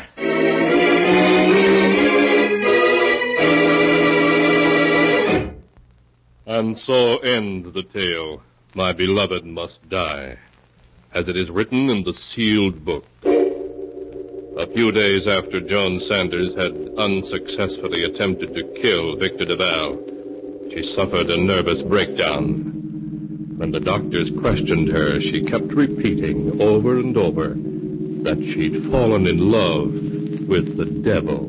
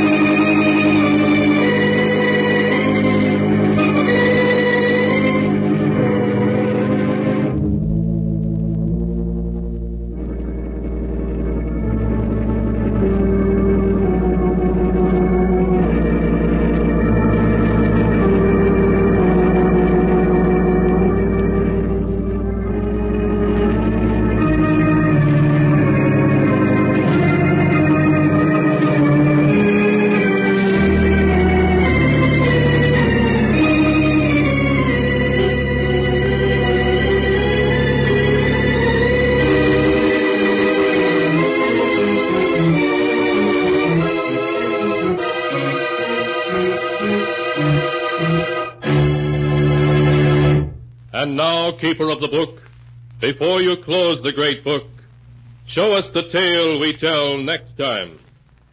This one. Ah, yes. The tale of a scientist who ventured into the unknown and whose experiment brought disaster into his laboratory. a tale titled Beware of Tomorrow.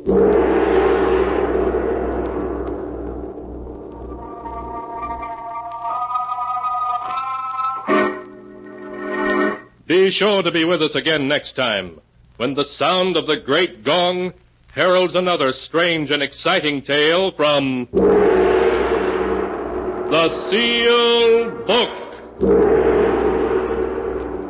The Sealed Book, written by Bob Arthur and David Cogan, is produced and directed by Jock McGregor.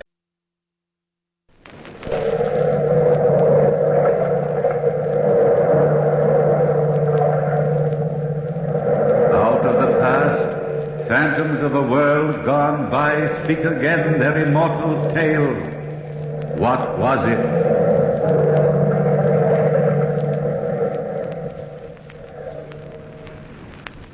All right, then. What was it? What was it? Nobody knows. But the house was haunted by something or somebody. The boarders here at Mrs. Dimity's boarding house didn't believe in ghosts either, myself included. But we were curious about them. That's why we voted to move into the old brownstone house on 49th Street.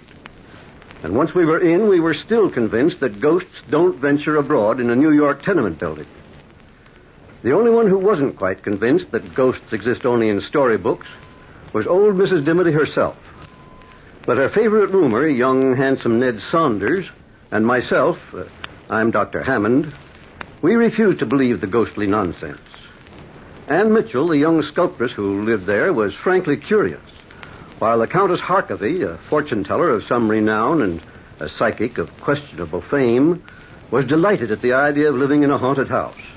That was in a business way, of course. It was around 11 o'clock at night when the boarders, who were then assembled in that dark, dreary living room, first heard what some claimed was a ghostly presence.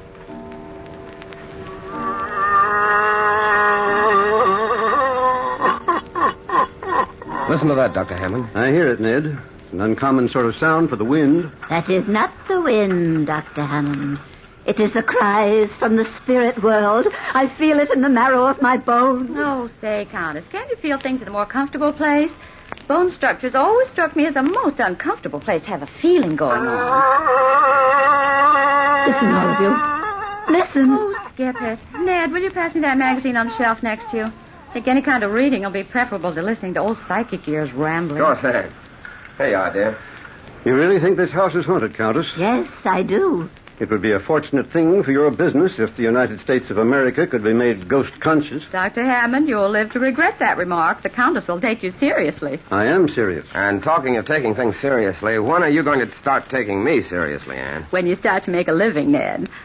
Oh, someday I hope I won't have to try and sell my sculptures. All art is conceived out of the fires of struggle. Well, I'm tired of struggling. Oh, if I could just create something out of the ordinary for an art exhibit, I could make a couple of $100.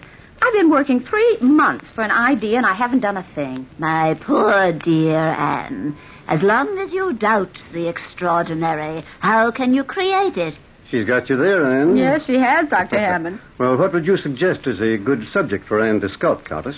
Well, a denizen of the other world, perhaps? Oh, sure. That's rather a hot place for a girl to venture in order to sculpt the devil, isn't it? Don't speak so lightly of his satanic highness.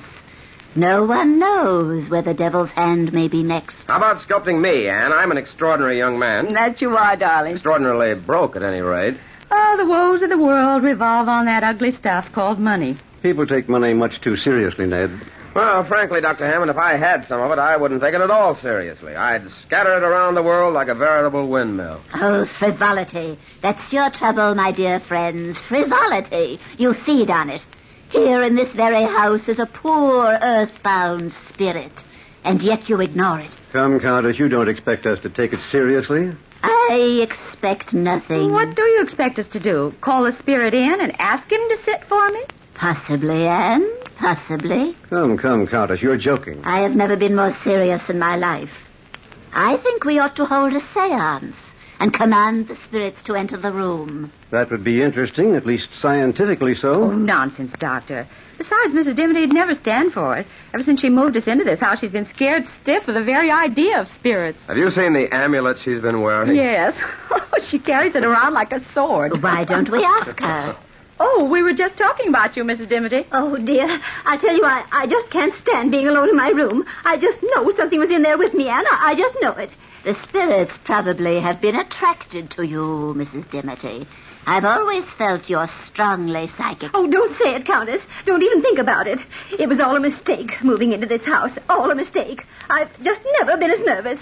Dr. Hammond, feel my pulse. Feel it. It's practically non-pulse, so to speak. Well, I wouldn't take it seriously, Mrs. Dimmoty. We all know there are no such things as spirits.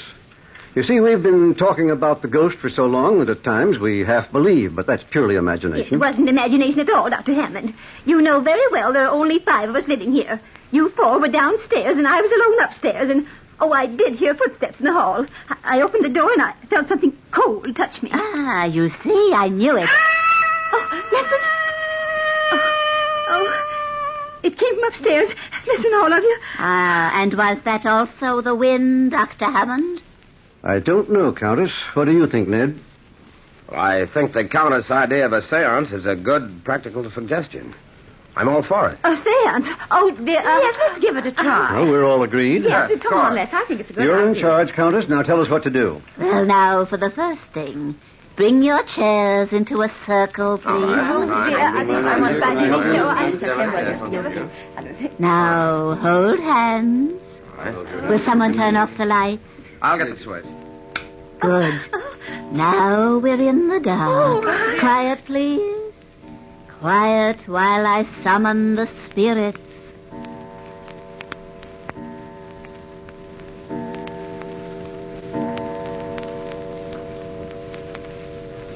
It is midnight, O spirits, midnight.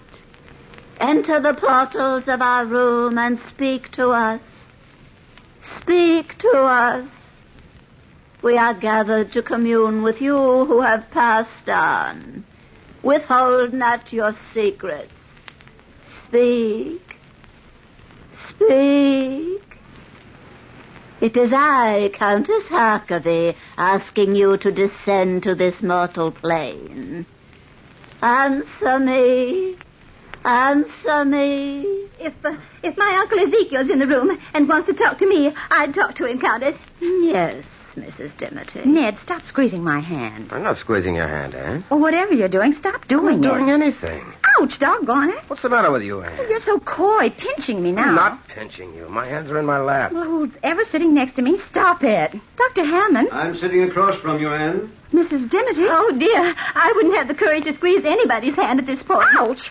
Well, whoever it is, turn on the light, somebody. Turn on the light. No. Somebody's got hold of my hand. Don't turn on the lights.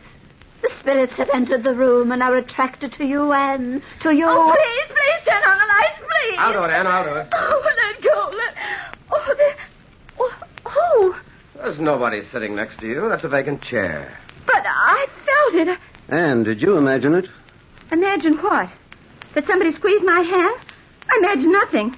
Look at my hand, and tell me that's imagination. What's it, darling? What? Dr. Hammond, look. Her hand is bruised. Yes, it is. Pretty badly bruised. Countess, where were you sitting? Exactly where I'm sitting now, Dr. Hammond, and I haven't moved.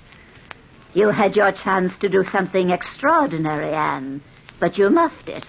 A pity is all I can say. A great pity. The seance is ruined. But, Countess, wait a minute. What for? To try another seance and have you become hysterical all over again? Good night. Dr. Hammond, is it possible that I really was holding the hand of something, or... Anything's possible, Anne, but not very probable. Oh, dear. Oh, dear. I said not very probable, Mrs. Dimmoty. I think perhaps the Countess has been playing a trick on all of us. It's a cute trick, Doctor. A pretty difficult one. If she wasn't playing a trick, she shouldn't have been so upset when you turned on the lights, Ned. Oh, Doctor, I think you've got a point there. Nothing like a good dash of logic to take the cold chills out of my spine. Well, how could the Countess do it, Doctor? Well, Mrs. Dimmoty, psychic phenomena is the Countess's business. After all, she makes a living out of calling imaginary spooks from the outer world. I don't think it's very nice of us to try and pry into her secrets. I hope you're right, Doctor. I do hope you're right. Well, I wouldn't worry, Mrs. Dimity. Well, I'm going upstairs to bed. I've had enough spooks to last me for years. Oh, wait for me, Mrs. Dimity. I'll go up with you. Good night, Ned. Good night, Anne. Good night, Dr. Hammond. See you in the morning. Good night, my dear. And don't worry about the spooks. They're purely harmless make-believe. Oh, dear. I'll never sleep a wink again. Well, Doctor, what's the tongue-in-the-cheek look? Oh. Ned, I'm afraid we've had our first touch of real psychic phenomena tonight. But you just said I didn't want to frighten the women. And you believe this house is haunted? Haunted? Well, I don't like the phrase, but in essence, that's the idea. I was wondering if you'd be interested in trying an experiment with me tonight. Certainly, Doctor, anything.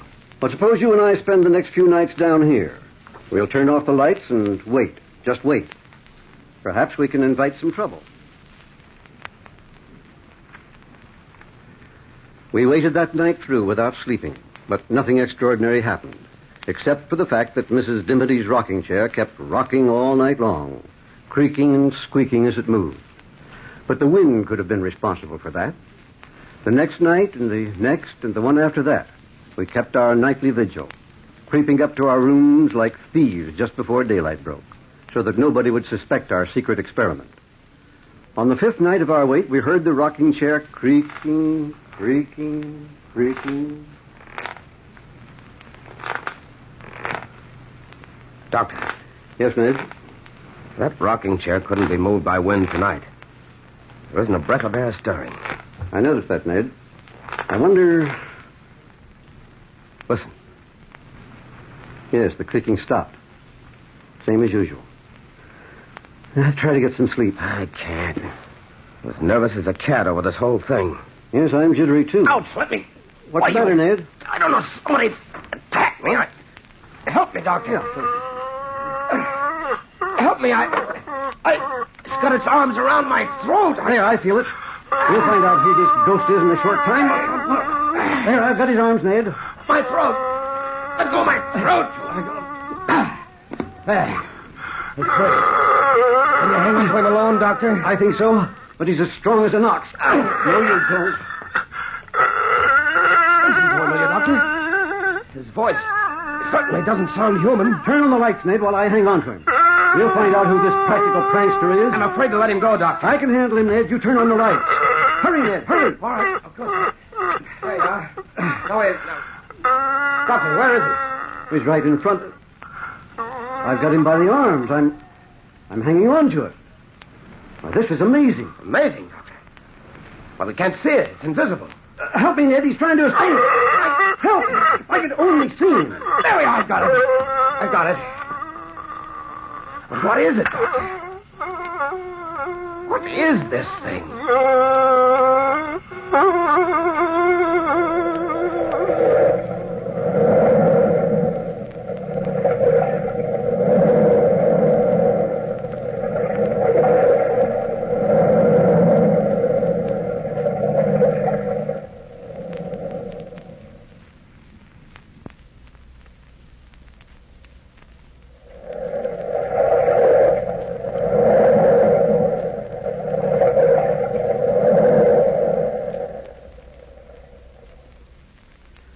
What was it? I didn't know as I held the grisly thing in my arms. It struggled and sobbed and moaned exactly as a beast would struggle and moan. An invisible beast. That was the horror of it. An invisible beast. I sent Ned to the basement of the old brownstone to get some stout rope. At least we could prevent this horror from escaping. That's what I thought then. Well, Ned returned shortly from the basement and opened the door. Here you are, Dr. Hammond. Oh, quickly, Ned. Bind its legs. I can't hang on to it much longer. Not as young as I used to be. All right, Doctor, I'll manage. Somehow I try to hold him on the floor. Yes, of course. There you are, Ned. Now, quickly. Its feet are still for the minute. There. I got the rope about him. Look. Huh? A perfect loop around nothing but empty air. Hold him and I'll bind the rope around him. Oh, quickly, Ned. There we are. That covers his feet. Now I'll bring it up here and around his legs. Here, give me the rope and I'll bind his hands. All right. We're getting him bound up like an Egyptian mummy. There, that does it. What a relief to be able to let that awful thing go. All right, I'll take the rope now, Doctor, and bind it to this chair. He won't get away now, I'll guarantee that. It isn't very large, is it? No, about the size of a small boy. Yeah, but what is it? Have you ever encountered anything like this before? Well, frankly, Ned, never.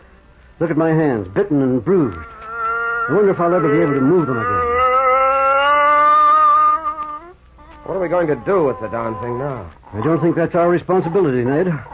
I think we'd better call the boarders together and let them in on the secret. Would you like me to get them, Doctor? Yes, wake them up. But don't tell them why. Just ask them to come down here, and I'll throw this rug over the chair so that they won't see the ropes right away.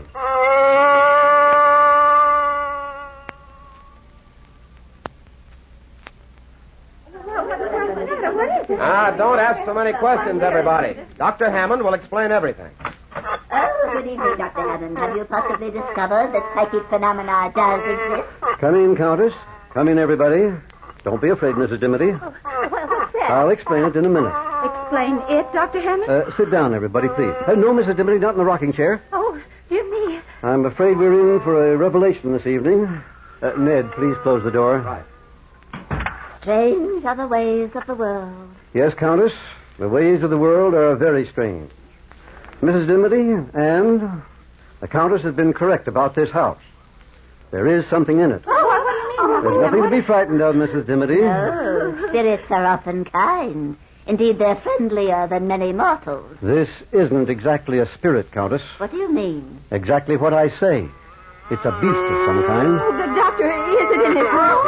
Mrs. Dimity, please. Yes, Anne, it's in this room, in that rocking chair. I threw a rug over it. Oh, unfortunate spirit. If you wish, Countess, remove the rug. Yes, of course. Why, where is it? It's there. You can see the ropes being held in place by it. What kind of a hoax are you trying to play on me, Dr. Hammond? It is not a hoax. There's a living, breathing something bound in that chair. But it's invisible. Oh, why, that's incredible. It's more than incredible. Would you mind if I touched it? I don't see why I should. It's not my beast. The problem is, what are we going to do with it? What do you suggest, Mrs. Dimity? Mrs. Dimity! Oh, she's fainted, Dr. Hammond. I'll get her smelling salts right here in the desk drawer. Oh, I felt it. I felt it, Anne. I felt it. A captured spirit. I must tell my co-worker, Dr. Zarkox, right away. He'll be so thrilled, so thrilled. I'm not sure that we ought to tell anybody about it. Are you, Dr. Hammond? Ned's quite right. We should not. Oh, but Dr. Zarkox is the only living person constantly in touch with the spiritual night and day. Day and night, constantly. The smelling salts should be in here someplace. Oh, here they are. Until we find out exactly what it is, I don't think we ought to divulge the secret. Heaven knows what we've stumbled into. You're right, Ned. Here, Mrs. Dimity, take a deep breath of this. And how do you propose going about finding out what it is? Breathe deeply, Mrs. Dimity. Well, I was thinking it might be possible for Anne to make a plaster cast of it. Oh, that's a gay idea, Ned. Breathe deeply, Mrs. Dimity. You'll be all right. That's quite a good idea, as a matter of fact. No, you'll hold it while I make a cast, huh? If it happens to bite me with a pair of invisible teeth, that'll be my word. No, being a doctor, I shall use a little chloroform and put it to sleep for a while. We'll be able to make a perfect cast. Mrs. Dimity, are you all right? Oh, I'll never be all right again. Well, Anne, are you willing to give it a try? Oh, I suppose so, Ned. I'll prepare the plaster right away.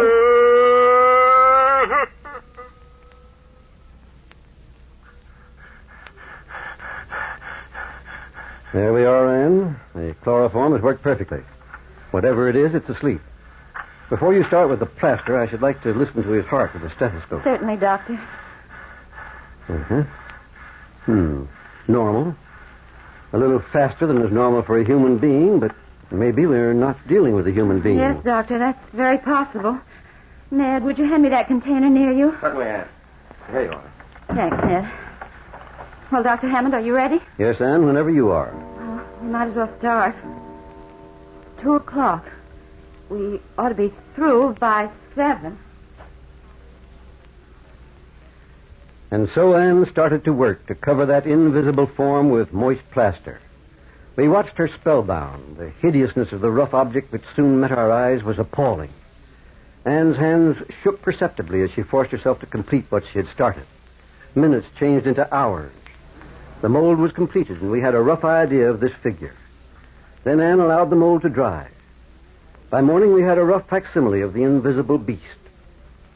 How can I describe what it looked like, when it looked like nothing so much as a demon out of hell itself? Yes, shaped like a man with long, sinewy arms, but it was small, only 4 feet or so high. Its muscular development was amazing. And the face looked like a cannibal's, a demon. Cruel, tiny eyes, a tiny nose, and a twisted, a horribly long mouth, and sharp, shiny teeth. The first rays of light broke through the window, and I realized that the effects of the chloroform were wearing off. And... Watch out, ladies, awake. I got him, Doctor. You better help me. Yes, of course. Here, we'll hold him together, and... Yes, Dr. Hammond? We'll hold him down, and you bind his legs with the cord. Yeah. Get that rope around his legs. Good girl, Ann. That's it. Ow! He bit me. Your arm, darling. It's bleeding. Don't mind my arm. Bind the legs. Okay. Hurry up, Ann. That's the girl. Now slip the rope around him and pull it good and tight. All right. There we are. Give me the rope, Ann. Now secure his arm. Ned, look at your arm. Oh, Doctor, he's badly bitten. Don't bother about me now, darling. We can't let this beast loose on the matter. That face you've done, Ann, looks like the face of a man-eater. Yeah, it does. Give me a hand, Dr. Hammond. We'll put it back in the chair and tie it. Okay, Ned, now 1, 2, lift. There. Now tie the darn thing there. What do you think we ought to do with it now? I don't know. You're the doctor. Well? I think we all need some sleep. First, I'll tend to that arm of yours, Ned, and then we'll leave the thing here for a while. Doctor, do you think we dare leave it here quite safely? Well, judging from the way Ned's got it tied up, I think so. Not even a spirit could get out of those ropes. Come on, Ned, I want to take a look at that arm of yours. Oh, I'm tired. I'll leave the little statue in here till morning. You know, Doctor, that makes an interesting study, doesn't it? Yes, quite an interesting one. Extraordinary piece of work, one might say. Well, good night, Ann. Come on, Ned, let's get that arm bandaged. We'll all think more clearly in the morning.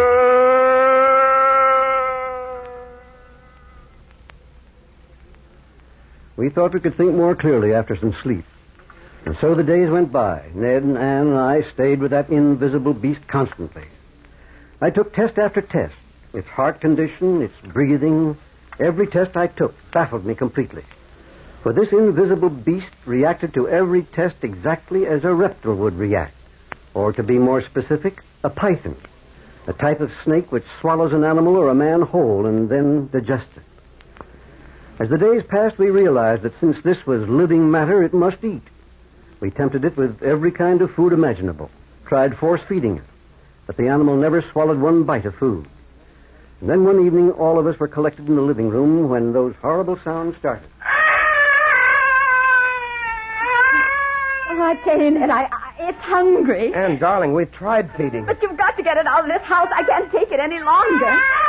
Capturing a spirit will evoke the anger of the gods. My advice to you is to let it go. That's not very good advice, Countess. Whatever this is, it would be fairly dangerous news. Oh, isn't there anything we can feed it?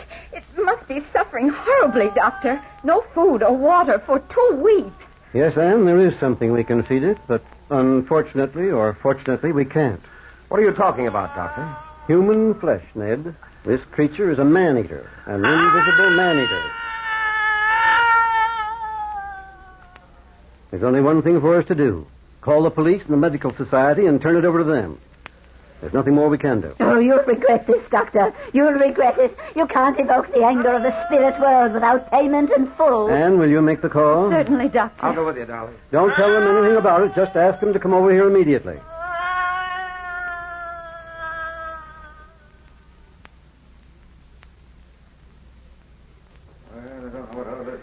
And so, gentlemen, Anne called you and brought you over here. I've told you the complete story of the monster from the very beginning. Well, Dr. Hammond, as a member of the police force, I don't mean to doubt you.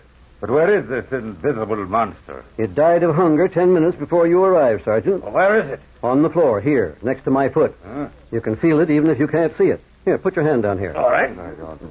Sergeant, feel this. It feels like a dead man. I tell you it does. Look at that. Sure, Doctor. What kind of a trick are you trying to play on us? Trick, Sergeant? Take my word for it, it's no trick. You felt it yourself. Many people know how to make a mass of material appear invisible.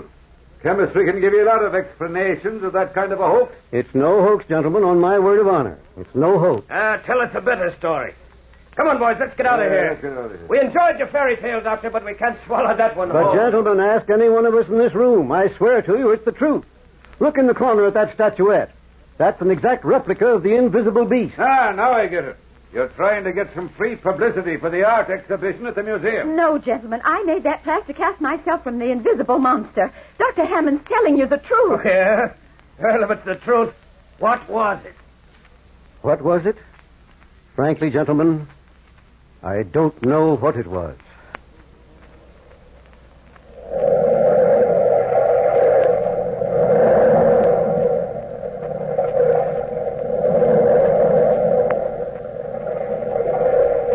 From the time-worn pages of the past, you have heard, what was it? Bell keeper, toll the bell.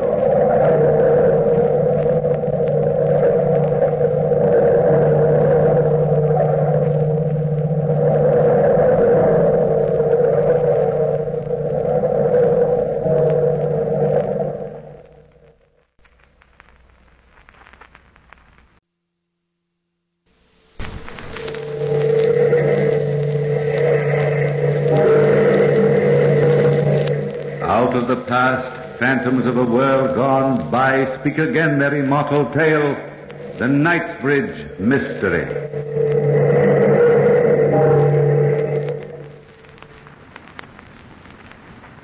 Saturday night, I killed Gardner.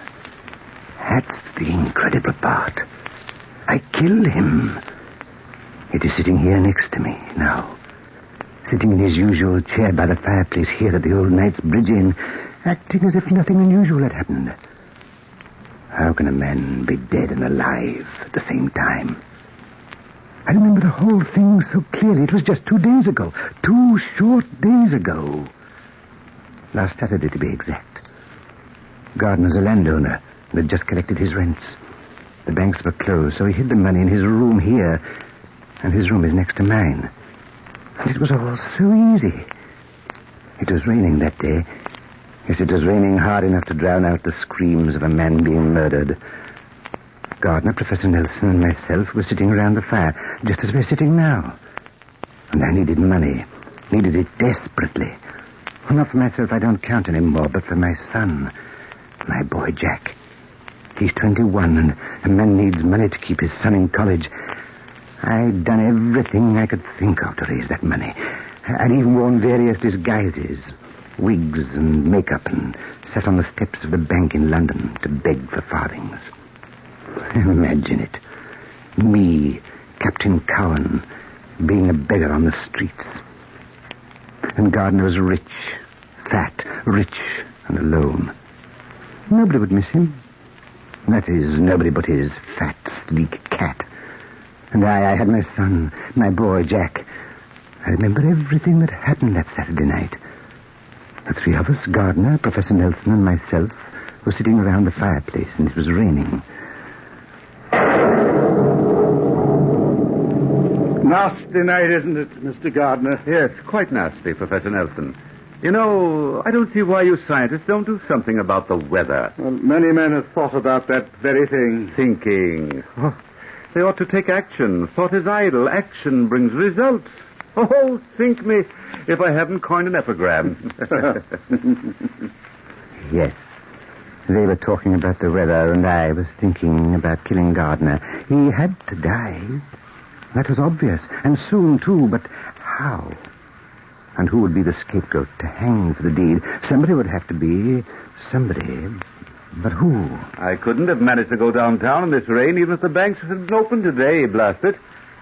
Oh, it's confounded uncomfortable keeping large sums of money about you because of a conspiracy between the weather and the Bank of England. Well, surely the money is safe enough here, Mr. Gardner. One would think so, but you never can tell.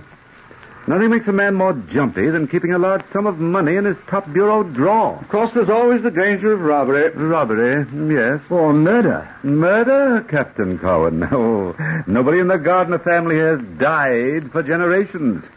We Gardners just don't die. Rather set against that sort of thing. You've made up your mind to it, eh, Gardner? Quite, Professor. That should have been my first hint. He himself definitely said he couldn't die.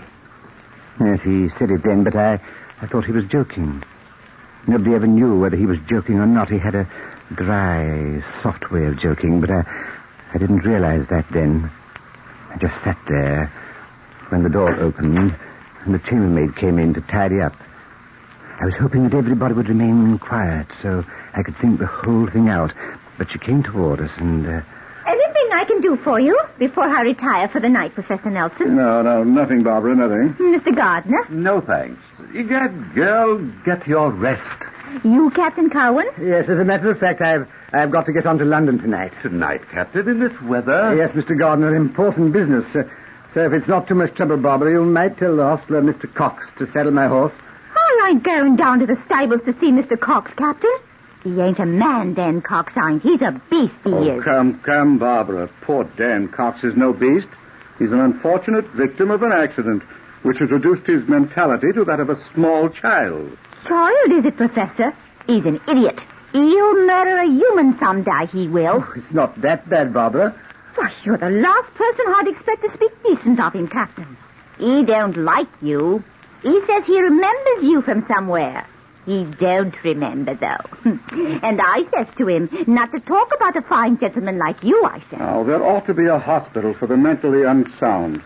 Not only for idiots like poor Dan Cox, but for men whose minds are warped and twisted. And those people may be completely harmless, but they need medical care. Do you think so, Professor? I'm sure of it. I've conducted many interesting psychological experiments on the subject, Captain.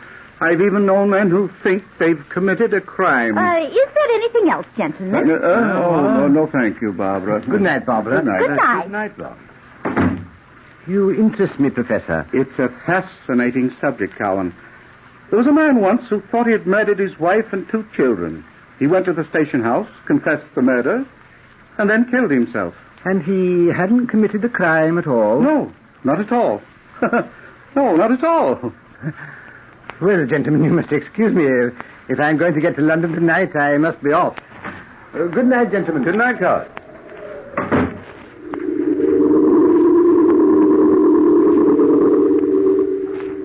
I shut the door behind me very casually, just as if I really were going to London. I walked to the stable through the heavy rain. You see how clever I was? And they thought I was going to London, and they didn't even suspect that Gardner was going to die. The dark, rainy night was perfect for the murder, and Daniel Cox appeared to me to be a likely victim for the law. He was an idiot, a poor fool who would be completely helpless in my hands, and the townspeople would obviously believe anything against Dan Cox. I knocked on the stable door. Dan Cox! Dan Cox! Hello, Dan. I came down to visit you. Did you? Mind if I come in? In here with me and the horses? Cox, you like me, don't you? I like everybody. Everybody I like. Me and the horses. I saw you once. Somewhere. But where, Captain? Where? You're imagining things, Cox. I've been looking at you, Captain Cowan, trying to remember. I've never seen you before I came to this inn, Cox. Didn't you now? Didn't you? I wonder whether... I didn't come here, Cox, to argue. I came down here as a friend to ask a favor. Favor, Captain? You like this one, Cox. Barbara sent me down here to ask you to do her a favor. Barbara did? Barbara? Pretty Barbara. Yes, she is, Cox. And she likes you. She told me that she wouldn't trade all the fine gentlemen at the inn for you. For me? Nobody likes me. Why, you misjudge yourself, Dan Cox. She asked me to get her a lock of your hair and a piece of your coat as a going-away gift. Is Barbara going away? Yes, day after tomorrow. She's leaving the inn for good. A lock of my hair and a piece of my coat. I know. Women are funny. Hard to tell what they're thinking. Well, will you give it to me? Are you lying, are you? Here, take my pocket knife. Here, you can snip it off yourself. Thank you, Captain. Thank you. Here's the claws in the air. Nobody ever liked me before.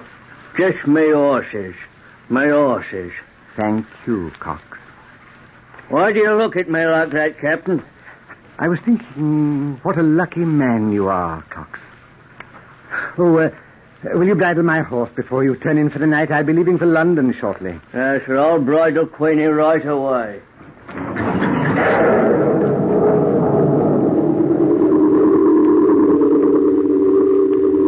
I walked back to the inn to say goodbye in case anyone was around. I had thought the whole plan out so carefully. Now I had evidence. The kind of evidence police officers look for. A piece of Cox's coat was to be found on the edge of Gardner's bed, and a lock of Cox's hair in the dead man's hand. That's circumstantial evidence. The plan was working perfectly.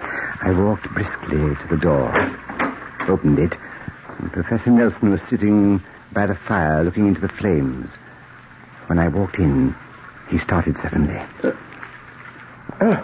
Oh, haven't you left for London yet, Captain Coward? Not yet, Professor. Where's Mr. Gardner? Oh, he took his cat with him and went up to bed. He was tired. Won't you join me by the fire? Some other time, Professor. But tonight I'd better start if I'm ever going to get there. Oh, yes, indeed, yes. Oh, midnight. Oh, I must be tired. My reflexes work by the clock, sir. Definitely by the clock. I think I'd better retire myself. Oh, well, Captain. Pleasant journey. Good night. Good night. Oh, why don't you sleep here and wait till tomorrow, sir? Traveling's difficult in this weather. Sorry. I have important business in London, Professor.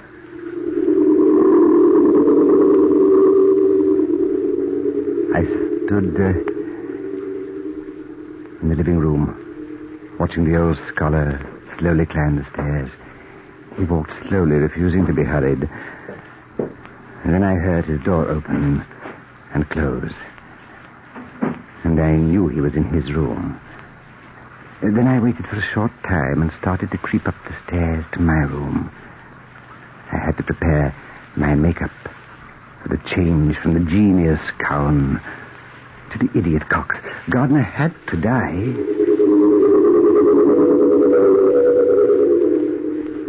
In less than a half hour, I had completed the transition. I stood in front of the mirror looking at myself. I'd done a good job. That I knew. The disguise was perfect. I was no longer Cowan. I was Cox, battered, bulbous nose, and a raggedy coat and dagger. I crept slowly to my window and opened it, planning every move, and I was clever. So very clever. Then I crept carefully out on the ledge. Gardner's window was open and barely 4 feet away. I moved slowly over the ledge like a cat in the night, step by step. The panel was slippery from the rain, and the night was dark. Dark. I could hear Gardner's heavy breathing as I crept through his window to his room. He was asleep. There was no moon in the sky this night to give me away. I walked slowly to his bedside, dagger upraised, and then... Oh, the cat.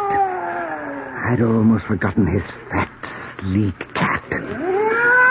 Oh, I'd forgotten that mewing, spewing cat.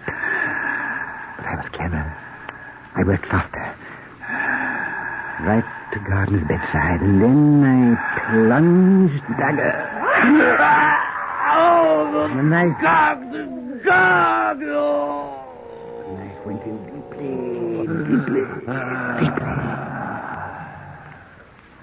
And I remember his last breath. It was like the sound of a dying fire or the moaning of the wind, the futile gasping, and then he was dead. Dead. You see, I did kill him. I remember every single detail, and I was so clever. So very clever. I remember my cleverness. I killed him. And yet he's alive. Gardner's alive. Sitting here, next to me.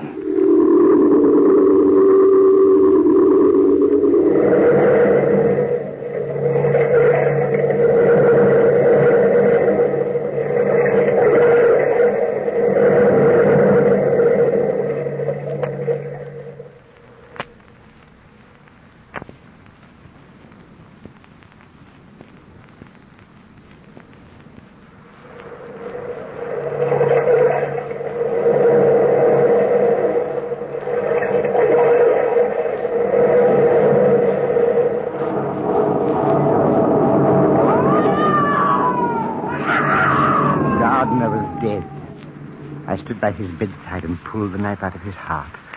I placed a piece of Cox's coat on the edge of the bedside and a piece of his hair in the dead man's hand.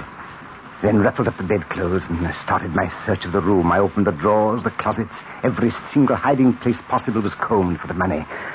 I heard footsteps outside the door. Did I hear somebody scream out?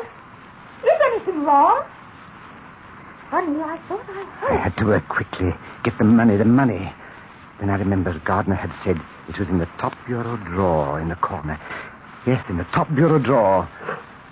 And there it was. A knock on the door disturbed me. Mr. Gardner! Mr. Gardner! Did you call me? I didn't know what to do. Answer and pretend I was Gardner. That seemed logical and clever. I strained my voice and called out. Oh, yes, Barbara. What do you want now, girl?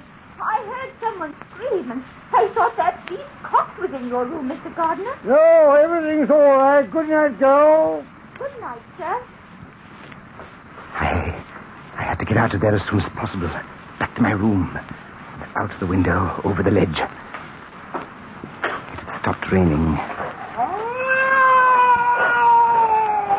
And the moon was coming out. A bright, full moon. It outlined my shadow on the ledge. Then I remembered my own cleverness. If I was seen, they wouldn't see me. They'd see Cox, the half-wit Cox. I climbed in my window, clutching the money. I thought for a moment I'd seen someone on the lawn watching me.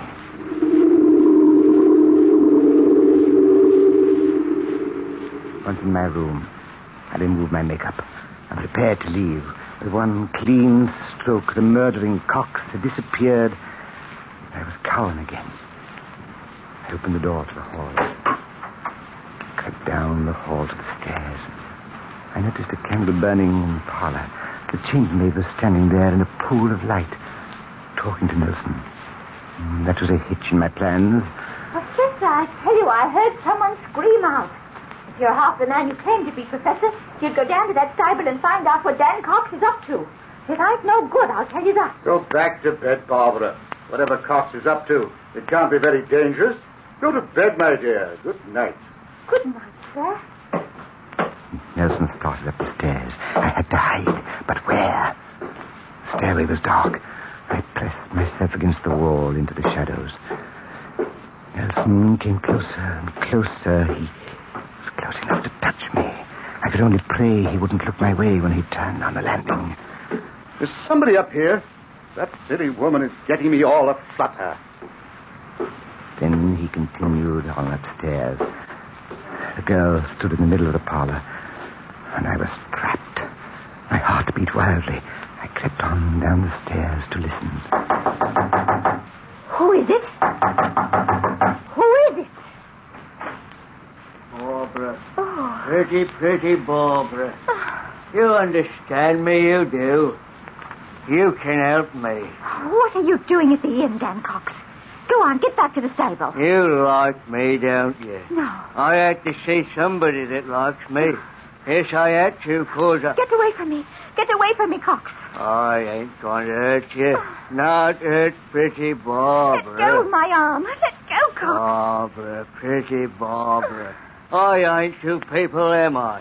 I ain't two people. You beast, you ape. I saw myself standing on the ledge tonight, and I know myself by my nose and my hand.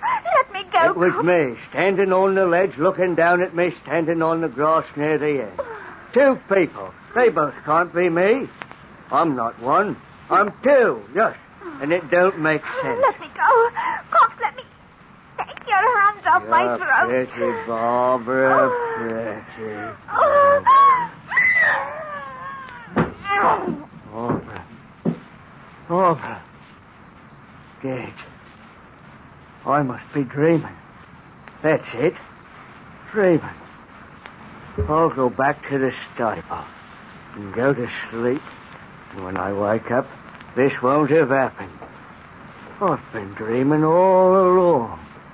Else, how could I be sitting on the ledge looking down at me, sitting on the grass? I'll go back to the stable and wake up. The idiot had fallen into my trap, and I was pleased, so pleased. I moved very carefully, very slowly, creep into the parlor, and I stopped. I looked at the still body of the girl, at the death-like quality of her face, and knew Cox would hang for a double murder. Yes, a double murder. That was fortunate for me. I opened the door, and the moon shone fully upon me.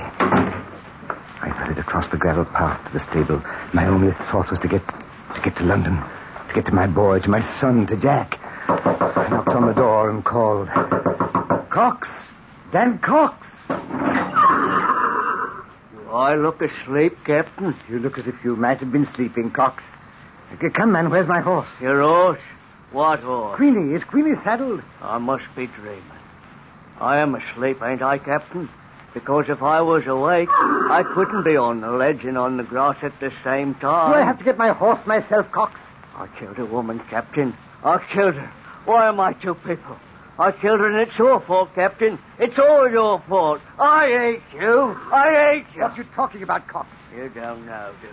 No, you don't know. You told me she liked me. You said she wouldn't trade me for all the fine gentlemen in the inn. You said, and you lied. Because she hates me. Are you insane, Cox? Do you think anyone would believe that story, the story of an idiot? Idiot? I'm not an idiot. I had an accident a long time ago. A funny accident. And sometimes I can't remember. Sometimes I... Stop it, Cox, and get my horse for me. Sometimes I can remember clear. Like sometimes I can remember who you are. And then again I can't. And you made me kill her. And it's all your fault. Fool, I'll teach you a lesson you'll never forget. Get out of my way! Oh. I'll saddle my horse myself.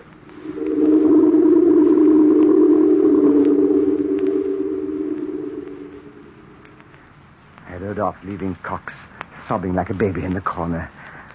I went to London to my son.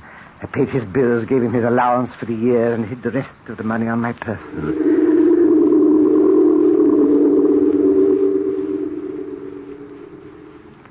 Then, this morning, I returned to the inn and found these men sitting here at the old Knightsbridge Inn, chatting gaily. Barbara was serving them tea as if nothing had happened. Nelson and Gardner asked me to join them by the fire. I sat down here, puzzled and confused. I know I killed him. I saw him die. And they started to talk. They've been talking for a half an hour like this, and I can't stand it anymore, just sitting here waiting. Well, what's the matter with you anyway, Captain CAIN? You've been quiet as can be ever since you came back from London. Yes, hasn't he? Amazing, isn't it? I took a trip to London myself Monday morning, but I didn't come back in a sad mood. London cheered me. Yes, I had got rid of that confounded pack of money I was carrying around. It had me blasted nervous. Yeah, I can well imagine it did, Mr. Gardner. I hear you're in for congratulations, Captain CAIN.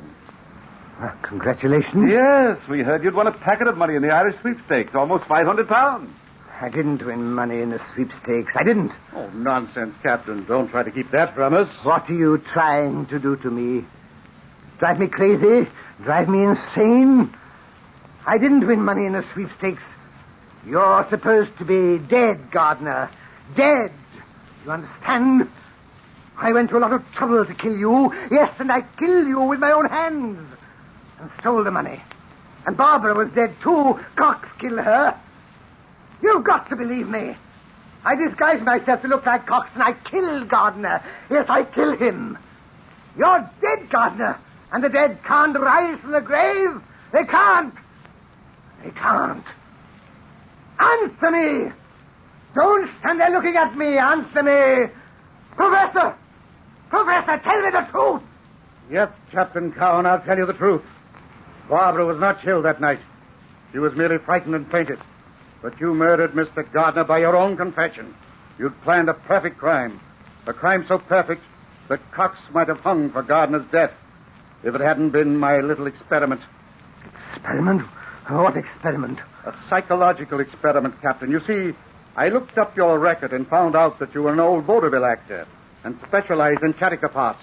That's where Cox remembered you from. You were on the stage the day he had his accident.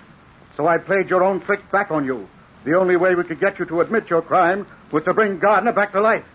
This gentleman is not Mr. Gardner. He's just an actor, cleverer at makeup than you ever were. No, Captain Cowan, I wouldn't try to escape. Your confession has been taken down, and the inn is surrounded by the police.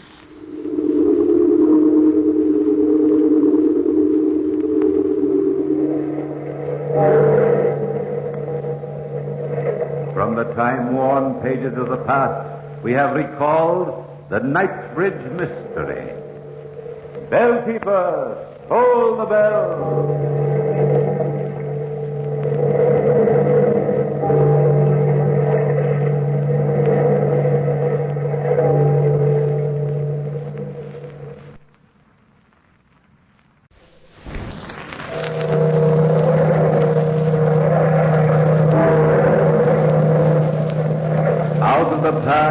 Phantoms of a world gone by speak again their immortal tale, the HORLA.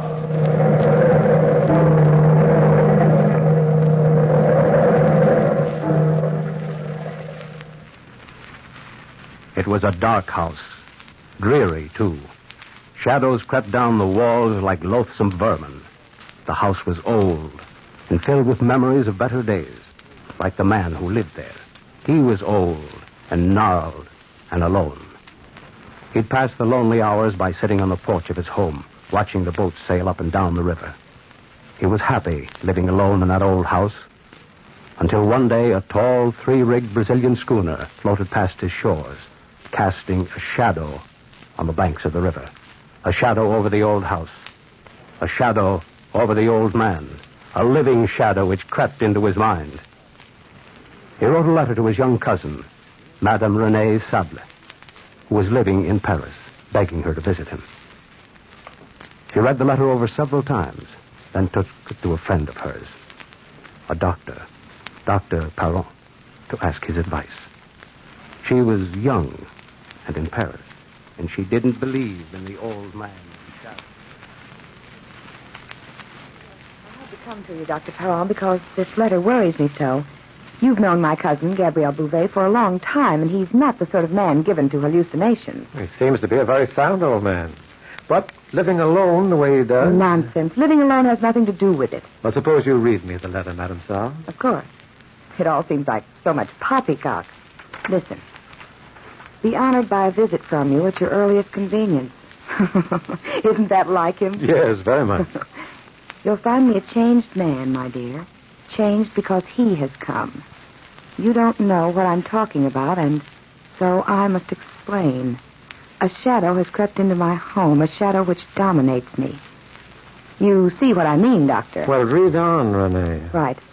He is a creature from a land of shadows, but I tell you he does live. He lives here with me, and I'm afraid of him. Oh, Renee, he will dominate all of mankind, just as mankind has dominated the animal kingdom.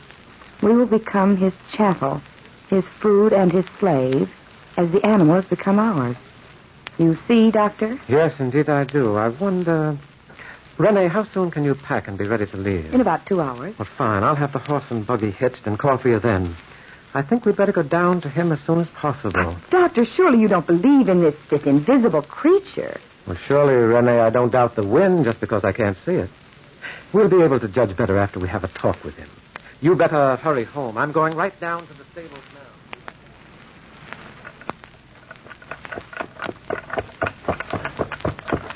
It's been a long trip, Doctor. I hope we don't frighten my cousin by coming at this hour. That's his house right over there, isn't it? Yes, right at the end of the road. Huh. Gloomy-looking old place. Very gloomy. It's so dark and so very old. Tell me, how long has Bouvet's wife been dead? For about 6 years now. Did you notice any perceptible change in him after she died? Nothing exceptional, except he became quieter and drew into himself more, if that's possible. Well, here we are. Yeah. Oh, there, boy. Oh. And so the doctor and the old man's cousin, Renée Sable, entered the old house, expecting to find a man weakened by illness, haggard with lack of sleep. But instead, Gabriel Bouvet was in high spirits as he conducted his guests into the house. He made a special pot of tea, and then, as he passed the cream and sugar... Drink your tea, Renee. Stop being so nervous. Fidget. Always were a fidgety youngster. Makes me nervous. You were talking about the Brazilian boat, Monsieur Bouvet. What has the boat to do with this unknown shadow? You don't know, then? Frankly, no. Well, here. Look at this book. Huh? Study of the Scientific World. Open it. My eyes aren't as good as they used to be, or I'd read it to you myself. Page 72. What has this to do with the shadow which you see? Allow your friend the doctor to read the second paragraph. Well, listen to this, Rene. Sao Paulo, Brazil. A contagious madness has spread throughout Sao Paulo. The victims claim they are being possessed by creatures of darkness who feed only on milk and water. Medical savants have been rushed to their aid. But that's in Brazil, cousin. I know. But the Brazilian boat sailed by my door. It's possible for this, whatever it is, to have escaped from the boat.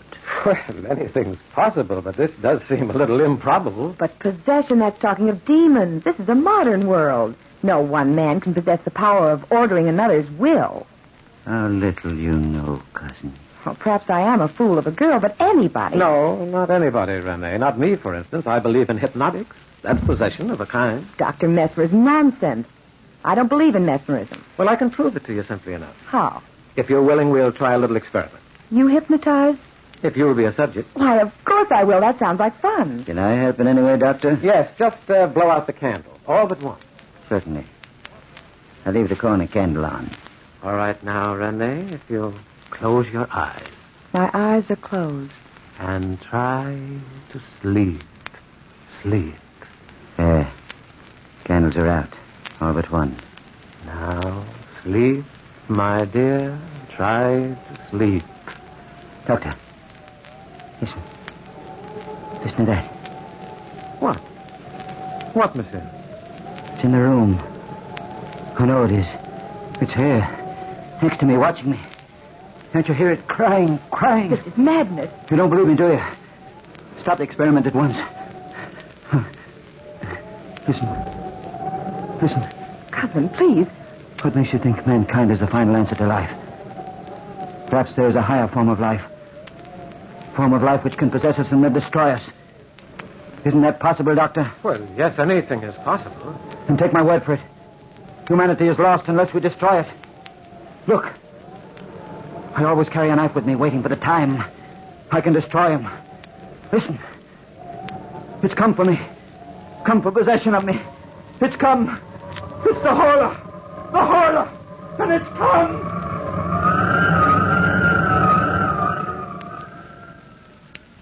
Doctor, won't he ever wake up? He's been unconscious for over an hour. Well, it's best to let him sleep right now, my dear. This is an exhausting emotional strain for a man of his years. But what can we do? As soon as his heartbeat is normal, I'll take him back to the Paris hospital. You'll have to stay here for a few days and close the house. Just pack his belongings and bring them on to Paris as soon as you can. Anything you say, Dr. Perron. Well, come, Rene. We must let him sleep. I'll prepare the coach for the return journey. And so they left him, lying on the old bed in his room.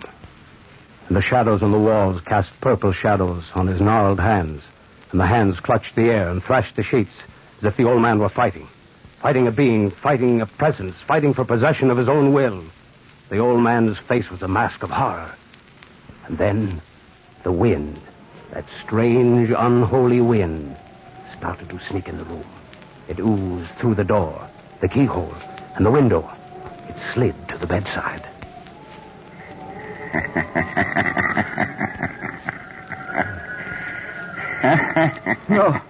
No.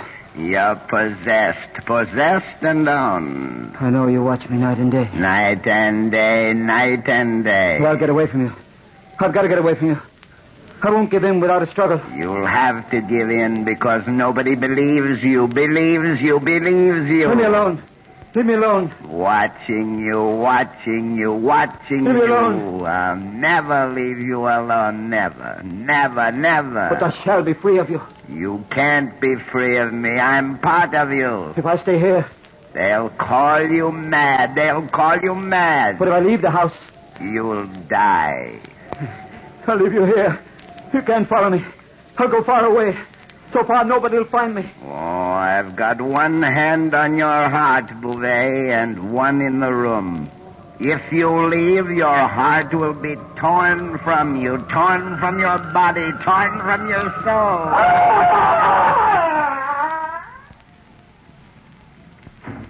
Monsieur Bouvet, is anything the matter? I heard him scream, too. Doctor, look at him. Oh. His face is dead white. Yes, Rene, you're quite right. I'll have to risk moving him now. I don't think we ought to leave him in this house any longer. But how can you travel alone with him? Well, I'll manage somehow. I'll carry him to the buggy. He can sleep as we drive along. I can manage somehow. That is, if you don't mind staying here alone. Oh, I don't mind, Doctor. I've no patience with superstitious nonsense. Here, my dear, help me wrap him in this blanket. Of course, Doctor. There, that's fine. Now, hand me that other blanket over there. Here you are. That'll keep him warm on the journey. I'll send the coach back from Paris tomorrow evening to pick you up. You ought to be able to leave here by then. Don't worry about me, Dr. Perron. I'll be all right. That's what she thought then. But even as the doctor carried the old man out of the house to the carriage, a premonition of fear, a foreboding, reached out from the gathering shadows in the walls and left her trembling and weak. The doctor placed the old man in the carriage, and then that journey and the return to Paris started.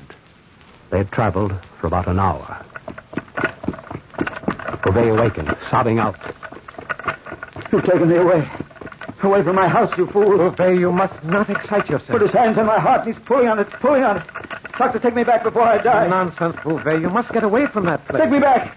Take me back, Doctor. You don't understand. Bouvet, sit down. You think I'm mad, don't you? But the Horla exists. They exist, and I'll die if I don't return. Will you try to rest, monsieur? We're doing everything we can for Turn you. this carriage around, Doctor, and return to the house. Bouvet, put those reins Did you down. help me? Let go of the reins, you fool, before you take us off the road. Turn the carriage around. I shall plunge this knife into you. Bouvet, put that knife down. Put that down. That will teach you to interfere with a Horla, Doctor. That will teach you. Now, get out of this carriage, Doctor. Bouvet. Before I plunge the dagger into your heart. Bouvet. Bouvet, you can't leave me here like this. I must leave you here. I must return to the house at once to destroy him. But he doesn't exist except in your own mind, Bouvet. He exists, and I'm going to him. Bouvet. Doctor.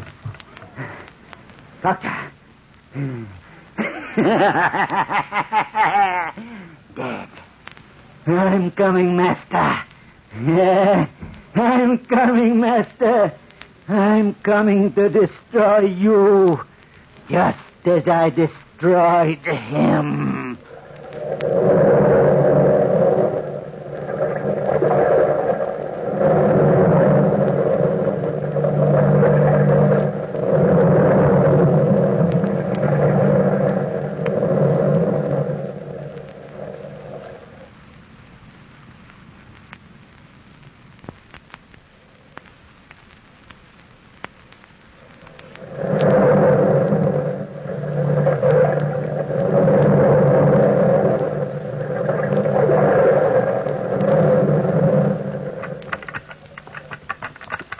So Bouvet drove off in the rambling carriage, leaving the badly wounded doctor lying on the roadside, more dead than alive.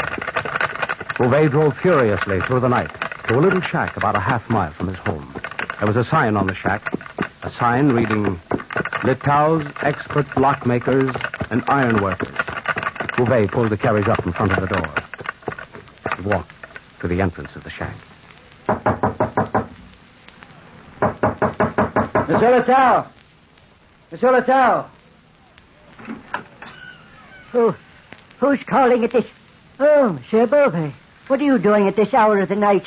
Do I? Oh, yes, of course. I need your help. That's what. My help? What can a poor man like me do for a wealthy man like you? You can make a lock for me. I've got to lock the doors of my house securely. The front and back doors and the windows. All the windows in my house. They must be locked and bolted, Litau. Tonight? Yes, tonight, you fool. Of course, tonight. But in heaven's name, why? To lock him out of my home, out of my life. You're into not... an eternity. You're not feeling well? Come, Litau. Don't bicker with me. Hurry, man. I'm prepared to pay any price you ask. Of course. She'll be as you say if you'll only just give me time to get my instruments together. Of course, but hurry, Litau. Hurry. He's waiting for me now. Monsieur Litau and the old man returned to the lonely old house by the river in the dead of the night. They crept into the house and worked in the half-darkness near the shadows. and that strange, unholy wind was quiet and didn't disturb them while they worked. Bouvet felt safe and free for a while, only a while. And a girl slept upstairs, slept undisturbed and quiet. The hours passed this way, passed quietly, as the locksmith worked and the old man muttered. Hurry. Hurry, Littell, hurry. It's almost morning, man. I'm hurrying as fast as I can. I'm almost done, except for the windows in your cousin's room. Don't worry about her. I'll wake her up when the time comes. Finish that lock, man. Just 2 more nails will hold it in place. Good. 2 more nails. There you are. Gabrielle, what are you doing here? Oh, good morning, youngster. Good morning, my dear. But the doctor was to take you. Away from my house. But he couldn't, René. Where is the doctor? In Paris. He's going to return this evening after my work is done. Yes. Yes. A job in life. Kill the HORLA. The doctor let you return alone? He had to let me. But I wasn't alone. Who is this? I'm Monsieur Littell, mademoiselle, the most famous lockmaker in the world. I don't understand all this. Naturally, my dear. Come along, Littell. Let's finish your work. Only 2 more locks to fix tonight. And I'll be able to lock him in and kill him. Hell, what are you staring at me for? Go ahead to my cousin's room and start to work. Of course, I'll start right away. Gabrielle. Look at me, cousin. I'm looking at you, René. I see you. Are you lying to me? Why should I lie to you? What did you do to the doctor? Nothing, René. That knife in your belt. What about that knife in your belt? I always carry a knife to protect me against the HORLA. There's blood on that knife, Gabrielle. What did you do? Be quiet, René. Cousin, may I go? I can't let you go. What are you going to do to me? I have to bind you up. Tie you to a chair until I've killed him. Don't you understand? Yes, I'm old, but I'm strong, cousin. Stronger than you. Oh, no, don't struggle against me. Is everybody you in trouble? I thought I heard you. You heard nothing. Nothing, monsieur. Go back to work. All right, I'm almost done. Now, come along, cousin. I'll have to tie you in the kitchen where you'll be out of harm's way until he's dead.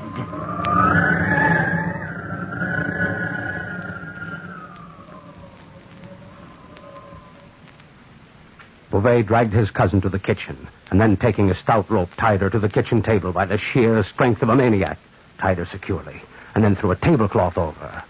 Smiling to himself, he left the kitchen and went to the upstairs room to watch Littell finish the work of the night. Are you finished, Monsieur Littell? Yes, of course. Yes, I'm finished. Here you are, Littell. 200 francs for one night's work. Good pay, isn't it? Very good pay, Monsieur Bouvet. Very good pay. Anything more I can do, sir? Have you locked the locks? All locked securely, monsieur. I'm glad. Hey, Littell, what are you waiting for? Why don't you go home? I thought I ought to say good night to the There's young no lady. need to. I'll say good night for you. Listen. Do you hear that? I hear nothing. Naturally.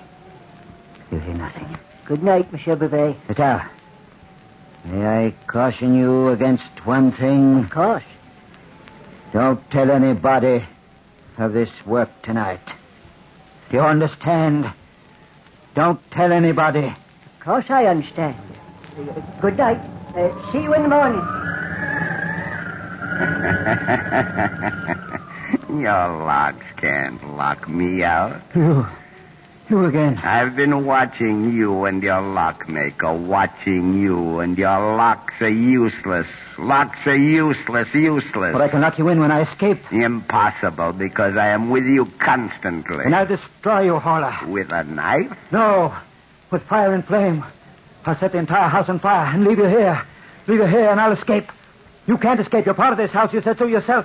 Did I now? How interesting. How very interesting. And you'll burn to death.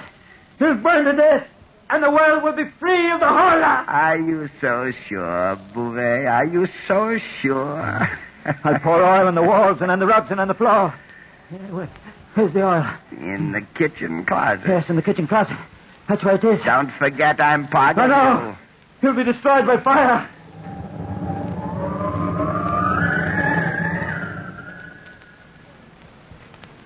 And while the frantic, distraught old man poured oil on the rugs and on the walls, Littell walked slowly home, worrying about his old friend Bouvet, worrying about the strangest actions he'd ever seen, worrying and trying to fit together the odd pieces of the puzzle in his mind. Halfway home, he heard a voice cry out, Somebody help! Help before it's too late. Who is it? Oh, but it's the doctor. In heaven's name, what has happened to you? Help me. Oh, you're badly wounded. Here, allow me to help you stand on your feet. There now. Oh, I'm so weak. What's happened? The madman Bouvet, I was trying to take him to a hospital, and he stabbed me. Madman? I thought so. I just finished making 24 sets of locks for him in his house. Leto, is Madame Saab still there? Yes. I thought I heard her cry out, but I wasn't sure. Well, we must get help to her immediately. That madman will do anything. Anything. Leto. Here, let me carry you, monsieur. There, put your arm over my shoulder if you can. We'll get help as soon as possible. Hurry. Hurry, Leto. Hurry, man.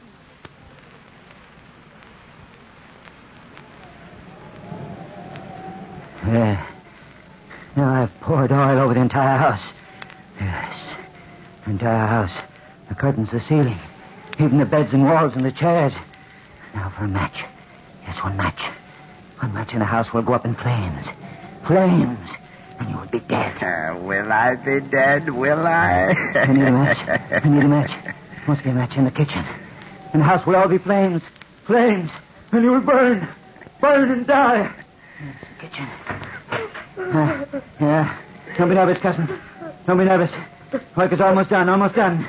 They'll be dead. The hall will be dead. Dead, yes. Yes, here's the match. I must start my flames on the top floor. The top floor? Don't follow me. I don't want you following me. I like to watch you. Up those stairs. Yes. Up the steps to the landing. Will you enjoy watching your own funeral pyre? Fire and flames. Fire and flames. I'm almost to the top now. And then I'll strike my match. And the flames will start. How do you intend to escape? Don't forget your own escape. Yes. I escape my escape. I must escape. I'll unlock the front door and run out. Just in time. And you'll be trapped. Trapped. Here we are. Now, light the match. Light the match. No, Bouvet. Hey, HORLA. You'll die here. Be careful of yourself. Be careful of yourself. I don't want any harm to come to you, Bouvet. Look. Look, the fire started. Look at the flames. Look at the walls and the shadows. Look at the flames. Now for the downstairs.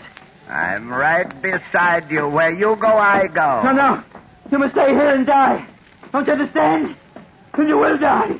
You will. Shout for the flames. Watch out for the flames. I must take the match down here now. Light the canopy. Like that. How do you like those flames, HORLA? How do you like those flames? Be careful of yourself, Bouvet. Be careful of yourself. Now one last light here. And the job is done. And I'll wait and escape. At the last minute. And you'll be left. They've come to rescue me. You see, Bouvet? They've come to rescue me. No. I won't open up. Hurry, flames. Hurry. Don't let them beat you to the job. I tell you, the girl's in the back of the house. Break the door down. Get the girl. Where is she? She's in the back of the house. Hurry, men. You're out, fools. You're allowing the HORLA to live. You're allowing the HORLA to escape. Watch out, Bouvet. I've got the girl. Fools. She would have died in here. And I would have been free. I'll never leave you, old friend. And I would have been free. Never fear me. Don't you see him? He's standing next to me. Always next to you. Always next to you. He should die in the flames. Only if you die in the flames. Watch out, the house is trouble. Everybody, watch out. If I die in the flames. Yes, of course. I must die in the flames. Yes, I must die in the flames. And then the HORLA will be dead.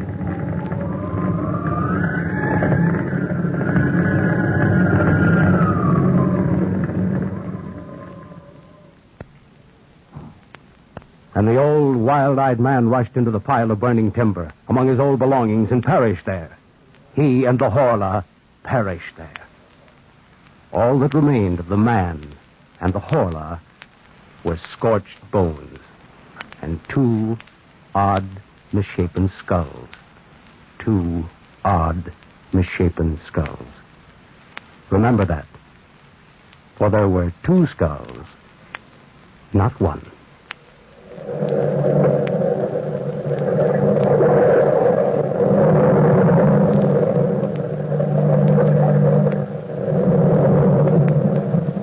From the time-worn pages of the past, we have heard the famous story, the HORLA. Bellkeeper, hold the bell.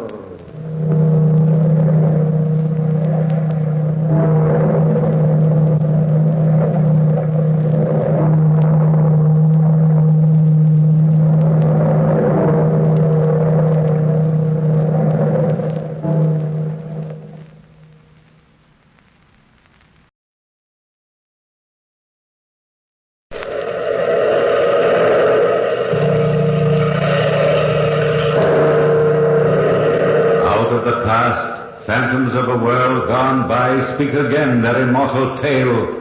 William Wilson.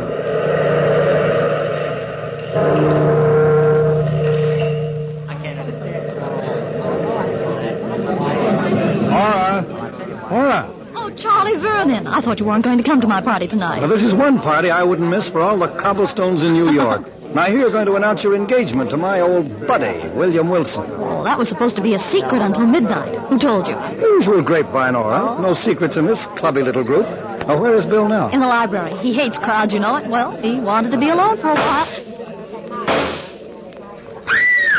What was that? Come on, Orla, let's find out. Well, I think it's in the library, Charles. Bill!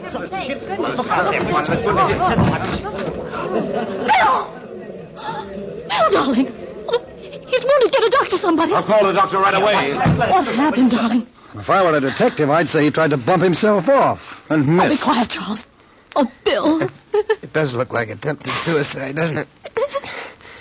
It's all so strange. So strange.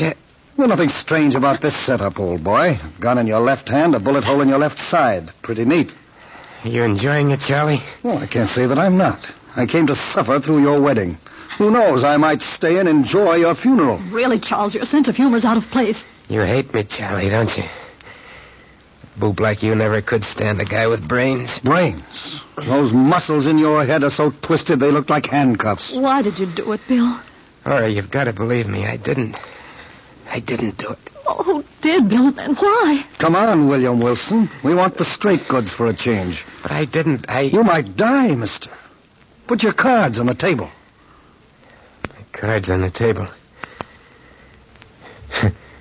You wouldn't believe me if I told you. None of you would. It all started back in college. When you and I were rooming together at the fraternity house, Charlie. It was one night you were sitting at the desk studying, and I was trying to shave. I was peering in the mirror at myself. Why are you getting so slicked up, Bill, old boy? Got a date. With Dolly Maysfield? Cute little something, isn't she? Oh, Bill, she's not your type. Well, she's good for laughs. Well, you don't need laughs every night. Well, what would you suggest? Oh, gee, Bill, if I had your dough, I'd work hard at college and meet a nice girl and think about getting married. Ouch. I almost cut myself. Oh, I mean it. About getting married, Bill. So you mean it. What do you want me to do? Bury myself? Well, no, but... Oh, gee, take me, for instance. I know I'm a dope, but I got just enough money to see me through college. Yeah, I know. The $3,000 your old man left you. You're a boob to spend it in this place. You'll wind up with a blank bank account and a dirty piece of parchment to show for your trouble. You've got the wrong slant on life, Bill. I have. Listen, stupid. You've been seeing Aura St. Clair for 3 years now. She's alive with money. If you'd get on to yourself, you'd spring the question, put her in double wedlock, and get your fingers on that money. I'm in love with Aura, Bill. Love, love, love. Rot. I'd never touch a cent of her money. You're crazy, Charlie. Well, old boy, I don't want to be late. Hey, Bill. Have you met the new boy in the house? What new boy? A freshman, just came in today. Sounds fascinating. What about it? Well, nothing, except he's got the same name you have. Are you kidding? No, I just thought you'd be interested. There can't be two William Wilsons. If there is, there won't be for long. Boy, what an ego you have. But great Scott, fella, you waste more time talking than you do anything else. Yeah, which all adds up to the fact that you want me to stay home and study tonight. Nothing doing, Charlie. I got a date with my Dolly. Night. That was the first time I ever heard of the other William Wilson. The knowledge that he existed rankled in my soul. That evening, as I stepped out into the hall and walked halfway down the stairs, I was stopped by my double. He looked just like me, or rather like a poor imitation. I felt from the first that he was my evil genius. He didn't act like a freshman when he said... Hello. I've been waiting for you here in the hall. You've been waiting for me? Who are you? I'm your namesake. You can call me Wilson. There's nobody home at the fraternity house except you and me and Charlie. I thought it would be a good chance to get acquainted with you. I'm sorry, I'm busy today. Bill. Where do you get that Bill stuff? It might be worthwhile getting acquainted with me. What do you want, anyway? I'll walk you down the stairs. Don't trouble yourself, Wilson. You might be better off never knowing me. I might be, but... Save it, I said. See you some other time, Wilson. Charles! Oh, Charlie! There's something I can do for you, lady? Oh, yes, I'm Ora St. Clair. I promised to call for Charlie Vernon tonight. Would you call him for me? Well, you're Ora St. Clair. Oh, yes. Well, all right. Would you tell Charlie I'm here? Well, I would if I could, but he's not in. Oh, but he promised Imagine him forgetting a date with a nice girl like you. Oh, that's strange. Do you know where he is? Yeah. I mean, well, gee, Miss St. Clair, I don't think I ought to tell you. Is he out with another girl? Well, now that you've guessed it, I guess I'll have to say yes. I see. I'm sorry. I don't look like that. Suppose I see you home. Oh, that's not necessary. It'd be a pleasure. I'd do anything for Charlie. Come on. Bill. Is that you again, Wilson? Yes, it's me, Bill. Don't you think you ought to stick around here this evening? Don't you think you ought to mind your own business? Maybe you are my business. What? Stop ribbing me, fella. I don't like it. Come on, Miss St. Clair. Think you and I'll have a lot to talk about. This is awfully nice of you. I don't even know your name. William Wilson. Don't forget that, my sweet. The one and only William Wilson. That's how I met Ora. We spent the entire evening together, Charlie.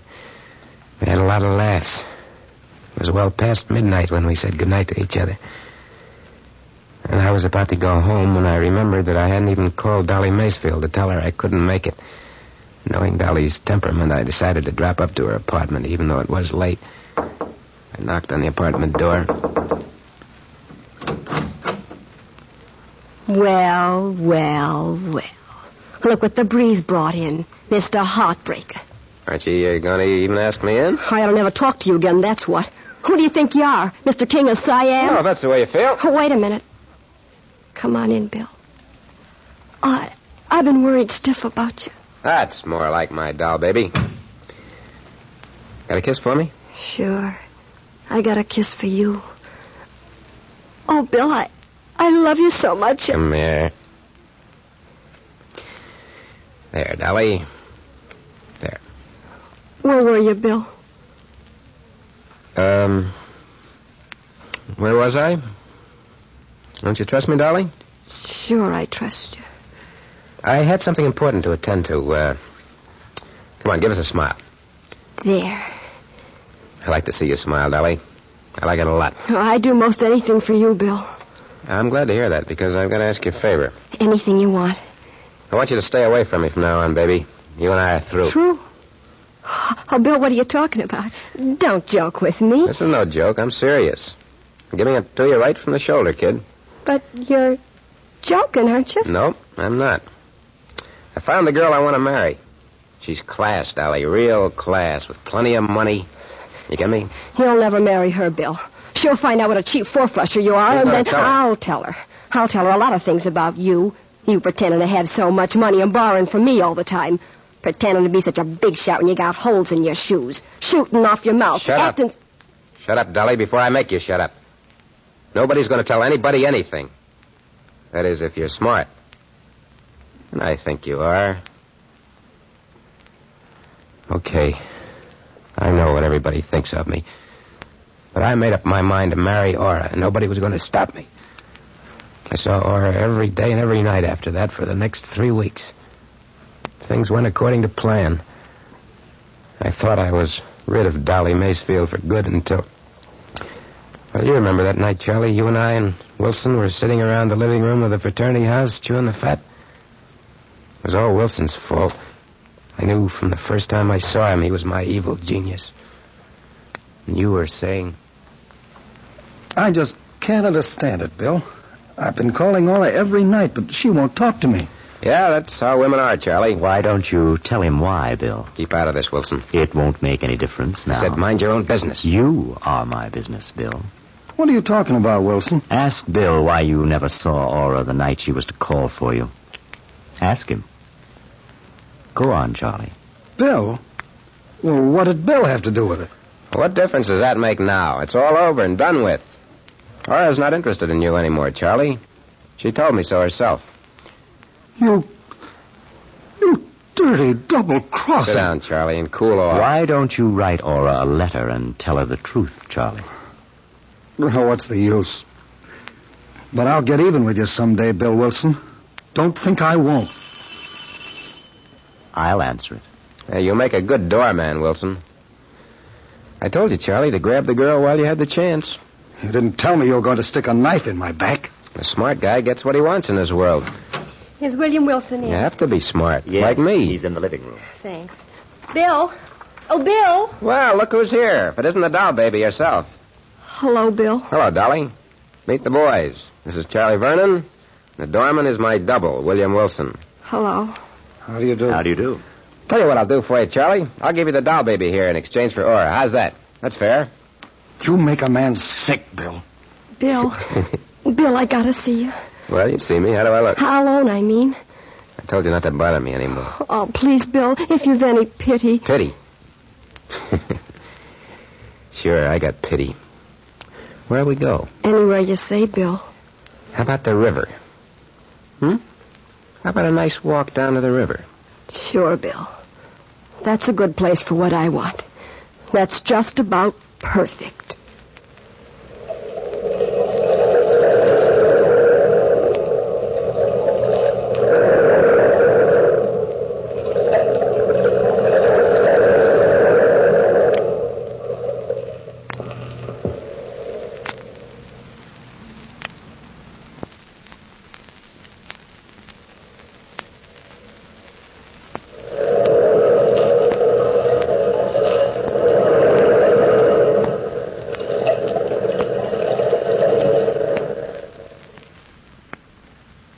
Down to the river, Dolly and I. For a talker, she was silent that night. And I knew she had more up her sleeve than her pretty white arm. We got to the edge of the river. We sat down to watch the boats steam by. Bill, I can't live without you. So what?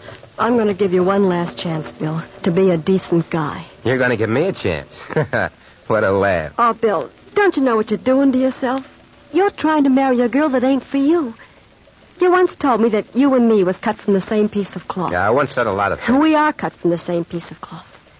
You're a no-good bum, but I love you. Oh, we could help each other. You could go straight and be honest, and I'd work right with you every inch of the way. Nobody else would do that for you, Bill. What do you expect me to do, chuck $20 million into the lake for you? Listen, Dolly, don't try any tricks. Bill, please, please, You don't darling. fit into the picture anymore, don't you get it? Oh, what'll I do? Who cares? Why don't you kill yourself? Make it easier all the way around.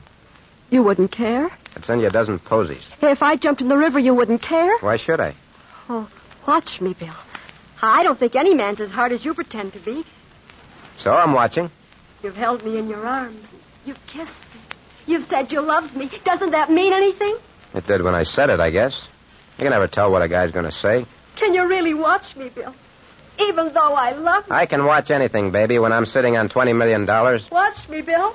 What? Ah, you fool. Jump and get it over with. You can't bluff me. I love you, Bill. Don't forget that. Dolly! Help! Help! I can't swim, Bill. Help me! Well, it was your choice, kid. You picked your grave. Now die in it. Nice work, William Wilson. Nice work. What are you doing here? I tried to follow you. I have a feeling I'm a little late. She wanted to kill herself. I wasn't thinking about Dolly, Bill. I was thinking about you. Don't give me that stuff, Wilson. I don't go for it. I'm always thinking about you, Bill. But you're too smart to allow anybody to help you. And I'm afraid it's too late for you to help yourself. Cut it out, will you? Cut it out. Let me worry about my own soul. If it's damned, then I'll be the one to suffer, not you. Not you. Dolly was dead. Nobody knew about it except Wilson. I knew he wouldn't tell. At least I thought he wouldn't. I don't know why, but I just knew. And there was only one other person in the way of my plans. That was you, Charlie. You were in the way, and I had to get rid of you. It took me some time to plan the right attack. It was right after mid-years, remember? How could I forget? I was alone in the room with you, Charlie. I was toying with a deck of cards. Stop that shuffling, will you, Bill? I gotta shuffle him. Gonna play some two-handed stud with Wilson. I'm nervous enough waiting for the mid-year report. You'll pass. Don't worry. Well, if I don't pass, what happens to me then? I got $1,000 left. Not enough to pay for any full year's course anywhere in the country. What makes you so sure you flunked? You know why. Still thinking of Aura? Sure, I'm still thinking of her. Day and night. Bill, isn't there a decent chord in you somewhere? Why don't you go to Aura and tell her the truth? Why don't you? Hello, Charlie. How are you, Bill? It's about time you got here, Wilson. Sorry, Bill. I hate to keep you waiting. Have a seat. What do you want to play for? Name your own figure. Well, how about a $5 limit? Good enough. Want to sit in on a hand, Charlie? No, thanks. I couldn't. Game of stud would be good for you. Take your mind off your troubles. Well, the stakes are sort of high. Or maybe you'll win some money. Heaven knows you need it. Okay. Well, I might sit in for a while. Cut for deal, Vernon. It might bring you some luck.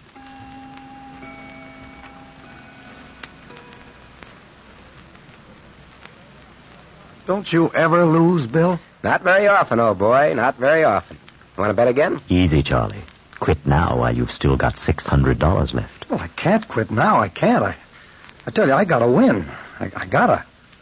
Let's double the stakes. Double it, triple it. Any way you want, Charlie, old boy.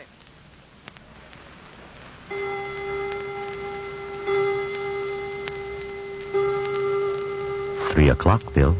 It's not up to me to quit. I'm the winner. It's up to Charlie. How about it, Charlie? I haven't got much choice, have I? I'm flat busted. Well, that's tough luck, Charlie. That's real tough luck. You've got my girl. You've got my money. You've got everything, haven't you, Bill? Just everything. You shouldn't gamble if you can't afford it. Come on, Charlie. Make out that check for the full amount, $1,108. I haven't got that much money in the world, and you know it. Well, give me $1,000 then. I'll take an option on that empty soul of yours for the rest. What's the matter? You going to welch? I don't welch. Where's the pen? There it is, Charlie. Don't get sore. Give it to me. Make it out nice and clear, huh? That's a boy. Here you are. Thanks, Charlie. Where are you going, Charlie? As far away from here as I can get. I'm going to get a job. A good, honest job. Someday I'll be back. And I won't forget you, Bill. I'll never forget you, no matter how long I live. Someday I'm going to get even. Keep your shirt on, Charlie. If you'll pardon me, good night. Nice work, Bill. Keeping an even score. What are you talking about, Wilson? The 3 aces up your sleeve. And the cards from the bottom of the deck. If you saw me, why didn't you tell him? I don't have to. Other eyes are watching you beside me. Many other eyes. Eyes that keep the records of our lives. So I cheated you, Charlie. You didn't even know it. You left town, and it was clear sailing for me. All the way. Yeah, it was clear sailing. Right to the altar. At least almost to the altar. Except for one thing, which you didn't know, Bill. One little thing. I left the fraternity house that night, but I didn't leave town. I went to Aura's house, and I told her the full story. Charlie, this isn't a new story to me. All along I've known Bill's pretty rotten. But I'm in love with him. I'm horribly in love with him. Do you know what I mean? Yes, I know exactly what you mean. I'm fascinated by him. And yet there's something almost appalling about him. He's crude and earthy and... How can I make you understand? I think I understand, Aura. Sometimes I wish I'd never met him. You'd have been better off. And then again, I'd die without him, Charlie. That's my answer. I'm so sorry, my dear. It's all right, Aura. Someday I'll be back. When you need me. I don't mind being an old shoe for you. I'll be back, and I hope you've gotten over him by then. That was a right touching scene. Yeah. Maybe you still got a chance, Charlie, if that doctor doesn't get here soon. But you still haven't told me who... Bill, what happened tonight? Well, I graduated from college, and you and I became engaged. Then you sent out the invitations to this ball tonight, to all my old friends, even to Wilson, the one man I didn't want to see. I was standing in the ballroom a little while ago, watching you, Aura, when Wilson beckoned to me. He was in the doorway of the library. Somehow or other, I felt drawn to it. I had to go there, even though I didn't want to. I walked in, closed the door behind me. Hello, Bill. What do you want? You know what I've come for. Why don't you turn on the lights? Are you afraid of the dark, Bill? What are you talking about, Wilson? The world you'll know will be dark forever. Are you trying to threaten me? I don't think I have to threaten you. You threaten yourself by your mere existence. Who are you, anyway, William Wilson? Don't you know, Bill? Stop looking at me that way. Think back, Bill. Think back a long way. Remember Dolly? I don't want to die, Bill. I just want to threaten you. I don't want to die. I love you. Remember her screams and your laugh? Remember what Charlie said? You'll pay for this someday, Bill. You'll pay for it. I warned you. I've warned you many times. And I never told on you. Do you know why? I don't care why. Think hard, Bill Wilson. Think hard. I'm the only one who knows the truth. I'm the only one who stands between you and success, William Wilson. You carry a gun, don't you, Bill? Don't you? What's the difference if I do? Why don't you kill me? Kill then you? Nobody will know. Hate you. Love you. Hate you. Love you. Hate you. Yes, I will kill you. I will. There can only be one William Wilson. There's never been more than one William Wilson. I'm wounded. I aimed the gun at you. At you, Wilson. Wilson. Wilson. Where are you? Wilson. I'm alone. I'm alone. No. I couldn't have dreamed it. I couldn't. And that's the entire story. You don't have to believe me, but it's the truth. Here's the doctor, Bill. Now, just lie still, son. Don't try to move. I don't feel sick, Doctor. I'm just stiff. Sort of paralyzed, you know what I mean? Now, let's have a look at this. Hey, Doctor, how bad am I? Just lie still. Yeah. Doctor, is he... There's a sudden pain, Doctor. Doctor, I felt fine before, but... Bill! I'm afraid it's too late. The bullet lodged near his heart, and the exertion of talking was too much for him. If he hadn't talked, Doctor, would he... No, my dear. He must have had a lot on his conscience to have held up this long.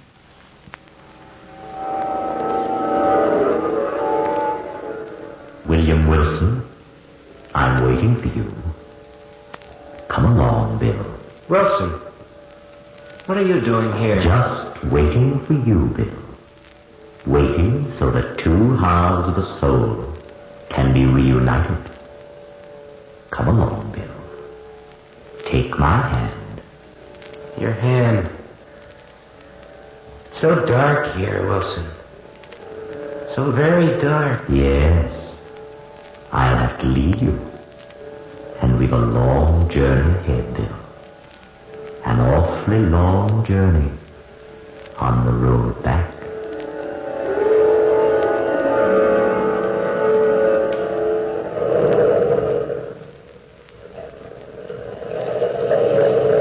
From the time-worn pages of the past, we have brought to you William Wilson. Bellkeeper, Toll the bell.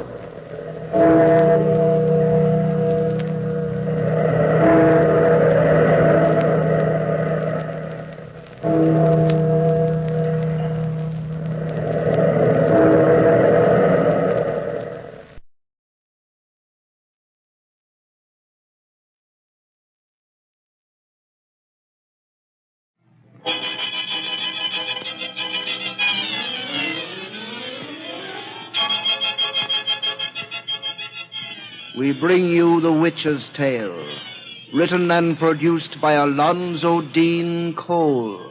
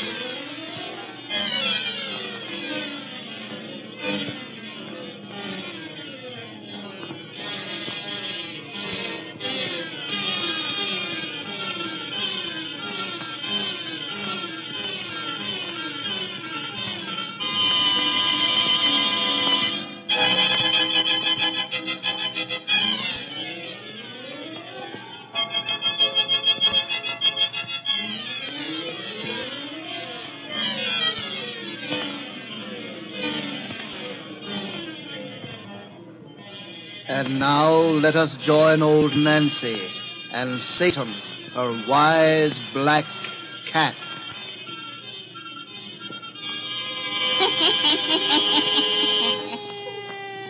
Hannah and 17-year-old I be today.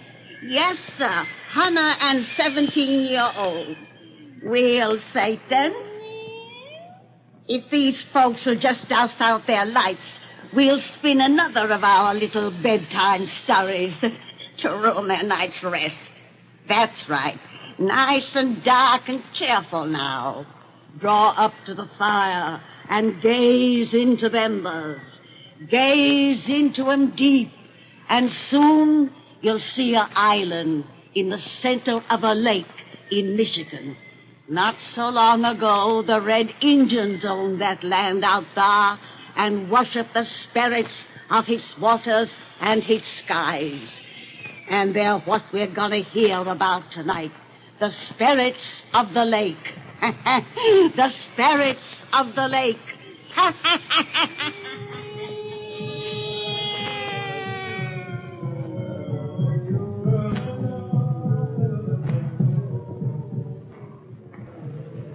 Those filthy Indians intend to keep that racket going all night? Surely their chanting doesn't annoy you, dear. I was just thinking how weirdly beautiful it sounded coming across the water. Beautiful. Oh, I'm sorry you don't like it.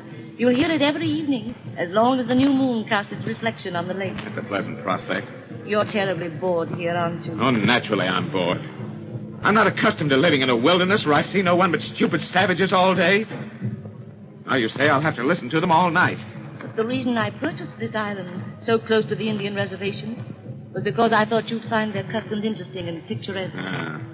Roger, why don't you take a trip east? Then come back to me when you're over your restlessness. Fine idea that would be.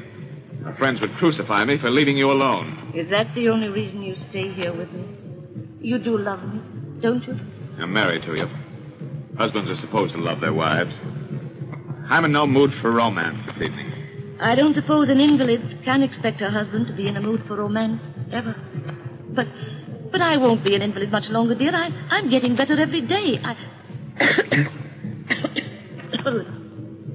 It's really very seldom that I cough anymore like that, but in a little while I'll be completely well, and we can return to New York together or travel in Europe, anything you want to do.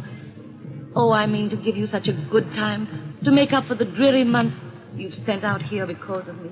Thanks for reminding me that to have a good time, I'm dependent on your money. I didn't mean that. You know I didn't. Oh, all right. Let's not talk any more about you and me. No. We don't seem able to talk of you and me. God. If I have to listen to that savage caterwauling much longer, I'll go stark raving mad. Perhaps if you know the reason for the chanting, it might interest you a little. Two Horses told me all about it this afternoon. You know, he's the old Indian who comes to see our housekeeper. She's his cousin, I think. And, Roger, it's the funniest thing, but they call me White Goose. Well, what about the chanting? Oh, yes. Well, it's a ceremony the tribes hold each year at this time to appease the spirits of the lake. The Niba-Norbegs, they call them. This is a holy lake to the Indians, you know. And they say that if anyone affronts it or harms its friends, the Niba-Norbegs take terrible vengeance. Two Horses spoke so convincingly of its terrors, I made a peace offering. Peace offering? What do you mean? I cast a bouquet of flowers on its waters and said a prayer Two Horses taught me. No wonder he calls you White Goose. Another month in this wilderness and you'll be going about clothed in a blanket. Roger. Oh, I'm going out. I'll prowl around in the canoe and try to work my nerves off. Nama can sit with you. You'll enjoy her Indian grunting more than you would my conversation anyway. Now, Nama. Nama. Huh? Come in here with Mrs. Benton. I'm going out. Huh? We come. Roger, why not take me with you in the canoe? Oh. We haven't been together on the lake in a week. Some other time, not now. Don't wait up for me. I may be late. Good night. Roger, wait. Well? You're not going to the Johansson's farm again?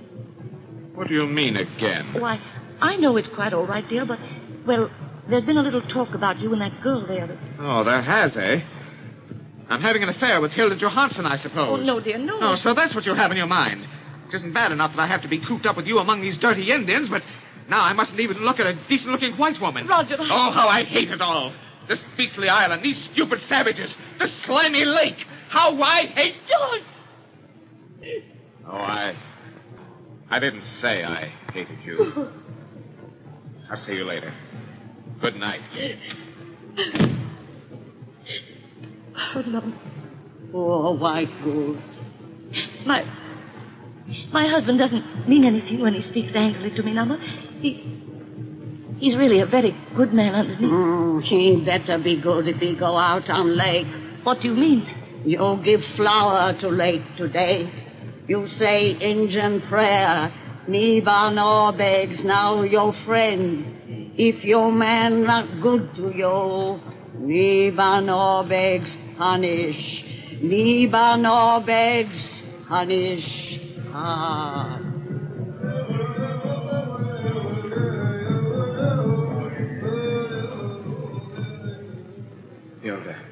Hilda, I'm mad, insane about you.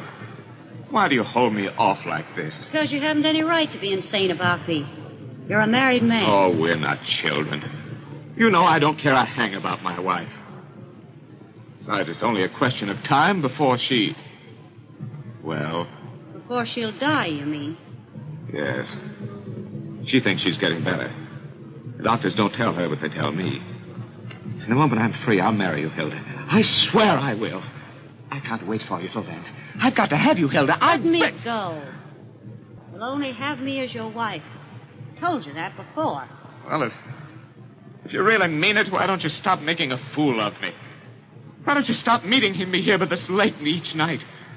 Playing with me as a cat does with a mouse. Because I hope you'll not always be a mouse, but a man. And take what he wants. What do you mean?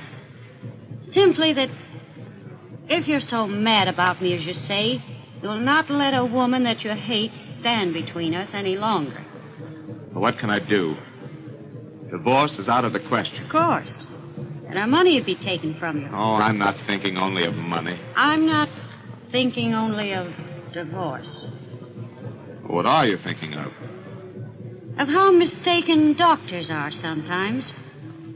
Your wife may live for years. Unless an accident should happen. An accident? On this lake, for instance. It's very deep. And there are sharp rocks near the surface that can rip a canoe to pieces. You might be paddling with her in the moonlight, not knowing those rocks were near. You told me your wife don't swim. She might drown before you could save her. You're suggesting... I'm only talking. But if such an accident should happen, you'd inherit all her money. Have me for your wife. No. No, no. I won't. I couldn't.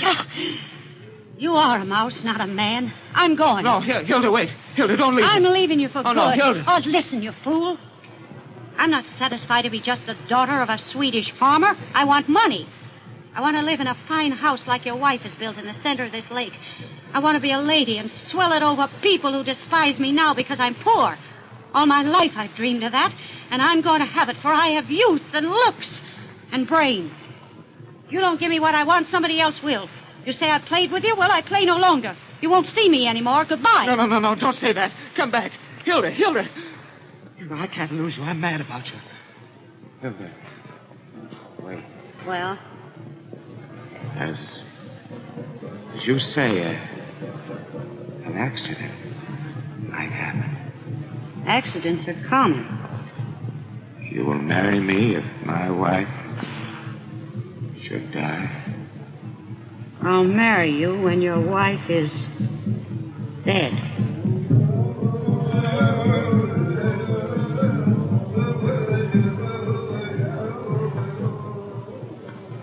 Oh, Roger, it's wonderful to be on the lake with you again. It's been so long since we've been in the canoe together. I feel as though we were on a second honeymoon. Aren't you enjoying it too, dear? Yes. Yes. Oh, the world has never seemed so lovely as it does tonight. Isn't that distant chanting restful? You haven't complained about it this evening, so it must make you feel as I do. It sounds the prayer it really is. A prayer for the dying. Yes. Is that what they're singing? A death song? Yes. This is Indian summer. The moon of falling leaves. Of dying things. Moon of falling leaves. Of dying things. Dear, why, you're frightfully nervous tonight. Your hands are shaking as they work the paddle. No, I'm all right. You're not. You're so unhappy here. But soon we'll go back east. We'll only come to the island for a day each year, so that I can renew my offering to the spirits of the lake. I've taken the Nabag very seriously, you see. For I'm under their protection now, according to Nama and 2 horses. Oh, dear. Oh, be careful where you guide us. We're close to the sharp rocks the Indians call the Spirit's Talons. They say the road to the villages of the happy dead lead over such rocks as that. Rocks with a knife-like edge on which only the good can keep their footing. The bad fall off into an abyss of eternal torment. Stop talking that savage rot. Stop, I tell you. It can't frighten me. Dear. I'm not afraid of spirits. They can't hurt me. And men will say it was an accident. Roger, you're mad. An accident. That's what they'll say. An accident. You're making for those rocks purposely. An accident. You mean to drown me. Roger, don't. Turn back. Turn back. We're going to strike. Roger, save me. Don't swim away from me. I'm sinking. Roger, come back. Oh, God, I pray thee. Oh, spirits of the lake. Punish. Punish.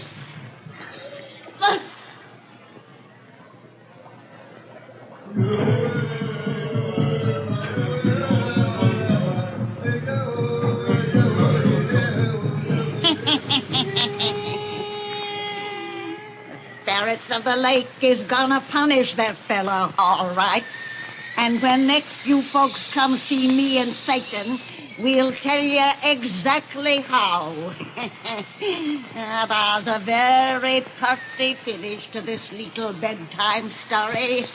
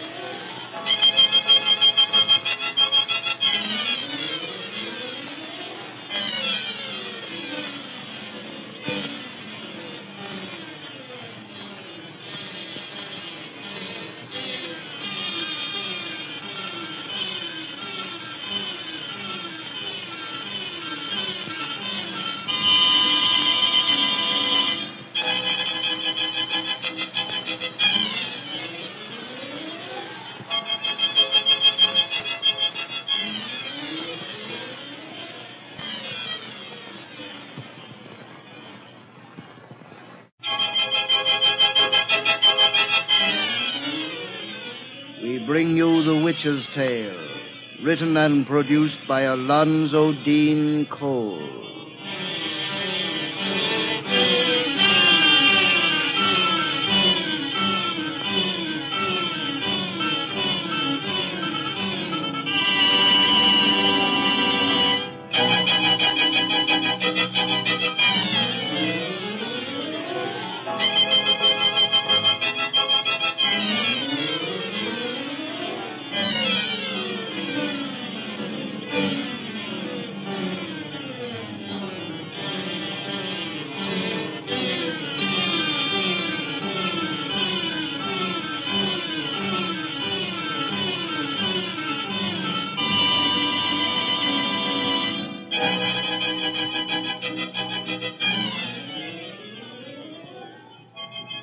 And now let us join old Nancy and Satan, her wise black cat.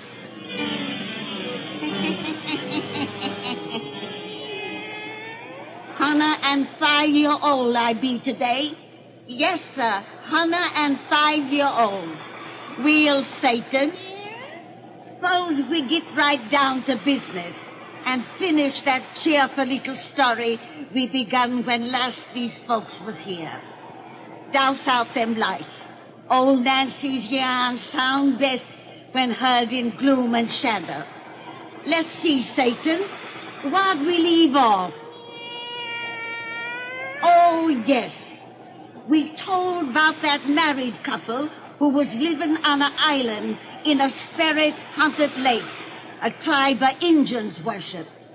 The wife, who was an invalid, was pretty friendly with the Indians, and they taught her to make friends with the Neva Norvegs, which is their name for their water spirit.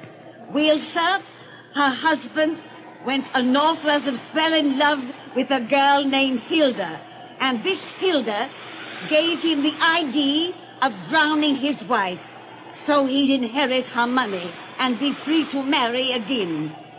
And as we left off our story, that's just what this no-good fella went and done, making it look as if her death was accidental. Now draw up to the fire and gaze into the embers. 2 years has passed since that fella killed his wife, and now he's married to the other woman. Gaze into the embers deep.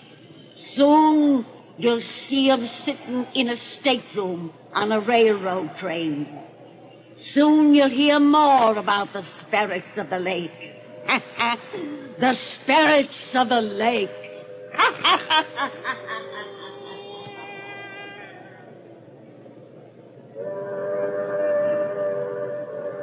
It's the next station. Only a few miles now. Anyone would think something was going to happen to you on the island, the way you're whining about going back there. Oh, I don't want to go back there, Hilda. If you were anything but a human cake of ice, you'd understand my feelings about the place. What a durable conscience you have. After 2 long years, the accidental death of your former wife bothers you as much as ever. Hilda, for God's sake, don't talk like that. Don't worry. I hardly think anyone is listening at our stateroom door. You fooled the law for so long, it's not apt to get wise to you now. Oh, won't you ever let me forget? It was all your fault anyway. You planned it. You drove me to it. I had nothing to do with it. I wasn't even there.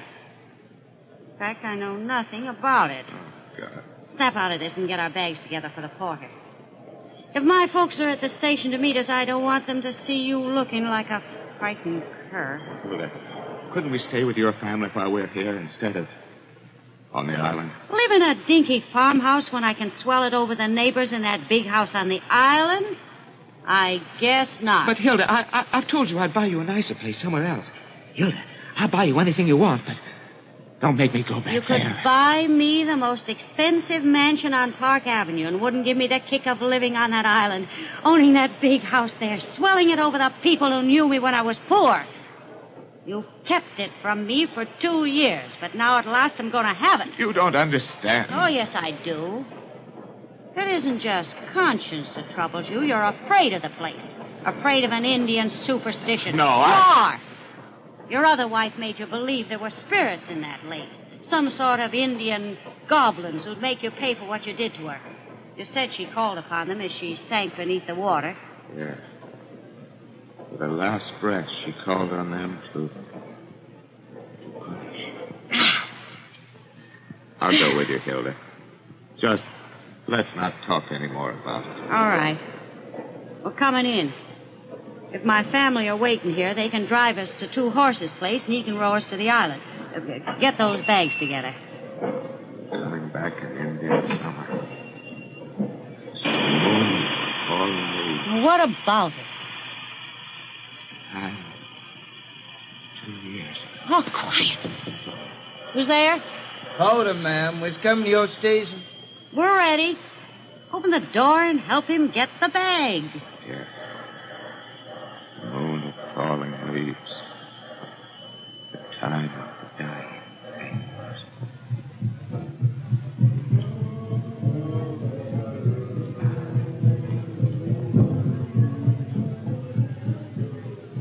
The house looks simply great, Norma. Never knew it had been vacant for 2 years the way you've kept it.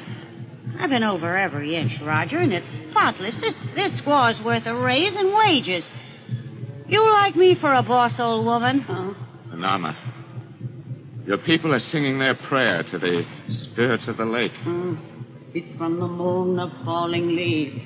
Yes, I know. And of dying things. Me go now. Oh, run along. Two Horses is waiting for you in his rowboat. Mind you bring back everything I'm sending you for, too. Oh, Norma, wait a minute. Is the canoe in good shape? If we wanted to leave the island... What do you mean, if we want to leave the island? Hilda, Canoe, all Go right. on, get out. Me go. Haven't you any sense at all? The way you've acted since we landed here, even those stupid Indians know you're scared to death of the place. You want them to suspect the reason why? Oh, I think they've always suspected. Now we're alone here. You and me. Well, what of it? Let's get out of this kitchen. You better lay down a while and see if you can pull yourself together. I'll try. Where till I put down this window? I can't stand that noise of those drums, that chanting. Well, I'm not crazy about it myself. Looks like a storm is blowing up. Come into the living room. My living room. No, Hilda. I can't go in there. Oh, I forgot that's where they brought her when they found her in the lake. Yes, they laid her on the divan in there. I had to go in and look at her. Hilda, you think I'm mad to believe there may be spirits in these waters, as the Indians say. Spirits who love Bernice, who would punish those who hurt her. There was something queer about the way they brought her from that lake. What do you mean? It was as though the lake had taken care of her.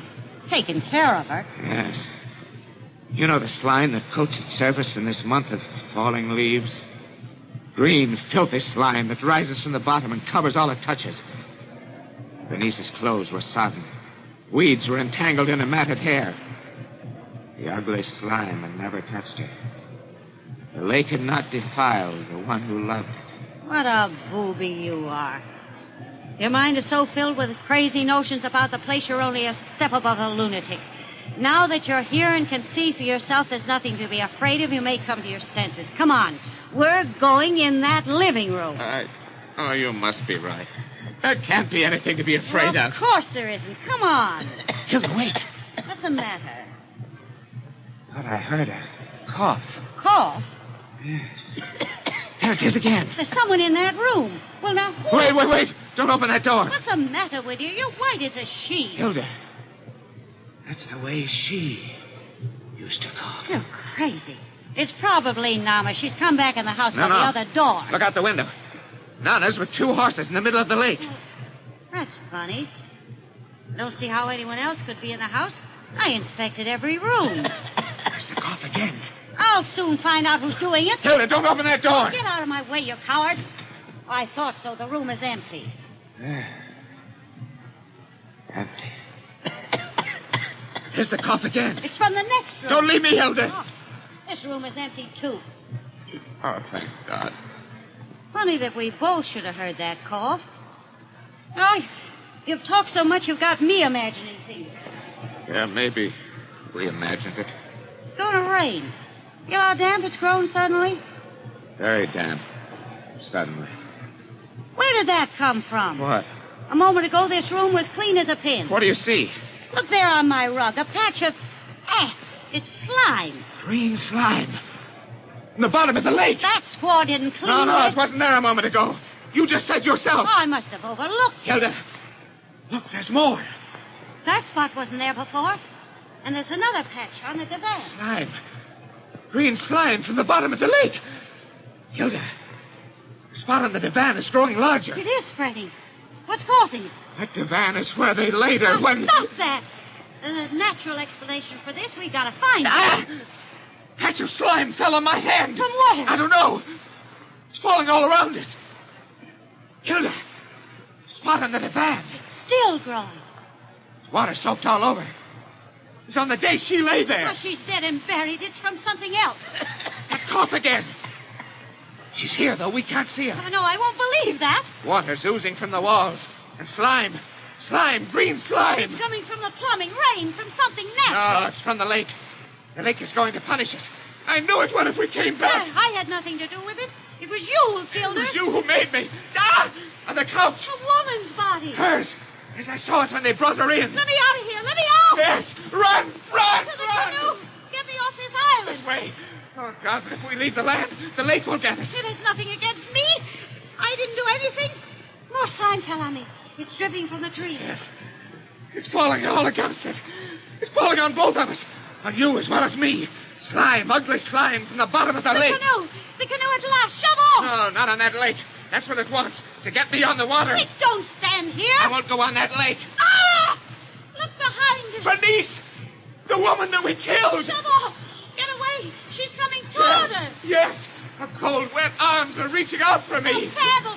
Paddle. Yes. She's reached the water's edge. For the hair all matted, dripping from the lake. The slime that covers us has not defiled her. Get me away. Use all your strength. Paddle. Paddle. Paddle. Slapped in two. Was eaten through by worms. Worms from the lake. Oh, we're drifting. No, we're going too fast. Something is pulling us through the water. Something we can't see. We're going toward the rock. Yes, the spirit's talons. The road to death leads over rocks like that, she told me. Only the good can keep their footing on them. The bad fall off into eternal torment. I'm not going to be dashed against them. I'm going to save myself. I'm going to swim. You can't save yourself. She prayed the lake to punish us. It will never let us go. Ah! Help! Help! Something's dragging me down. Spirits of the lake. The Nibanobes. Help! Help! The rocks. The road to death. Eternal torment. Cold hands. Pulling me down to the slime at the bottom. Bernice, you prayed the lake to punish. Slime. The slime that spared her will cover me forevermore.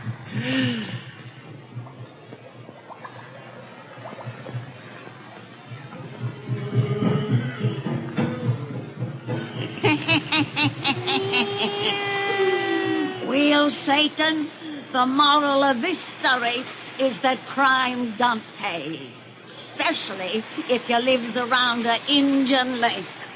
For if the law don't get you, then the spirits will. Come see me next time I has a birthday, and we'll have another 30 yarn to spin you.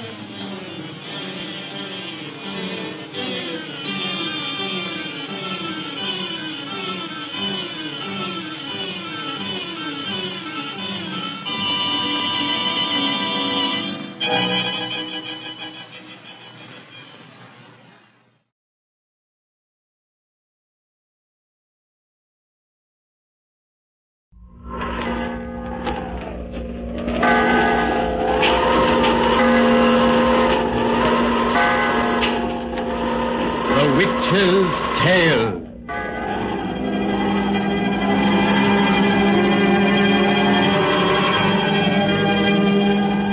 The fascination of the eerie, weird, blood-chilling tales told by old Nancy, the witch of Salem, and Satan, her wise black cat.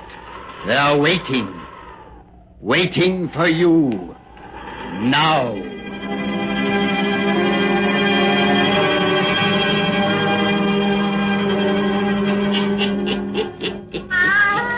$113-year-old I be today. Yes, sir. 113-year-old. Well, Satan, we'll be getting down to our yarn spinning if you'll tell folks to douse all lights. That's it. We want things nice and cheerful for our purty little tales. Now draw up to the fire and gaze into the embers. Gaze into 'em deep, and soon you'll be across the seas in the jungle land of Africa. British Africa, in what's called Tanganyika territory. Hear that chanting and them savage drums? With them begins our story of the Devil Mask. The Devil Mask!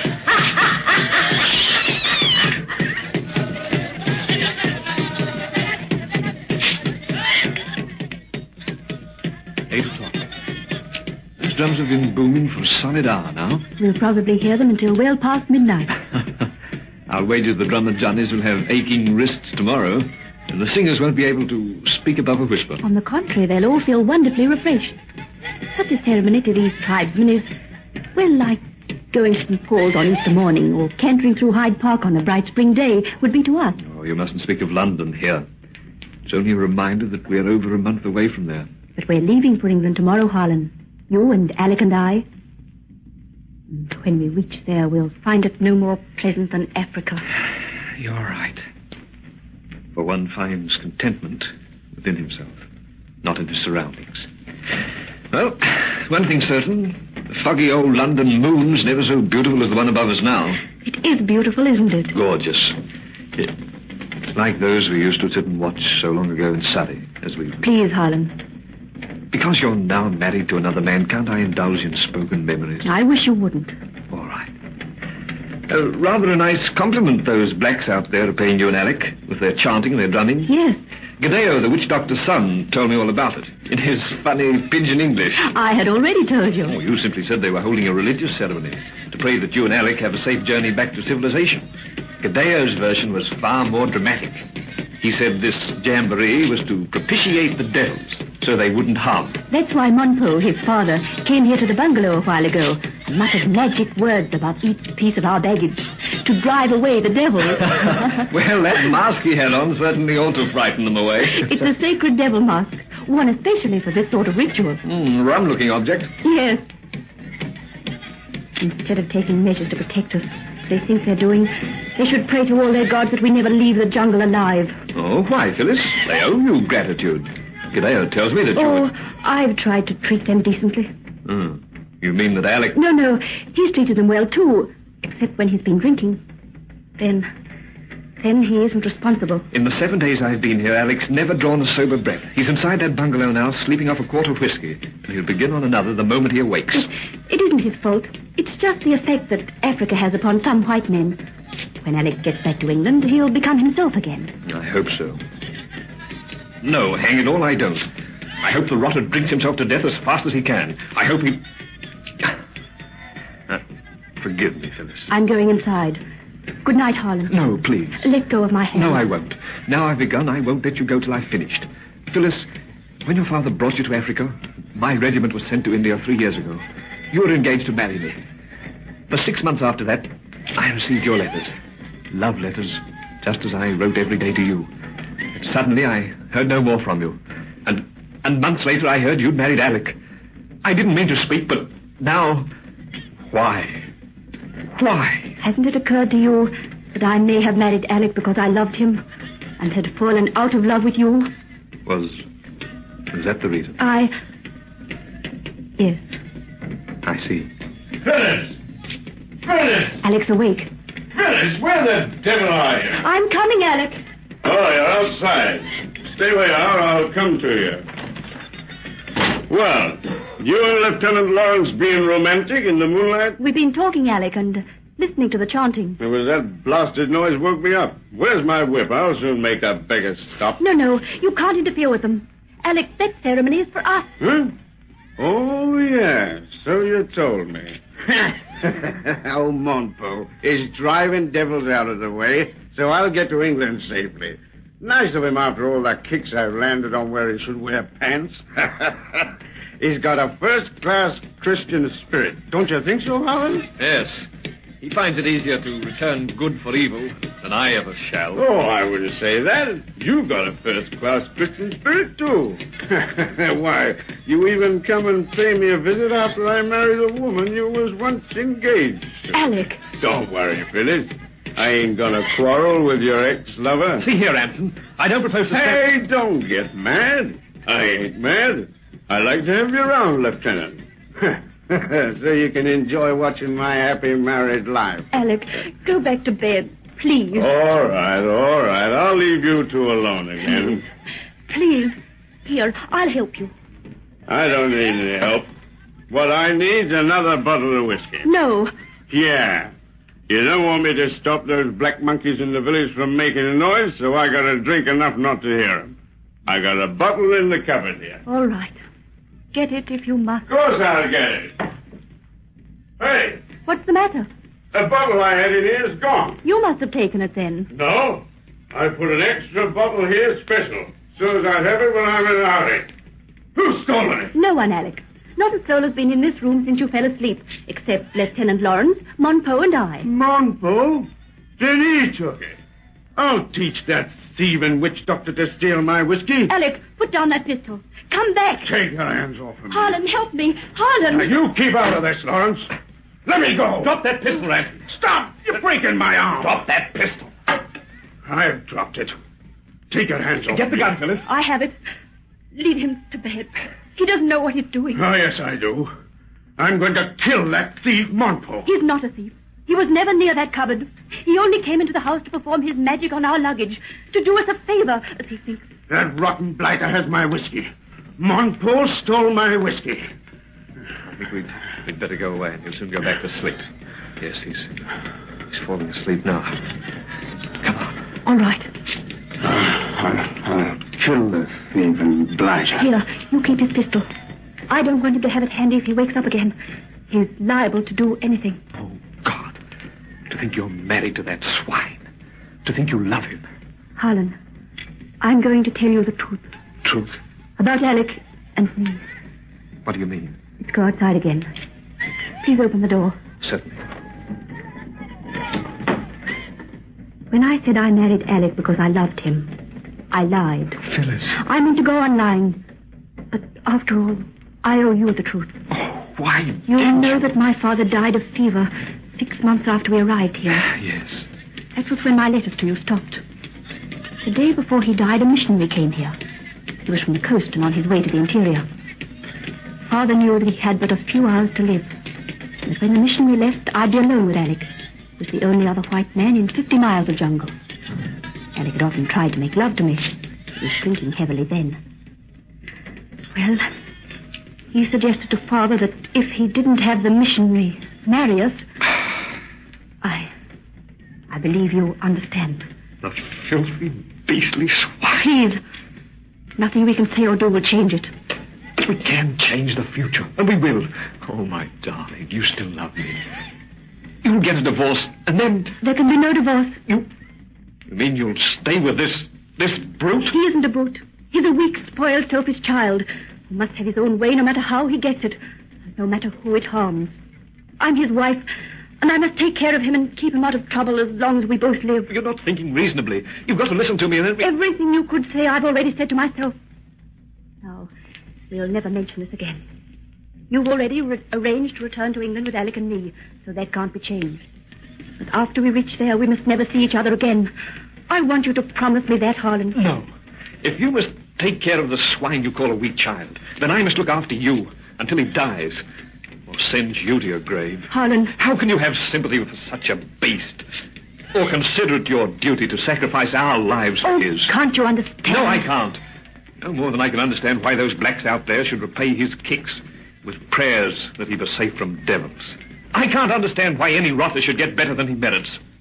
And I don't believe God permits such blind injustice for long. Harlan. What was that? It sounded like the back door. Alec's awakened. He's gone out. Oh, what if he has? Yes. There he goes across the compound toward the native village. And he has a gun. A gun? I have his pistol. He's taken his rifle. We'll stop him. But why? Come on, quick. He thinks Monpo stole that whiskey. And if he reaches the village before we can stop him... Oh, you don't think he's... He's liable to do anything. Oh, he's disappeared among the huts. Harlan, if he attacks the witch doctor when he's wearing the sacred devil mask, the other blacks will... Oh! A rifle. The drums have stopped. I'll teach you blacks to steal my liquor. Alec! Look! By that fire. Monpo, lying on the ground. I said I'd kill that dirty thief. Gadeo, your father isn't badly hurt. He isn't... Look for yourself, White Monsieur. Oh, there's a hole in his mask that's spattered with blood. Shot between the eyes. Yes. My father Monpo died as he have on the sacred mask. Oh, Gadeo, Gadeo know that you do not wish him die, White Monsieur. But for boss who did... How about it, clone? Come now! Gadeo, my husband didn't know what he was doing. Phyllis, get behind me. They're closing in around us. Keep away from me, you blacks. I'll shoot the first who takes another step. You keep back, Gadeo, or I'll kill you like I did your thieving father. Another of you. Noble, my father people. It is the dead who pay you for what you do tonight. Dead? You have killed a priest as he drive them devils from your path. Now his soul will drive those devils on you. That's funny. When the sun rises in the morning, you will laugh no more. For you will own my father's devil mask. I'll own the devil mask? With his blood on the hole your bullet make when you kill him. As you take his life, he gives to you his mask. Samba Romeo! I'll father people, no more close them way. You're free to leave here now. When the sun rises, you will own the devil mask, and it will never leave you, come die.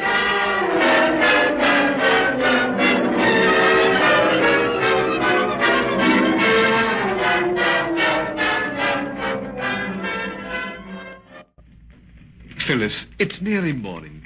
Won't you lie down now and get a little rest? Don't ask me again. You know I can't. In a few hours, we'll be starting through the jungle for the coast. You can't stand the trip without rest. Here I can watch that village. Oh, if the blacks meant to attack this bungalow, they'd have done it hours ago. I'm convinced that Gadeo wasn't attempting any trick. The poor Negro really means to leave his vengeance to the dead. His people believe the dead have much more power than the living. But I still can't understand the things he said about that devil mask. Some other savage superstition, I suppose. I've been in Africa too long to despise what whites call just savage superstition. But you don't think that dead man's mask's going to harm him, do you? I don't know. Gadeo said Alec would own the mask by sunrise. Since we left the village, those drums have never ceased. They're making magic there. If the mask or anything else gets into this bungalow, it'll have to come by magic. Every door and window in the place is locked but this one, and we've sat behind a screen all night. I'm sorry I can't believe anything will pay that rotter his just deserts. Harlan. He's even safe here from the law. Looks as though I was wrong last night. And I told you God wouldn't long permit injustice. Alec! Now, he must be having a nightmare. Come with me, quick. Look at the foot of my bed. That thing that's grinning at me. The devil mask. How did it get here? Look out of that window, Harlan. Lord, the sun's rising.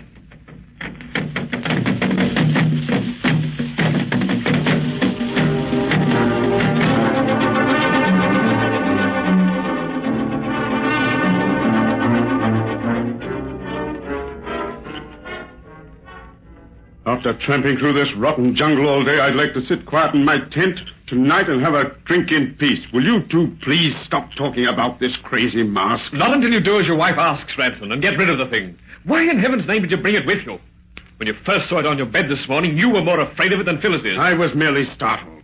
When I saw how frightened you two were, I made up my mind to keep it and prove what fools you are. There's no use arguing with him further, Harlan. It only makes him more stubborn. I'm stubborn because I won't give in to savage superstition.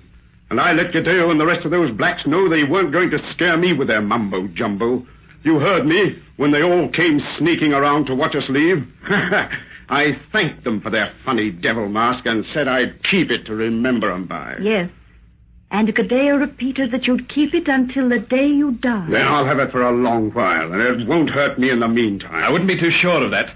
It wasn't presented to you as a love token, and it came to you somehow through locked doors and solid walls. So you and Phyllis say... Because we know. Don't think for a minute I care what happens to you. But your wife's terrified of that mask. The least you can do is to humor her fears. If you must know I'm keeping it, because I like to see you bothered.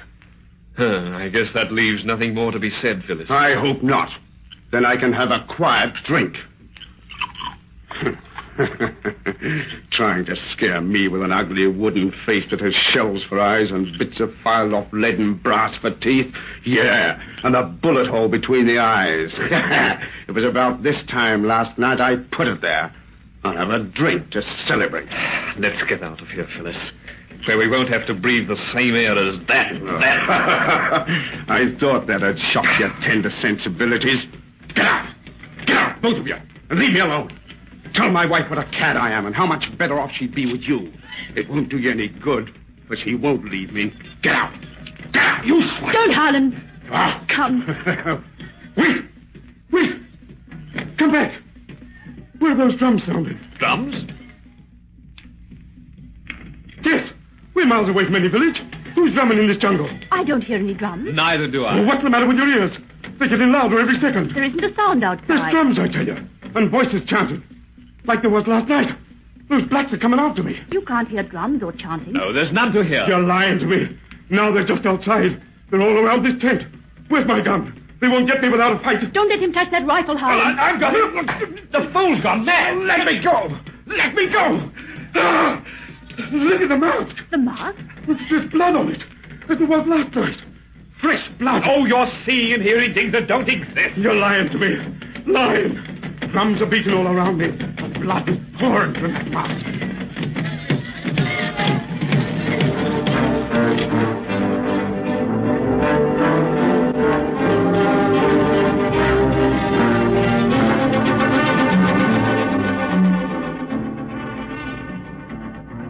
Drums keep beating all around me, and they never stop.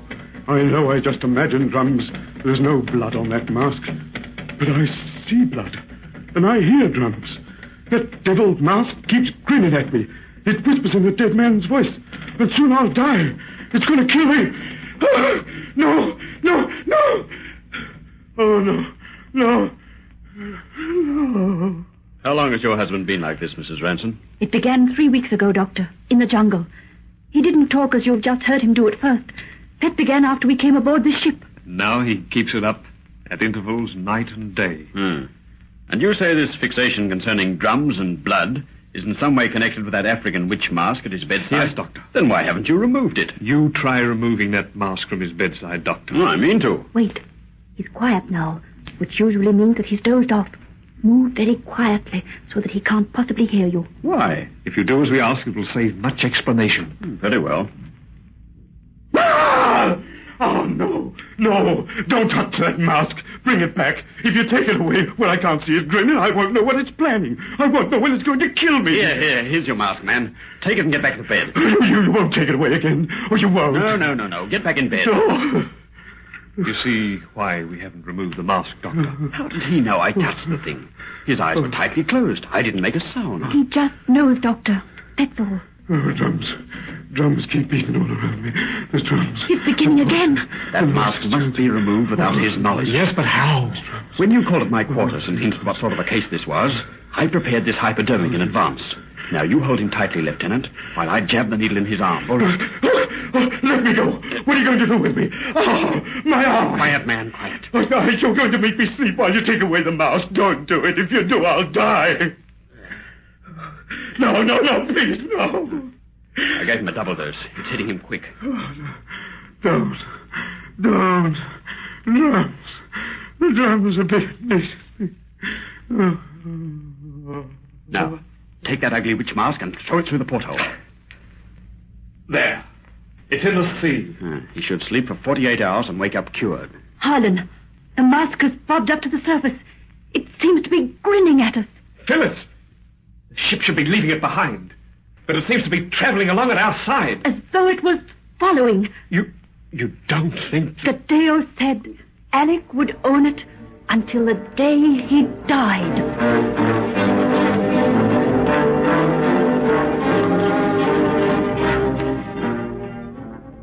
As much as it hurts me to thank you for anything, Harlan, I'm forced to admit that you probably saved my life by throwing that rotten mask overboard. I'm not at all proud of saving your life, Ransom. Too bad I didn't go crazy or blow out my brains when those drums were throbbing in my head all day and night.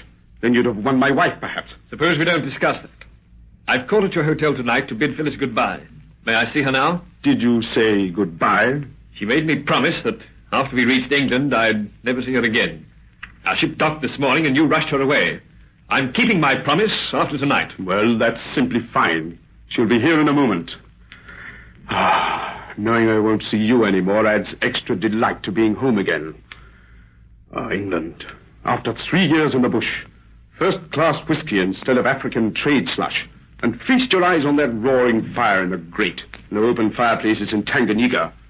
And here there are no savage superstitions that a clever chap like you can use to drive another mad. What do you mean? I've got that masked business figured out. You seized upon Gadeo's crazy threat that night as a means to drive me mad or kill me. You brought the mask into the house and put it at my bedside. It was your constant suggestion that made me hear those drums and see that blood. You're talking like a lunatic. Oh, no. I'm talking like a sane man now because I'm safe in sober England, where nothing in the world can frighten me.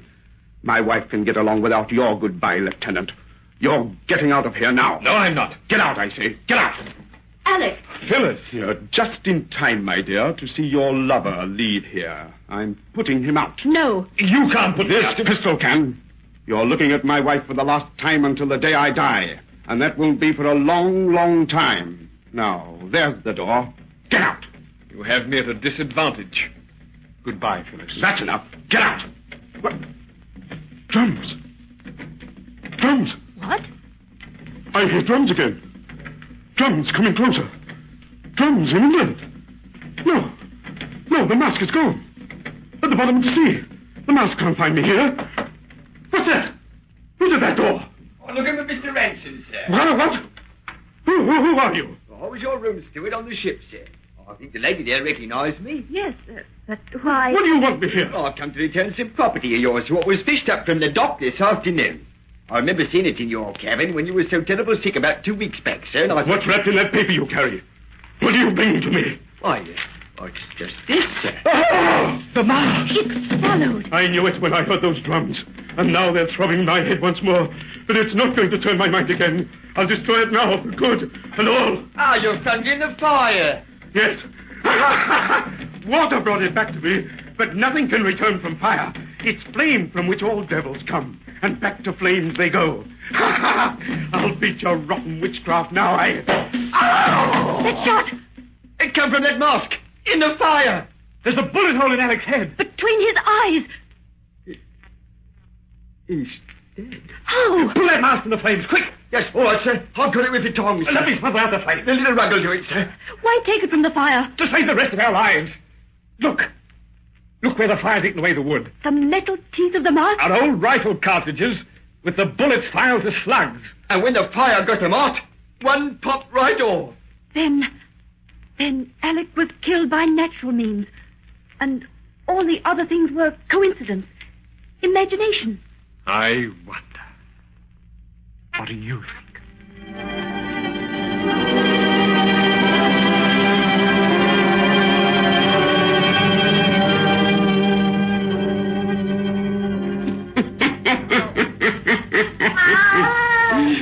Satan, what do you think? You're right about that. After the husband's funeral, them lovers went right out and got a marriage license. Good old devil mask.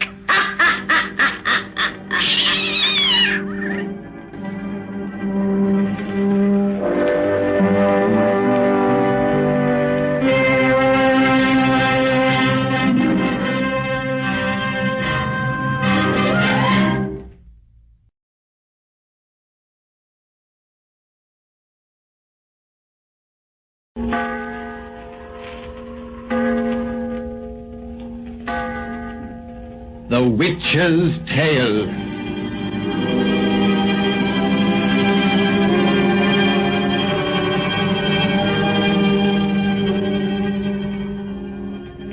The fascination of the eerie. Weird, blood-chilling tales told by old Nancy, the witch of Salem, and Satan, her wise black cat.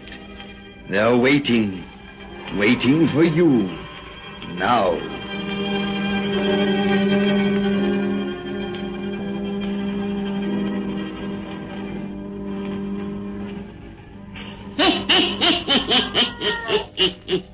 $107 I be today. Yes, sir, 107-year-old. Well, Satan, here this time for us to cheer folks up with another of our pretty little bedtime stories. Well, now, if everyone will douse out their lights, we'll be getting down to business. That's it. Make it nice and dark and cheerful. We wants gloom and shadow for this cheerful yarn. Now draw up to the fire and gaze into the embers. Gaze into 'em deep, and soon you'll see inside a house way down in Mexico. Mexico, where once a bunch of Indians lived. They're all dead now, them old Aztecs the Spaniards conquered, but sometimes the dead are very much alive. And now begins our story about the knife of sacrifice. The knife of sacrifice.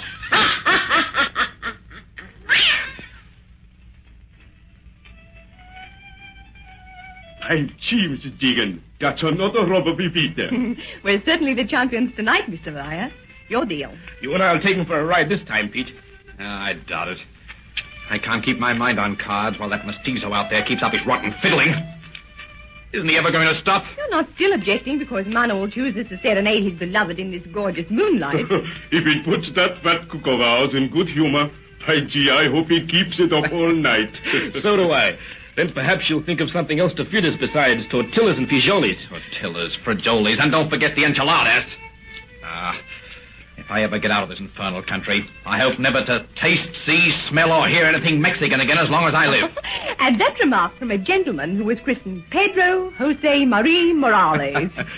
Since we came to Zagatland, Pete, you've certainly acquired a grudge against the land of your ancestors. Oh, chuck that, will you? You know the only thing Mexican about me is my name and my looks. I can't even speak the language of the blasted country. I wish you and your wife would lay off about my half-breed ancestry. You hear that, Eunice? Pete would have us forget that on the maternal side he's a direct descendant of the Emperor Montezuma. All right, Pete. I promise never again to mention that you resemble an Aztec king, and that I'd give anything to see your bronze beauty draped in a feathered cloak and headdress. Well, I got the cards all dealt. Pick them up. Oh, let's not play anymore.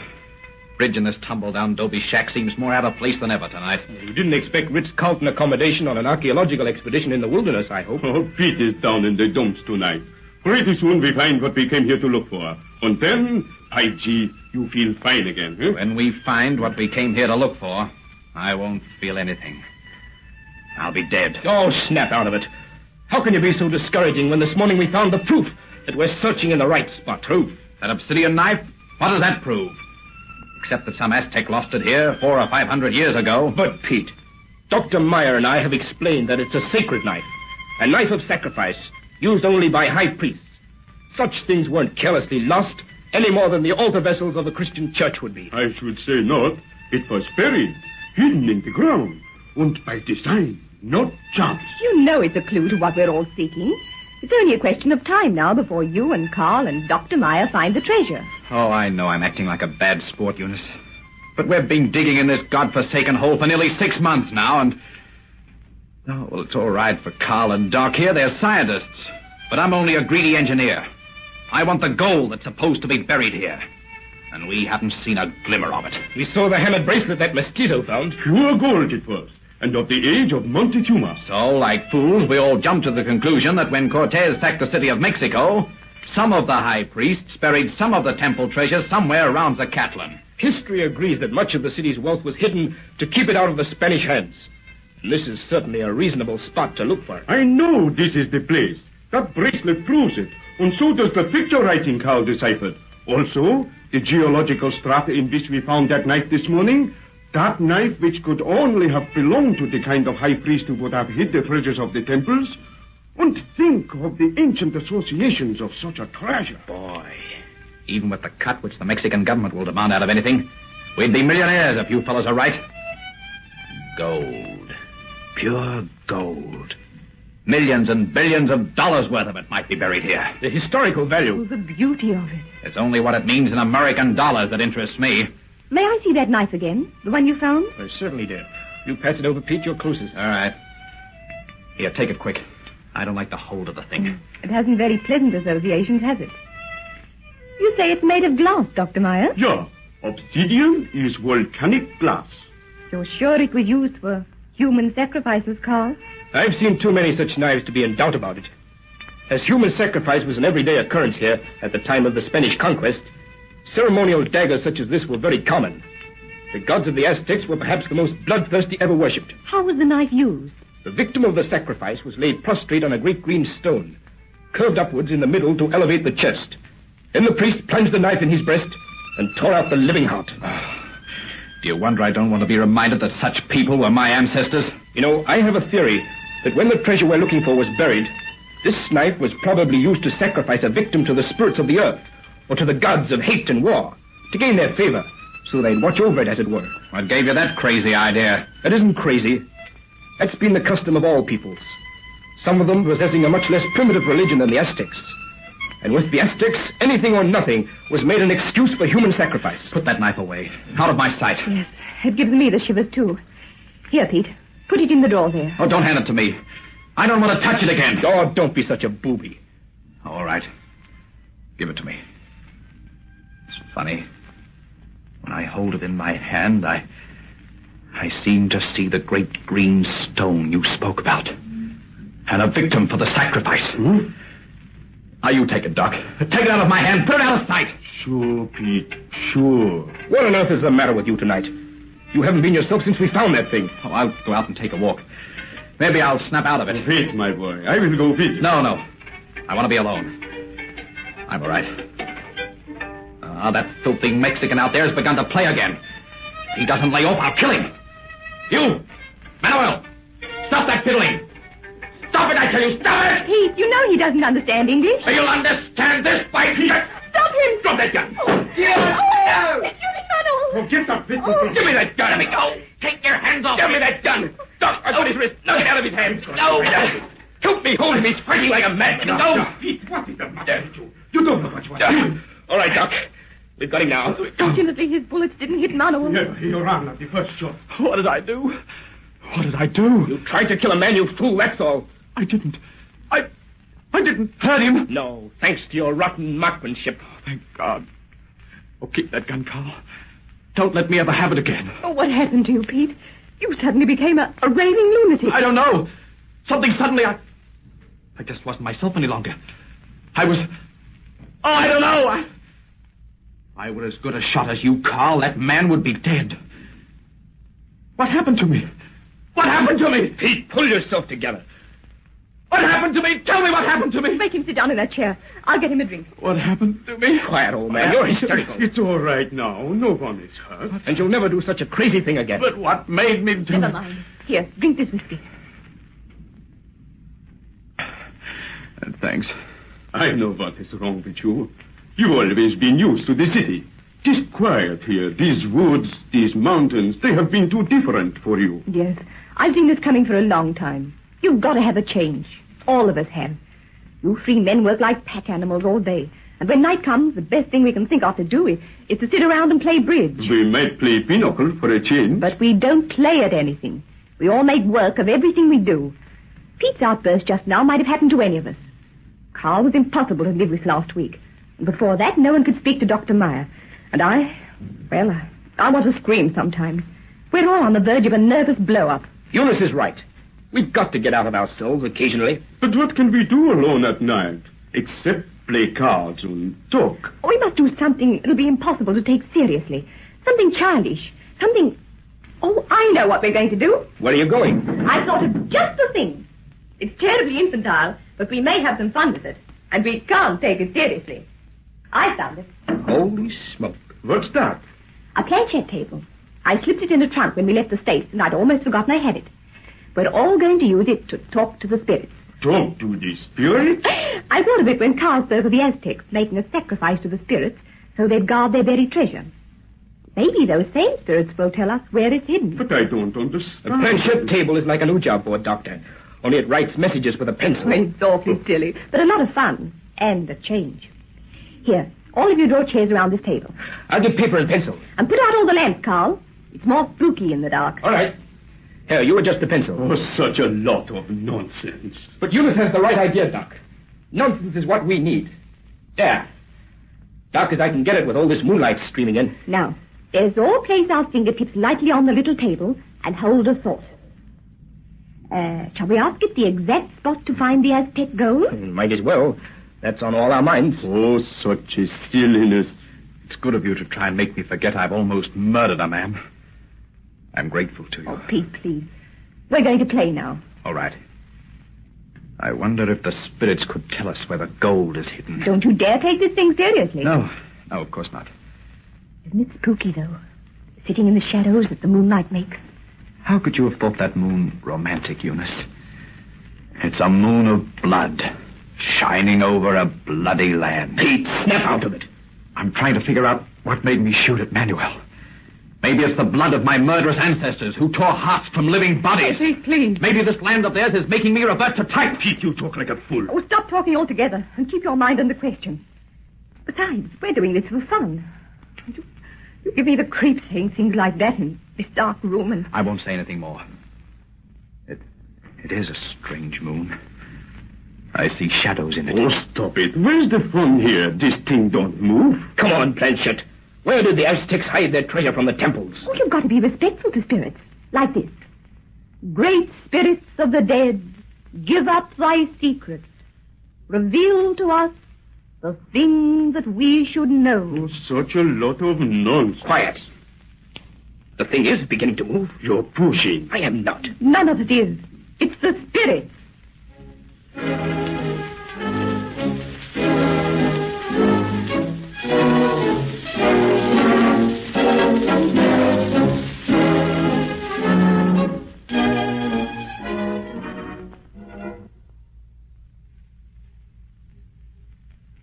The planchette is going fast.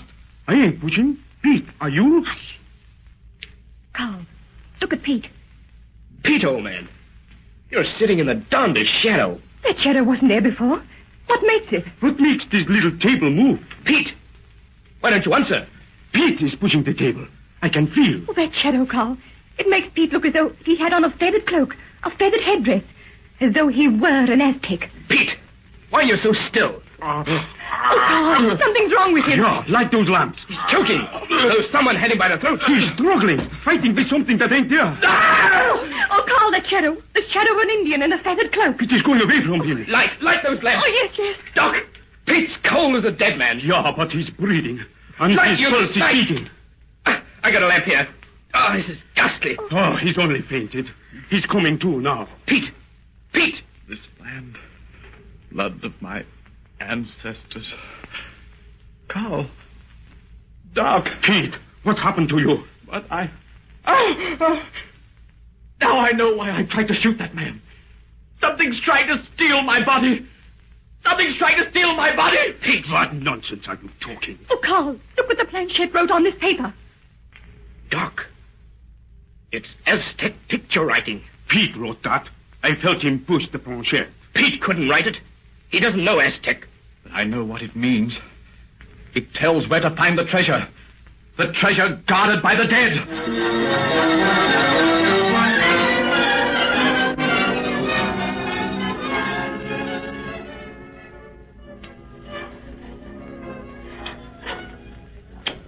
Gee, this is the place. This is the place. Dig, you mestizos. Dig. I knew that what I wrote that night would lead us to the treasure. Pete, you couldn't have made that picture writing. Well, if I didn't make it, who did? I don't know. But I refuse to believe that there was anything supernatural about your fainting spell and the action of that planchette. I'll have to see the treasure actually uncovered before I'll believe this is really the spot. This is the spot. And the night on which that planchette revealed it, at 2 different times, something gained possession of me.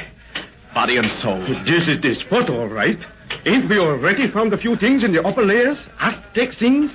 In a minute, these workmen are going to lay bare the entire treasure. But I agree with Carl when he says all the rest is craziness. We'll have it your own way.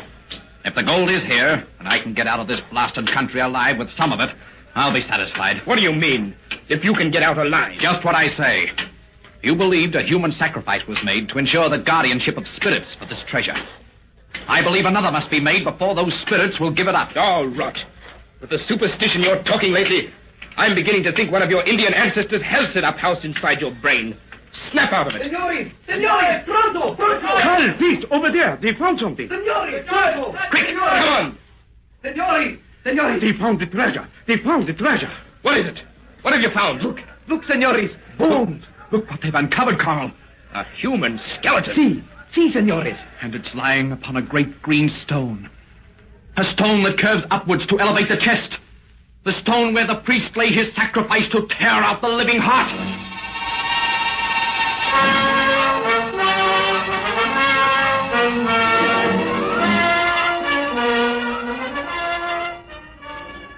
There's nothing we can do with him, Eunice.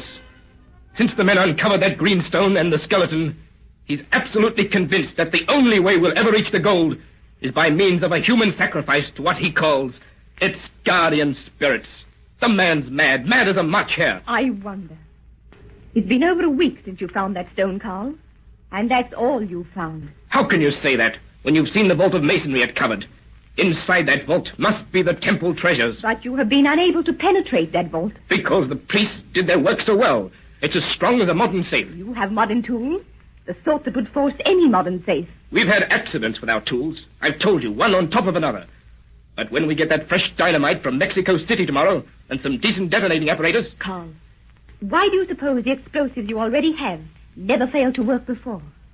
Why will they work now anywhere excepting on that vault? Why do your tools break or lose their edges? Why? If you're suggesting there's a supernatural reason, cut it. I hear enough of that stuff from Pete. He's got all the workmen believing it. Our failure to break open that vault has been due to simple accidents, coincidences. There's nothing supernatural in the world. Yet, by the supernatural, you found where the vault was buried. Pete lied to us. He moved that planchette table, and all the time he must have known the ancient picture writing. And the location of that vault, and the great green stone that covered it? Oh, Carl, he's never been in Mexico before. But if it was a spirit who guided his hand that night, why should it have revealed the hiding place? Because it was blood-hungry, perhaps. Its sacrificial knife demands another victim. Oh, Carl, I've come to believe as Pete does. And remember, the spirit revealed that vault through a descendant of the race which hid it, not through us, whose ancestors destroyed that race and its religion. If there's any truth in that bunk, Pete isn't in danger at all as he thinks. No, but we are. Oh, Carl, I've grown afraid in the last few days. I can't bear to look at the moon at night. It seems a moon of blood, as Peter's called it. His people worship the moon, you've told me, with their other gods. A moon of blood, shining over a land of blood. Oh, let's go away from here, Carl. Let's go away. Before we open that vault and find the treasure? Yes, it's not for white men. You're talking nonsense. Tomorrow we'll have the new explosives, and then we'll see what's in that vault. I'm going to go and join Doc now. He's waiting for me. Is Pete with him? I don't know. I haven't seen him since this morning. Dear, where's that obsidian knife? Did you put it away somewhere? I took it from the drawer last night and laid it on the table here. I haven't seen it. Maybe Pete or Dr. Meyer. Doc hasn't got it. He was asking about it this morning. And Pete is afraid to even touch the thing. I'll look for it. Oh, don't bother now. I must run along. Be back in an hour or so. Goodbye, dear. Goodbye. A moon of blood. A land of blood. A holy moon. An avenging land. Oh, Pete. Oh, I never heard you come in. You startled me. Carl just went out the other door if you want to catch up with him. Pete, what's the matter with you? You look so different. Like perhaps the descendant of an Aztec king. You're like the shadow I thought I saw before your face that night. The shadow that seemed to struggle with you that you said was trying to steal your body. You have that knife Carl was looking for. You have it in your hand. It is the knife of holy sacrifice. Oh, please, keep away from me. Pete, I'm afraid of you. Keep away. Keep away. Oh, Carl! Carl! I cannot let you scream now. And only tonight will I remove this gag, that you may scream once upon the great green stone. A scream which may reach the holy moon of blood and the spirits of death which guard my people's treasure. One scream upon the great green stone you shall have tonight, as I plunge this knife of sacrifice into your breast and tear out your living heart.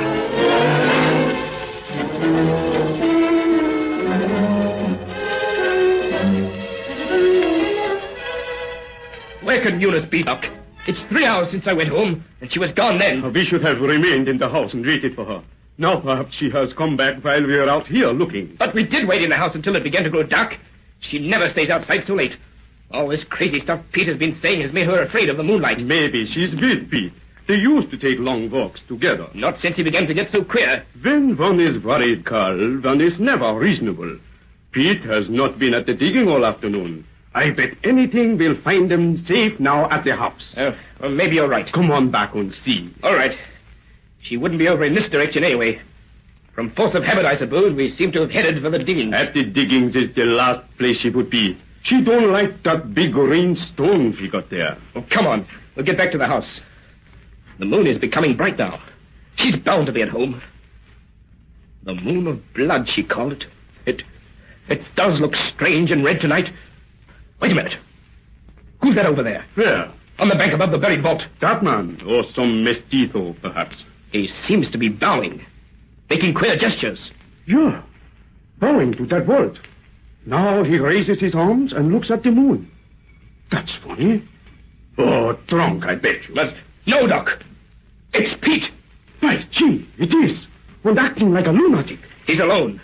I knew Eunice wouldn't be with him. Oh, she must be at the shack now. Come on. Wait. What's Pete got there? Look, that big long bundle he's lifting from the shadow by that tree. Come closer. Let's not waste time. I've got to get back to the house, Doc. If I don't find Eunice there... You'll find her there. Don't worry, my boy. But that bundle, Pete has laid it on the big green stone. Let's not bother about him. I've got to find out where Eunice is. Wait. That bundle, Carl. It looks like a human body. Yes? It's tied like in a sheet. We're too far away to see about it. I can see. It is a body. And that's not a sheet. It's a woman's dress. Good God! That color!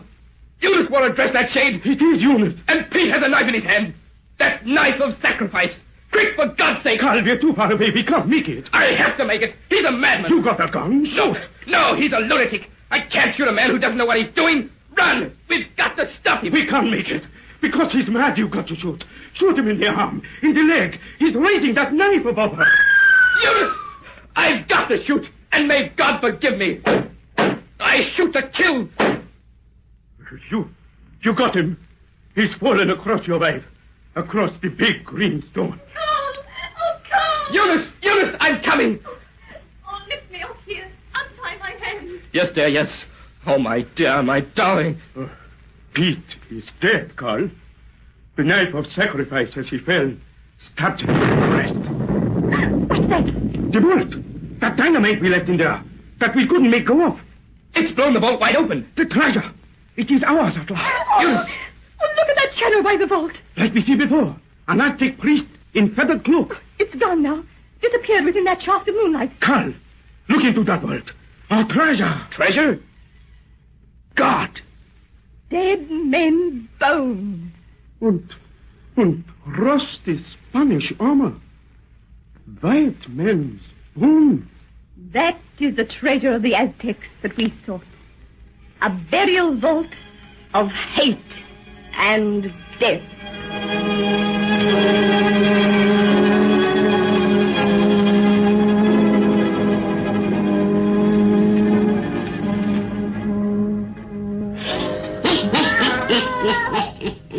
Well, that's the end of that, Satan. Come see us again and we'll tell you another pretty bedtime story. Well, you got to go home now. Satan and me's got business to tend to. Important business. Hey, Satan? Near midnight, Satan.